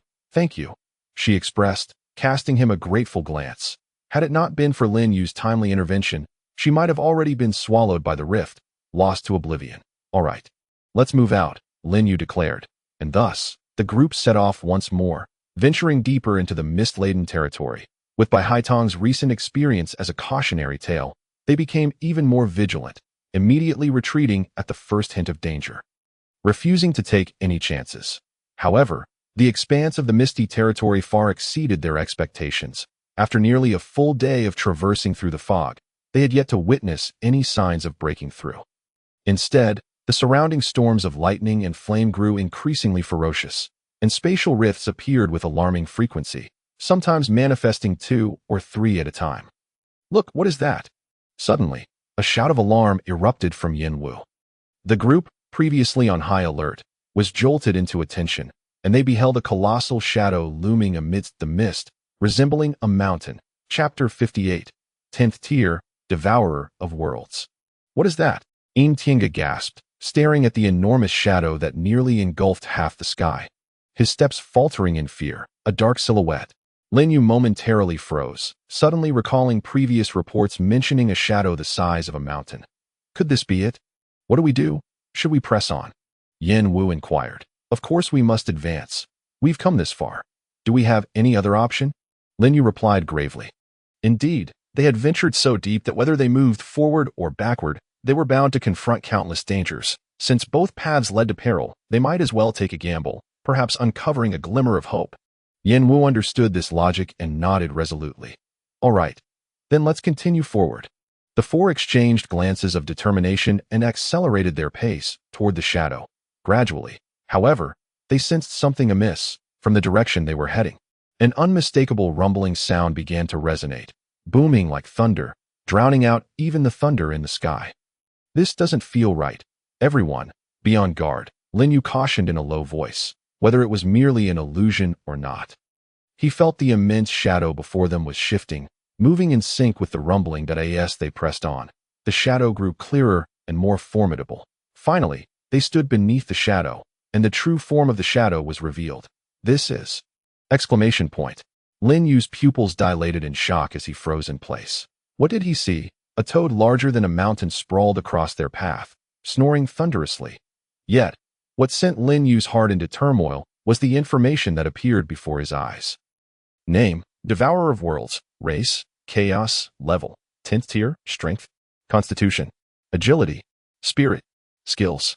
Description, an ancient demon born of chaos, possessing the ability to consume the heavens. A 10th Tier demon. This impossibly colossal toad was a 10th Tier creature? Lin Yu was astounded, never expecting to encounter such a terrifying being in this place, instinctively taking a step back. What did 10th Tier signify? One swipe could obliterate them all. They wouldn't even have a chance to resist. How could this be? Tiange and Yin Wu were equally wide-eyed, their expressions filled with horror. Even the typically stoic Bai Haitang's beautiful eyes trembled violently as she instinctively covered her mouth with her hand. Most critically, the toad lay exactly in the valley between two mountain ranges, completely blocking their path forward. What do we do? The four exchanged anxious glances. The mountains on either side extended far beyond their sight, and climbing over them was clearly impossible, especially in such a perilous and terrifying area. It seems we can only take a risk and attempt to circumvent it. Lin Yu inhaled deeply, his expression grave. If the Devourer of Worlds were to awaken, they would face utter calamity, leaving no room for error. After a brief, hushed discussion, they nodded to one another and began to cautiously approach the valley with their remaining troops. As they drew closer, the toad's snoring grew louder, reverberating in their ears like thunder, heightening the tension to an unbearable degree. Observing it from a closer distance, the toad's immense size became even more apparent, the overwhelming pressure nearly suffocating them. Fortunately, the valley's topography prevented the storms from striking down, and the pools of lava were smoothed out by the toad's massive form. They held their breath, pressing against the corner as they edged past the Devourer of Worlds. Bai Haitang, whose injuries had nearly healed, also dismounted and led her troops into the fray. The four of them, along with their respective troops, carefully navigated the edge of the valley to achieve their closest approach to the toad. They were almost pressed against its belly, their hearts racing in terror. Thankfully, their troops obeyed the commands without incident. As soon as the toad's belly contracted, they swiftly passed through without daring to linger. Who? The thunderous snoring continued to echo throughout the valley. Each second felt like an eternity, a torturous wait. After an indeterminate amount of time, long enough for Lin Yu to feel a stiffness in his neck, they finally reached a point where the view ahead opened up, revealing the massive head of the Devourer of Worlds. Almost there, the four exchanged looks of exhilaration, then quickly held their breath and pressed on. Yet at that moment, without any warning, the thunderous snoring abruptly ceased. Vanishing into silence, the four, who had been advancing, froze momentarily, and their expressions shifted dramatically. As he raised his head, Lin Yu was met with the sight of the massive eyes of the devourer beast, which had seemingly opened at some unknown moment. fixating intently on their group of tiny ants. A palpable aura of murderous intent surged forth from those eyes, instantly sending a chill down their spines. The flicker of hope they had clung to was shattered in an instant. Run! Almost simultaneously, all four individuals reacted in unison, sprinting frantically toward the canyon's exit. Behind them, a thunderous roar erupted, causing the entire canyon to tremble violently. The gargantuan form of the devourer beast began to rise, enveloped in a whirlwind of flying sand and stones. Croak! A resounding call echoed through the air as the devourer beast suddenly opened its gaping maw, seemingly capable of consuming all that existed, unleashing a tongue so terrifying it defied imagination. Boom!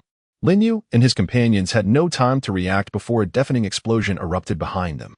Those slower to flee were instantly obliterated, along with the earth beneath them, as the beast's tongue swept through, devouring them whole. In a single strike, nearly half of their sixth-tier soldiers were annihilated, leaving the survivors pale with horror, racing desperately towards safety. Yet, in the next moment, another thunderous call from the devourer beast rang out, accompanied by a terrifying sound that cut through the air. Holy light, shine! White-Hite cried out, and the angels around her raised their weapons high, unleashing a blinding white light that illuminated the entire canyon, as if it were midday. The devourer beast, which had been fixated on them, was momentarily blinded by the brilliance, causing its tongue to change direction and sweep toward them.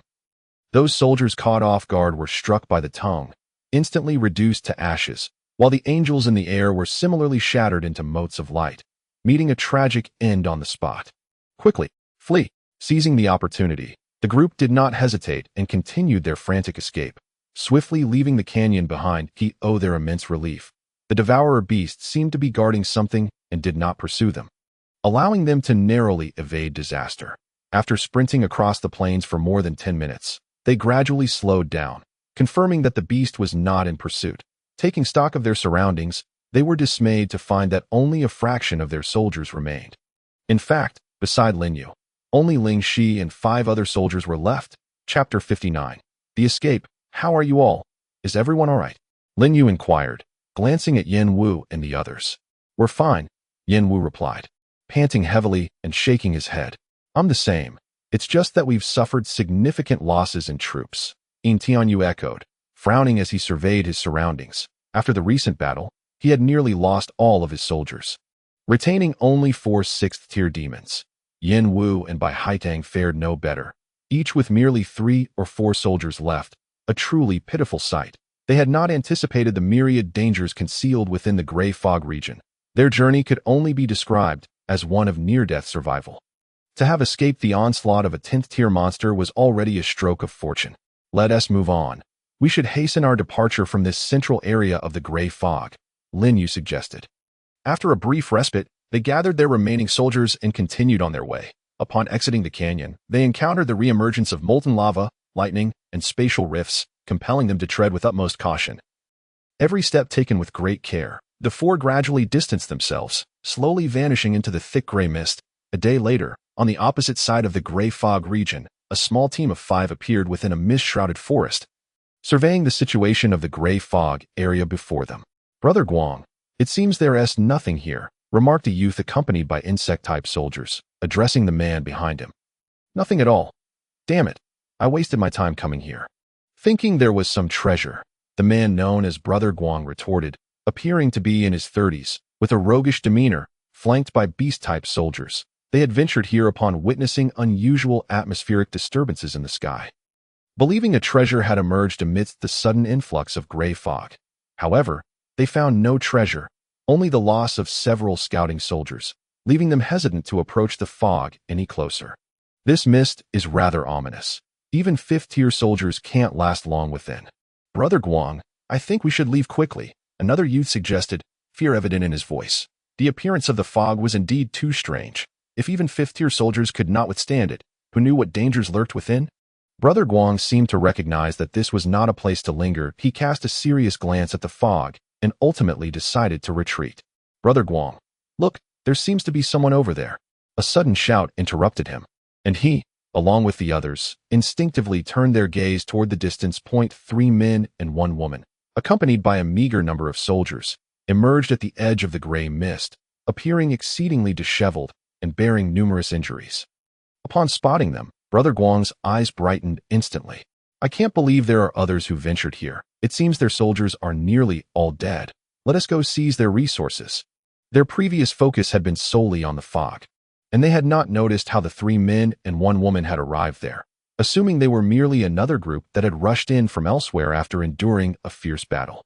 Seeing the others in such a pitiful state, Brother Guang's group felt a surge of malicious intent, surrounding the newcomers with a plethora of soldiers, their faces gradually twisting into cruel smiles. Meanwhile, Lin Yu and his companions, having just escaped the gray fog region, noticed the approaching Brother Guang's group, their expressions darkening. It seems they're all 5th tier. How should we handle this? Yen Wu whispered. Silence them.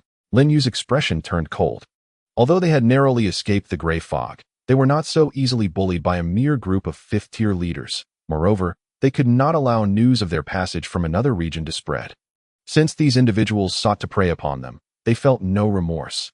Exchanging glances, they swiftly issued commands to their remaining 6th tier soldiers that in an instant, holy light erupted, and vines danced as 2 6th tier demons and 2 6th tier earth elementals charged toward Brother Guang and his group. They dare to strike first. Brothers, let us take them down.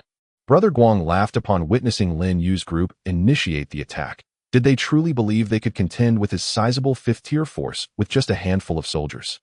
It was utterly laughable. With a loud command, dozens of his soldiers surged toward Lin Yu and his companions. However, the next moment, a scene of unimaginable terror unfolded. The 2 demons suddenly gathered dark energy in their hands and hurled it fiercely into the midst of Brother Guang's soldiers. Boom! The dark energy erupted, shaking the ground violently and instantly obliterating over a dozen 5th tier soldiers on the spot. But that wasn't the end. Following the demons' attack, the 2 earth elementals raised their arms with unparalleled might and slammed them down into the earth. Rumble! The ground split open in an instant, killing another group of soldiers at the forefront. Simultaneously, a series of piercing sounds cut through the air as holy light arrows pierced through the bodies of the remaining soldiers, leaving them no time to scream before meeting their demise. Brother Guang and his companions watched in wide-eyed horror as their soldiers fell one after another under the relentless assault, their expressions filled with disbelief. Suddenly, it dawned on Brother Guang, and he trembled in realization. Wait, these aren't 5th tier, they're 6th tier soldiers. All of them are 6th tier. Run.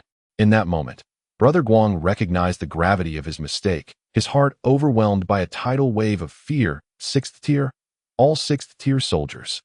How was this possible, when had such formidable figures emerged in this region, and 4 of them at that?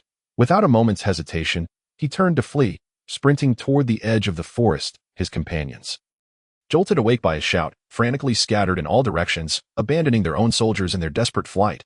Yet, to their shock, mere steps from escape, several vines emerged at their feet, ensnaring their legs and sending them crashing to the ground, dragged back by the relentless tendrils. No, I don't want to die. Please, have mercy.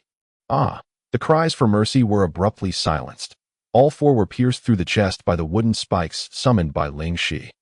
Blood spilling onto the ground. Along with their remaining soldiers, they wailed in despair, meeting their tragic ends. Thus, a battle of grossly uneven numbers was effortlessly resolved.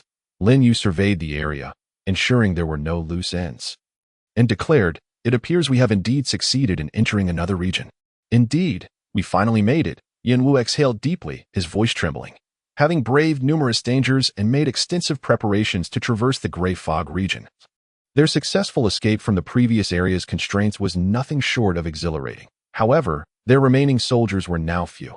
Aside from Lin Yu, who had Ling Shi, 2 blood demon queens, and a wood demon dragon, the others were left with only 2 6th tier soldiers each, an utterly grim situation.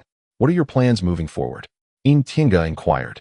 First, we should find a place to liberate our territory. The effect of the migration pearl has less than a day left, Lin Yu replied. From the moment of departure until now, 4 days have elapsed, leaving them with little time to squander. Indeed, let us take our leave from this place, one suggested. With that, they did not linger any longer, hastily making their way towards the outskirts of the forest with their respective troops. Chapter 60. The void platform. Half an hour later, Lin Yu and his companions finally exited the forest. Arriving at a vast open space beyond its borders, the area was remarkably spacious, sufficient to accommodate 4 territories, prompting them to gradually halt their pace and begin their preparations, just before parting ways. Yen Wu approached Lin Yu. Lin Yu, Yen Wu said, his expression solemn and his gaze earnest. I shall not mince words. This life of mine is owed to you that if we manage to survive this ordeal. Do not hesitate to call upon me for any assistance you may require. Lin Yu had earned Yen Wu's profound gratitude, had it not been for Lin Yu informing him of the region's blockade and inviting him to join forces.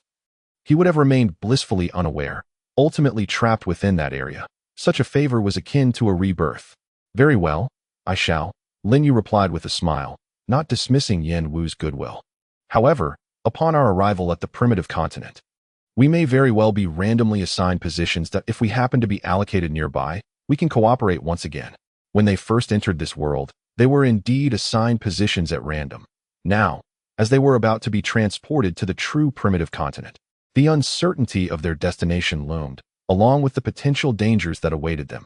Hearing their exchange, Tiango approached and remarked, Indeed, we know nothing of the primitive continent if fortune favors us and we are transported together. It would be advantageous for us to collaborate, providing mutual support. At that moment, Tiango's face had regained its usual warm smile, exuding a sense of springtime gentleness. As he spoke, his gaze primarily rested upon Lin Yu.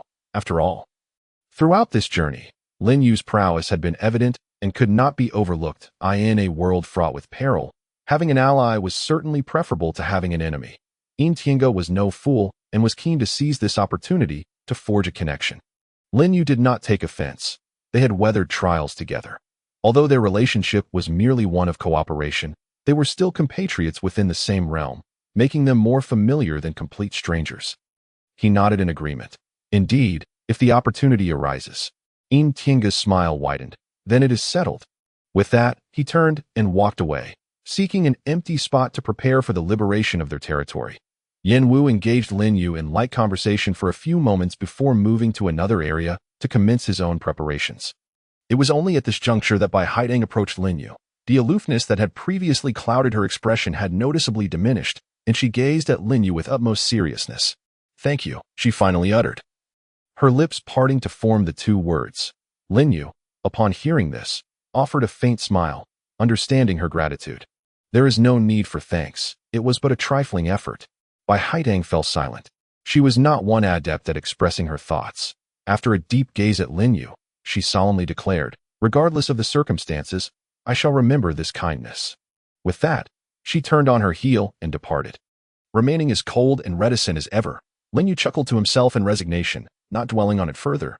After bidding farewell to several individuals, he made his way alone to a vast expanse at the forest's edge, retrieving the migration pearl from his personal space. At last, we have arrived at this juncture.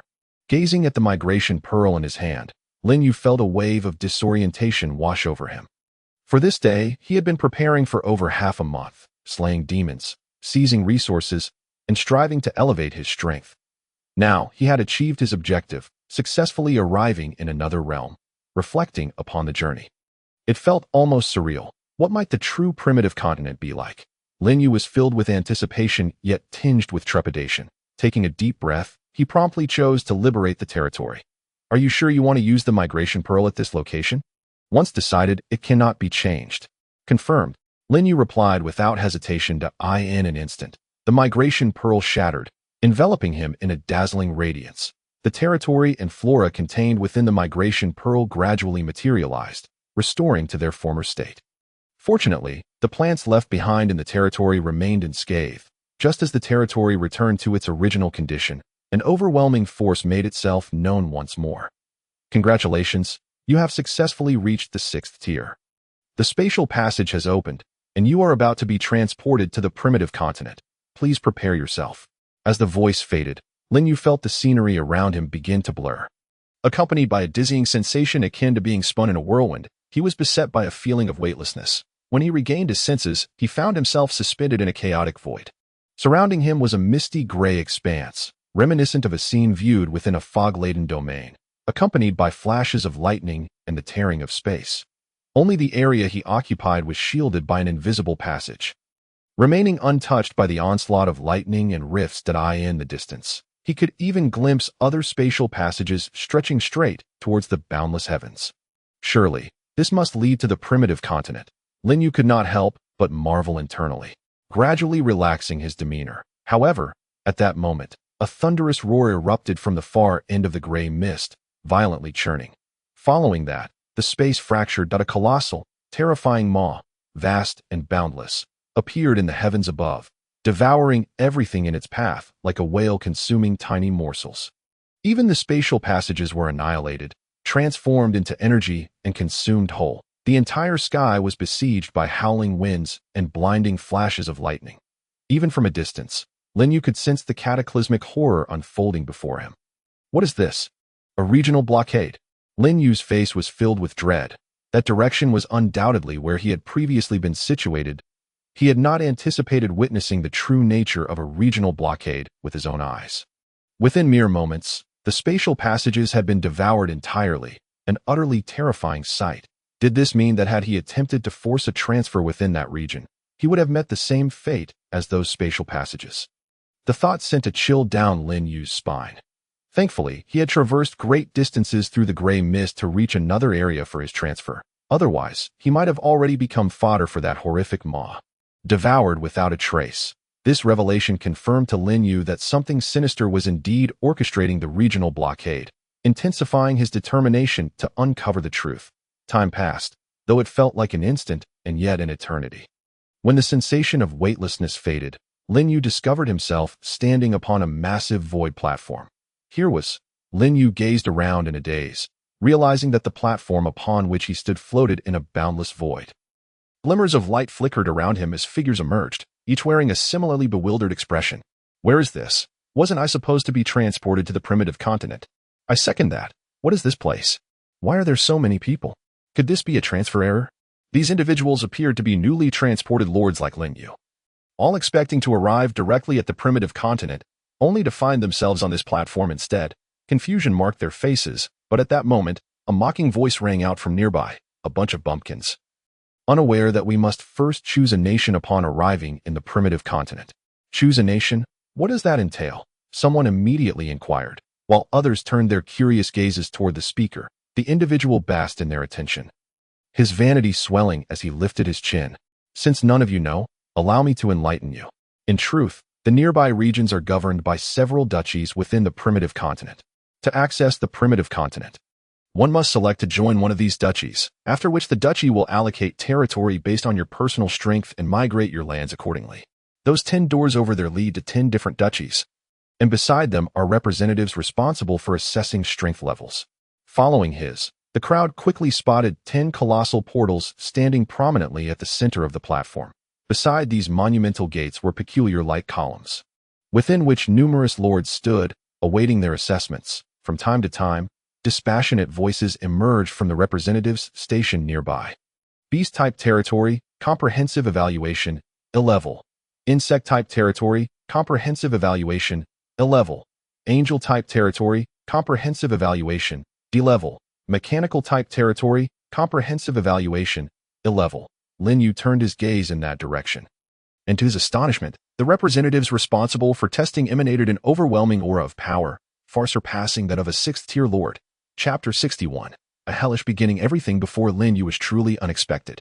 He had not anticipated that before reaching the primitive continent, he would need to undergo a strength assessment and choose the territory of a duchy. Furthermore, as the previous speaker elaborated, the regions they had occupied were all under the jurisdiction of various duchies within the primitive continent, specifically designed to cultivate and accept new lords, thereby augmenting the power of the duchies. Upon further reflection, it became evident that the primitive continent was far more expansive than he had ever imagined, potentially exceeding all preconceived notions. Truly, it was a realm capable of accommodating myriad worlds.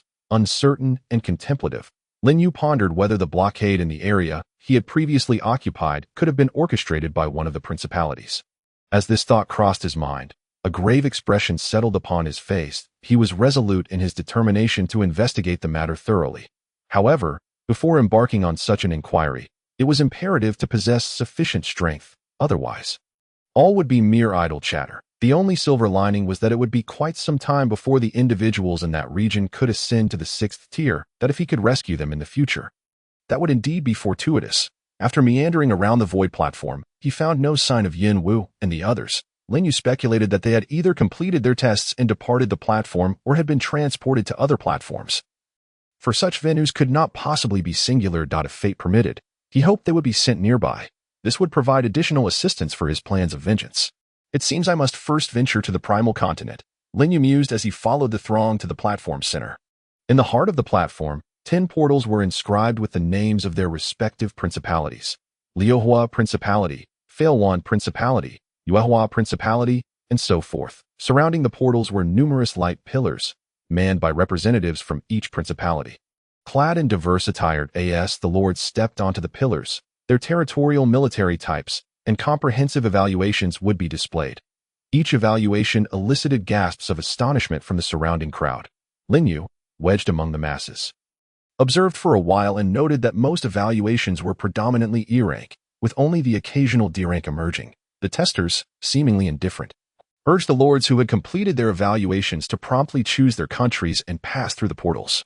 It is said that there are 9 levels of evaluation, ranging from the highest SSS to the lowest F. One person remarked, "So many ranks. Why are we all merely E rank?" Another queried.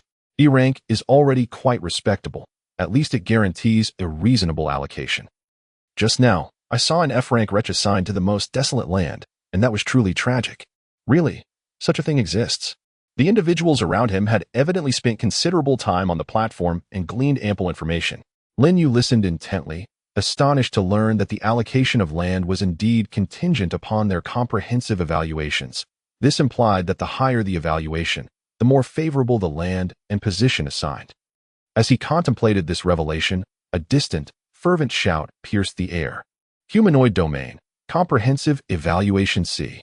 A C-rank lord had emerged. The crowd, previously engaged in discussion, erupted in excitement. From within one of the light pillars, a proud young man stepped forward. Drawing the attention of the crowd, the representatives of the principalities, who had previously displayed indifference, now rushed to surround the youth.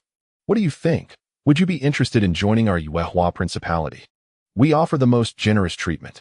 Liuhua Principality can extend the same conditions. Come to us. Our Tianyong Principality's king is of the humanoid domain. Joining us will surely provide you with better prospects." The representatives clamored, eager to entice the young man to their ranks. Clearly, a C-rank evaluation was quite commendable for a principality, evidenced by their fervent enthusiasm. Among the 10 testers, only one stooped elder remained seated in the corner, refraining from issuing an invitation, confirming Lin Yu's suspicions. Ultimately, under the collective enticement of the representatives, the young man chose to align himself with Tianyong Principality, centered around humanoid domains. This decision elicited sighs of regret from the other representatives, who returned to their original positions. It was evident they could not dictate which principalities the lords would join, a fortunate turn of events for Lin Yu. Moreover, from the preceding dialogue, it appeared that the rulers of the principalities, much like them, hailed from lordly backgrounds and commanded various military types. It remained unclear what level those kings had attained. If he were to reach such heights in the future, could he also establish a principality? This notion piqued his interest. As Lin Yu contemplated, the representatives who had returned to their posts began to converse. Alas, the quality of this batch of lords seems rather lacking. It took so long to see one C-rank. Indeed, my task from above was to recruit 10 C-ranks. It is clear that such a goal is unattainable. Forget C-ranks, even D ranks are scarce. What can we do? In our smaller regions, being selective is already a luxury. We cannot compare to the vast territories controlled by empires and kingdoms, where A ranks can be found with ease. Had I known, I wouldn't have taken on this thankless task. Sigh. As they lamented, the group fell silent, resuming their evaluations of the lords. After a while, it was finally Lin Yu's turn to step forward for testing. Anxiously, he approached the light pillar and glanced at the tester. "Step up," the tester instructed, appearing somewhat disinterested, reverting to his previous aloof demeanor, not even sparing Lin Yu a glance. With no alternative, Lin Yu stepped into the light pillar. As soon as he stood still, a warm current enveloped him, cleansing his spirit. Simultaneously, data materialized within the light pillar. Plant domain, comprehensive evaluation F. F.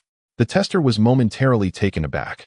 Lin Yu, standing within the light pillar, was equally stunned. He had never anticipated that his comprehensive evaluation would be the lowest possible, an F. Could it be that his limited military types were to blame? Before he could ponder further, laughter erupted nearby. "Huh! Look, another F rank has appeared." Can someone truly achieve the lowest evaluation? How did he even ascend to the 6th tier? F rank. That's pitiful. How weak must one be to attain such an evaluation? I doubt any principality would want him.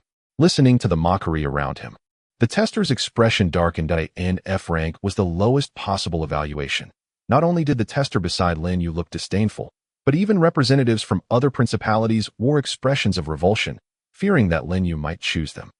At that moment, Lin Yu felt utterly dejected. He could almost ascertain that this evaluation was undoubtedly linked to the quantity of military types and resources he possessed. After all, he had just traversed the gray mist area, suffering significant losses in military types and depleting his resources. With only 4 6th-tier military types and a few 5th-tier remnants to his name, how could he possibly compare to the lords commanding dozens of 6th-tier military types? This was a grave miscalculation. Lin Yu's brow furrowed deeply. Observing the representative's aversion, he realized that if he were to join their principalities, he would undoubtedly be met with disdain, perhaps even assigned the most abysmal treatment. It felt akin to starting in the depths of hell. Yet, if he refrained from joining a principality, he would be unable to access the primal continent, leaving him in a profoundly awkward predicament, unsure of how to proceed. If you don't mind, why not come to our Dahuang principality? A sudden, aged voice broke through the atmosphere. Chapter 62.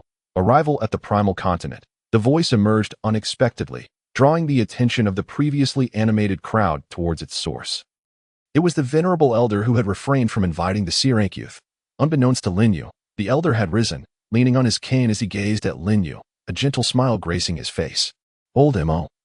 Are you truly willing to accept him into Dahuang Principality? The representative of Liuhua Principality inquired, furrowing his brow, evidently familiar with the elder. Lin Yu himself was taken aback. Despite his dismal comprehensive evaluation, someone was willing to accept him. Intrigued, he could not help but ask, "Are you certain you want me to join?" "Of course," the elder replied, his smile unwavering. "However, like the others, I cannot offer you abundant resources. If that is acceptable to you, then come to Dahuang Principality." The unreserved sincerity in his words finally stirred something within Lin Yu. After a prolonged moment of contemplation, he nodded earnestly. "Very well, I shall go." With that, he exited the light pillar and approached the elder. The elder displayed no signs of rejection due to Lin Yu's comprehensive evaluation. Instead, he smiled and said, "Do not be overly concerned with the opinions of others. When I first arrived here, I was in a similar position, yet I have persevered to reach this point." Old Mo also arrived from another world. Lin Yu asked, surprised. "Indeed, not just me. All the lords on the primal continent have emerged from countless shattered worlds, albeit at different times." The elder appeared pleased with Lin Yu's politeness and began to elucidate. "When I first came here, I too received the lowest F-rank evaluation, yet I climbed step by step to where I am now. So there is no need for you to be excessively disheartened." Old Mo was also like me, Lin Yu exclaimed in astonishment. The elder, who seemed to possess far greater strength, had once received the same lowest evaluation as he. It was almost beyond belief. Simultaneously, he comprehended the reason behind the elder's invitation. With gratitude swelling within him, Lin Yu bowed deeply to Old Mo. "Thank you. I will remember this kindness. Enough of that. Whether we see each other again is uncertain. Take this and enter the time-space gate. Once you arrive, you will know what to do next." Old Mo handed Lin Yu a dull crystal stone and gestured for him to proceed, just as Lin Yu had anticipated. The reason he was invited was merely due to a sense of shared misfortune, a reluctance to witness his disgraceful predicament. However, achieving a degree of importance in the eyes of others appeared to be an unlikely endeavor. After all, each of them represented their respective duchies, burdened with the task of attracting talent. Lin Yu's presence was of little consequence to him, serving only as a fleeting comfort, and he certainly could not believe Lin Yu would truly rise to prominence. Lin Yu was acutely aware of this reality, hence he refrained from further elaboration. Accepting the crystal, he turned and made his way toward the portal marked Dahuang Nation, vanishing from sight in an instant. The mocking laughter nearby abruptly ceased. In the remote corners of the primitive continent, amidst swirling yellow sands and under the blazing sun at the edge of a desolate wasteland, a ragged mother and daughter huddled together, cautiously traversing the outskirts of a dilapidated adobe town. "Mother, do you think the Lord will come to visit us this year?" The little girl, her voice faint, struggled to lift her gaze to the woman clad in tattered rags beside her. Though she appeared to be around 7 or 8 years old, her gaunt visage suggested a frail existence, resembling a mere wisp of a being, as if a gust of wind could easily topple her. The woman's cheeks were sunken, and she too appeared weak and unsteady, trembling with each step. Upon hearing her daughter's inquiry, the woman forced a strained smile, bending down to gently stroke the girl's head. Yes, in not too long, the Lord should arrive here, and then we shall be able to live a better life. But mother, you said the same thing last year. The little girl pouted, seemingly aware of her mother's deceit. The woman's smile faltered further, revealing a hint of despair and sorrow within her hollow, sunken eyes. Drawing her daughter closer, she spoke softly. How could I possibly lie to you? Remember, the year before last, a Lord did indeed come. Did he not? But I heard from Ergo next door that the Lord left within a month. The girl lifted her gaze once more. The woman, observing her innocent expression, felt her heart tighten, but quickly concealed her emotions. She gently caressed the back of the girl's head. Yaya, dear, do not listen to that Ergo's nonsense. Today we will go to the city to offer our annual prayers for blessings. And after that, I will take you to eat sweet cakes. Is that true? Wonderful, let's hurry and pray. At the mention of sweet cakes, Yaya sprang up with joy, momentarily forgetting the matter of the Lord. Her little face flushed with vitality, shedding the earlier pallor. The woman watched her daughter celebrate, a complex expression flickering across her face, which ultimately transformed into a bittersweet smile. Taking Yaya's small hand, she continued toward the crumbling town. This city was small, spanning only a few miles, hardly deserving the title of a town. The walls and structures were primarily constructed from earth, most of which had long succumbed to the ravages of wind and sand. With no guards to maintain order, as they walked through the streets, clouds of yellow dust occasionally wafted through the air. Yet, in this harsh environment, many families gathered to the central square where the Lord's statue stood. To offer their prayers, they hoped for a Lord to descend upon their land this year, guiding them toward prosperity and a better life. The streets buzzed with activity, neighbors exchanging greetings, creating a lively atmosphere that rivaled that of a festival. Hey, isn't that old Wong? It's been a few days. How come there are fewer patches on your clothes? What do you mean? Today is a day for prayers. Shouldn't I dress a bit nicer? Huh. True enough. Who knows? Maybe some Lord will be moved by your appearance and actually come to visit us. If only that were the case. Enough boasting. I need to rush and offer my prayers. All right. You go ahead, I'll tidy up and join you shortly. As conversations unfolded, more people hurried into the town.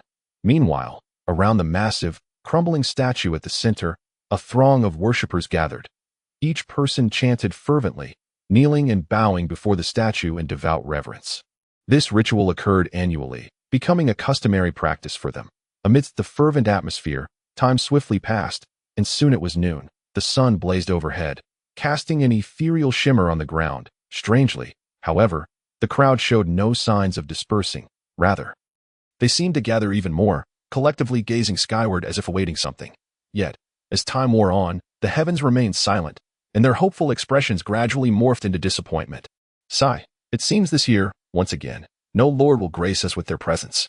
An elderly man, leaning on his cane, gazed tremulously at the sky, his eyes filled with resignation. In such a remote and barren place, the prospect of a Lord visiting seemed as unlikely as that of an ordinary citizen wishing to reside there. With a sigh, the old man began to turn away, preparing to depart.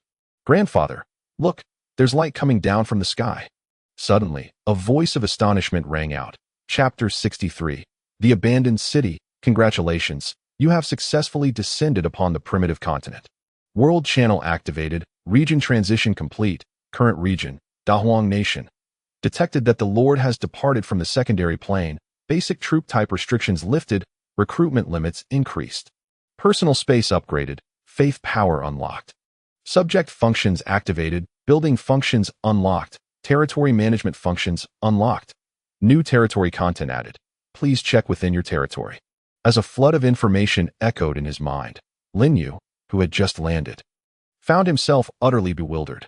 What was happening? Why had so many new functions suddenly been unlocked? Even more perplexing was the immediate throng of individuals before him, fervently kneeling and bowing, exclaiming, "We greet our Lord."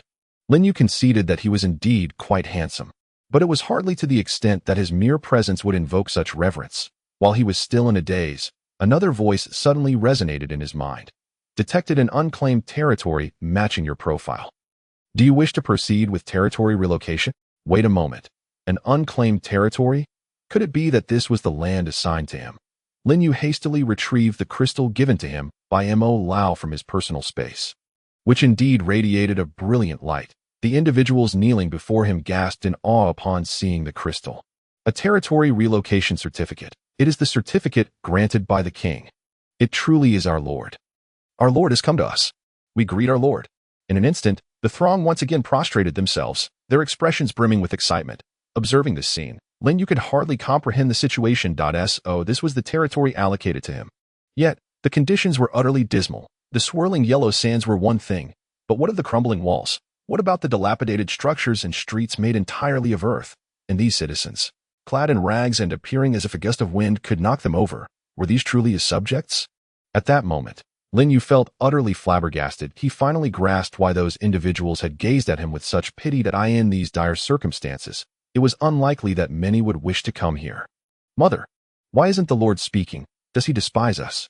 Below, the little girl gazed timidly at Lin Yu, who was lost in thought, and turned to her mother with her query. This question reached Lin Yu's ears. He lifted his head to see the girl clutching a filthy rag doll, fearfully retreating into her mother's embrace. The woman, upon noticing, was immediately struck with alarm. Please spare us, my lord. My daughter means no harm. I beseech you to show mercy. As she spoke, she began to bow repeatedly, her face etched with terror. Lin Yu could only feel exasperation. Why were they so frightened? He had no intention of harming anyone. Yet, thanks to this mother and daughter duo, he finally snapped back to reality and understood his situation. Observing the apprehensive expressions around him, he broke into a gentle smile. It's all right. She has done nothing wrong. You need not fear me. I won't harm anyone.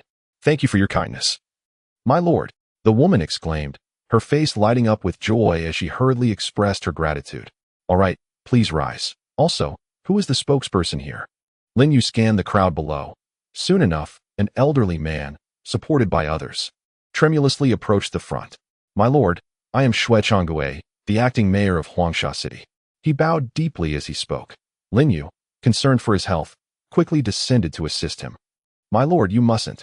Xue Changwei repeatedly protested, fearfully stepping back, but fortunately, a young man beside him provided support to prevent him from collapsing.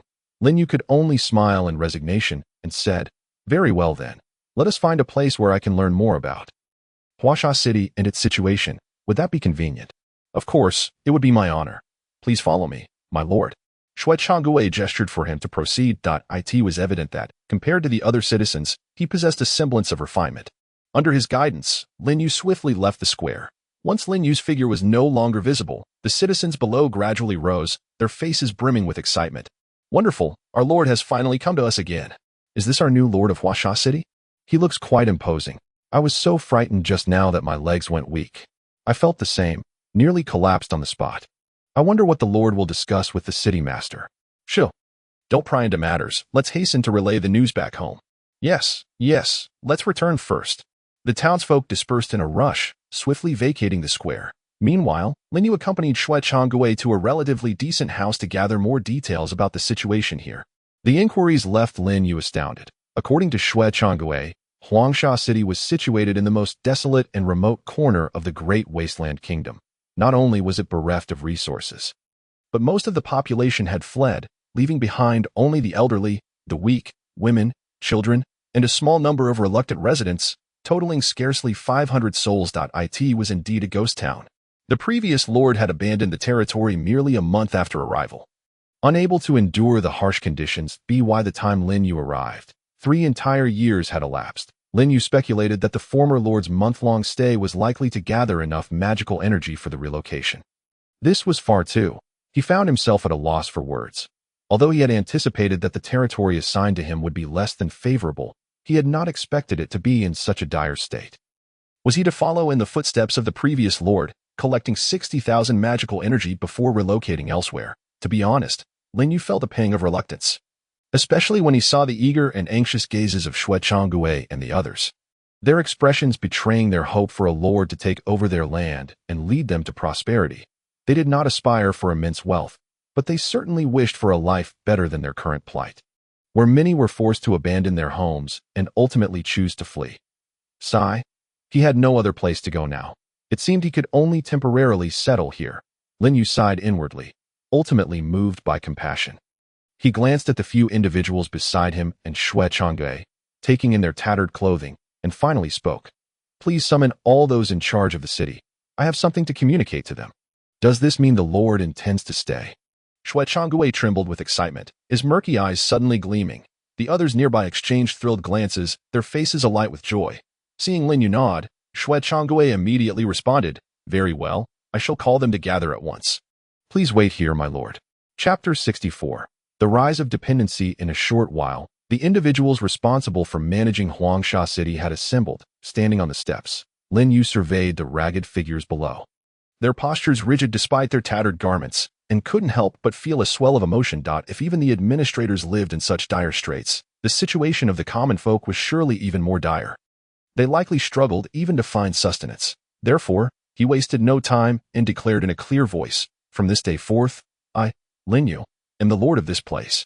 I have summoned you not only to announce this, but also to assign you an important task, to conduct a comprehensive census of the areas under your jurisdiction. Please gather information on the population and various details within the city, and compile a report for me. Can you accomplish this before nightfall tomorrow? Yes. The crowd responded with fervor. They had already heard whispers of the Lord's intention to remain during their journey here.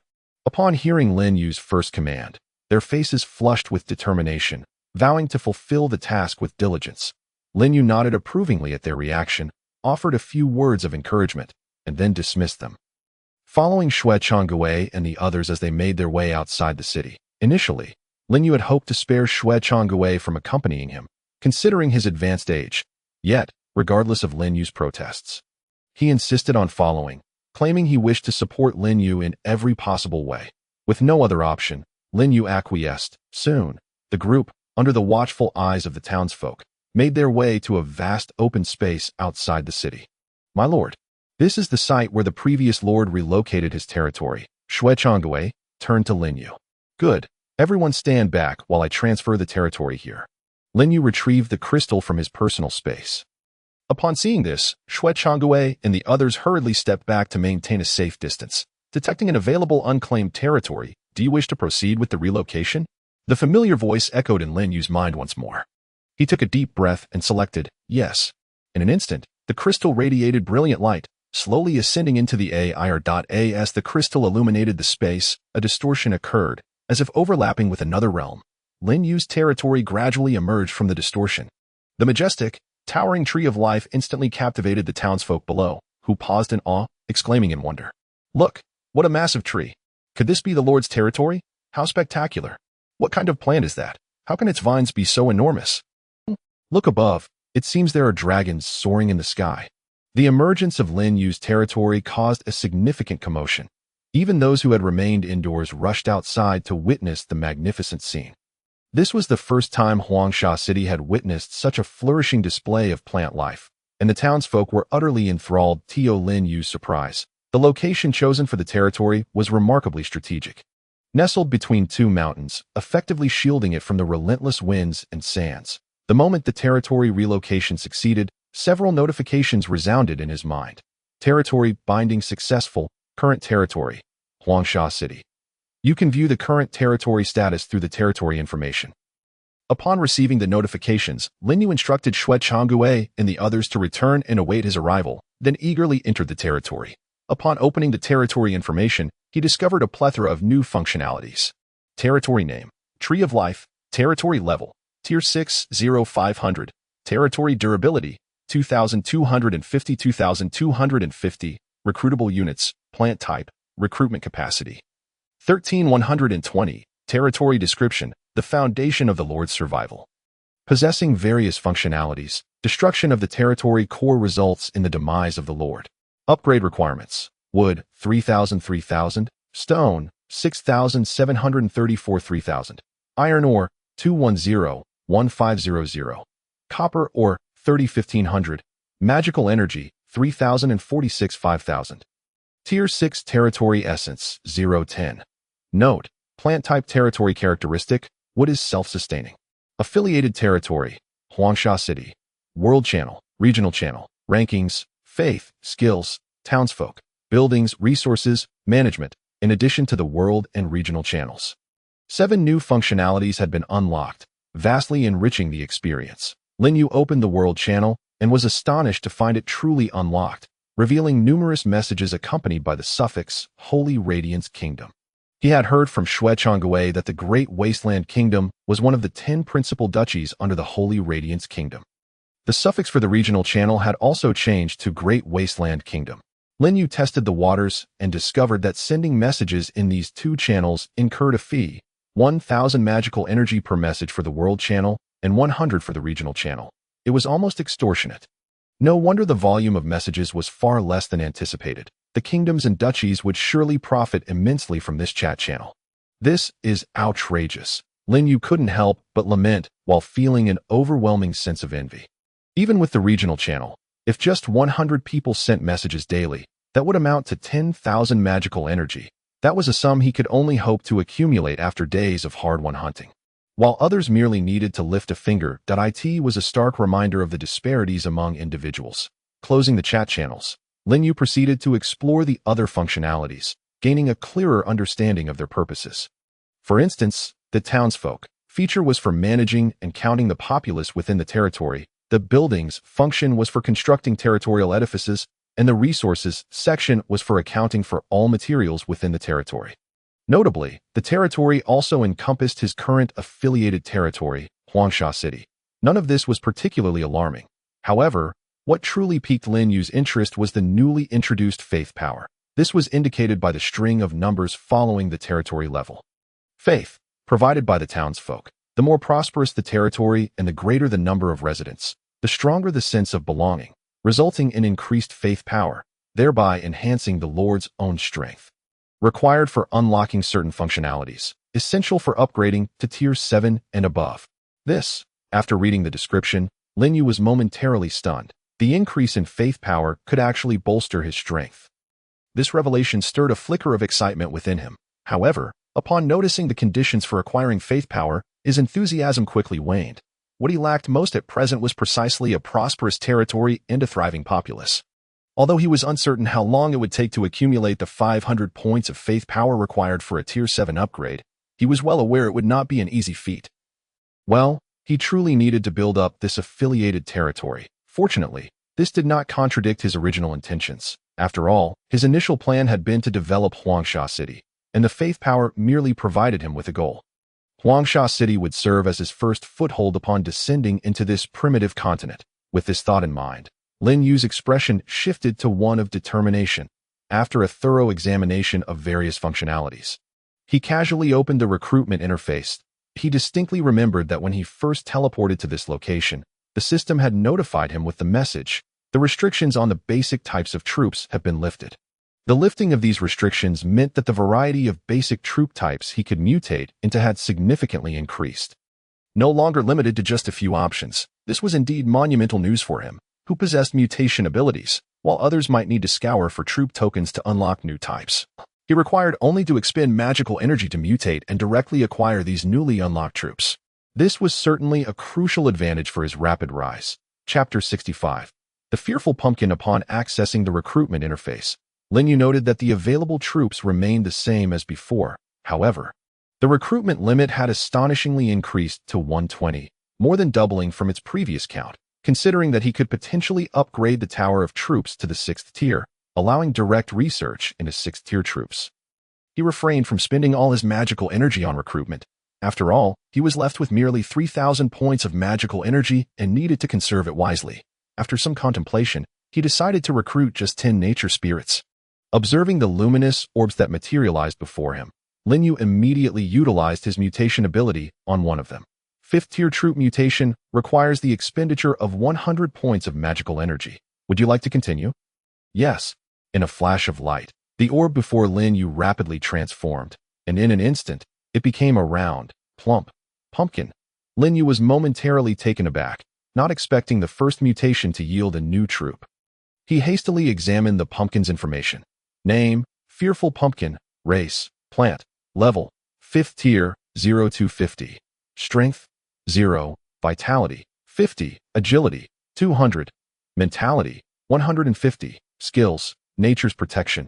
Escape, withdraw its roots, and roll away at high speed. Sowing, scatter pumpkin seeds to grow pumpkins at designated locations, capable of thriving in adverse environments and edible. Description: very timid, it will flee at the first sign of danger. Lin Yu's expression darkened as he read the attributes of the pumpkin.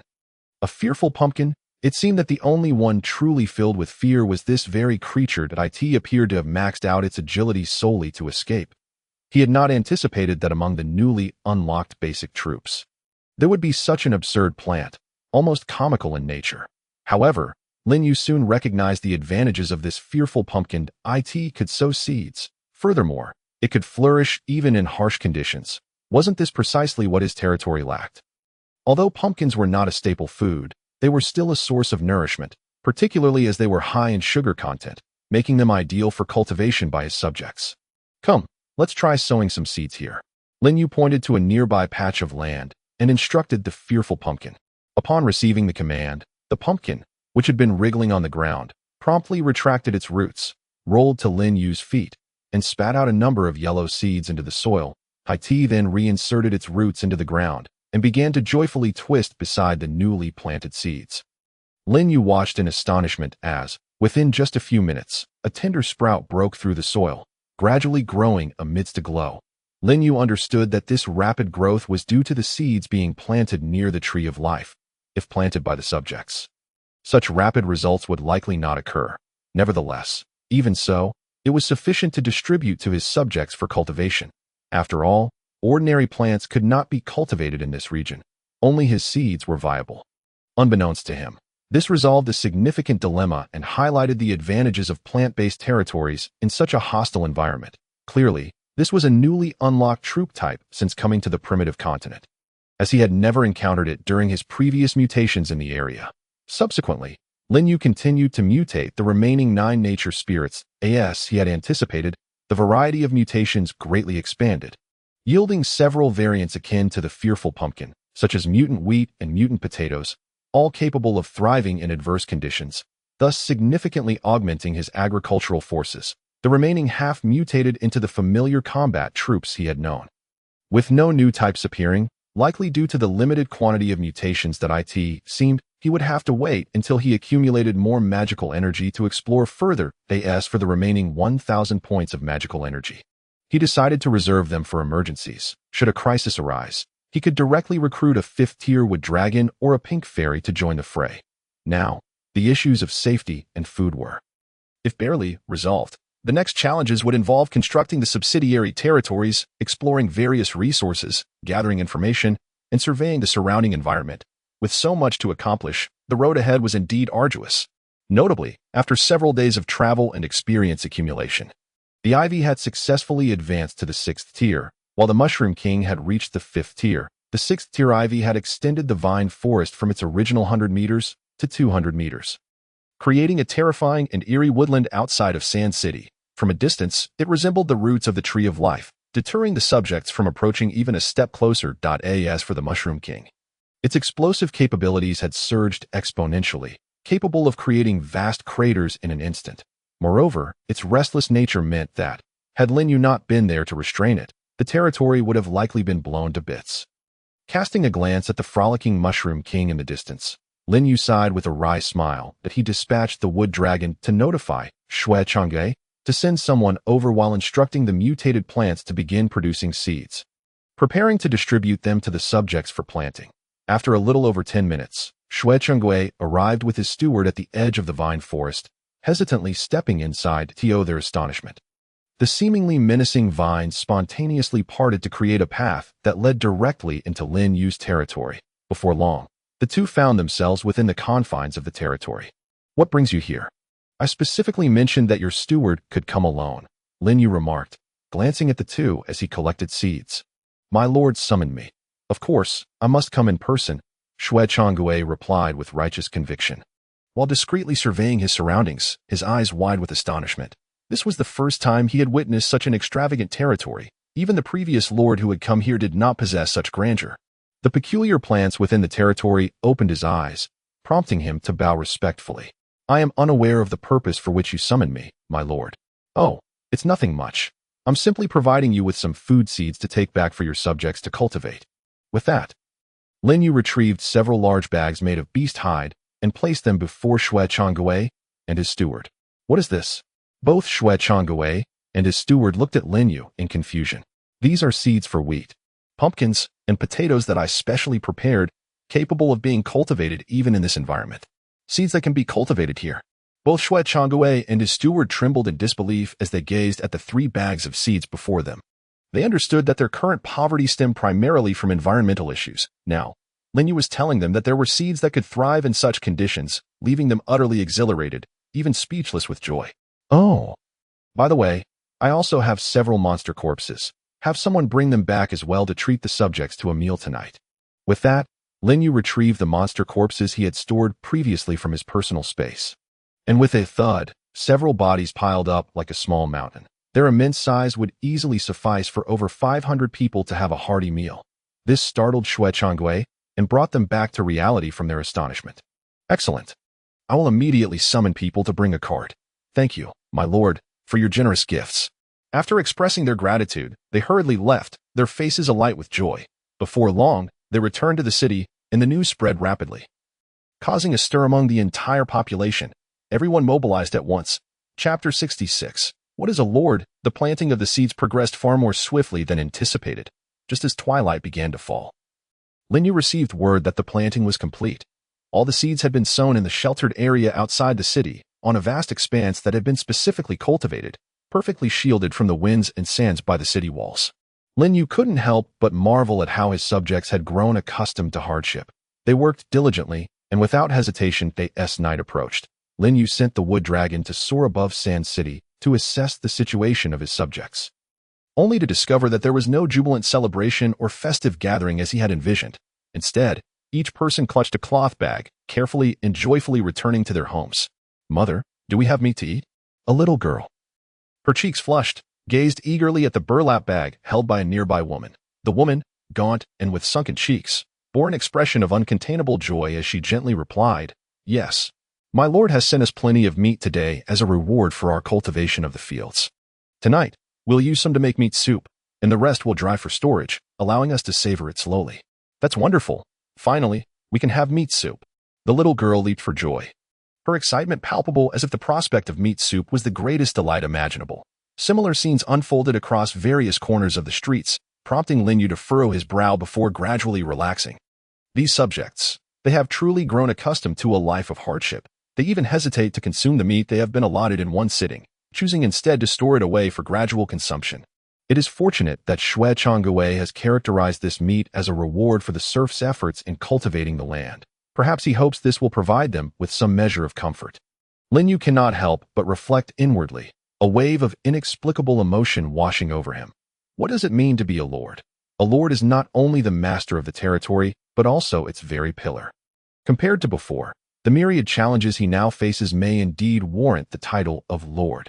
Moreover, he looks forward to the development of these subjects, anticipating the faith they might provide him. With this thought, Lin Yu opens the territory information and discovers that the faith power associated with his domain has inexplicably increased by 3 points. It seems that his actions today have fostered a sense of belonging among the subjects, earning their heartfelt respect for him as their lord, which has finally led to a rise in faith power.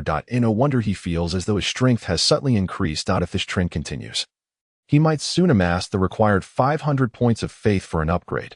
Closing the territory information, he proceeds to open the regional channel. As dusk descends, the messages on the channel begin to multiply, with many new lords emerging, akin to himself.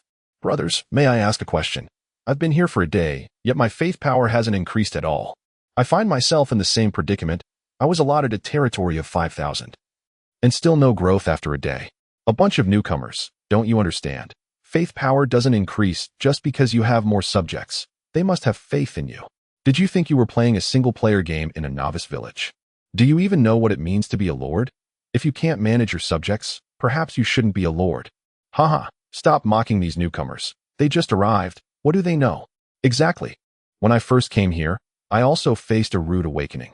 It's their turn to experience it now. 100 magic energy per message, and here we are chatting. Indeed, as Elder Emo had said. Within this duchy, many lords had arrived before them. Upon seeing new novice lords join, they immediately began to jest, causing those newcomers to retreat into silence. However, from their exchanges, Lin Yu gleaned a crucial piece of information. The increase in faith power does not solely depend on the number of subjects. While the quantity does have an impact, the paramount factor is instilling a sense of belonging and reliance in them. Just as with the subjects under his command, life may be difficult for them, yet they possess gratitude.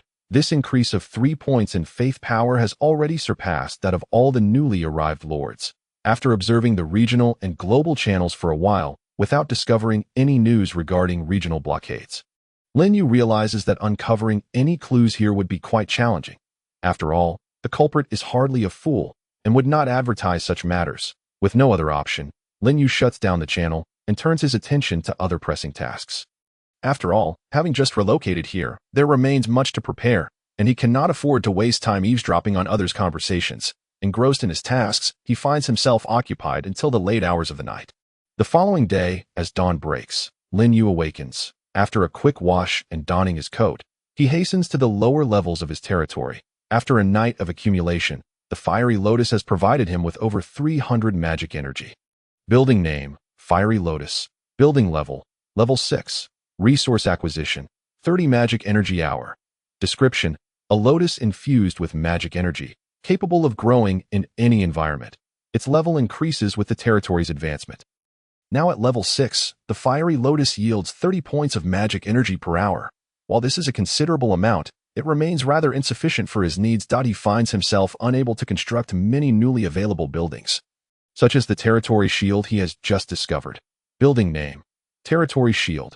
Building description, automatically activates when the territory is under attack, providing strong protection. The effect is powerful, but the higher the territory level, the greater the energy consumption required for charging. Charging consumption, territory level X1000, magic energy use, construction requirements, 500 stone, 500 magic powder, 2500 magic energy. Lin Yu has long anticipated the shield. When he first discovered it in the building list yesterday, he felt a surge of joy. With this shield, his territory would become significantly safer, free from the immediate threat of destruction by attackers. The requirement of 6,000 magic energy for charging at a level 6 territory is acceptable, especially in critical moments. However, the magic powder and magic energy requirements pose a challenge, leaving him uncertain of how to proceed.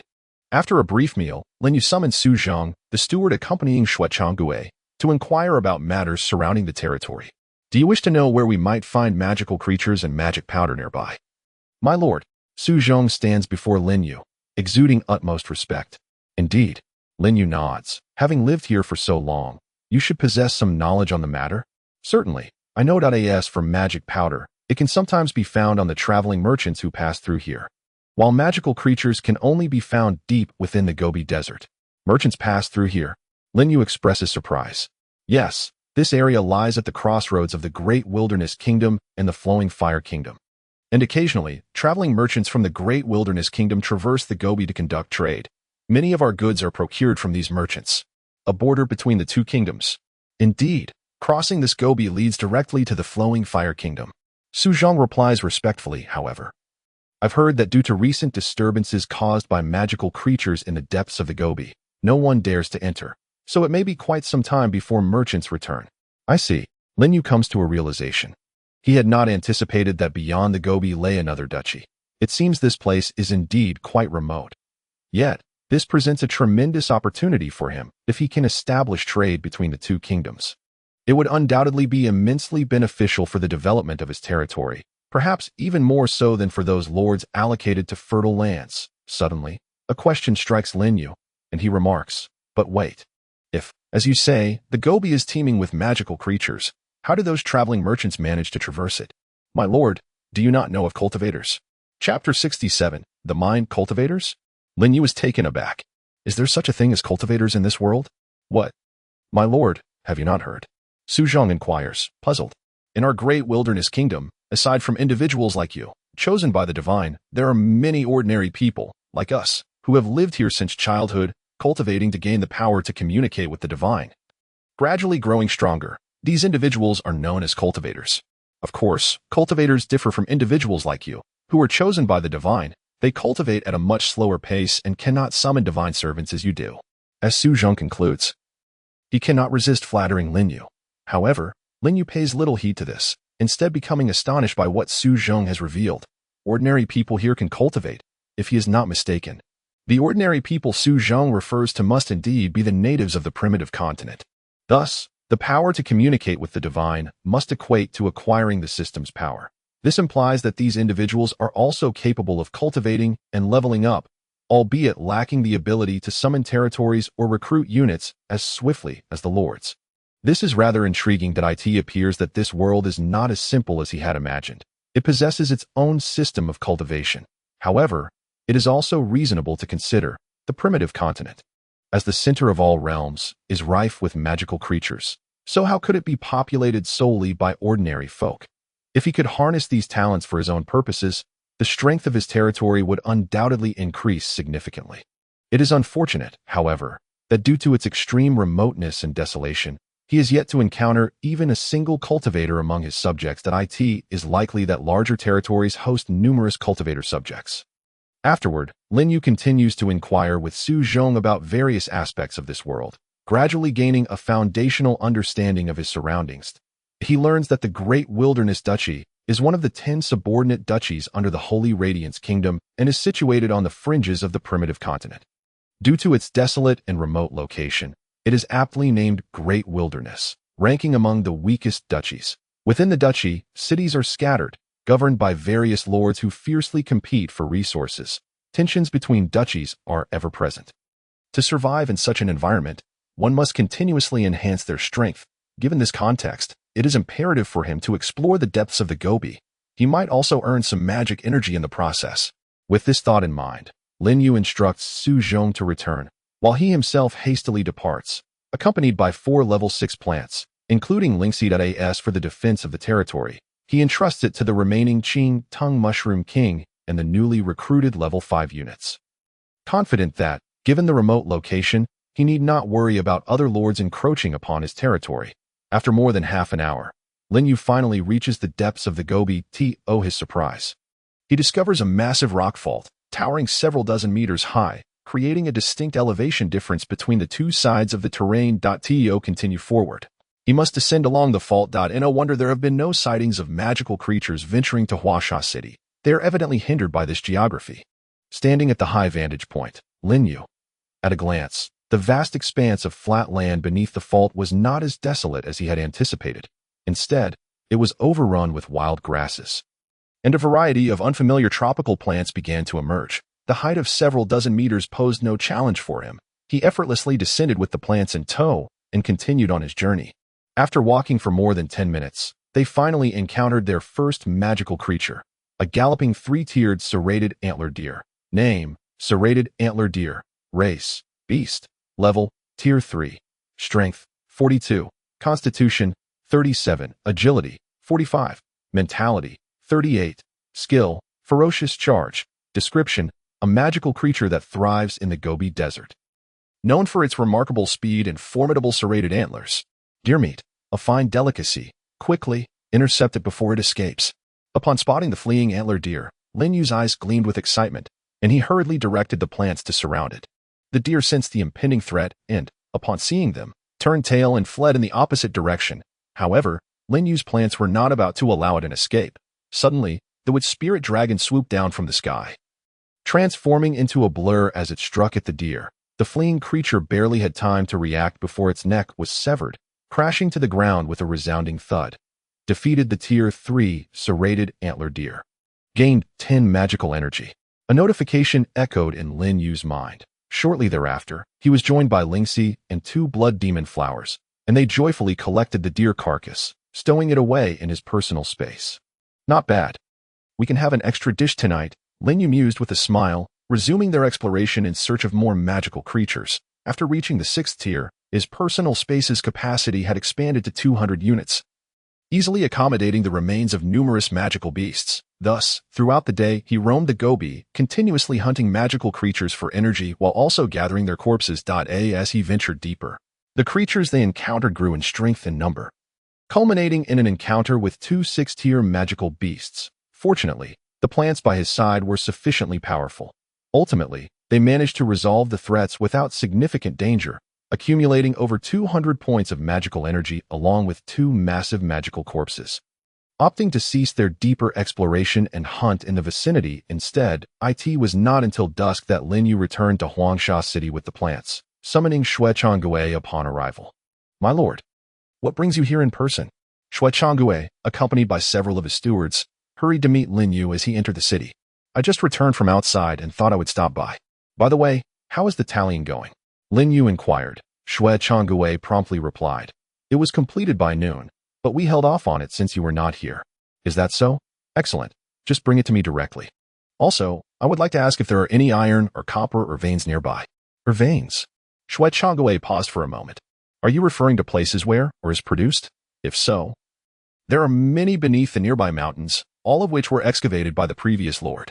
"Really?" Lin Yu's expression brightened. Initially, he had merely asked out of curiosity, but it turned out that there were indeed or veins nearby. Remnants of the prior lord's work. With that in mind, he quickly said, "That's perfect.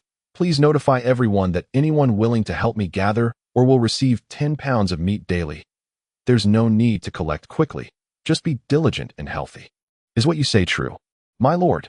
Upon hearing Lin Yu's words, Xue Changgui and the others' eyes widened in astonishment. 10 pounds of meat, especially magical beast meat, might not seem like much elsewhere, but for them, it was incredibly precious. Furthermore, Lin Yu specified that it was 10 pounds daily.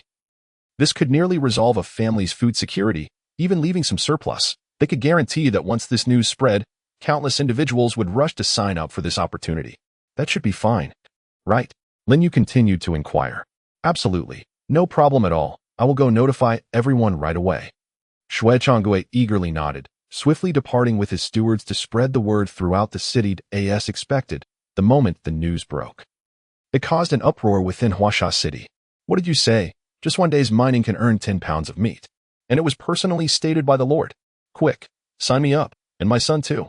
Honey, stop cooking and hurry to sign me up. I want to join too. Count me in." In the blink of an eye, the streets of Huangsha City became a cacophony of excitement. The large crowd gathered, families in tow, surrounding the stewards responsible for sign-ups, all clamoring to register themselves or their husbands. Of course, the stewards remembered Lin Yu's instructions and only selected those who were healthy and without ailments. After all, mining required physical strength, and this was something Lin Yu had to consider thoroughly. The reason he sought the assistance of the citizens to gather, or rather than sending the plants, was to improve their living conditions. Since he had accumulated quite a few magical beast corpses today, sustaining them for several days would pose no problem. Thus, the fervent sign-ups continued well into the night, when the list of participants and the resource tally were finally delivered to Lin Yu. Darkness had already fallen. Glancing at the list in his hand, which contained over 50 names, he noted it was roughly what he had anticipated. This was likely the largest contingent of able-bodied individuals Huangsha City could muster. The remainder consisted mainly of the elderly, women, and children who would be more suited to tending crops. The spiritual energy in this world was far more abundant than in the one he previously inhabited, according to the citizens. Ordinary crops could mature in just 3 months. Especially crafted seeds would likely grow even faster than that. If they could endure this period, life should improve significantly. The future looked promising. With that thought, Lin Yu began to review another resource report. This document detailed each household's circumstances, as well as the construction status of Huangsha City, written with remarkable clarity, even more so than what his territory's interface displayed. This provided him with a deeper understanding of Huangsha City and insight into his next steps. With that in mind, Lin Yu put away the documents and went to the side to start a fire for roasting meat. Once the meat was cooked, he settled down beside the fire and casually opened the ranking information under the territorial functions. Having just arrived, he had overlooked this aspect until now. Before long, a ranking interface appeared before him, displaying options for kingdom rankings and duchy rankings. However, due to insufficient permissions, the kingdom rankings were grayed out, leaving him with no choice but to click on duchy rankings. Immediately, a detailed leaderboard emerged. To Lin Yu's surprise, the rankings were organized by lord levels, assessing each lord's overall strength among peers of the same tier. Upon reflection, this made sense. It fostered competition among lords of varying levels, propelling development. The king of the Great Wilderness Kingdom had quite a clever system in place. With that thought, Lin Yu glanced at his ranking at the bottom of the interface, which read, "Not entered any leaderboard." As expected, given his current territory and strength, he couldn't even make it onto the rankings. This was something he had anticipated, so his expression remained unchanged as he directly accessed the leaderboard for 6-tier lords to examine further. First place, Qiu Changxing Tier 6. Humanoid System, second place, Ji Yunshuang Tier 6. Angel System, third place, Negong Jianyu Tier 6. Undead System, fourth place, Yanrang Tier 6. Demon System, fifth place, Anchalu Tier 6. Beast System. The list extended over 100 pages, culminating in a total of 10,000 names. Beyond that, no further rankings were displayed, indicating that he lacked even the qualification to be listed. Lin Yu was somewhat taken aback to see that the top-ranked lord was of the humanoid system, with the rankings below showcasing a diverse array of types. Indeed, this truly was a primitive continent, producing such remarkable talents. Moreover, as levels increased, certain once-weak systems began to shine, frequently appearing on the leaderboard that it would not be an easy feat to break into the ranks. After reviewing the 6-tier rankings, Lin Yu navigated back to the main page of the duchy rankings. Scrolling upwards as he reached the top, his pupils suddenly narrowed. What did he see? Tier 10. The Tier 10 leaderboard hung high above all others, enveloped in a golden glow. This was the second time Lin Yu had encountered Tier 10. The first was in the Misty region, with that terrifying devouring beast, which still sent chills down his spine upon reflection. It had almost annihilated them with ease, a creature of an entirely different caliber. Seeing Tier 10 again was nothing short of astonishing.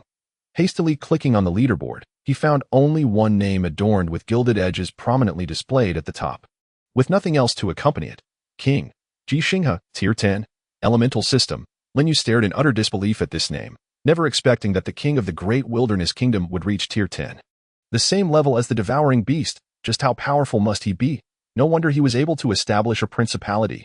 Lin Yu has finally come to understand. In other words, if he wishes to found a principality, he must attain the 10th tier to make that possible. The 10th tier. It seems utterly unattainable for him at this moment. He hasn't even managed to squeeze onto the 6th tier leaderboard, let alone aspire to anything higher.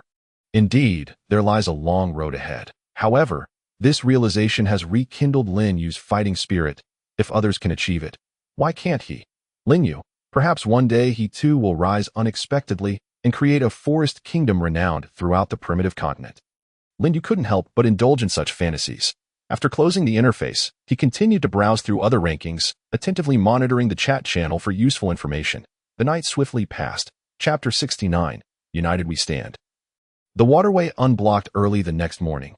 Lin Yu led the subjects who had signed up for mining to the desolate mountains behind Yellow Sand City, commencing the arrangement for collection. Lin Yu took a stroll nearby, and, just as Shui Changwei had mentioned, discovered 2 man-made mines that directly connected to the iron and copper veins below. The mineral content was astonishing, far exceeding Lin Yu's expectations, due to the shallow underground strata in our vicinity. Such veins can be found everywhere, Su Zhong explained at the opportune moment. Shui Changwei, being of advanced age, was unable to ascend the mountain. Thus he sent Su Zhong to accompany Lin Yu and guide him. Upon hearing his explanation, Lin Yu's eyes sparkled. Is that so? Then why did the previous lord ultimately choose to leave? It is known that possessing such a vast mineral deposit nearby is an unparalleled advantage for any lord. It is truly perplexing, if not foolish, that the previous lord would abandon it. Su Zhong seemed hesitant to speculate about other lords, offering a wry smile. My lord, as you know, our location is remote and the environment harsh. Aside from these mineral veins, we lack everything else, and few can endure it. That lord only lasted a month before he could no longer bear it, and chose to relocate. That does make sense, Lin Yu nodded silently. The environment of Yellow Sand City is indeed not something an ordinary person could tolerate. Had it not been for his exceptionally strong plant-based survival skills, he too might have found it difficult to persist. Reflecting on it now, he seems to have profited. The emergence of these mineral veins has instantly resolved his resource issues, enabling him to construct numerous buildings he previously hesitated to undertake, as well as fortify the defenses of Yellow Sand City. For him, it is nothing short of a serendipitous windfall. This abandoned city appears to be far less dreadful than he had imagined. With this thought, Lin Yu was suddenly filled with boundless vigor. Distributing the mining tools he had just crafted in the production workshop, and urging his subjects to begin collecting or to transport back to their territory, eager to improve their lives. The subjects worked diligently, and soon the mines echoed with the sounds of clanging metal, creating a lively scene. After confirming that everything was proceeding smoothly, Lin Yu left the mountains with the plants and headed back to the territory. On the way back, he took a moment to check the newly cultivated fields, discovering that the seeds planted 2 days prior still showed no signs of germination. The subsequent batches planted thereafter also exhibited no activity whatsoever. It appears that without a water source for irrigation, even his specially designed seeds are growing at an excruciatingly slow pace, posing a significant challenge. Lin Yu couldn't help but furrow his brow. "My lord, you have arrived." Shui Changgue, who was inspecting the state of the fields from a distance, hurried over upon noticing Lin Yu. "What brings you here?" Lin Yu asked in surprise as he turned around. "With nothing to do. I came to check on the condition of the fields," Shui Changgue replied with an awkward smile. "I didn't know you had come specifically, my lord. Is there anything you wish to command?" "Nothing in particular. I merely stopped by to assess the situation of the fields. I hadn't anticipated the growth to be so sluggish." "Are you referring to these seeds?" Shui Changgue glanced toward the freshly turned soil. "Indeed, they are growing significantly slower than in other areas. However, there is little we can do. The environment here is quite poor. In the past, we could only manage to plant cassava or similar crops just to scrape by. The seeds you provided, my lord, are already performing remarkably well in such a place." "Had you never considered connecting to a water source before?" Lin Yu inquired. "Of course we have. But in this vicinity, aside from a few dry wells with scant water, where could we possibly find a water source?" Shui Changgue surveyed the desolate land around them, unable to suppress a sigh. As an elder of the area, he too longed for improvement. It is precisely due to generations of fruitless efforts that so many have ultimately chosen to leave their homes and seek refuge elsewhere. After all, they are merely ordinary people, and their capabilities are inherently limited. Standing beside him, Lin Yu could sense his helplessness and wore a grave expression. During this time, he had not neglected to ponder solutions for the water source issue, even dispatching the wood spirit dragon daily to explore the surroundings in search of water. Yet the results had been fruitless, yielding no discoveries. With such a significant problem at hand, even if he wished to improve the living conditions in Yellow Sand City, he felt utterly powerless. Just as he was lost in thought, a sudden whoosh echoed through the air. The wood spirit dragon, which had been sent to explore for water, returned just then. Lin Yu had prepared himself for disappointment. But unexpectedly, the wood spirit dragon relayed the news that a water source had indeed been found. "We found a water source." Lin Yu's entire being jolted with excitement as he rushed forward. Through his connection with the wood spirit dragon, he quickly confirmed the news, elatedly following the dragon as they hurried toward the mountains bordering the desert.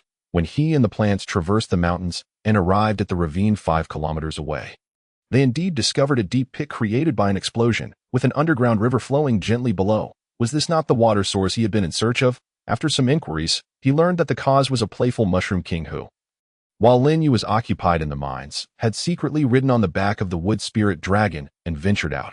Upon seeing small animals below, it had tossed down a few explosive mushrooms, resulting in the unintended creation of an underground river that it was uncertain whether to scold or commend it for its antics. "Well, given that you have contributed this time, I shall let this slip," Lin Yu said, patting the Mushroom King's head. The Mushroom King, who had been shrinking in the corner, immediately perked up and began hopping joyfully. Lin Yu couldn't help but smile wryly, choosing to ignore it and instead set off back toward the territory. Although the water source had been found, it was still quite distant, 5 kilometers away. Moreover, it lay deep within hard rock. Had it not been for the explosive power of the Mushroom King, it would have been nearly impossible to blast through such deep rock. No wonder the residents of Yellow Sand City had failed to discover the river for so long. Even if they had, they likely lacked the means to construct a waterway through the rock. Of course, such a task is not insurmountable for a lord. It merely requires additional time. Thus, upon returning to the territory, Lin Yu immediately utilized the accumulated magical energy from the past 2 days to recruit 5th-tier wood element spirits for mutation. This time, fortune smiled upon him. Why the 9th mutation? 2 explosive mushrooms emerged. Together with the Mushroom King and one that had mutated 2 days prior, he now had a total of 4 explosive mushrooms. The waterway demolition team was formed.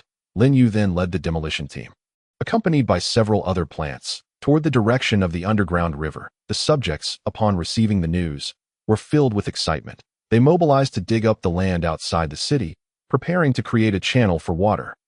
Even women and children spontaneously joined in to transport soil and create water-sealing materials. Meanwhile, Lin Yu and the plant army arrived at the underground river, estimated the height and began directing the mushrooms to detonate a passage through the rocks beside the river.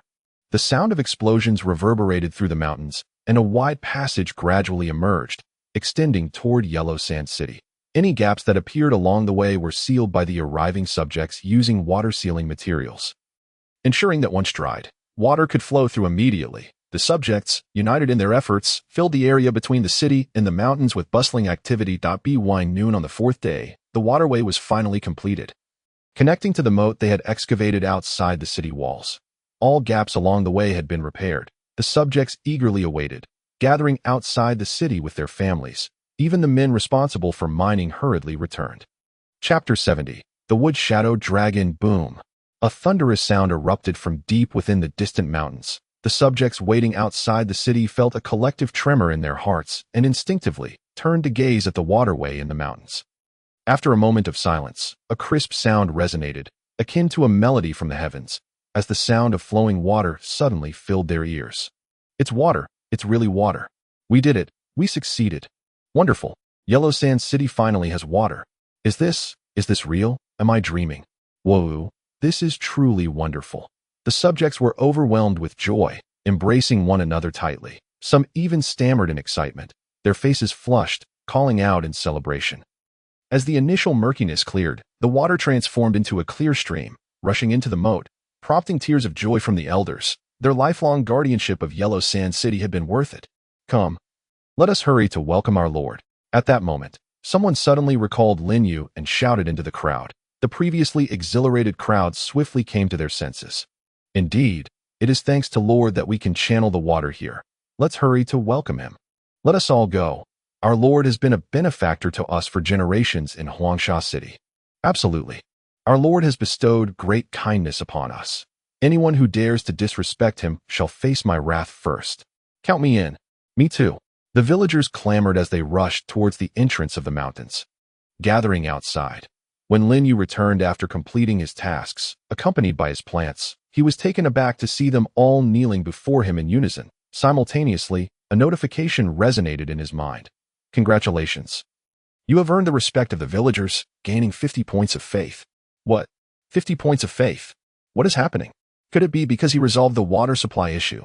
Lin Yu never anticipated that merely addressing the water source would grant him such a substantial amount of faith. It is known that even territories with thousands of inhabitants receive only a meager 1 or 2 points of faith daily, with some receiving none at all. His sudden acquisition of 50 points clearly indicated that the villagers genuinely respected him, wholeheartedly acknowledging him as their lord. Indeed, all his actions had proven to be exceedingly wise. Just as he was momentarily lost in thought, an invisible force began to converge upon him from all directions, significantly enhancing his strength. Is this the power of faith? Lin Yu marveled at the transformation within his body, sensing that he had indeed grown stronger, approximately by 10%. Does this mean that 500 points of faith could potentially double his power? The power of faith is truly remarkable. With that thought in mind, Lin Yu composed himself and approached the crowd with a smile. Rise, everyone. Now is a time for celebration, not sorrow. Lord, we may not have the eloquence to express ourselves, but from this moment forth, our lives are yours. A man who had just returned from the mining site was now teary-eyed, his body trembling with uncontainable excitement. As soon as he finished speaking, others quickly echoed his sentiments. Indeed, from now on, our lives belong to our Lord.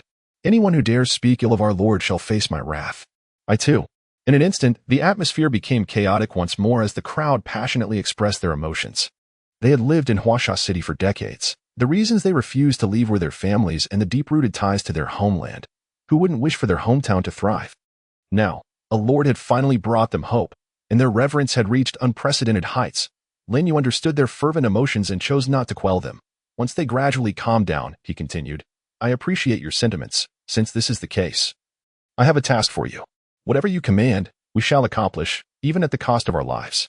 No need for such extremes. I only wish for you to maintain this water channel well.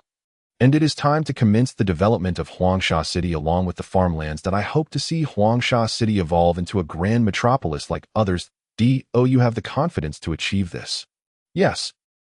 The villagers responded in unison. Some were even exhilarated, already envisioning a bright future. Seeing their reaction, Lin Yu nodded in satisfaction. After sharing a few encouraging words, he departed with his plants. Meanwhile, The villagers hurried back to their tasks, diligently tending to the newly opened water channel, transforming the previously despondent atmosphere of the territory. Upon returning to the territory, Lin Yu finally allowed himself to relax. After a brief rest, he made his way to the Tower of Troops.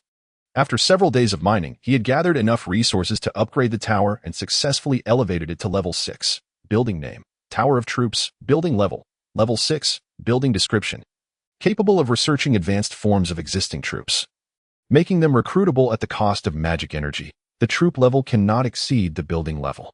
Research speed: 1 type day. Upgrade requirements: 1250 wood, 1250 stone, 500 iron ore, 500 copper ore, 2,500 magic energy. Thanks to the diligent mining efforts of the villagers, who worked with remarkable dedication, exceeding even Lin Yu's expectations, they had collected enough iron and copper ores for the upgrade in just under 3 days. Coupled with the remaining stone and magic energy from Lin Yu's previous endeavors, the Tower of Troops was elevated to level 6, and research on the first level 6 troop had commenced the day before. This time, Lin Yu chose to research not the Wood Spirit, but the more practical and powerful Wood Shadow Dragon. Previously, in the Novice Village, due to resource scarcity and regional blockades requiring extensive resource collection, he had never had the opportunity to mutate the Wood Shadow Dragon. Now that he had escaped that area, he felt no reservations as he approached the Tree of Life and summoned the recruitment interface. Indeed, a new level 6 troop had become available for recruitment. Without hesitation, he selected to recruit. Immediately, a notification sounded. Recruiting a level 6 troop requires 250 points of magic energy. Do you wish to proceed?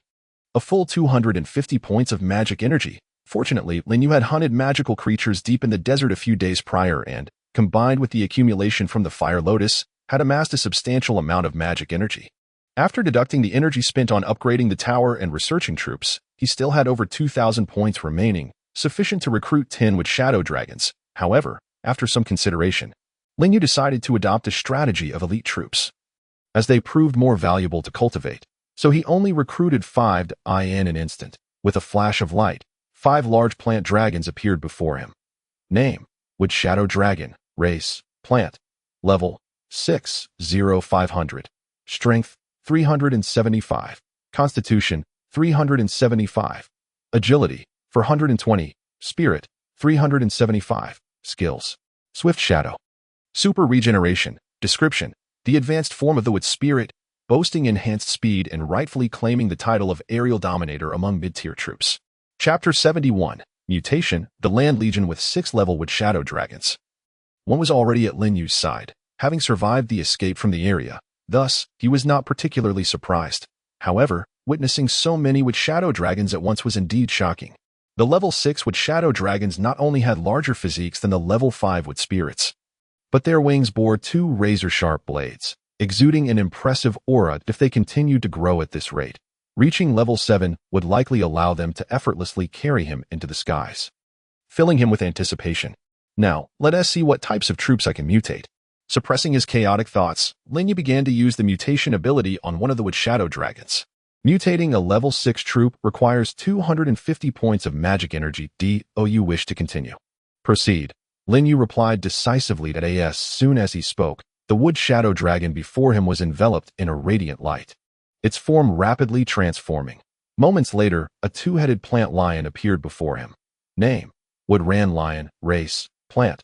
Level: 6,0500. Strength: 380.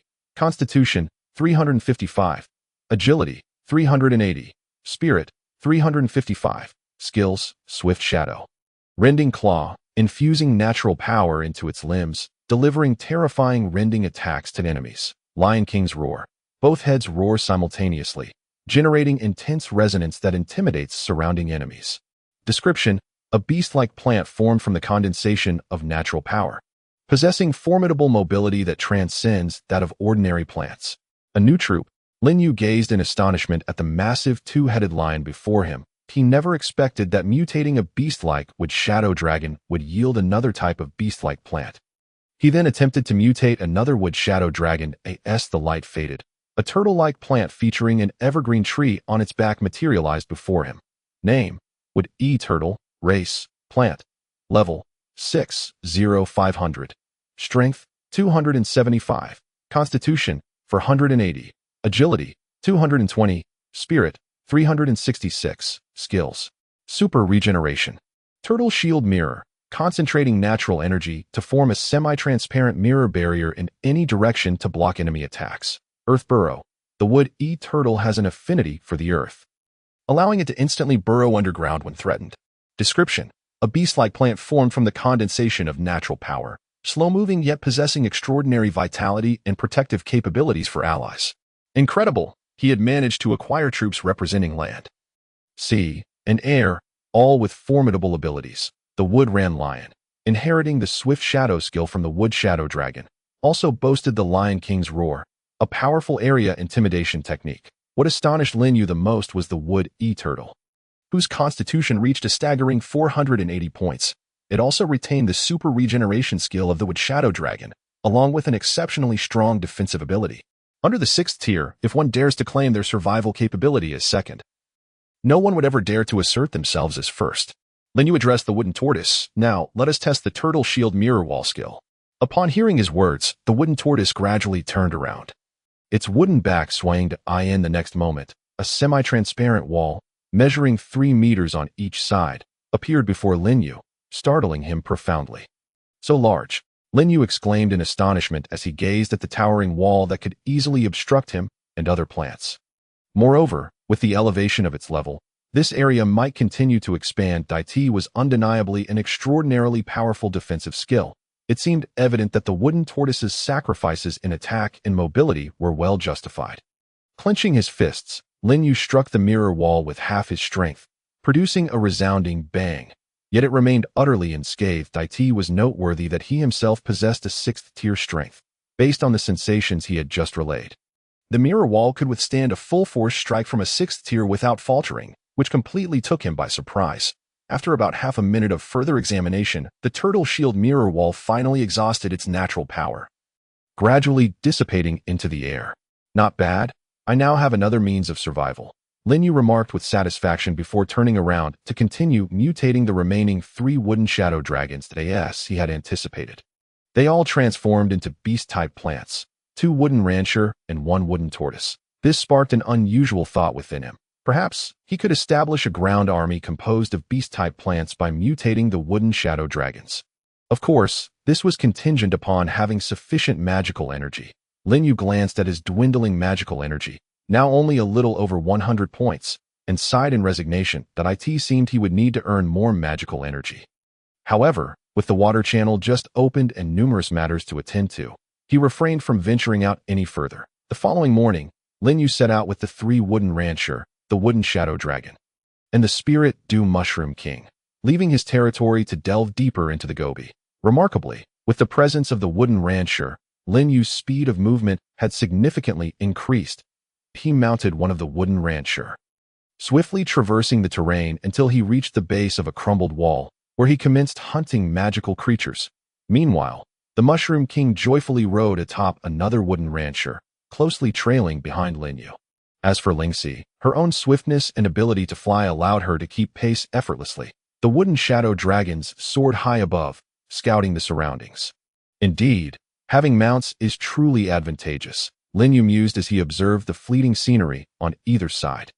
This was decidedly quicker than traversing on foot. In less than an hour, he arrived at a location frequented by 6th-tier magical creatures and began to explore the area. Stop! Suddenly, Lin Yu spotted something and called for a halt. The wooden rancher obeyed the command. Slowing to a stop, Lin Yu fixed his gaze on a distant hollow encircled by massive stones, where he immediately discerned a dense array of spider silk and spider eggs, alongside several gigantic spiders, all a vivid shade of crimson.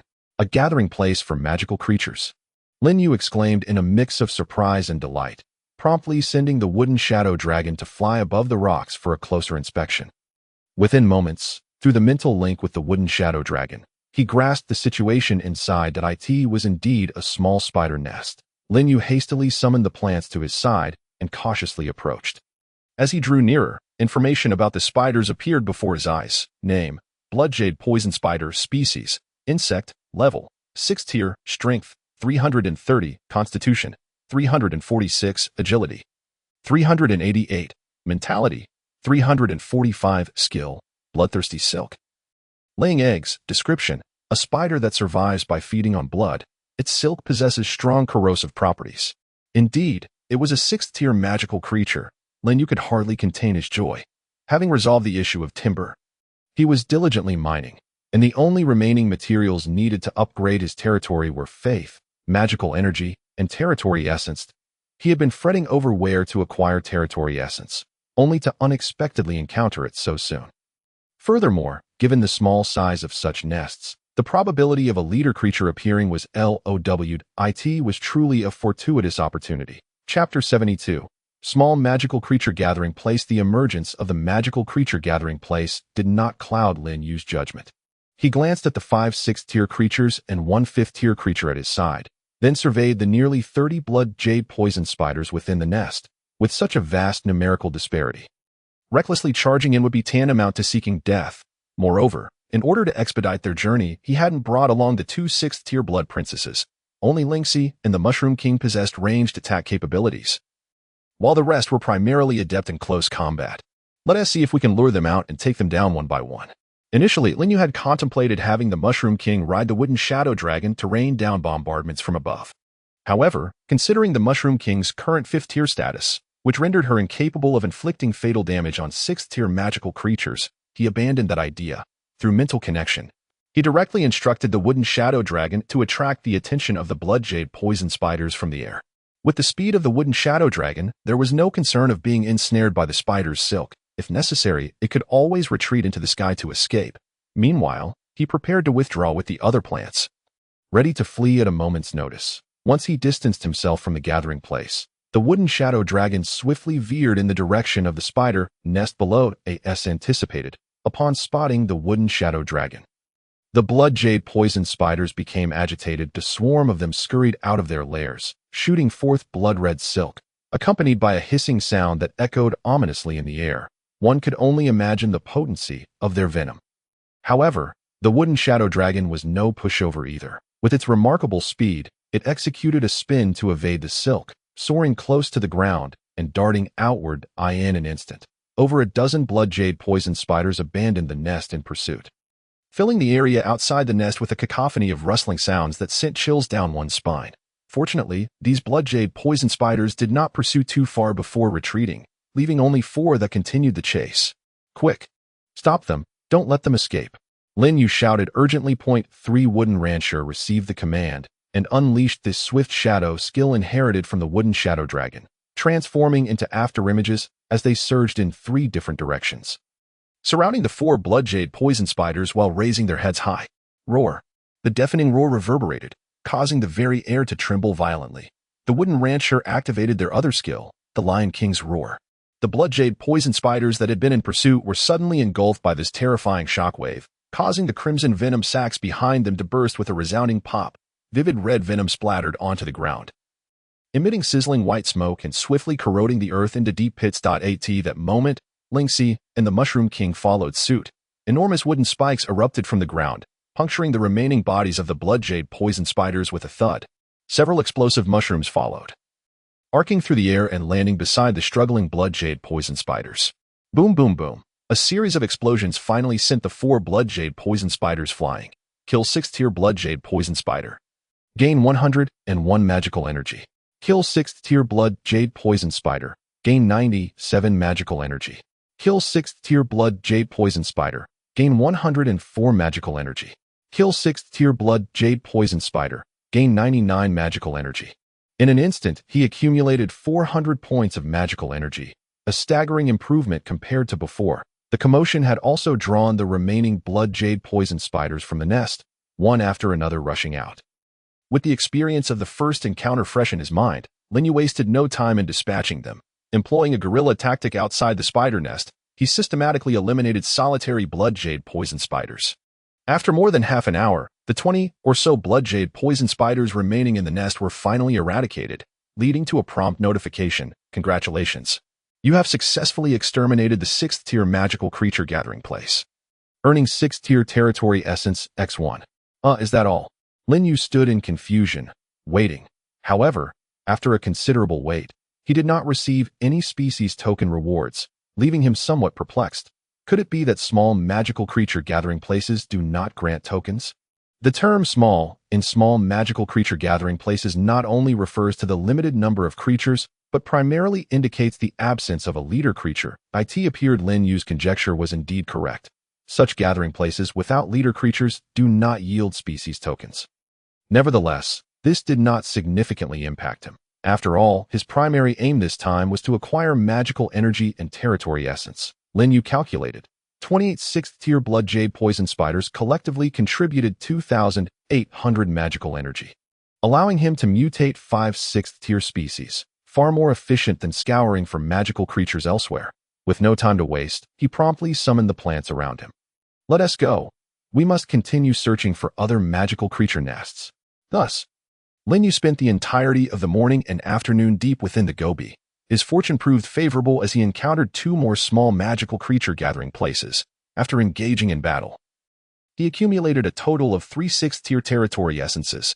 His magical energy surged to over 9,000 points. Including the magical energy amassed from the Flame Lotus, he now boasted a grand total of a full 10,000 points. Gazing upon such abundant rewards, Lin Yu felt a profound sense of satisfaction as he rode the wooden rancher swiftly back toward his territory. Before long, he arrived at the edge of the Gobi, where he beheld the transformed surroundings of Huasha City. Even the perimeter of his domain has been renovated with canals, providing a vital water source for the Flora. My lord, you have returned. Several men, engaged in digging the moat, immediately dropped their tools and hurried over upon seeing Lin Yu. They were the ones who had not been selected for the mining team, remaining in the city. Now, witnessing the completion of the canals, they could no longer contain their enthusiasm and joined in the excavation, creating quite a lively scene from afar. Thank you all for your hard work, especially in this sweltering heat, Lin Yu said, seated atop the Woodshadow Lion, nodding towards the men who had approached. My lord, it is nothing. Huasha City is our homeland. No effort is too great, especially when we have idleness to spare. Indeed, I eagerly await the day when Huasha City flourishes and outshines others. Absolutely, the citizens echoed, their faces alight with uncontainable joy. Seeing their spirits lifted, Lin Yu smiled slightly. Very well, I happen to hunt quite a number of magical creatures today. Let Shui Changwei prepare a feast for everyone tonight. His words ignited a chorus of cheers among the citizens. After exchanging a few more words, Lin Yu proceeded to inspect the state of the farmland along with the plants. As expected, with the introduction of water, growth had accelerated significantly, with tender shoots breaking through the soil. Comforted by this sight, Lin Yu swiftly returned to his territory. Upon entering, he hurried beneath the Tree of Life, utilizing the magical energy he had just acquired to begin recruiting troops. After some consideration, he decided to spend 3,000 points of magical energy to recruit the Wood Shadow Dragon for mutation, increasing the number of the 3 beast-type plant soldiers to 5 each. Although these 3 types were formidable, they were ultimately close combat units, and thus, a quantity of 5 sufficed for reconnaissance during travel. Following a full day of research at the Tower of Troops, he had successfully developed the 6th-tier form of the plant spirit, known as the Earth Spirit. With anticipation, Lin Yu spent an additional 2,500 magical energy to recruit 10 Earth Spirits and initiate their mutation. Chapter 73. The traveling merchant caravan. The mutation compatibility of the Earth Spirit type was evidently much higher than that of the Woodshadow Dragon, often resulting in bizarre outcomes. Filled with hope, Lin Yu promptly initiated a mutation on one of the Earth Spirits. Mutating a 6th-tier unit requires 250 points of magical energy. Would you like to proceed? Proceed. As Lin Yu's command echoed, a brilliant glow enveloped the Earth Spirit, significantly larger than the plant spirit, and it began to transform rapidly. In an instant, it morphed from a massive light into the advanced form of a Rafflesia. The carnivorous flower, not bad. It could serve as a guardian for the territory. Lin Yu then continued the mutation process with another Earth Spirit. With a flash of light, a humanoid cactus, towering over him, emerged before him, momentarily halting his movements. Name: Cactus Warrior. Race: Plant. Level: 6th tier, 0500. Strength: 324. Constitution: 412. Agility: 375. Spirit: 324. Skills: Protection of Flora. Rotating spikes. Rapidly spins its body, launching numerous spikes with formidable piercing power. Spike Ball fires a spiked ball at enemies, which detonates upon contact, unleashing spikes in all directions. Description: a plant thriving in arid regions, possessing a strong survival capability. With spikes of exceptional piercing power. A new unit. Lin Yu's eyes sparkled as he reviewed the attributes of the cactus warrior. Could it be that the system finally acknowledged his earlier complaints upon arriving in this world and granted him this unit?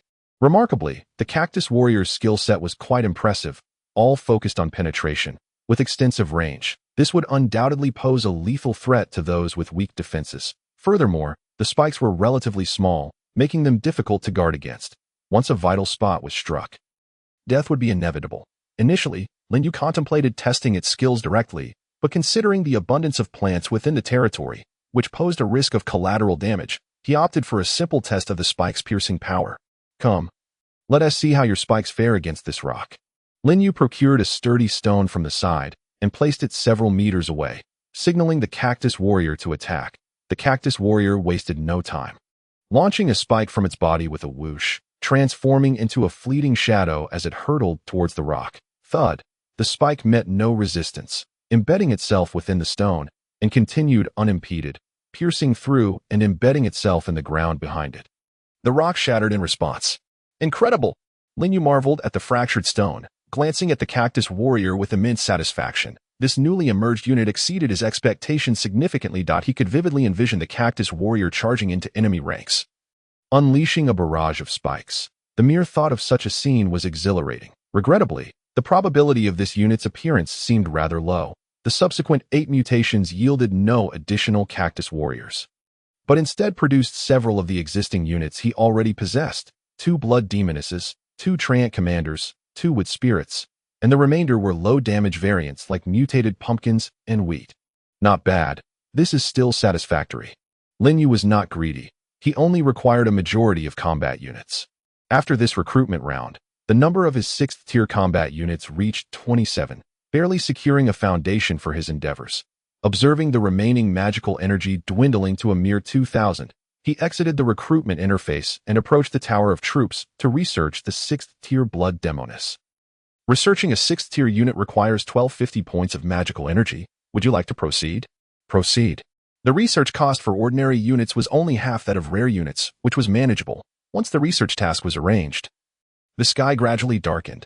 Consequently, he decided against venturing out, instructing the Wood Shadow Dragon to transport several freshly hunted magical creature carcasses to Shui Changgui's residence, requesting him to prepare a feast for the citizens that evening. This time, the citizens did not merely celebrate as before, but rather, they threw a proper celebration for the completion of the canals in Huangsha City. Some even brought Lin Yu freshly made braised meats to improve his meals. The entire Huangsha City was aglow, bustling with activity until late into the night, before gradually quieting down. In the following 2 days, Lin Yu continued his usual routine, frequently traversing between the territory and the Gobi, accumulating magical energy to recruit troops, while simultaneously scouting for concentrations of magical creatures to collect resources for his domain. Occasionally, he would check on the reconstruction progress in Huangsha City and the state of the mines. After 2 days of excavation and repairs, the moat surrounding Huangsha City had reached the halfway mark, effectively resolving the city's water supply issues. Even the damaged city walls were gradually being mended. However, due to a shortage of manpower, it would likely take some time to complete. Even in urgency, this could not be rushed. It was now midday. While tending to the garden within his territory, Lin Yu was abruptly interrupted by a shout from outside. "My lord, a grave situation has arisen. A traveling merchant caravan has arrived, requesting to see you." A traveling merchant caravan? Lin Yu's spirit surged as he immediately set aside his pruning tools and hurried outside. Upon seeing Lin Yu, the citizen exclaimed, "They are a merchant caravan from the Liuhua kingdom, and it appears they are led by a lord. They are currently just outside the city." "Very well. I shall head there at once." Hearing that it was led by another lord, Lin Yu felt a jolt of urgency. He quickly returned to his domain, mounted the Wood Shadow Lion, and set off towards Huangsha City. Meanwhile, at another gate of Huangsha City, a small caravan of about a dozen individuals was steadily entering the city, laden with goods. "My lord, we have arrived at Huangsha City, the closest city within the Great Wasteland." A rotund middle-aged man spoke softly to the carriage. "So this is Huangsha City." A young man, roughly Lin Yu's age, peeked out from the carriage, curiously surveying his surroundings. "It truly is as desolate as the rumors suggest. I never expected there to be a lord here." "Indeed," the man replied respectfully. "It seems he is like you." A recent arrival, so we should exercise caution. Humph. What is there to fear from a newly arrived lord? I have brought 46 tier units with me on this expedition. The young man scoffed dismissively. Unperturbed, surrounding his carriage were 40 centaur warriors wielding various weapons, brazenly making their way into the city, causing the citizens of Huangsha to shy away in fear. Finally, as the caravan passed through the dilapidated city gates and entered the main thoroughfare, they immediately spotted the towering tree, standing several dozen meters tall, at the end of the street. This is a plant-based territory. Upon seeing the enormous tree, the young man was momentarily taken aback, instantly recognizing the type of Lin Yu's domain. His eyes widened further as he noticed several dark shadows flitting around the tree. Flying units.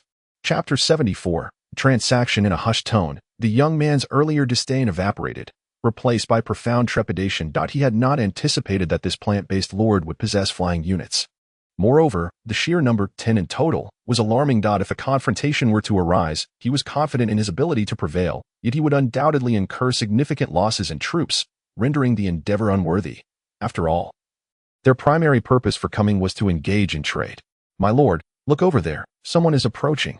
At that moment, a sudden exclamation echoed from the side. The young man, who had been frowning in deep thought, immediately withdrew his gaze and turned towards the end of the street. Amidst a thunderous sound of footsteps, an enormous procession appeared at the far end, rapidly approaching them. What is this? The youth's eyes widened in shock as he beheld the unexpected troop. Comprised entirely of plant soldiers he had never seen before, the formidable formation was even more intimidating than the one beside him. Such overwhelming power. Could it truly belong to the lord of this desolate land? He was momentarily stunned. Just as he was lost in thought, Lin Yu had already led the plant army to their front and came to a gradual halt. Are you a traveling merchant from the Liuhua kingdom? Lin Yu asked, his own eyes reflecting astonishment. Although he was aware that there was a lord among the incoming merchants, witnessing it firsthand still caught him off guard, even stirring a sense of vigilance within him. Perched on the back of the wooden lion, he scrutinized the other party intently. The young man did likewise, observing the troops behind Lin Yu while feeling a growing trepidation. Lords, it seemed, could not discern the detailed information of one another's troops, but could access basic details such as names and ranks. Upon noticing that all the soldiers accompanying Lin Yu were, like his own, of the 6th tier, his astonishment was palpable. What truly astonished him was the sheer variety of soldier types present. He could count at least 5 different kinds at a glance. How could a newly arrived lord possess such a diverse array of troops? Feeling compelled to show respect, he quickly introduced himself. Having just arrived in your esteemed territory, allow me to introduce myself. I am Shomu Yuan, hailing from the Liuhua kingdom, here to engage and trade with the Dehuang kingdom. May I ask how you are addressed? You may call me Lin Yu, came the reply. So, you traversed from the other side of this desolate expanse. Indeed. Shomu Yuan awkwardly nodded. The resources in my territory are scarce, compelling me to seek ways to earn some magic energy while selling goods. If you require anything, I can offer you some specialties from the Liuhua kingdom, and of course, I will ensure the prices are favorable for you. Lin Yu's eyes flickered with interest. Do you have magic powder? Shomu Yuan raised an eyebrow. Of course. Are you looking to construct a territory shield? How did you know? Lin Yu asked, taken aback. Shomu Yuan chuckled. Because I have constructed a shield myself. Otherwise, do you think I would dare venture this far for business? Indeed. He was well prepared. Lin Yu regarded this individual with newfound respect. Moreover, given the multitude of 6th tier troops he brought along, it was evident he was no ordinary merchant. The primal continent was truly a land of hidden talents. By the way, Lin Yu, Shomu Yuan's voice broke through again. While instructing his subjects to unload goods, he continued, you must also be newly arrived in this primal continent, correct? Yes, is there a problem? No, I was merely curious, with your strength. How did you end up in such a desolate place? Perhaps it's just bad luck. Lin Yu sighed inwardly, reluctant to elaborate. Soon, Shomu Yuan approached with a pouch of magic powder, escorted by several centaur soldiers. 5 magic crystals per unit. How many would you like? Magic crystals? What are those? Lin Yu was taken aback. You don't know what magic crystals are. Shomu Yuan regarded Lin Yu as if he were a curious creature. Upon seeing Lin Yu's bewildered expression, he exhaled deeply. Brother, your situation seems worse than mine. Magic crystals are the universal currency on this continent, easily exchanged for magic energy on a one-to-one basis. Trade between territories, territorial taxes, and transactions between citizens and practitioners are all settled using magic crystals. Is that so? Lin Yu's realization dawned upon him. It was no wonder his territory was so impoverished. He had never encountered a need for currency, nor were there practitioners residing there. Otherwise, he wouldn't have been entirely oblivious to such matters. Summoning the territory interface, he checked the magic energy options and, indeed, found a function for converting magic energy into crystals, which he had previously overlooked. He attempted to convert a small amount of magic energy. And in the next instant, a thumb-sized black crystal materialized in his hand. It turned out the virtual magic energy could be condensed into a tangible crystal, which was quite unexpected.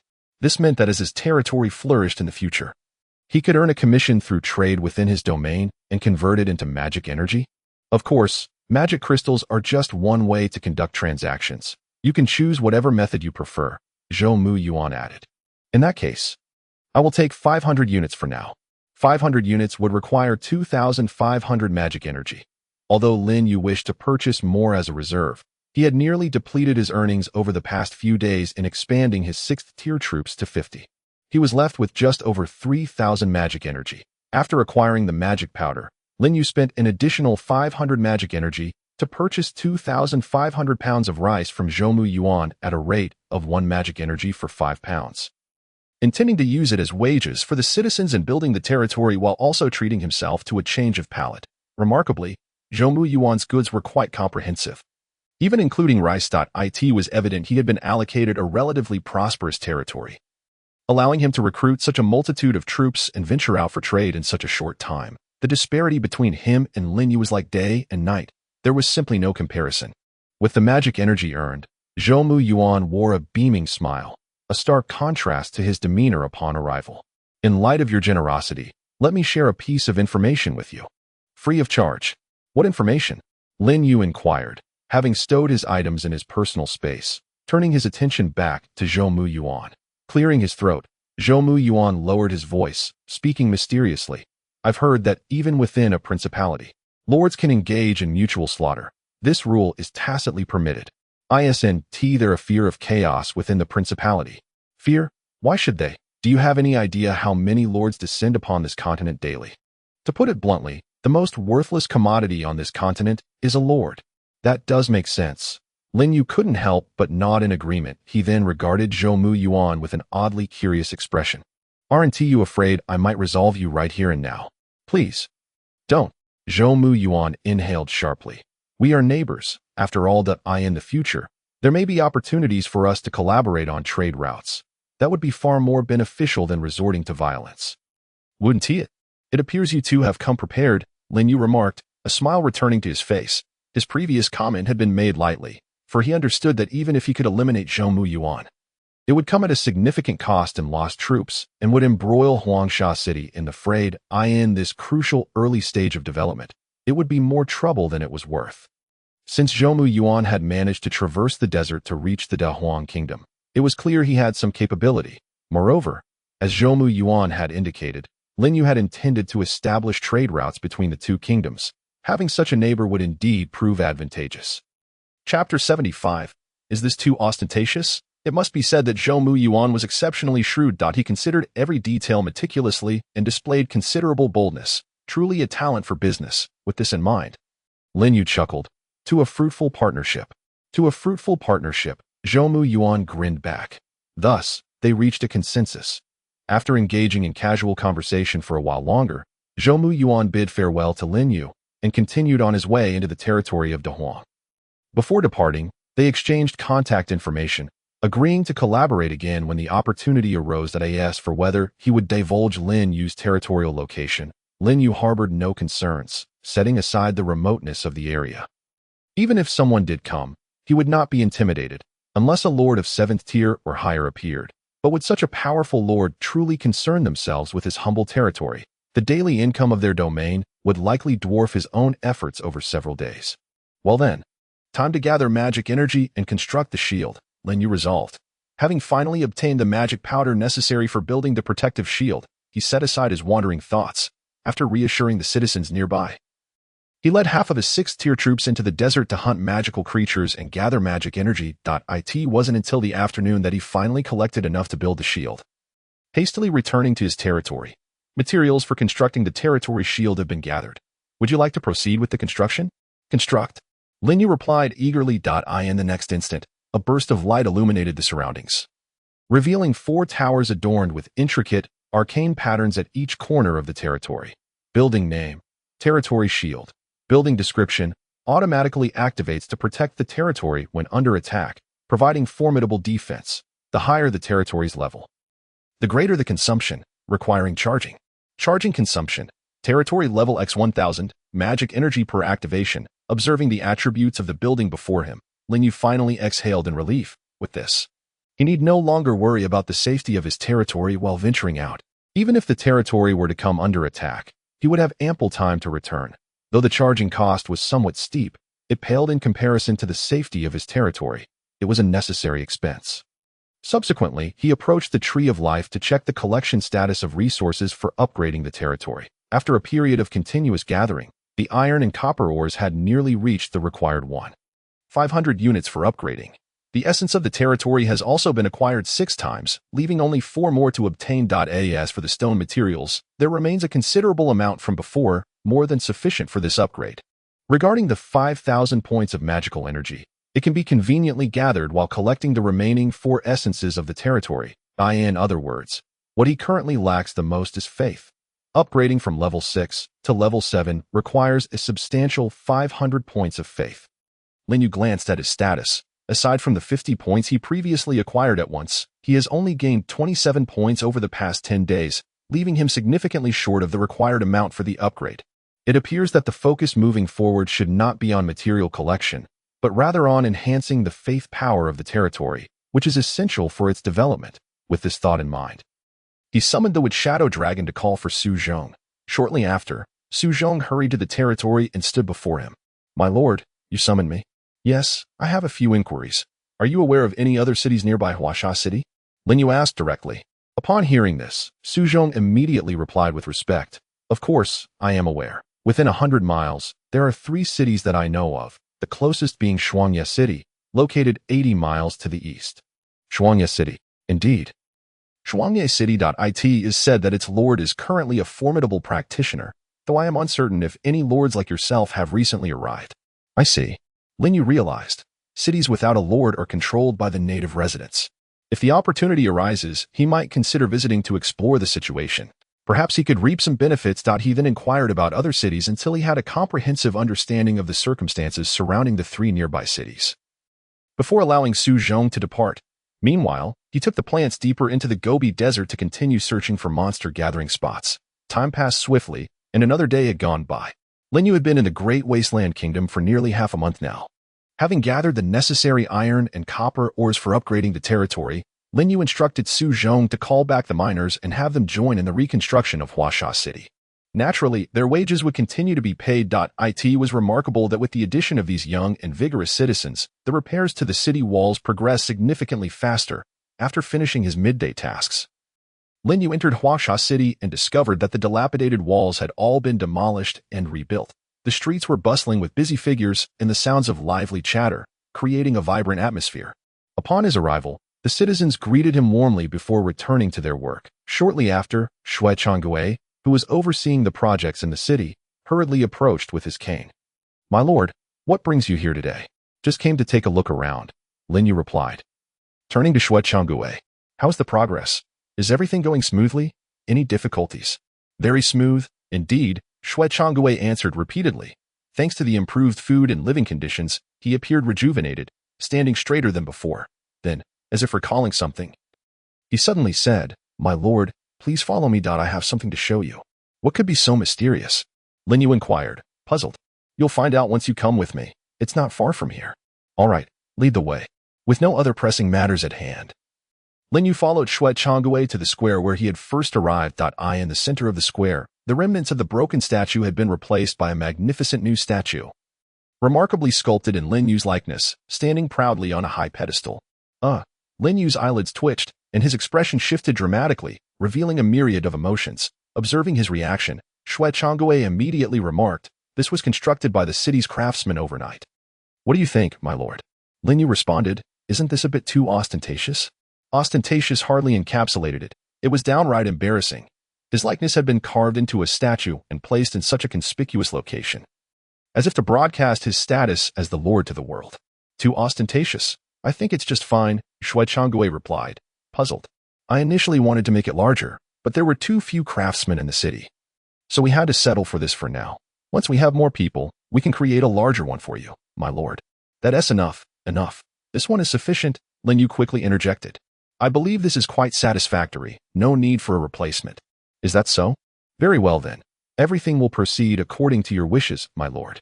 With Lin Yu's approval, Shui Changwei finally felt reassured and did not dwell further on the matter.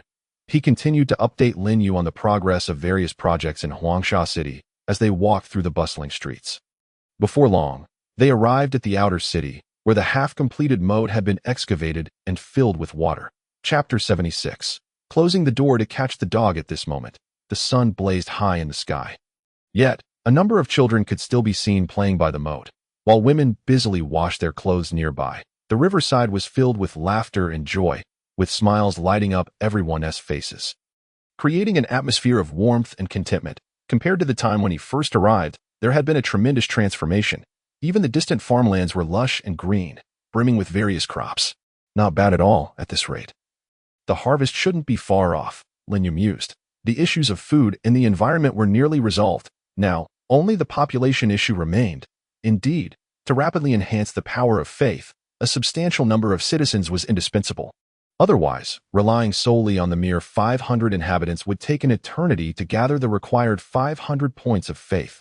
Moreover, through his observations of the regional channel over the past few days, Lin Yu noted an increasing number of lords arriving in this land. Clearly, individuals in those regions were steadily advancing to level 6. Just last night, he even witnessed a beam of light descending from the eastern direction. If he was not mistaken, it was likely that another lord had arrived. He was curious whether this might be the Shuangye city that Su Zhong had mentioned earlier. Gathering more information about this neighboring city would undoubtedly be prudent. However, his primary focus remained on enhancing his strength, collecting resources, and developing Huangsha City. There was no immediate need to wade into such murky waters. After giving Shui Changwei a few brief instructions, Lin Yu returned to his territory and set off into the Gobi with his plants. This time, he not only brought along the Woodran Lion Legion, but also the Woody Turtle and Cactus Warriors. Along with other plants, he had a total of 36 tier units, leaving the remaining 26 tier units to guard the territory. Before long, Lin Yu rode the Woodran Lion deep into the Gobi, commencing his search for 6-tier monsters and gathering spots. Fortunately, within less than half an hour, the Wood Shadow Dragon relayed news that it had discovered a 6-tier monster gathering ground. Through his connection with the Wood Shadow Dragon, Lin Yu learned that it was actually a medium-sized gathering site, housing over 100 6-tier monsters. So many. Lin Yu was astonished. 100 monsters, an entire doubling of the number of troops he had brought along. The stark disparity in numbers would likely send any lord fleeing. Yet, the thought of relinquishing such an opportunity left him somewhat unwilling. That was a staggering 10,000 points of magical energy if he were to successfully acquire it. The issue of charging his territory's protective barrier would be effortlessly resolved, with additional energy left over for recruiting troops. Let us go check it out first, he commanded. Immediately, Lin Yu led his plant army toward the location indicated by the Wood Shadow Dragon, quickly spotting a multitude of massive serpents slithering in the depths of a canyon. Name: Crimson Phosphor Twin-Tailed Serpent. Race: Beast. Level: 6. Strength: 358. Vitality: 298. Agility: 375. Mentality: 344. Skills: Venom Spray, Death Entanglement. Description: a type of serpent that thrives in dark, arid environments, possessing a remarkably high reproductive capacity. Indeed, the area was teeming with 6-tier monsters, their numbers almost completely covering the canyon. Peering through the narrow crevice at the edges, Lin Yu could see the massive serpents slithering, exuding an aura of terror. If all those 6-tier monsters were to charge out simultaneously, even he would have no choice but to flee unless he could summon over 100 6-tier units. Otherwise, he would need to devise an alternative strategy. This terrain, it seems it can be utilized, Lin Yu pondered as he surveyed the narrow entrance of the canyon. Lost in thought, suddenly, an idea struck him, and he turned to the 8 Wood E-Turtles, along with the Cactus Warriors and Mushrooms. A mischievous grin beginning to form on his face, he appeared to have devised a clever plan. Yes, it was precisely the strategy of closing the door to catch the dog. The canyon's layout was exceedingly narrow, yet the entrance was small, Once blocked, the crimson phosphor twin-tailed serpents would be unable to escape in a short time. Taking advantage of this, he could indeed capture all the monsters within the nest in one fell swoop. With this thought in mind, Lin Yu promptly called upon all the wood e-turtles, mushrooms, and cactus warriors, preparing outside the canyon. The other plants were strategically positioned on either side, ready to provide support at a moment's notice. After about 7 or 8 minutes of preparation, Lin Yu finally led the wood e-turtles and mushrooms to the forefront of the team. Steadying his resolve, "Get ready, charge!" With a low command, the wood e-turtles and twin fungi sprinted towards the entrance of the canyon. Simultaneously, the crimson phosphorus double-tailed snakes within the rift became aware of their presence, instantly stirring into a frenzy as they surged towards the entrance. "Throw the mushrooms, launch the spiked balls." Lin Yu commanded once more. In the blink of an eye, an array of red mushrooms and several spiked balls were hurled into the rift like celestial offerings. Among them, 4 wooden tortoises shook the trees upon their backs in unison, and 4 semi-transparent walls suddenly materialized, completely sealing off the rift's entrance and obstructing the serpent's advance. Bang, bang, bang. A series of muffled thuds echoed. The crimson phosphorus double-tailed snakes that had charged out collided headlong into the wooden tortoise's shield-like mirror walls, sending ripples cascading through the air. Following this, a resounding crash reverberated as the ground trembled. While within the rift, spikes danced wildly, piercing through the bodies of the crimson phosphorus double-tailed snakes. Lin Yu's ears were soon filled with a flurry of notifications. Kill 6-tier crimson phosphorus double-tailed snake. Gain 103 magic energy. Kill 6-tier crimson phosphorus double-tailed snake. Gain 100 magic energy. Kill 6-tier crimson phosphorus double-tailed snake. Gain 102 magic energy. In mere moments, Lin Yu amassed over 1,000 points of magic energy. This meant that the earlier explosion had directly annihilated 10 crimson phosphorus double-tailed snakes. Well done. Lin Yu couldn't help but praise. Seizing the opportunity while the shield wall remained intact, he promptly ordered several wood spirits to heal the twin mushrooms and cactus warriors, hastening their recovery. Half a minute passed, and the mirror wall shattered, just as the obstructing crimson phosphorus double-tailed snakes attempted to burst forth. They were immediately ensnared by the blood demoness waiting at the entrance with her vines. Subsequently, another barrage of mushrooms and spiked balls was launched into the rift. The remaining 4 wooden tortoises, witnessing this, quickly deployed their shield-like mirror walls once again barricading the rift's entrance. Boom, boom, boom. The violent explosions reverberated throughout the rift. The towering boulders on either side could no longer withstand the pressure and collapsed with a thunderous roar. In an instant, the ground shook, and dust flew. The crimson phosphorus double-tailed snakes drawn to the scene were swiftly buried alive. Kill 6-tier crimson phosphorus double-tailed snake. Gain 104 magic energy. Kill 6-tier crimson phosphorus double-tailed snake. Gain 97 magic energy. Kill 6-tier crimson phosphorus double-tailed snake. Gain 102 magic energy. This time, the destruction was even more severe, granting Lin Yu nearly 4,000 points of magic energy and slaughtering over 30 crimson phosphorus double-tailed snakes. It was utterly exhilarating, with the experience from the previous encounters. The plants executed their strategies with even greater finesse, using this cyclical method to systematically eliminate the incessantly emerging crimson phosphorus double-tailed snakes. It was not until half an hour later that the last of the crimson phosphorus double-tailed snakes fell at the rift's entrance. A notification finally chimed. Congratulations, you have successfully eradicated the 6-tier magical creature gathering area, gaining 1 6-tier territory essence. Chapter 77. Infinite Proliferation? What is happening? Didn't the medium-sized magical creature gathering area grant any troop tokens? Lin Yu listened in astonishment to the notification. Could it be that only large-scale gathering areas or those that birth leader-level magical creatures would offer token rewards? If that were the case, he would essentially be out of luck. He couldn't possibly contend with a 7-tier leader creature. Moreover, after wandering the Gobi Desert for so long, he had not encountered any gathering areas with creatures below 6-tier. He couldn't even bully low-tier monsters for a token. Clearly, the magical creature gathering areas on the primal continent began at 6-tier. Forget it. I've still gained quite a bit of magic energy, Lin Yu thought helplessly. Fortunately, this time he had reaped a considerable harvest, directly acquiring 10,000 points of magic energy. Furthermore, after clearing this magical creature gathering area, the experience of the Mushroom Demon King finally reached its maximum value. With a notification, it advanced from a 5-tier exploding mushroom to a 6-tier twin mushroom. finally catching up with the levels of the main forces, which was a cause for celebration. After collecting the relatively intact bodies of the crimson phosphorus double-tailed snakes into his personal space, Lin Yu leaped onto the back of one of the woodran lions. Let us go continue exploring the surroundings. Thus, Lin Yu led his vast army of plants deeper into the Gobi Desert, hunting magical creatures. As they ventured further, Lin Yu noticed a concerning trend. The magical creatures on the primal continent had a remarkably short regeneration cycle. In several areas he had previously cleared, he was astonished to find that just a few days later, numerous low-tier magical creatures had re-emerged and were even evolving rapidly. This revelation provided him with a fresh perspective on this world. Fortunately, he had yet to encounter any 7-tier creatures. Otherwise, with merely his current troops, it would likely be a troublesome affair. Hours later, Lin Yu returned to his territory, laden with spoils. During this excursion, he had eradicated one medium-sized and one small magical creature gathering area, along with solitary monsters encountered along the way. The total magic energy accumulated was nearly 16,000 points.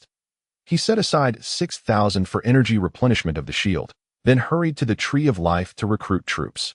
Lin Yu observed that he had already reached 10 of each of the 3 beast-type troops, which was sufficient for the time being, so he decided not to recruit further. Instead, he spent 5,000 magic energy to recruit 20 earth elementals and initiated their mutation. 6-tier troop mutation requires 250 magic energy. Would you like to continue? Continue. A flash of light enveloped them, and the earth elementals transformed into tree spirit leaders. He proceeded to mutate the second one. Whoosh.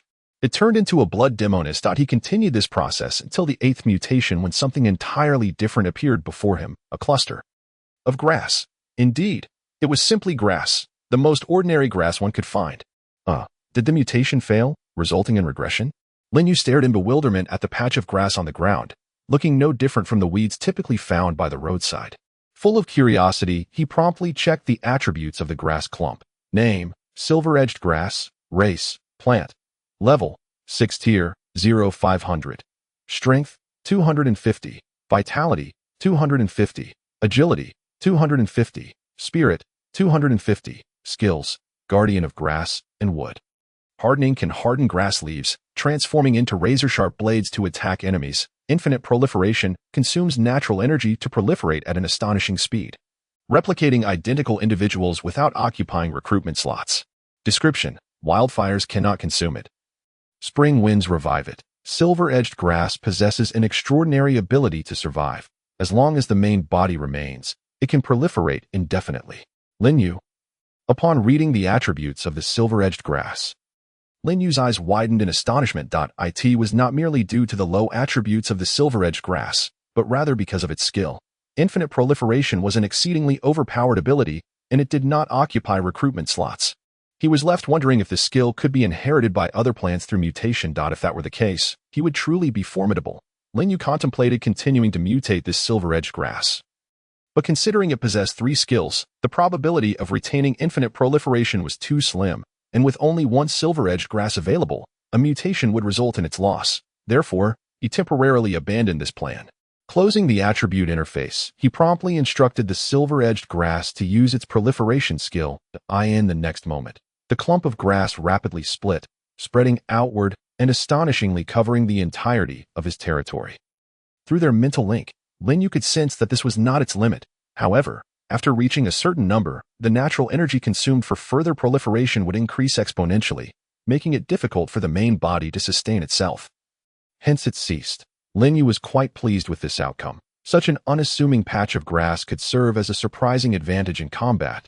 He then tested the hardening skill of the silver-edged grass.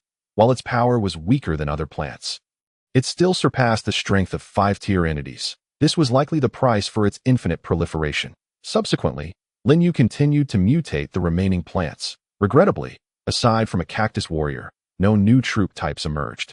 His 6-tier combat troops increased from 50 to 67, a significant enhancement compared to his initial state. Had he arrived on the primal continent with such strength, he would not have been assigned to such a remote and desolate area. With a wry smile, Lin Yu decided to check the rankings that he still could not break into the top 10,000. It seemed that those on the leaderboard possessed even more 6-tier troops than he did. It was worth noting that his troops had an additional skill compared to others, which undoubtedly enhanced their combat strength. Yet even this was insufficient to secure a spot on the leaderboard, underscoring the prowess of the top contenders who had remained unshakable since his arrival in this duchy. Subsequently, Lin Yu opened the regional channel and discovered a plethora of newly arrived lords engaged in lively discussions. Brothers, has anyone been assigned near the Great Wasteland? Let's collaborate for development. Wow, are you just going to expose your territory's location like that? So bold.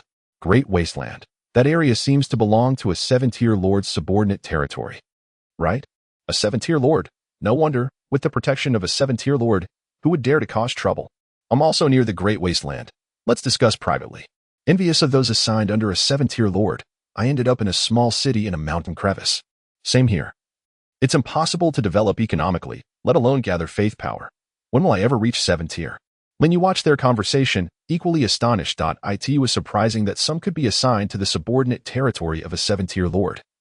And it appeared they had received the protection of those 7-tier lords, which was quite unexpected. However, upon further reflection, it was not without reason. After all, those 7th-tier lords also require the collection of faith power. As other cities within the subordinate territories flourish, that lord will undoubtedly reap resource rewards, which is far superior to merely killing the goose that lays the golden eggs. Those 7th-tier lords are not foolish. Moreover, the meager resources brought over by the newly arrived 6th-tier lord would certainly not pique their interest. It seems we must expedite our actions, Lin Yu mused, feeling a sense of urgency as he observed the increasing number of newly arrived lords. Closing the chat interface, he began to process the corpses of the ferocious beasts he had just brought back, intending to use them as wages for his subjects to construct the city. The night swiftly passed to Lin Yu's astonishment. Early in the morning, Huangsha City was greeted by an unexpected group of visitors, refugees fleeing from Shuangye City. Upon receiving the notification, Lin Yu immediately abandoned his tasks, mounted his wooden lion, and departed the territory, heading straight to Huangsha City. Indeed, as reported by the envoy sent by Shui Changgue, over 100 individuals surged into Huangsha City, each appearing disheveled and weary, as if they had traveled a great distance. My lord, you have arrived. Upon seeing Lin Yu on his wooden lion, Shui Changgue and others who were receiving the refugees rushed to greet him.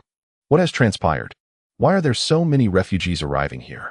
Chapter 78. Refugees. Turmoil. Lin Yu dismounted from the back of the wooden lion. The gathered refugees, upon seeing the ferocious wooden lion beside him, immediately shrank back into the corners. Trembling in fear, Shui Changgue explained. They say that the newly arrived lord of Shuangye City is at odds with the original city lord, and a conflict has erupted. They were caught in the crossfire and fled here. A conflict has erupted? Lin Yu furrowed his brow. Indeed, Shui Changgue affirmed. The city lord of Shuangye City is someone I have met. His strength is formidable, and he commands many talented individuals. He has ruled Shuangye City for many years and is likely unwilling to relinquish control. Is that so? Lin Yu was taken aback. He was aware that the city lord of Shuangye City was a practitioner, but he had not anticipated that he would be strong enough to contend with a 6th-tier lord. Moreover, it appeared that the city lord had entrenched himself in Shuangye City for many years, having developed considerable influence under his command, making it evidently difficult to wrest control from him. The new lord was indeed unfortunate to encounter such a situation, especially when his military forces had not yet developed. If that were the case, might he seize the opportunity for some advantage? Gradually, Lin Yu's eyes brightened with possibilities. Just as he was contemplating specific plans, several refugees suddenly broke from the crowd and knelt before him. My lord, we beseech you, grant us mercy and allow us to stay here. We are willing to do anything, as long as we have food to eat. Please, my lord, take us in. We have nowhere else to go. We promise. We will not cause any trouble. The refugees cried out, bowing their heads in desperation. Even the others gradually followed suit, their pleas merging into a chorus. Evidently, they were genuinely terrified that Lin Yu might cast them out. After all, beyond Huangsha City lay a desolate wasteland teeming with monsters, leading only to certain death. Curious about how they had arrived here, Lin Yu inquired, given the considerable distance between here and Shuangye City. There must be numerous monsters along the way. How did you manage to come here? Well, the gathered refugees hesitated, collectively glancing toward a stern-looking middle-aged man within the crowd. Noticing their gaze, the man stepped forward, revealing himself, and bowed deeply before Lin Yu. I pay my respects to you, my lord. Who are you?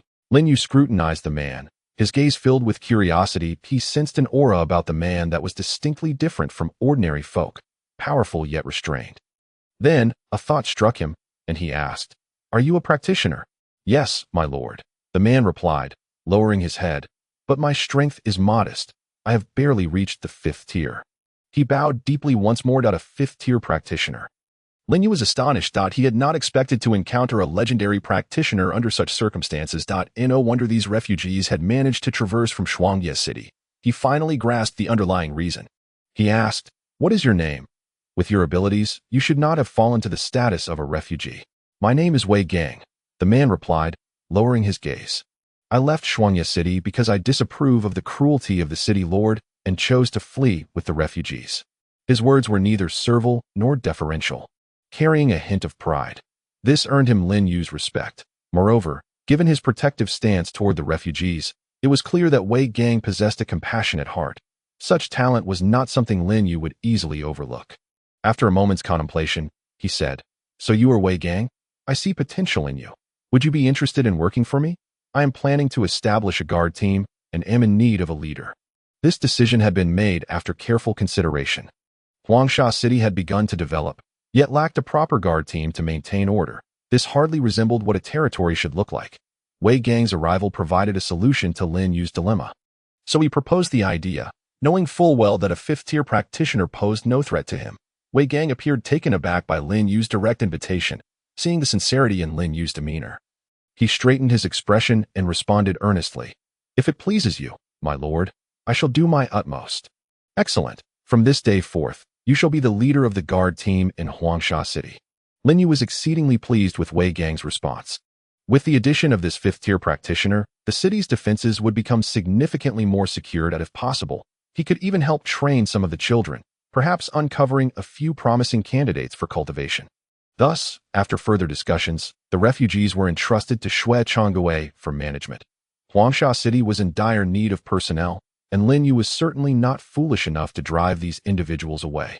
Simultaneously, he brought Wei Gang into the city to inquire about the events surrounding Shuangye City. To his surprise, he learned that Shuangye City had now been completely divided into 2 factions. One was the old city lord's faction, comprised of traditionalists who were practitioners. The other was the newly arrived lord's faction, consisting of military forces and some practitioners who supported him. The 2 sides were engaged in fierce conflict over control of Shuangye City, leaving the populace caught in the middle, fleeing in desperation, suffering greatly. "Do you know how many 6th-tier individuals are in each faction?" Lin Yu eagerly posed the critical question after hearing Wei Gang's account. In a show of loyalty, Wei Gang did not hold back and quickly replied, "My lord, the old city lord side has approximately 50 6th-tier individuals, though the new lord has only about a dozen 6th-tier summoned creatures. He is supported by many 6th-tier practitioners, so their combined strength is not inferior to that of the old city lord's faction." "So many?" Lin Yu was taken aback, even feeling a twinge of envy. Looking at others who had such powerful supporters upon arrival, he couldn't help but compare it to his own situation, where he had initially only a desolate city. Not only were there no practitioners, but even the few remaining inhabitants were on the verge of fleeing. The sole advantage was that he was spared from the troubles of confronting the old powers, saving him considerable effort. Given the current state of Shuangye City, if he were to intervene recklessly, it might provoke hostility from both sides, and he could be perceived as an outsider, facing a united front against him. If they combined forces to deal with him, he would gain nothing beneficial from the situation. It was clear that he needed to bide his time, develop his strength, and only then consider his next moves. After all, the 2 factions were preoccupied with their conflict, and it would take time before they turned their attention to him. It'd be why the time they weakened each other, he would have already developed and could then determine his course of action accordingly. With this in mind, he continued, "In that case, I shall assign you a task." "As you command, my lord," Wei Gang replied, slightly bowing. Lin Yu then outlined his plan to attract more refugees and instructed Wei Gang to wait along the route. Should any refugees be spotted heading this way, he was to bring them back to Huangsha City, no matter how many there were. This plan, however, left Wei Gang somewhat perplexed. "My lord, if I may speak frankly, an influx of refugees may not be a good thing. It could easily incite turmoil. Given Huangsha City's current situation, this may not be appropriate." The implication was clear. Huangsha City was currently too weak to manage such a large number of people. In Wei Gang's view, Since Lin Yu had descended into such a barren and desolate area, his strength must be limited. And indeed, the evidence supported this. Throughout their journey, he had not seen any other practitioners in the city. And Lin Yu had brought only a single 6th-tier summoned creature with him. The disparity in strength was evident. Chapter 79. Leveling up. Lin Yu was not oblivious to the underlying meaning of Wei Gang's words. He chose not to elaborate further and instead led Wei Gang through the gates of Huasha City to the territory beyond, just as Wei Gang was contemplating how to persuade Lin Yu. He was struck speechless by the scene before him. What is this? His eyes widened in astonishment as he gazed upon the enormous vine forest that spanned a 200-meter radius. This was truly the domain of a 6th-tier lord. It was almost unbelievable. Wei Gang could hardly fathom that this was indeed the territory of a 6th-tier lord. What shocked him even more was that as the massive vines parted, terrifying figures began to emerge before his eyes. With a sharp whoosh, several dark figures soared into the air, darting around the enormous tree he had observed within the city. The sheer number of summoned creatures within the territory was staggering, far exceeding his imagination. Moreover, each one radiated an aura of terror that surpassed even the most formidable 6th-tier cultivators he had encountered. Are all of these summoned by the Lord? At that moment, Wei Gang found himself at a loss for words to express his feelings. Standing there in a daze, observing his reaction, Lin Yu couldn't help but smirk. Yes, they are all my summons. Do you think this will suffice to accommodate those refugees? His intention in showcasing his troops to Wei Gang was largely to instill fear, to make him aware of his power, thereby ensuring his loyalty and utility as expected. Upon witnessing such overwhelming strength, Wei Gang trembled slightly, quickly responding, "It's more than enough, completely sufficient." Compared to earlier, his words now carried a noticeable hint of trepidation and respect. With an unmistakable excitement glimmering in his eyes, that he had never anticipated that the Lord of Huangsha City would possess such formidable power, even surpassing the former and new lords of Shuangye City. Being able to serve under such a lord was undoubtedly a once-in-a-lifetime opportunity. Only a fool would refuse. With this thought in mind, he promptly declared, "I will gather people to attract the refugees and bring them all to Huasha City." After speaking, he turned and hurried back into the city in no time. He had left Huangsha City with several aides. Remarkably, their efficiency was quite impressive. Lin Yu nodded in satisfaction, then traversed the vine-laden forest back to his territory. The plants sensed his return and swarmed around him. Glancing at the fluttering Lingxi before him, an attribute interface appeared in front of him. Name: with Spirit Lingxi, Royal, Race, Plant, Level, 6th tier, 471 500. Strength, 398, Constitution, 398, Agility, 452, Spirit, 490, Skills, Nature Control, Intermediate. Affinity Aura, Thorny Vines. Description: the Royal among plants, possessing the ability to command other plant-based troops, proficient in nature magic. As his first troop to reach the 6th tier, Lingxi's experience was significantly ahead of other plants. Just 29 points away from maxing out, its attributes had also reached a truly terrifying level, thanks in part to the 6th-tier magical beast it had slain during this time. The only regret was that when he had to retreat and store the territory within the Migration Pearl, Lingxi had not benefited from the Knowledge Ancient Trees enhancement. Otherwise, it would likely have reached the 7th tier by now. However, 29 points of experience posed little challenge for Lin Yu, as long as he provided the kills to Lingxi. It would quickly level up, even if he stayed in the territory for a day or two. I wonder what changes will occur when a troop reaches the 7th tier, Lin Yu pondered. On the primitive continent, a troop's level generally advanced in increments of 3 tiers. From the 1st to the 3rd tier, they were considered lower beings with only one skill. Crossing the 3rd tier promoted them to intermediate beings, granting them a new skill. Thus, following this pattern, advancing from the 6th to the 7th tier should elevate them from intermediate to advanced life, alongside the acquisition of a new skill. Lin Yu was quite eager for this. Furthermore, possessing a 7th tier troop would greatly enhance the strength of his territory, alleviating fears of external threats. After all, in such a remote area, typically only 6th tier lords would venture here. With a 7th tier troop, what was there to fear from 6th tier lords? Let us go hunt some magical beasts, Lin Yu announced to the plants. He could hardly wait to witness Lingxi's ascension to the 7th tier. With the Knowledge Ancient Tree providing only 1 point of experience per hour, he would have to wait until tomorrow.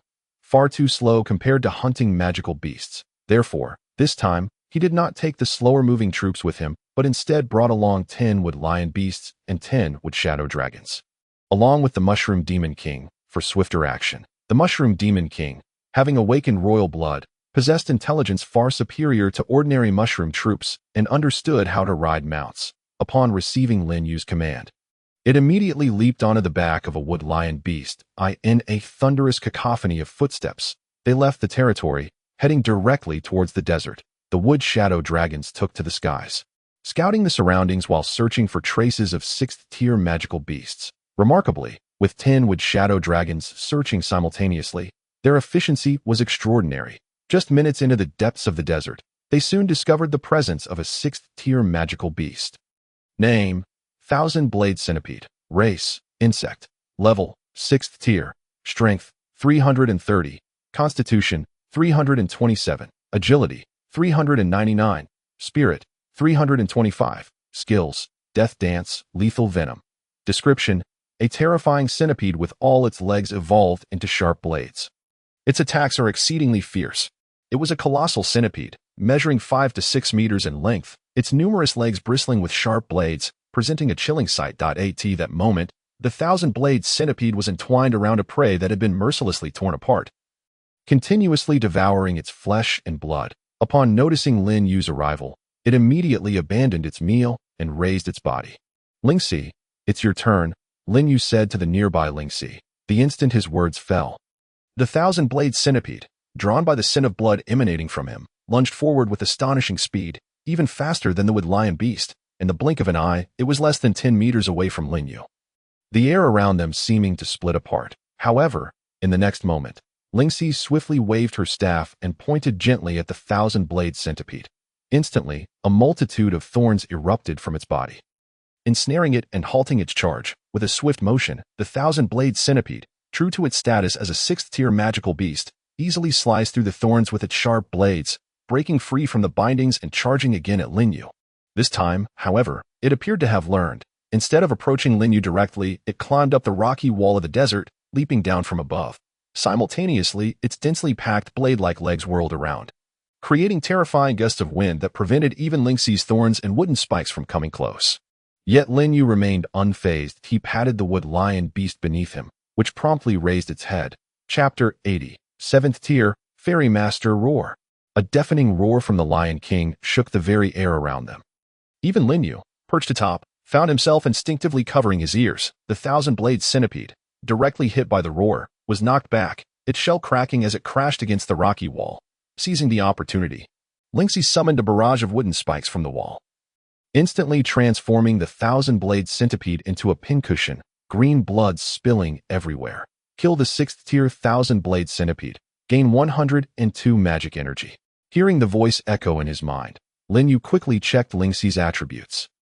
Indeed, 1 point of experience had been added, bringing her closer to leveling up. Excellent, let's continue onward. Lin Yu waved his hand, leading the plants deeper into the desert, continuously seeking out 6th-tier magical beasts to hunt. Lingxi's experience steadily increased with each successful hunt. By the afternoon, after the last 6th-tier magical beast fell to Lingxi's assault, a notification finally sounded in Lin Yu's mind. Congratulations, Wood Spirit Lingxi's experience has reached maximum value, fulfilling the conditions for leveling up to 7th tier. Would you like to proceed with the upgrade? What does it mean to fulfill the conditions for upgrading? Lin Yu was filled with questions. Hadn't it always been the case that experience simply filled up and then upgraded directly? Why was there a choice now? Was the upgrade to the 7th tier different from before? In his confusion, Lin Yu selected yes, without hesitation. Upgrading a 6th-tier troop to 7th tier requires the consumption of 1 6th-tier territory essence. Would you like to continue? What? Upgrading requires consuming territory essence. Lin Yu was taken aback, completely unprepared for such a situation. Fortunately, he had previously collected a total of 8 6th-tier territory essences. Without hesitation, he chose to upgrade. In the next moment, Lingxi was enveloped in a dazzling light, her body undergoing a dramatic transformation. Most notably, her size grew from palm size to the size of a head, and her features became significantly more refined. The 4 butterflies surrounding her gradually coalesced into a small fairy, about the size of a thumb. Fluttering around her, even the crown atop her head floated up, emanating an aura of authority. Name: Fairy Master Lingxi, Royal. Race: Plant. Level, 7th tier, 0-2500. Strength, 772. Constitution, 772. Agility, 840. Spirit, 900. Skills, Nature Control, Advanced. Affinity Aura, Thorny Bind, Domination. A powerful command over natural forces, capable of commanding all flora, accelerating growth, healing wounds, and summoning tree spirits. Description: the Royal of Fairies, a branch of wood spirits that ascended to the 7th tier. Possessing a strong affinity for nature, adept at controlling and summoning plants, known as the Messengers of Nature alongside the Fairy Masters. How powerful! Lin Yu was momentarily stunned by the information before him. Having ascended to the 7th tier, Lingxi's attributes had more than doubled, and her nature control skill had advanced to a higher level, while also acquiring a new skill to dominate all flora. Merely gazing upon it reveals its extraordinary prowess, surpassing the previous skills by unfathomable degrees. What astonished Lin Yu even more was the content of the introduction. One of the branches of the wood spirit's 7th tier ascension. This implies that when the wood spirit reaches the 7th tier, it adopts another form, referred to as the Spirit Conjurer. Indeed, upon the elevation of a unit to the 7th tier, a monumental transformation occurs. Although the requirements for advancement have become significantly more stringent, the rewards are correspondingly substantial. Regrettably, Lin Yu currently lacks a second wood spirit capable of ascending to the 7th tier. Otherwise, he would be eager to witness this alternate form the very moment Lingxi successfully ascended to the 7th tier. A notification resonated in Lin Yu's ears. Congratulations, you have successfully entered the top 10,000 of the regional leaderboard, 6th tier. This leaderboard is updated monthly, with rewards distributed according to rankings. For further details, please refer to the regional rankings. I made the leaderboard. Lin Yu's gaze flickered, hastily opening the regional rankings, and indeed, he found his name listed. Ranked 4432. Lin Yu's 6th tier, plant system. The inclusion of a 7th tier unit propelled his ranking into the leaderboard, not only entering it, but soaring into the top 5,000, leaving him both astonished and contemplative. The individuals occupying the leaderboard clearly arrived on the primitive continent before him. The fact that even a 7th tier unit could only place beyond 4,000 indicates the formidable strength of these competitors. It is likely that they possess at least 2 7th tier units. This is merely within the Grand Wilderness Duchy. The primitive continent is indeed teeming with powerful beings, igniting Lin Yu's spirit for battle. Closing the leaderboard, he pressed forward with his plants, hunting magical creatures. With the presence of the 7th tier Lingxi, subsequent battles became significantly more manageable. Especially after Lingxi's mastery of nature advanced to a higher level, her power became even more formidable. Originally, this skill required reliance on land or plants. Now, it could be directly summoned through natural energy, conjuring wooden spikes and leaves to strike from multiple angles. Lin Yu tested it against a 6th tier magical creature, which found itself unable to resist as it was pierced from afar by Lingxi's wooden spikes. Its body reduced to fragments by the leaves. The might was truly astonishing. The dominion over nature was equally outrageous, allowing her to transform surrounding ordinary plants into tree demons to join the fray. With their numbers determined by the quantity of fairies surrounding Lingxi, moreover, these tree demons exhibited remarkable strength, reaching the standard of ordinary 7th tier units, significantly enhancing Lin Yu's combat capabilities. It wasn't until past midday that Lin Yu ceased his exploration of the Gobi. Today's harvest was quite fruitful. Let us return. Observing the surplus of over 4,000 magical energy, Lin Yu felt elated and promptly made his way back with the plants. Before long, they returned to their territory, coinciding with Wei Gang, who was leading a large group of refugees back. My lord, Wei Gang swiftly approached Lin Yu from the front of the crowd. As per your instructions, I have brought back these refugees who fled from Shuangye City. Well done. Did you gather any new information along the way? Lin Yu, perched atop the back of the wooden lion, surveyed the crowd from above. The refugees, under his gaze, instinctively recoiled, their faces etched with fear. Wei Gang replied, Indeed, I learned quite a bit that it seems there was a sudden upheaval in Shuangye City today. The newly arrived lord summoned a multitude of 6th tier summons, causing the old lord's faction to crumble, and Shuangye City has changed hands. So soon, Lin Yu expressed his surprise. It appears this newly arrived lord of Shuangye City possesses some skill. Clearly, this lord must have employed some means to acquire magical energy, summoning more 6th tier units. This shattered the stalemate in Shuangye City and allowed them to seize control that it had only been 2 days. One must concede that the opposing force has some capability. Chapter 81. Reconnaissance of Shuangye City. My lord, I have yet another matter to report. At this moment, Wei Gang continued. What is it? Lin Yu inquired.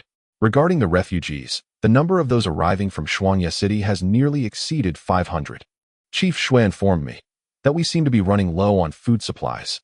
Chief Shui refers to Shui Changgue as the residents now address him, given that Huangsha City is now under Lin Yu's jurisdiction. Shui Changgue naturally refrains from calling himself the city lord, instead becoming the overseer of Huangsha City, responsible for all matters within.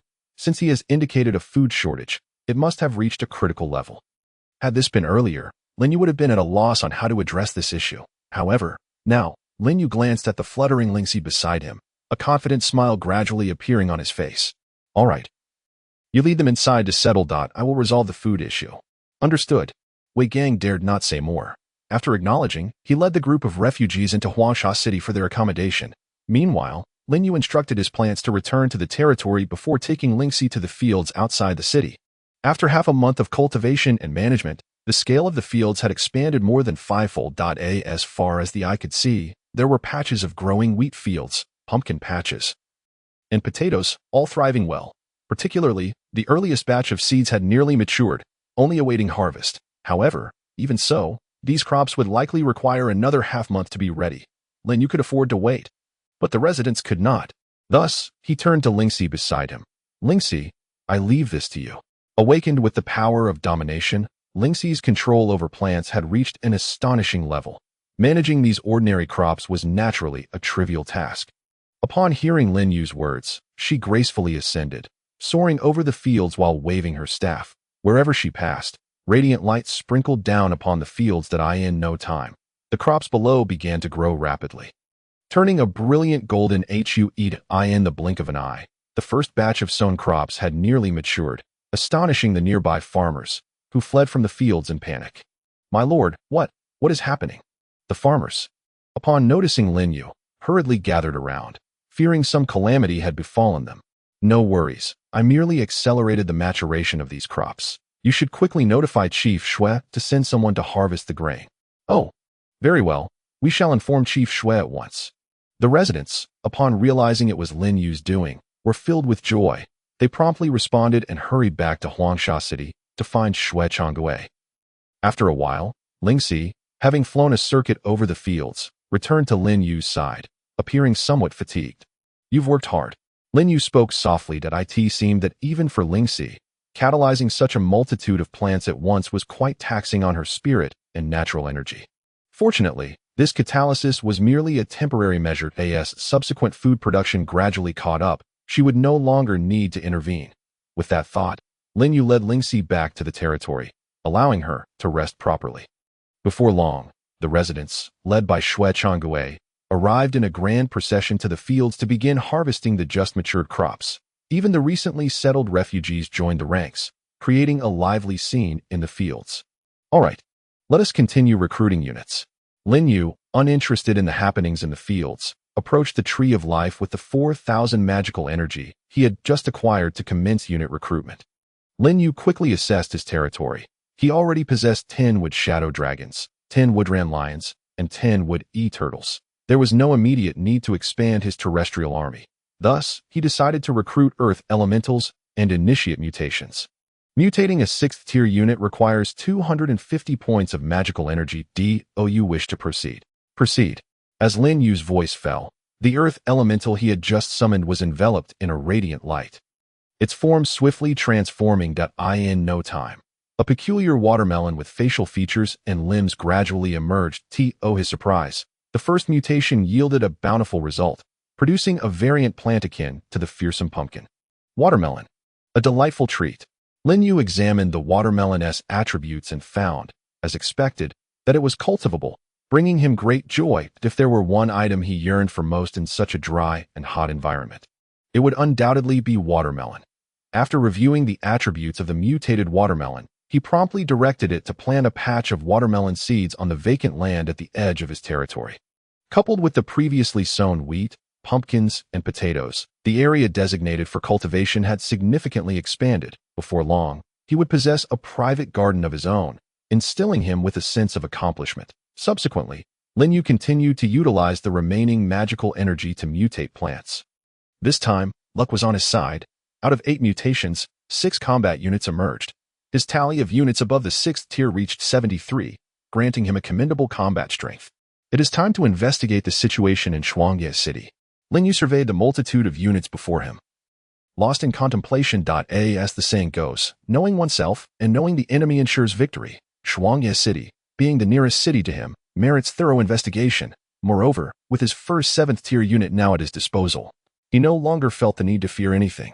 It was the perfect opportunity to explore the surrounding environment and, if fortunate, recruit some individuals. Upon this realization, Lin Yu promptly closed the recruitment interface and commenced preparations within his territory.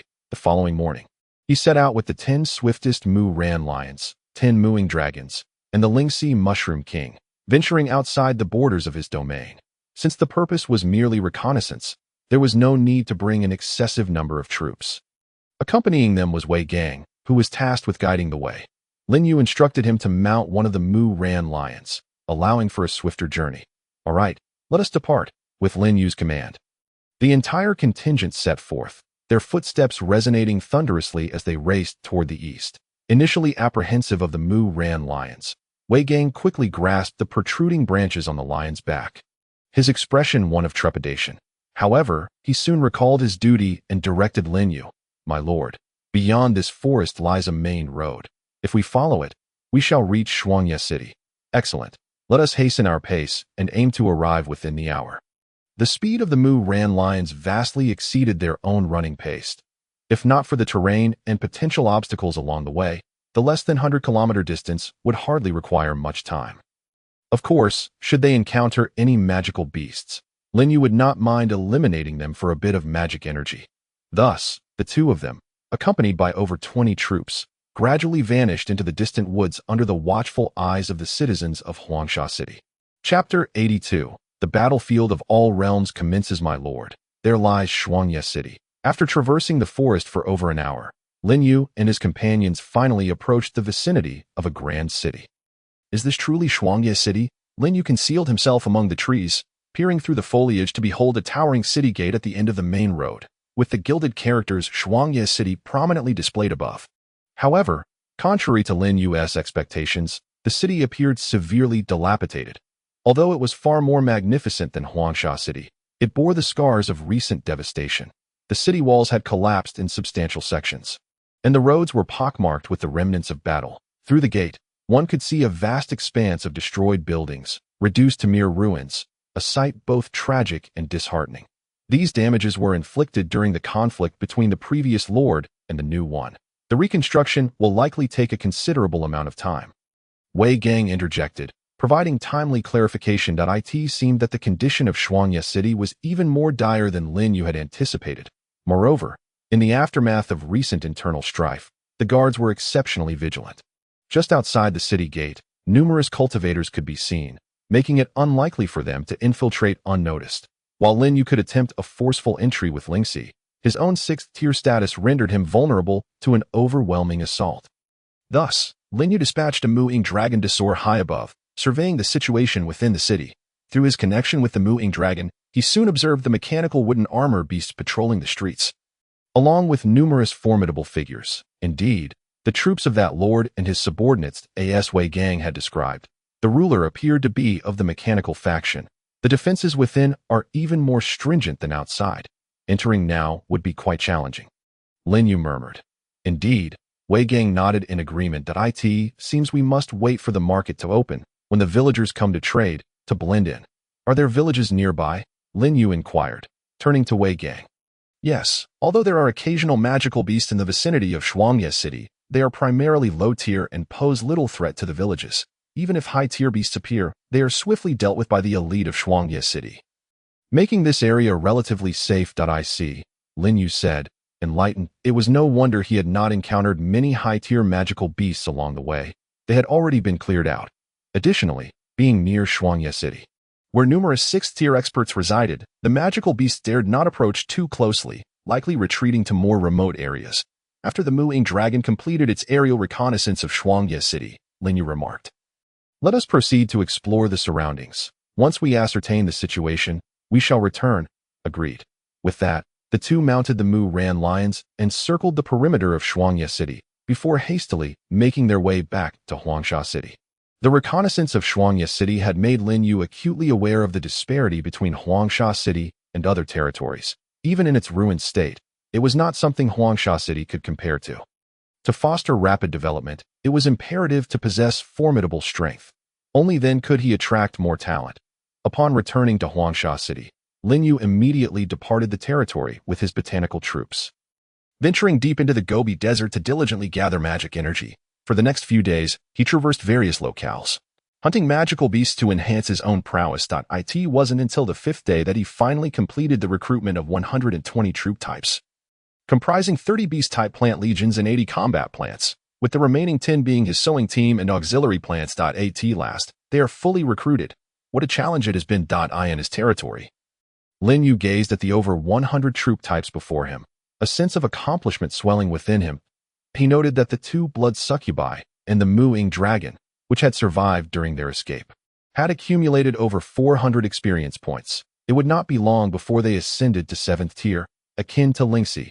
Furthermore, after several days of development, the population of Huangsha City had increased from a mere 500 to over 1,000, effectively doubling. The power of faith had also surged to 103 points, significantly enhancing his strength. The only remaining task was the construction of the territory.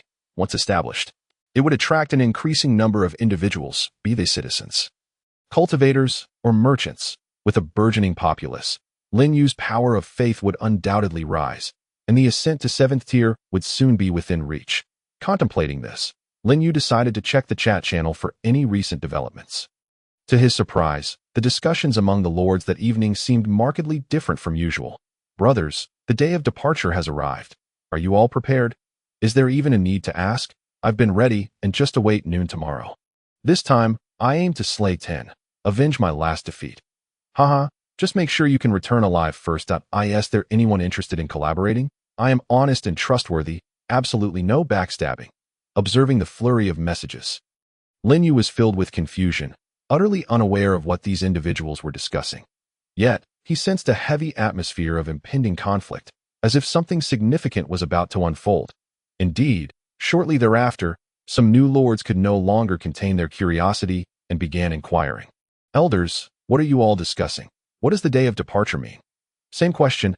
I just arrived here a few days ago and am utterly bewildered. Could it be that something major is about to happen?" Their inquiries echoed Lin Yu's own thoughts. Since someone had taken the initiative to ask, it spared him the need to expend 100 magic energy to send a message. The veteran lords engaged in playful banter upon seeing their questions. "Haha, tremble, rookies. Tomorrow is the day of collective transportation. If you wish to survive, hasten to strengthen your abilities." How pitiful. Arriving only a few days ago to encounter such a situation. I wonder how many rookies will perish this time. I recall arriving with a similar look of confusion. Thankfully, I was fortunate enough to survive. I predict that at least half of this batch of new lords will perish. Half. That's too conservative. I'd wager at least a significant majority. Stop scaring them. They're still part of the same faction, but if I calculate the time, the notification should be arriving soon. Notification? What is that? Lin Yu, who had been closely monitoring the chat messages, grew increasingly perplexed. However, before he could ponder further, a cold, emotionless voice suddenly resonated in the minds of all the lords. "Esteemed lords, the battlefield of all realms will commence tomorrow at noon. Please make necessary preparations." At that time, all lords will be forcibly transported to the battlefield of all realms for a duration of 3 days. During the battlefield's activation, all territories and affiliated domains will be protected from external destruction. Within the battlefield, you will encounter enemies from various realms, as well as an array of treasures and territorial resources. Fight valiantly and strive to survive.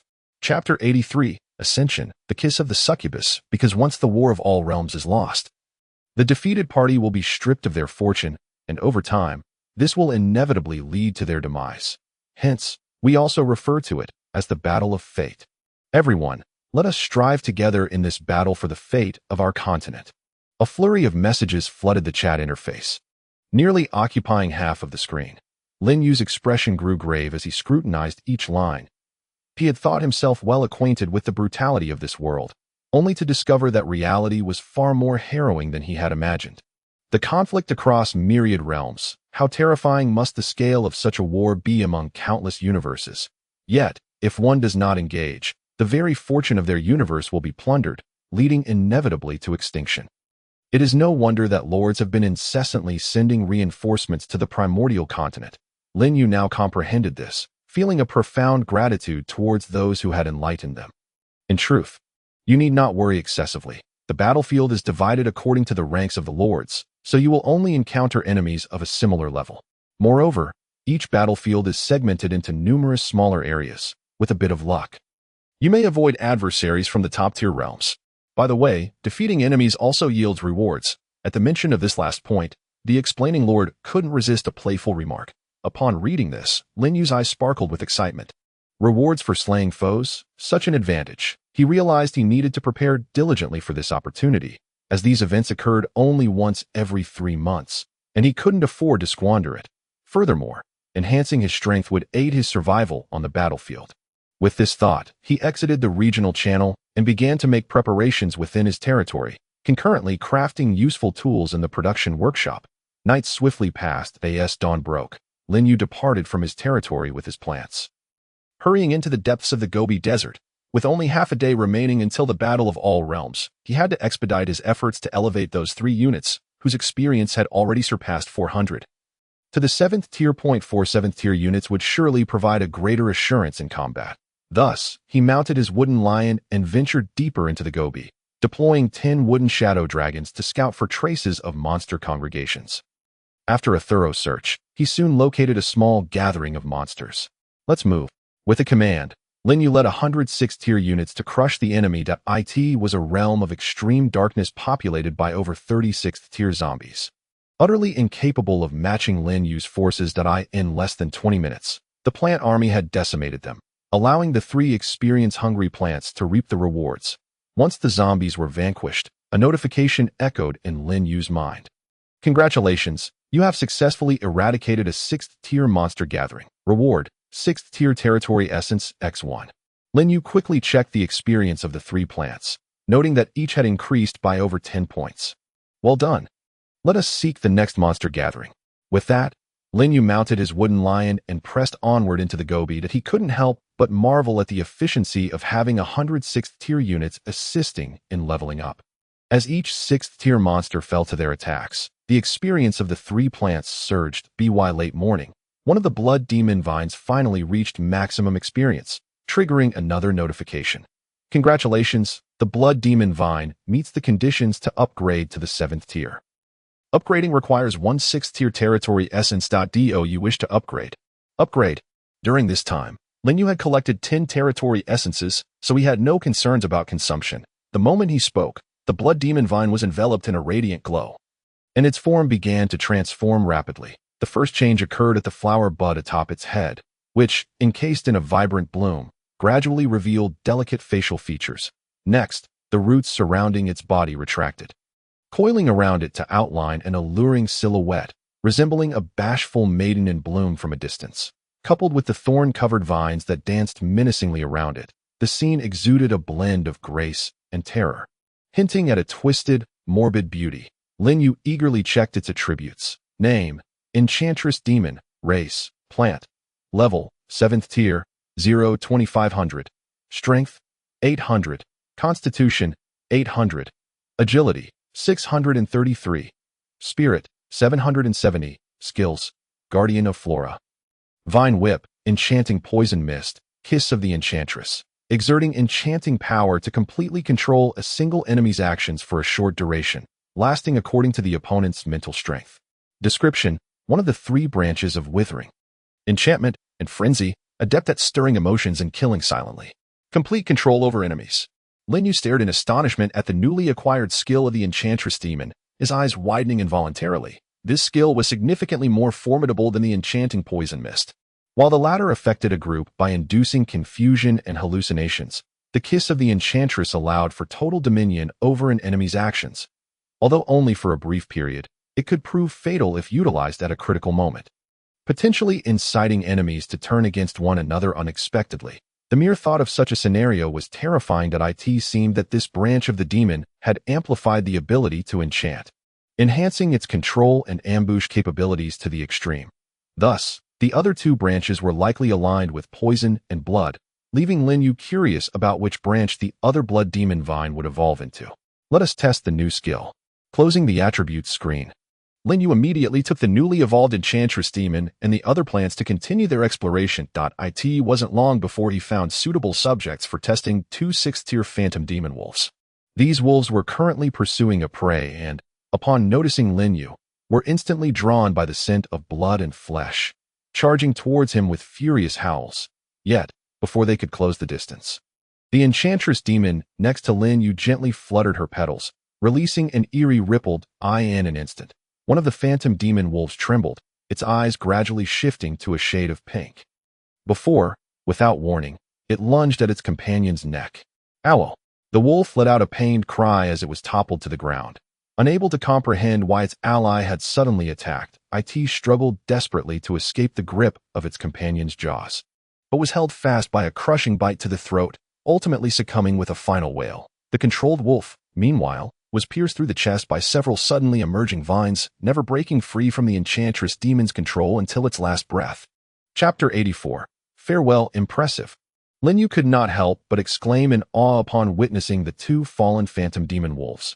While a significant part of their defeat was due to level suppression, the ease with which it was accomplished was astonishing, almost as if it required no effort at all. Furthermore, after reaching the 7th tier, the enchantress demon's attacks were no longer confined to the ground. She could extend her vines underground to launch surprise assaults. Lin Yu tested her attack range, discovering it to be an astonishing 70 meters, a truly terrifying distance. Imagine, as soon as an enemy approached within 70 meters, an array of vines could suddenly erupt from beneath their feet. The spectacle would be utterly exhilarating. However, Lin Yu had no intention of indulging in such morbid amusement. His focus remained on defeating foes. After testing the new skill of the enchantress demon, he continued deeper into the Gobi with his plant allies, searching for more 6th-tier monsters. Finally, after more than half an hour, another blood demon vine reached maximum experience, prompting yet another notification. Congratulations, the blood demon vine meets the conditions to upgrade to the 7th tier. Upgrading requires one 6th-tier territory essence. Do you wish to upgrade? Upgrade. Filled with anticipation, Lin Yu chose to upgrade. In an instant, the blood demon vine grew rapidly, transforming into a plant resembling the enchantress demon, yet adorned with purple thorns. Name: Withering Demon. Race: Plant. Level: 7th tier, 0-2500. Strength: 808. Constitution: 804. Agility: 625. Spirit: 766. Skills: Guardian of Flora, Vine Whip, Deathly Poison Mist, Withering Domain. A field of intense toxicity that rapidly drains the life of enemies within range of the Withering Demon. Description: one of the 3 branches of Withering, Enchantment, and Frenzy, creating a field of poison that stealthily erodes the body, leading to eventual decay. This time, the blood demon vine had evolved into the Withering Demon. Just as Lin Yu had anticipated, this branch significantly enhanced its toxic capabilities, even achieving the ability to create its own domain. As soon as the evolution was complete, a faint purple aura emanated, enveloping the area within several dozen meters. Ordinary plants with even the slightest contact with this purple essence withered rapidly, as if their vitality had been siphoned away. Fortunately, this toxic domain could be controlled by the Withering Demon, preventing any harm to Lin Yu or the other plants. Lin Yu sensed that while the strength of this domain might not be immediately lethal, it possessed a slow-acting poison that would gradually sap vitality and erode the body, rendering enemies within the area increasingly incapable of resistance. As the saying goes, the weak shall fall before the strong. Once the enemies were sufficiently weakened by the poison, wouldn't it be a simple matter for him to claim victory? Regarding this branch of the plant demon, Lin Yu felt quite satisfied. Next, he only had the 6th tier Wood Shadow Dragon left to deal with. Upon opening the attributes of the Wood Shadow Dragon, he noted that it had 479 experience points and needed to slay 21 6th-tier magical creatures to level up. However, glancing at the sky, he realized it was nearly noon, leaving him little time for hunting magical beasts. It seems I must find a way in the battlefield of all realms. Lin Yu sighed helplessly, abandoning his plans for further leveling. He reasoned that since the battlefield of all realms was a place for universal conflict, it should certainly be rife with magical creatures. He thought that if he could find a few 6th-tier beasts to slay, the wood shadow dragon would quickly ascend to the 7th tier. With this in mind, he mounted his wood ran lion and hurriedly made his way back towards the territory, accompanied by his plants. As he was on his way back, a remarkably resounding voice suddenly echoed in the regional channel. Dear kin, the War of the Realms is upon us on behalf of the Great Wilderness Duchy. I wish everyone a victorious march and a safe return. This voice was so abrupt that it startled Lin Yu, who quickly opened the regional channel to discover a message shining brightly above. Enveloped in golden light. It turned out to be a voice transmission. Lin Yu recalled that the regional channel indeed had a voice function, but each message required a full 10,000 magic energy to send, which explained why he had never seen anyone use it before. Who could afford such extravagance, initiating with 10,000 magic energy? Instinctively, Lin Yu glanced at the signature of the voice message, Ji Xing'a, the king of the Great Wilderness Duchy. Suddenly, it all made sense. It was the king rallying his subjects before departure, and Lin Yu was struck with enlightenment. The messages that followed erupted like wildfire, pouring in furiously. Many had never witnessed the king speaking in person. Even experienced lords began sending messages in reverence towards the king. After a while, Ji Xing'a's message reappeared. This War of the Realms will follow the usual format, ranked by the number of enemies slain. Those who rank higher will receive rewards personally bestowed by me as an encouragement for their valor in battle. I urge all kin, for the survival of the primordial continent, to fight with all your might. The voice transmission continued, surrounded by golden light, accompanied by Ji Xing'a's steady voice, exuding an undeniable authority and charisma that in just 3 short sentences, the lords below were invigorated, their spirits soaring. The messages transformed into a chorus of "Fight with all your might," densely filling the screen. Even Lin Yu could not help but be deeply moved by the scene, his heart vibrating with emotion.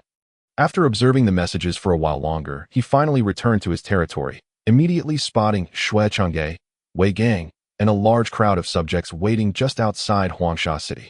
The Lord has returned. Upon seeing Lin Yu riding the wood ran lion, Shui Chang'e hurriedly led the subjects to greet him. Why has everyone come out? Lin Yu slowed the wood ran lion to a stop in the center of the crowd. At that moment, Shui Chang'e stepped forward from the throng. Lord, are you preparing to go to the battlefield of all realms? You know about the battlefield of all realms? Lin Yu asked, surprised. Of course I do, Shui Chang'e replied respectfully. Every 3 months. The lords are teleported there once. We have all witnessed it. I have heard it is exceedingly dangerous, so please be cautious, Lord. Our Huangsha City cannot do without you. Concern was etched across Shui Chang'e's face, mirrored by the somber expressions of the surrounding subjects. After all, it had taken them a long time to find such a benevolent and caring lord who brought immense change to their lives, allowing them to live well. If he were to perish in the battlefield of all realms, it would be a tremendous blow to them and Huangsha City. Naturally, they all wished for Lin Yu's safety. Seeing their worried expressions, Lin Yu could not help but sigh inwardly, smiling as he said, "Do not worry, I will be fine. During my absence over these 3 days, I entrust Huangsha City to you. Even if you didn't say so, we would take care of it, wouldn't we?" Yes. The resounding chorus echoed throughout Huangsha City, determination shining in every pair of eyes. Chapter 85. Enemies from other realms. By the time Lin Yu returned to his territory, it was nearing noon. Glancing at the blazing sun overhead, he went to the Tree of Life and summoned all the mobile combat units, except for the planning troops. Upon counting, he found there were a total of 105. Among them, there were 102 6th-tier units and 3 7th-tier units. This constituted his entire current strength. Subsequently, Lin Yu checked the rankings and discovered that he had successfully entered the top 1,000, placing at 974. Indeed, the presence of 7th-tier units significantly aided his ranking. However, this also indicated that there were nearly 1,000 individuals stronger than him, and this was only within the Great Wilderness Duchy. Therefore, he had to exercise extreme caution in the upcoming battlefield of all realms. As he pondered this, a resounding bell suddenly rang out across the sky of the primordial continent. The battlefield of all realms is opening and will soon commence teleportation. All lords, please prepare yourselves. In an instant, all the lords sprang into action. Another prompt followed in Lin Yu's mind. You are about to be teleported to the battlefield of all realms. The teleportation will include lords and their units. Please select the units you wish to bring. During the opening of the battlefield of all realms, your territory and affiliated territories will be protected from external destruction. Only the lords and their units would be teleported. Lin Yu's eyes brightened. He understood that if the territory were to be teleported as well, it would impose significant limitations on both him and the other lords. Now, it was perfect. Only he and the units would be teleported.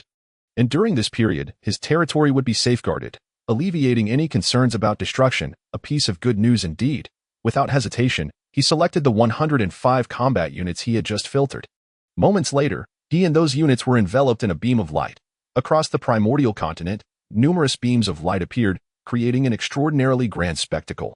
With a flash, Lin Yu felt the scenery around him blur as if something was rapidly shifting. When he regained his footing, the surroundings had transformed from his territory into a boundless battlefield shrouded in smoke, with the plants accompanying him through the teleportation.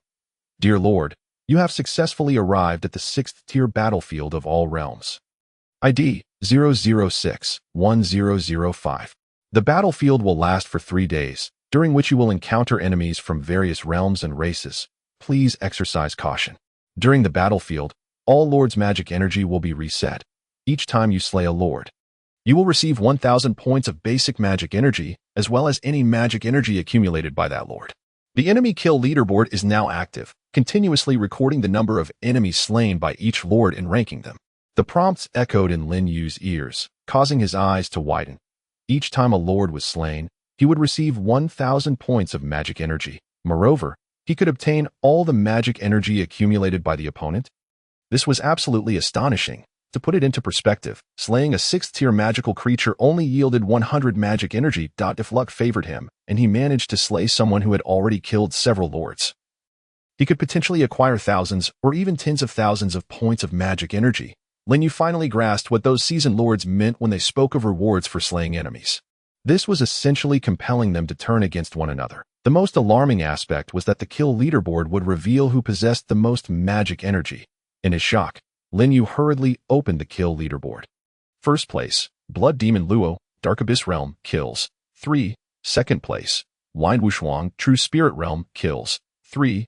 Third place, Dasi Tan, Illusion Demon Realm, kills 2. Fourth place, Yi Liuyan, Primordial Realm, kills 2. In merely a few minutes, several names had appeared on the leaderboard. As the seasoned lords had indicated, many lords from other cosmic planes were present in this battlefield, and their strength was formidable. Having already slain 2 or more enemies in such a short span of time, whether it was a few unfortunate lords being teleported together or seasoned veterans immediately setting out to hunt down enemies upon arrival, Lin Yu was surprised to see his own realm, the primordial realm, represented on the list, albeit in 4th place, demonstrating that this individual named Yi Liuyan was no ordinary opponent. He wondered which duchy this individual belonged to. Of course, this was merely the initial leaderboard. As more and more lords were teleported in, the names continued to change and fluctuate, offering little in the way of valuable insight. Closing the leaderboard, Lin Yu began to observe his surroundings carefully. The area he found himself in was a desolate expanse of blood-red earth, stretching endlessly before him, with a faint scent of blood and sulfur lingering in the air, as if a fierce battle had just unfolded.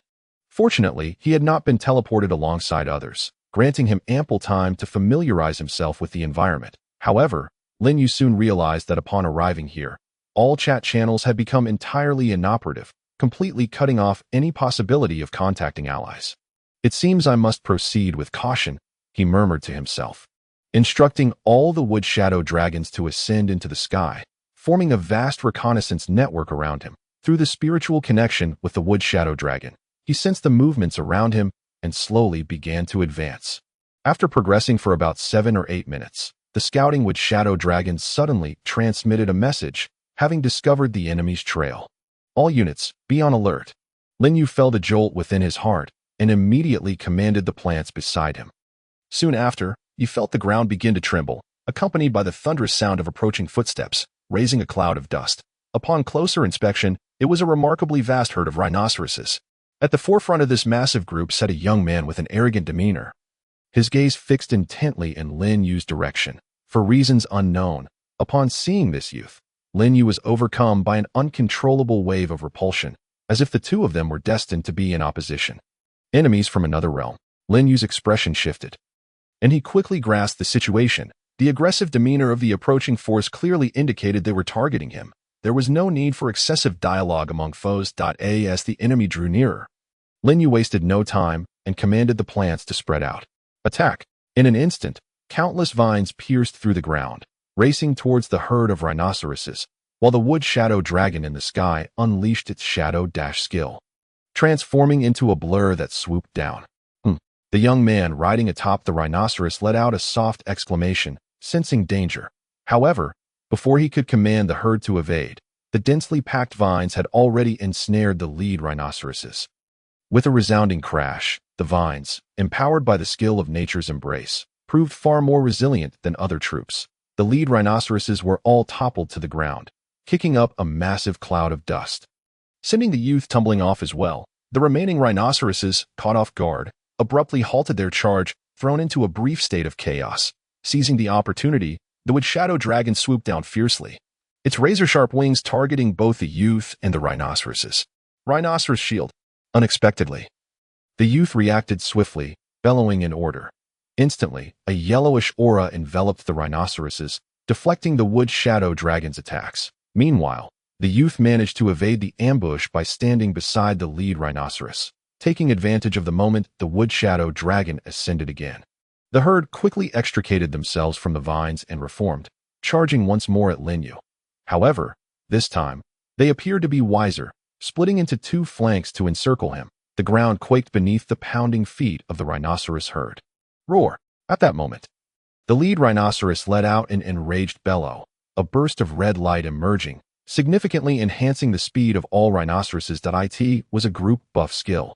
That was a 7th-tier rhinoceros. Lin Yu was astonished. No wonder the enemy dared to attack him so boldly. There was indeed a 7th-tier unit backing them. His luck seemed exceptionally fortunate to encounter such a formidable opponent right from the start. However, a smirk suddenly played on his lips. A 7th-tier unit was not solely theirs to command. With that thought, a field of faint purple toxic gas began to expand around the 7th-tier wailing dryad at his side. Simultaneously, on the other side, the enchanting dryad's petals unfurled. A subtle wave surged forth, targeting the leading 7th-tier rhinoceros. Under the enchanting dryad's peculiar influence, the previously bloodshot eyes of the 7th-tier rhinoceros suddenly quaked, its speed plummeting. Along with the gradual loss of its buffs to the other rhinoceroses, the youth atop the rhinoceros paled, finally sensing something amiss. Regrettably, his reaction was still too slow to be why this time. The toxic gas had already stealthily infiltrated the bodies of the rhinoceroses, siphoning their vitality. While the 7th-tier rhinoceros might endure, the 6th-tier rhinoceroses could hardly withstand the wailing dryad's potent toxins. With the loss of their buffs, their momentum faltered. Just then, a row of translucent walls materialized before them, abruptly blocking their path. The rhinoceros herd had no time to break, crashing into the barriers with thuds, instantly throwing them into disarray. The youth was taken aback, but before he could order a retreat, a multitude of mushrooms and thorny spheres arced through the air, landing precisely at their feet. Boom, boom, boom. The violent explosions and the projecting spikes caught the rhinoceros herd completely off guard, and the youth atop the rhinoceros was struck in the shoulder by a spike, causing him to tumble down. The remaining plants seized the opportunity, launching a frenzied assault. In an instant, the ground was a writhing mass of vines and protruding wooden spikes. No matter how thick the rhinoceros's defenses, they could not withstand such a relentless barrage, one after another succumbing to Lin Yu's onslaught. The youth, in a state of panic, scrambled to his feet, desperate to flee. However, devoid of the rhinoceros's protection, he found himself ensnared by Lingxi's thorns. That moment, the 7th-tier rhinoceros finally broke free from its restraints, attempting to charge to his rescue. Yet, in the blink of an eye, several vines erupted from the ground, piercing through the youth's chest. Roar! The remaining rhinoceroses emitted a cry of despair as they fell, one after another. The pierced youth stared in shock, his eyes wide open in disbelief, before ultimately collapsing to the ground in defeat. Congratulations, you have successfully slain a 6th-tier interdimensional lord, earning 2,000 magic energy and 1 6th-tier domain essence. Goodness, 2,000 magic energy, just like that. It seemed this youth had already slain another lord on his way here. Now, having been vanquished by Lin Yu, he unwittingly provided a boon to Lin Yu. This was an extraordinary windfall. Merely defeating one enemy yielded rewards comparable to hours of toil. Who could resist such temptation? However, Lin Yu was also aware that high rewards came with high risks. After his moment of astonishment, he approached the youth's corpse. Curiosity piqued. It was evident that this young man hailed from a realm dominated by humans. Though there were slight differences in appearance, they were not significant. The mutual sense of repulsion likely stemmed from their origins in different realms, their fates clashing, rendering them incompatible. After a thorough examination and finding no other gains, Lin Yu promptly rose and departed with his plants. Continuing his exploration of the battlefield, along the way, he encountered 2 more lords from other realms, engaging in 2 subsequent battles. However, these 2 lords lacked the 7th-tier units that the previous youth commanded, and thus fell easily to Lin Yu's prowess, contributing another 2,000 magic energy and 2 6th-tier domain essences to his tally. In an instant, Lin Yu's magic energy accumulated to 4,000. Such speed was utterly astonishing. Yet, as he progressed, he noticed that the frequency of encountering lords increased, becoming denser on several occasions. He even stumbled upon 2 or 3 6th-tier lords traveling together, their combined forces more than double his own. Fortunately, with the wood shadow dragon scouting from above, he was able to circumvent those troublesome foes, avoiding conflict. After all, he had a limited number of troops. Losing them on the first day would severely hinder his future endeavors. "Let us go check over there," Lin Yu said, perched atop the back of the wood lion, as he spotted a dark forest in the distance, leading his plants cautiously closer. Before long, they reached the forest's edge, where they observed enormous skeletons roaming within. "Monsters!" Lin Yu exclaimed in surprise. Realizing they were all 6th-tier skeleton commanders, this was perfect for leveling up his wood shadow dragon. Elated, he quickly surveyed the surroundings, confirming no other lords were present, before entering the forest with his plants to eradicate the monsters, providing valuable experience for the wood shadow dragon, which was on the verge of reaching maximum level. Meanwhile, within the multiverse battlefield, as the lords completed their teleportation, battles and skirmishes erupted in every corner. The sounds of combat and cries of anguish intertwining. Whenever lords from different realms crossed paths, it was an immediate fight to the death. The battlefield's kill leaderboard fluctuated wildly, with those tasting success frantically searching for other lords to slay and seize their magic energy. Corpses of lords and their troops littered the ground, staining it crimson with blood. Finally, after half an hour of mutual slaughter among the lords, beams of light suddenly shot up into the sky from several locations on the battlefield, piercing the clouds. In an instant, whether engaged in combat or hiding, all lords were drawn to this phenomenon, halting their actions. Those seasoned lords, who had visited the battlefield multiple times, trembled in recognition. "What is this? Battlefield treasures have appeared. Let us hurry over. We must not let lords from other realms seize the treasures. I've heard battlefield treasures are rare resources. We must claim them." Amid the exclamations, the lords swiftly redirected their paths, rushing toward the nearest beams of light, converging into a formidable torrent on the battlefield. Coincidentally, one of the beams of light appeared right within the forest where Lin Yu was located. "What is that?" Lin Yu, who had been busy exterminating the skeleton commanders, was astonished by the sudden emergence of the light beam, which seemed to be not far from him. The radiance emanating from the beam illuminated the entire forest, nearly blinding him. Could it be a treasure? Lin Yu was taken aback by the unexpected turn of events. The extravagant entrance left him incredulous. There was no way he would believe that nothing good awaited him. Without hesitation, he charged towards the direction of the light pillar, accompanied by his plants, while also dispatching several wood shadow dragons into the sky for reconnaissance. Meanwhile, numerous lords from various regions had gathered outside the forest, each accompanied by a formidable contingent of troops. "We must hurry into this forest. We shall follow suit. We cannot allow others to seize the opportunity." As they spoke, the lords, along with their forces, plunged into the forest, racing towards the light pillar. The once eerily silent forest suddenly buzzed with activity. Unbeknownst to them, Lin Yu had already reached the innermost part of the forest, where the light pillar manifested. There, in a clearing, a scroll radiating dazzling brilliance floated serenely in the air, illuminating the surrounding trees with a translucent glow. A battlefield treasure. Lin Yu's spirit surged, and his eyes widened in astonishment. Chapter 87.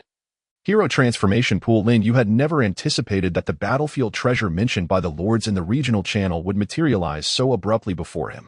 After the initial shock, he quickly composed himself, suppressing his excitement, and dashed forward to seize the scroll. Without a moment to spare, he stowed it away in his personal space and mounted the wood lion.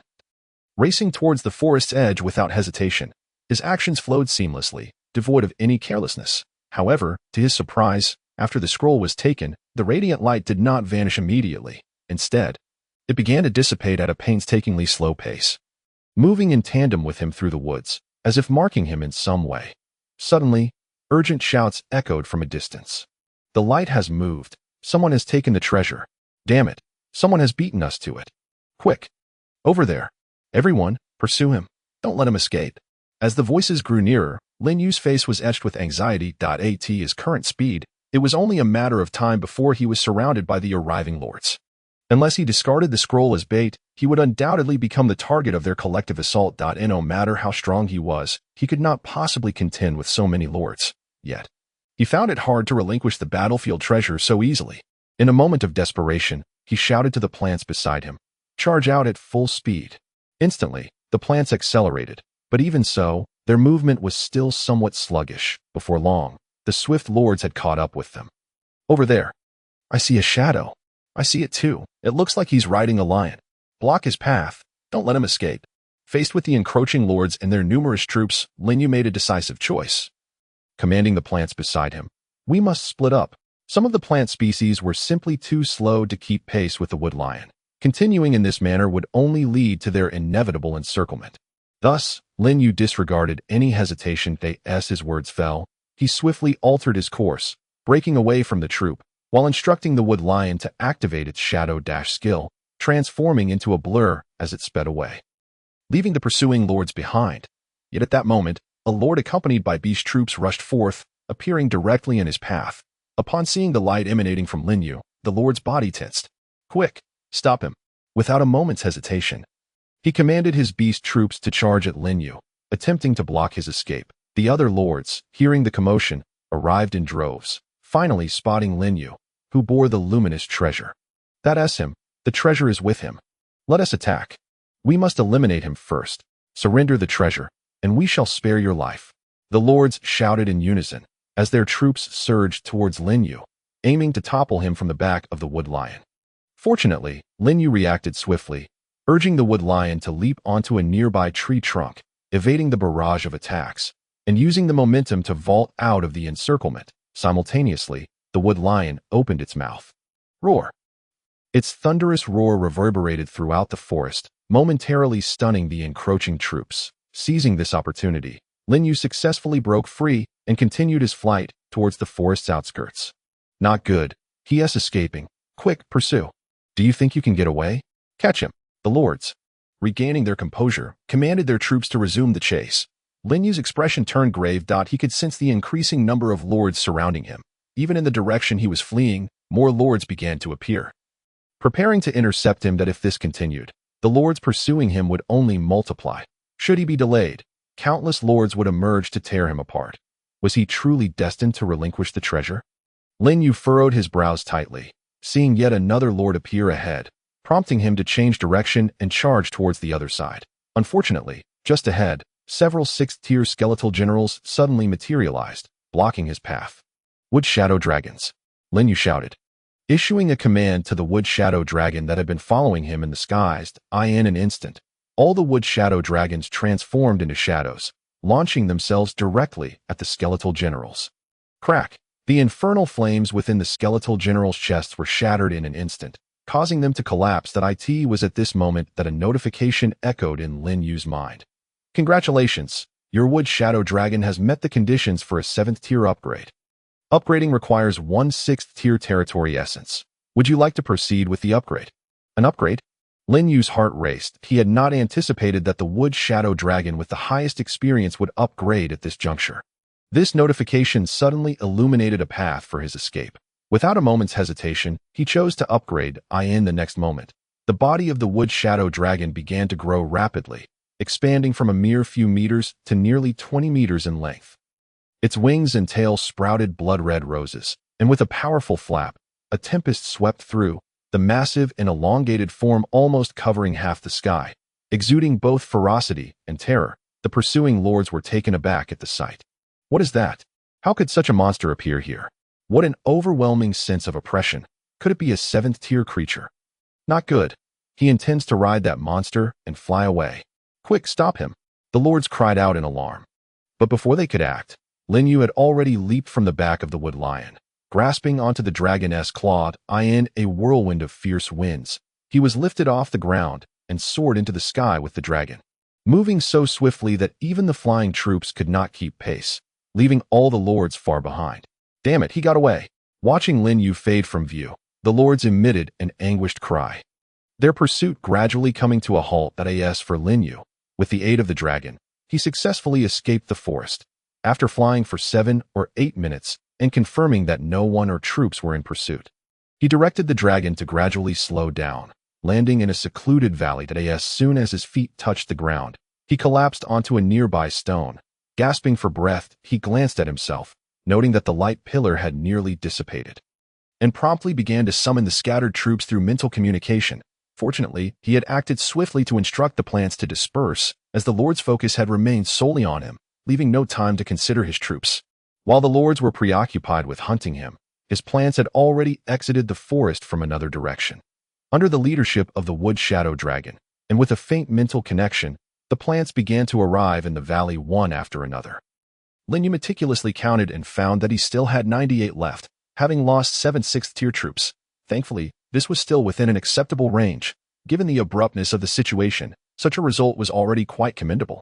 After resting, he retrieved the precious treasure he had just acquired from his personal space. Taking a deep breath, he eagerly examined its attributes. Building blueprint. Hero transformation pool, death drop. Building description. Can transform designated troops into hero troops. Awakening exclusive talents, while also gaining the ability to command other troops. Applicable only to troops of 7th tier and above, and the number cannot exceed the Lord's level. Transformation cost. Magic energy, troop level x10. 000. Construction requirements.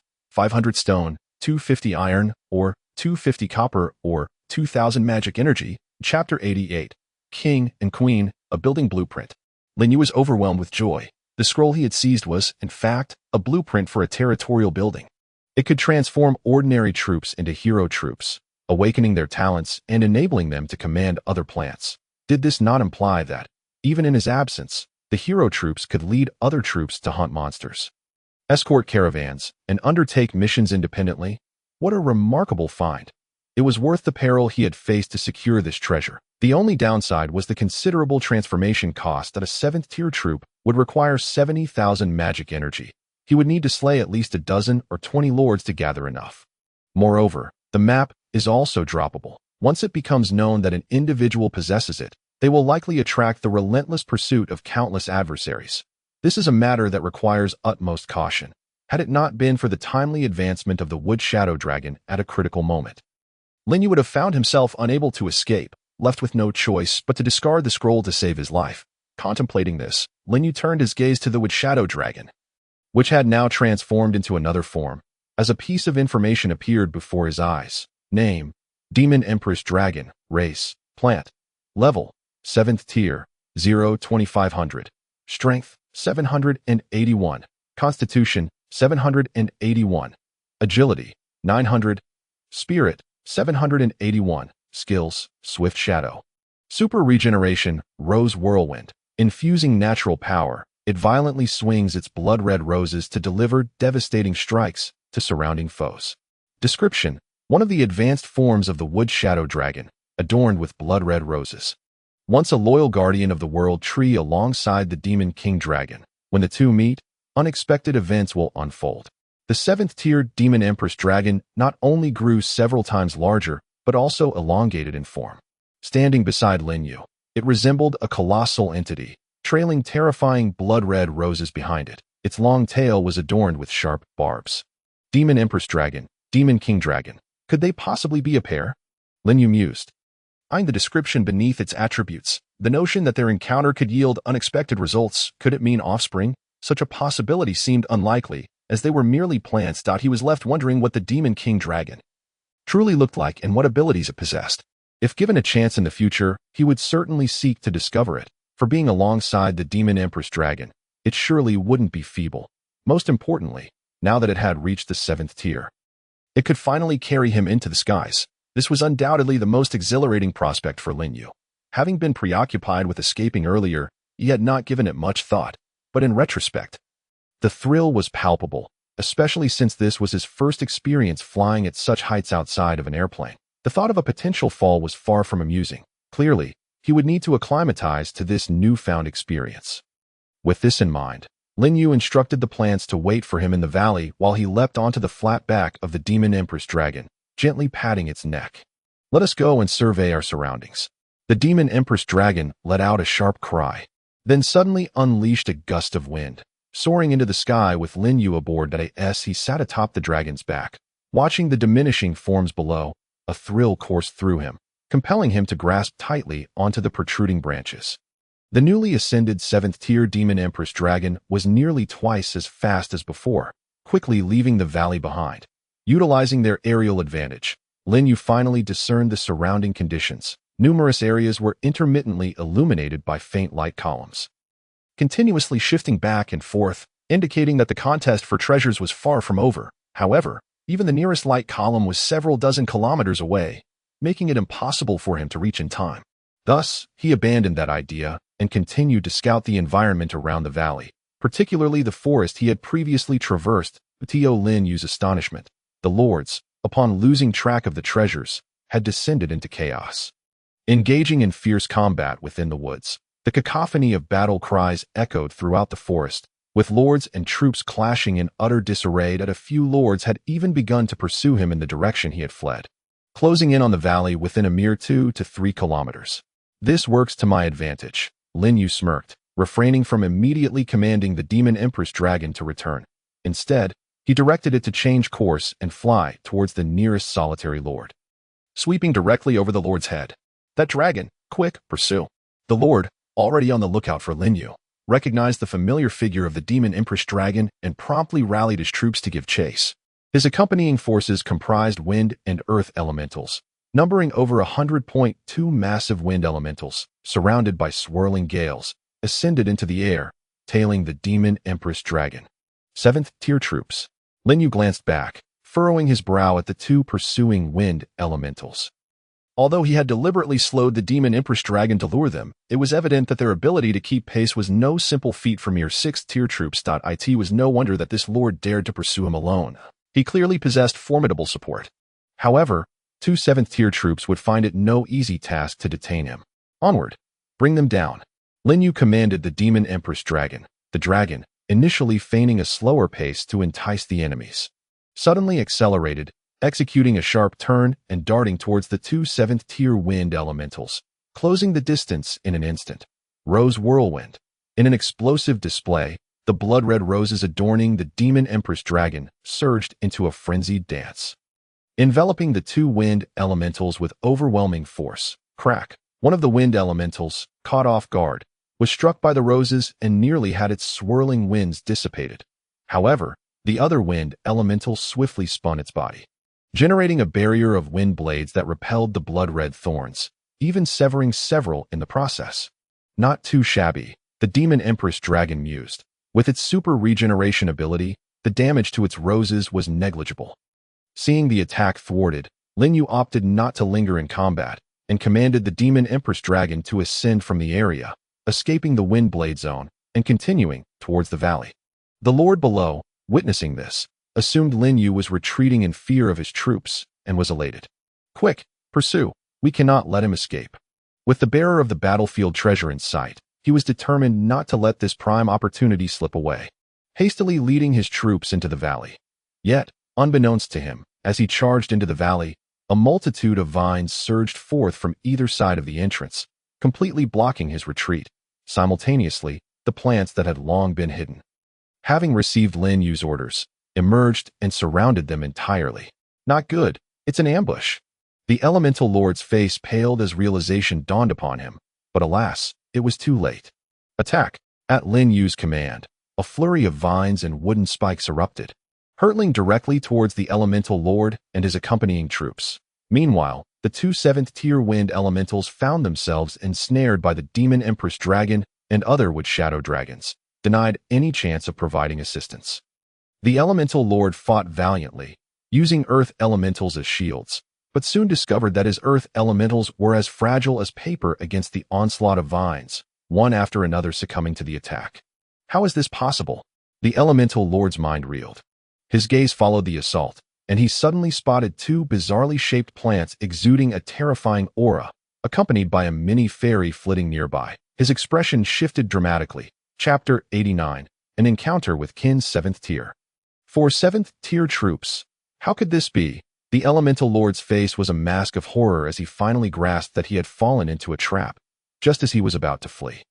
An invisible wave enveloped him, and he felt his body tremble as his eyes gradually lost their luster, falling into a state of confusion. Thud! Suddenly, the sound of flesh being pierced echoed, accompanied by a surge of excruciating pain.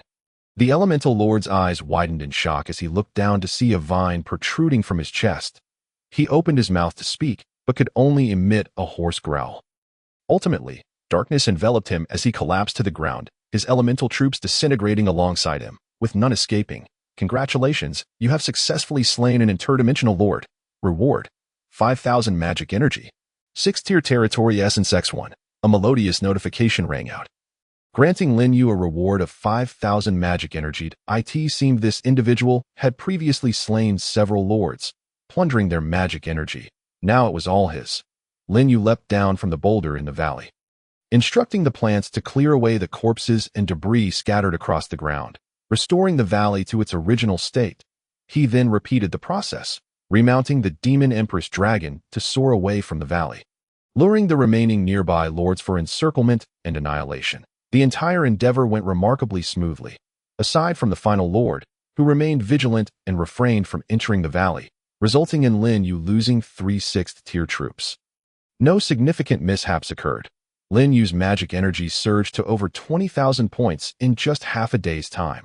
As darkness fell and the pursuing lords were entirely vanquished, Lin Yu decided to establish a camp within the valley, allowing the plants to take turns guarding the entrance. This arrangement would ensure a greater degree of safety. That night, Lin Yu sat beside a meager fire, shielded from the elements, savoring barbecued meat brought from his personal space while perusing the battlefield kill rankings.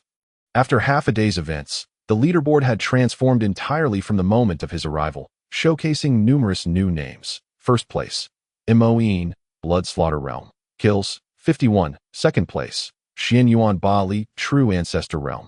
Kills, 49. Third place, Bei Tian Lai, Ancient Realm. Kills, 49. Fourth place, Xiang Xianyu Snowstorm Realm. Kills, 48. In just half a day's time, these individuals had managed to eliminate around 56th tier lords. The combined total of the top 10 alone approached 500. Considering those slain by others, it was likely that nearly 10,000 lords had perished. An inconceivable reality.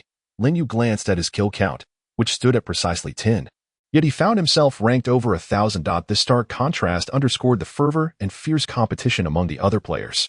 He was certain that a substantial portion of these kills had come from those who had acquired battlefield treasures. Otherwise, such rapid progress would be inconceivable. This led him to ponder whether someone was orchestrating these events, inciting conflicts among the lords through the allure of these treasures. However, even if that were the case, it was unlikely that any lord would cease their pursuits. After all, the treasures held immense magical energy, a temptation too potent to resist. Lin Yu scrutinized the leaderboard for a while, mentally noting the names at the top. The ability to dispatch such a number of 6th tier lords in such a brief span indicated formidable strength. Should he encounter them, it could very well turn into a grueling battle. Yet, this also implied that these individuals carried a vast amount of magical energy, and should he succeed in defeating them, he would become instantly wealthy. He suspected that many others were already fixated on the individuals at the top of the rankings. Never mind, it's best to lay low for now. Lin Yu ultimately decided against seeking out these players. While magical treasures were enticing, they paled in comparison to the value of one's life. These individuals were evidently seasoned veterans of the battlefield, flanked by numerous 7th tier units. Besides, he would have the opportunity to eliminate those lords on the final day and claim the magical energy they had accrued. There was no need to act prematurely. In this regard, Lin Yu remained remarkably pragmatic. After shutting down the leaderboard and organizing his belongings within his personal space, he settled down to sleep beside the haystack next to the campfire. The night passed in silence. Upon awakening the following morning, Lin Yu noticed that dawn was gradually breaking outside. After tidying up, he partook in the sauce-infused meat provided by his subjects and dispatched his wood shadow dragon to scout the surroundings. To his surprise, shortly after taking flight, the dragon returned with news of an approaching presence. Another lord is coming. Lin Yu set down his meat, astonished, and quickly instructed his plant units to conceal themselves around the valley. As he approached the valley entrance with his remaining troops, he caught sight of a figure accompanied by a group of plant units not far away. The plant-type lord, Lin Yu watched in astonishment. This marked the first time he had encountered another plant-type lord on the battlefield apart from himself. Upon closer inspection, he noticed that the individual was flanked by dozens of tree spirit generals and several man-eating flowers. For a plant-type lord, this was a remarkable array of initial units. Many would envy the chance to randomly acquire such formidable companions. Lin Yu assessed the newcomer. The latter also noticed him in the valley. After a moment of surprise, the individual positioned the plant units protectively around him. "Brother, please don't misunderstand. I merely happened to pass by," the lord said, revealing half his figure between two tree spirit generals. Offering a sheepish smile tinged with wariness and surprise, Lin Yu felt similarly surprised. From the other's demeanor, he sensed a lack of hostility, a stark contrast to his encounters with other realm lords. He inquired, "You are from the primitive continent?" To his astonishment, the other immediately brightened. "You're also from the primitive continent?" As he spoke, he stepped away from the protection of the tree spirit generals. Advancing a few steps toward the valley entrance, his face alight with excitement at finding a companion, Lin Yu had not anticipated encountering someone from the same realm here, especially one who also possessed several units. The man, upon noticing Lin Yu's plant troops, broke into a warm smile. "I never expected to meet someone from the same realm here. My name is Chun Yu. May I ask how you are addressed?" "Lin Yu," came Lin Yu's understated response. "Lin Yu, what a pleasure. Since we are both from the primitive continent, would you be interested in collaborating? It would certainly offer us mutual protection," Chun Yu proposed earnestly. "Oh, what sort of collaboration do you have in mind?" Lin Yu asked, intrigued. Chun Yu glanced around to ensure they were alone, then inched closer to Lin Yu, sincerity emanating from him as he stated, "In a partnership, contributions should be fairly divided according to kills. After all, I wouldn't want to take advantage of you, would I? What do you think?" His smile broadened under the morning sun, appearing exceptionally amiable. Yet, in the next moment, his expression darkened. It was as if a bright sun had suddenly been obscured by a heavy snowfall. Accompanying this was a series of sharp sounds slicing through the air. As massive wooden spikes erupted from beneath Lin Yu's feet, aiming directly for his vital points, Chun Yu's demeanor transformed into a vicious snarl, completely shedding the friendly facade he had just exhibited. "Ah, so you couldn't resist after all." A chilling laugh echoed at that moment. "What?" Chun Yu's menacing expression morphed into shock as Lin Yu, who had previously stood still, suddenly propelled himself backward. Evading his ambush as though he had foreseen his intentions, simultaneously, two figures shot out from either side of the valley, swiftly approaching Chun Yu. They were two sixth-tier wood spirits who had been lying in wait. Realizing his plot had unraveled, Chun Yu was only momentarily stunned before he turned and fled, dashing toward his tree spirit entourage with remarkable speed. "Do you think you can escape?" A cold voice echoed in his ears, providing him no opportunity for escape as translucent walls abruptly appeared before him, completely obstructing his path. With a swish, several vines surged from the valley, ensnaring him in their grip. The two wood spirits beside him attempted to assist, but were swiftly entangled by even more formidable thorns, plummeting from the air. Meanwhile, a massive wooden spike materialized in midair, hurtling straight for Chun Yu. Thud! Blood erupted as Chun Yu was pinned against the wall, his eyes wide with disbelief. With a defiant gesture, he pointed a shaking finger at Lin Yu. How did you discover my ruse?" Before he could finish, he coughed up a mouthful of blood, his neck slumping to one side as his troops wailed in despair. Meeting their demise, Lin Yu regarded his lifeless body coolly, remarking, "I had already sensed your true intentions the moment you appeared." It must be said, Chun Yu's acting was indeed exceptional, nearly fooling even Lin Yu himself. Yet, no matter how skilled an actor, there are always moments of oversight. The instant Chun Yu had first laid eyes on his plant troops without a flicker of reaction, Lin Yu had begun to harbor suspicions. Clearly, Chun Yu had covertly gathered intelligence on the types of units Lin Yu possessed before feigning a chance encounter. Otherwise, such a lack of reaction would be impossible. Lin Yu had anticipated. Chun Yu launched a sudden attack, intent on eliminating him. He was indeed deeply cunning. It seemed that even among those from the same realm in this battlefield of myriad worlds, trust was a luxury one could not afford. Otherwise, one might find themselves facing death without understanding how it came to be. In the face of self-interest, all sentiments are rendered inconsequential. Congratulations! You have successfully slain a 6th-tier lord and obtained 10,000 magical energy points, as well as 1 6th-tier territory essence. Lost in thought, a notification echoed in Lin Yu's mind. The absence of the term interdimensional further validated his suspicions. However, he had not anticipated that slaying Chun Yu would yield such a generous reward of magical energy. It seemed this individual had engaged in numerous and scrupulous deeds. Regaining his composure, Lin Yu turned and re-entered the valley, storing all his belongings in his personal space. Shortly thereafter, he departed the valley with his plant troops, continuing his exploration of the battlefield in search of magical beast hordes to bolster his troops' experience. As dawn gradually brightened the sky, lords across the battlefield began to mobilize, ushering in yet another round of slaughter.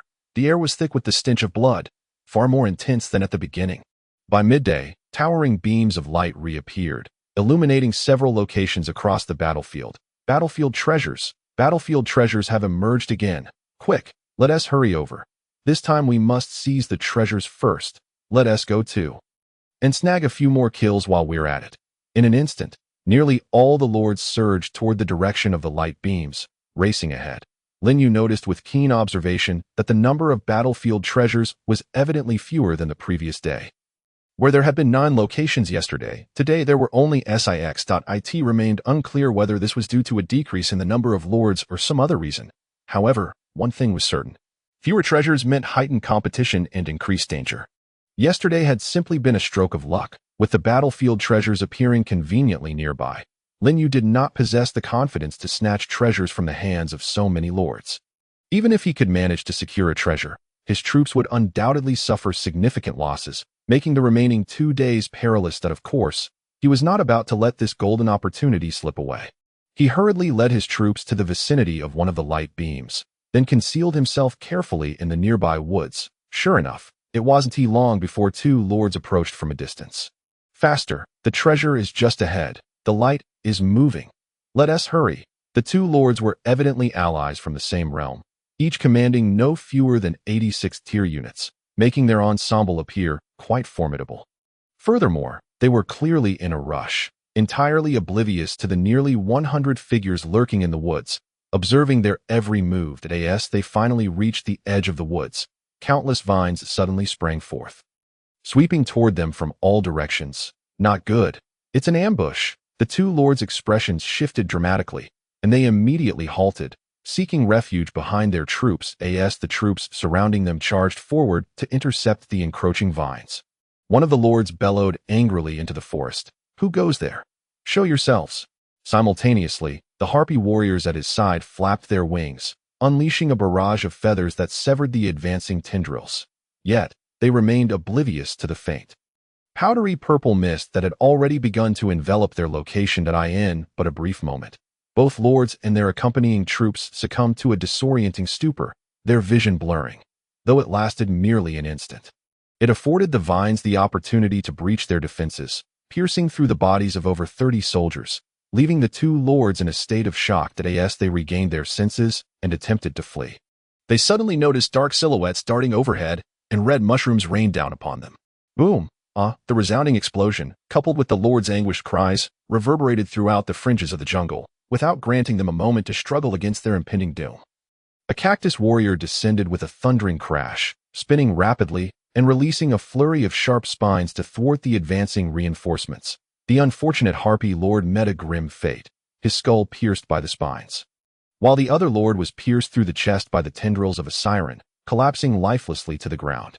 Congratulations, you have successfully slain a 6th-tier dimensional lord, earning 6,000 mana points and 1 6th-tier domain essence. Congratulations, you have successfully slain a 6th-tier dimensional lord, earning 4,000 mana points and 1 6th-tier domain essence. In an instant, this yielded Lin Yu a total of 10,000 mana points. Combined with his previous earnings, he now amassed over 40,000 points, far surpassing the efficiency of hunting magical beasts. Well done, Lin Yu murmured as he emerged slowly from behind a large tree. Unable to suppress his admiration, had he engaged these lords head-on, he might not have been able to dispatch them so effortlessly. However, the element of surprise played a crucial role. The lords were preoccupied with the treasures of the battlefield, their defenses at their weakest, an opportune moment for him to strike. After instructing the plants to dispose of the bodies, he began setting up his next ambush in the midst of his preparations. He made a startling discovery. The cactus warrior had gained 1 experience point after slaying the lord. Killing a lord of the same tier indeed granted experience. This revelation exceeded Lin Yu's expectations. Could this be a hidden reward for defeating lords from other realms? If so, why bother hunting magical creatures at all? He could simply target the lords of other dimensions, reaping both experience and mana in the process.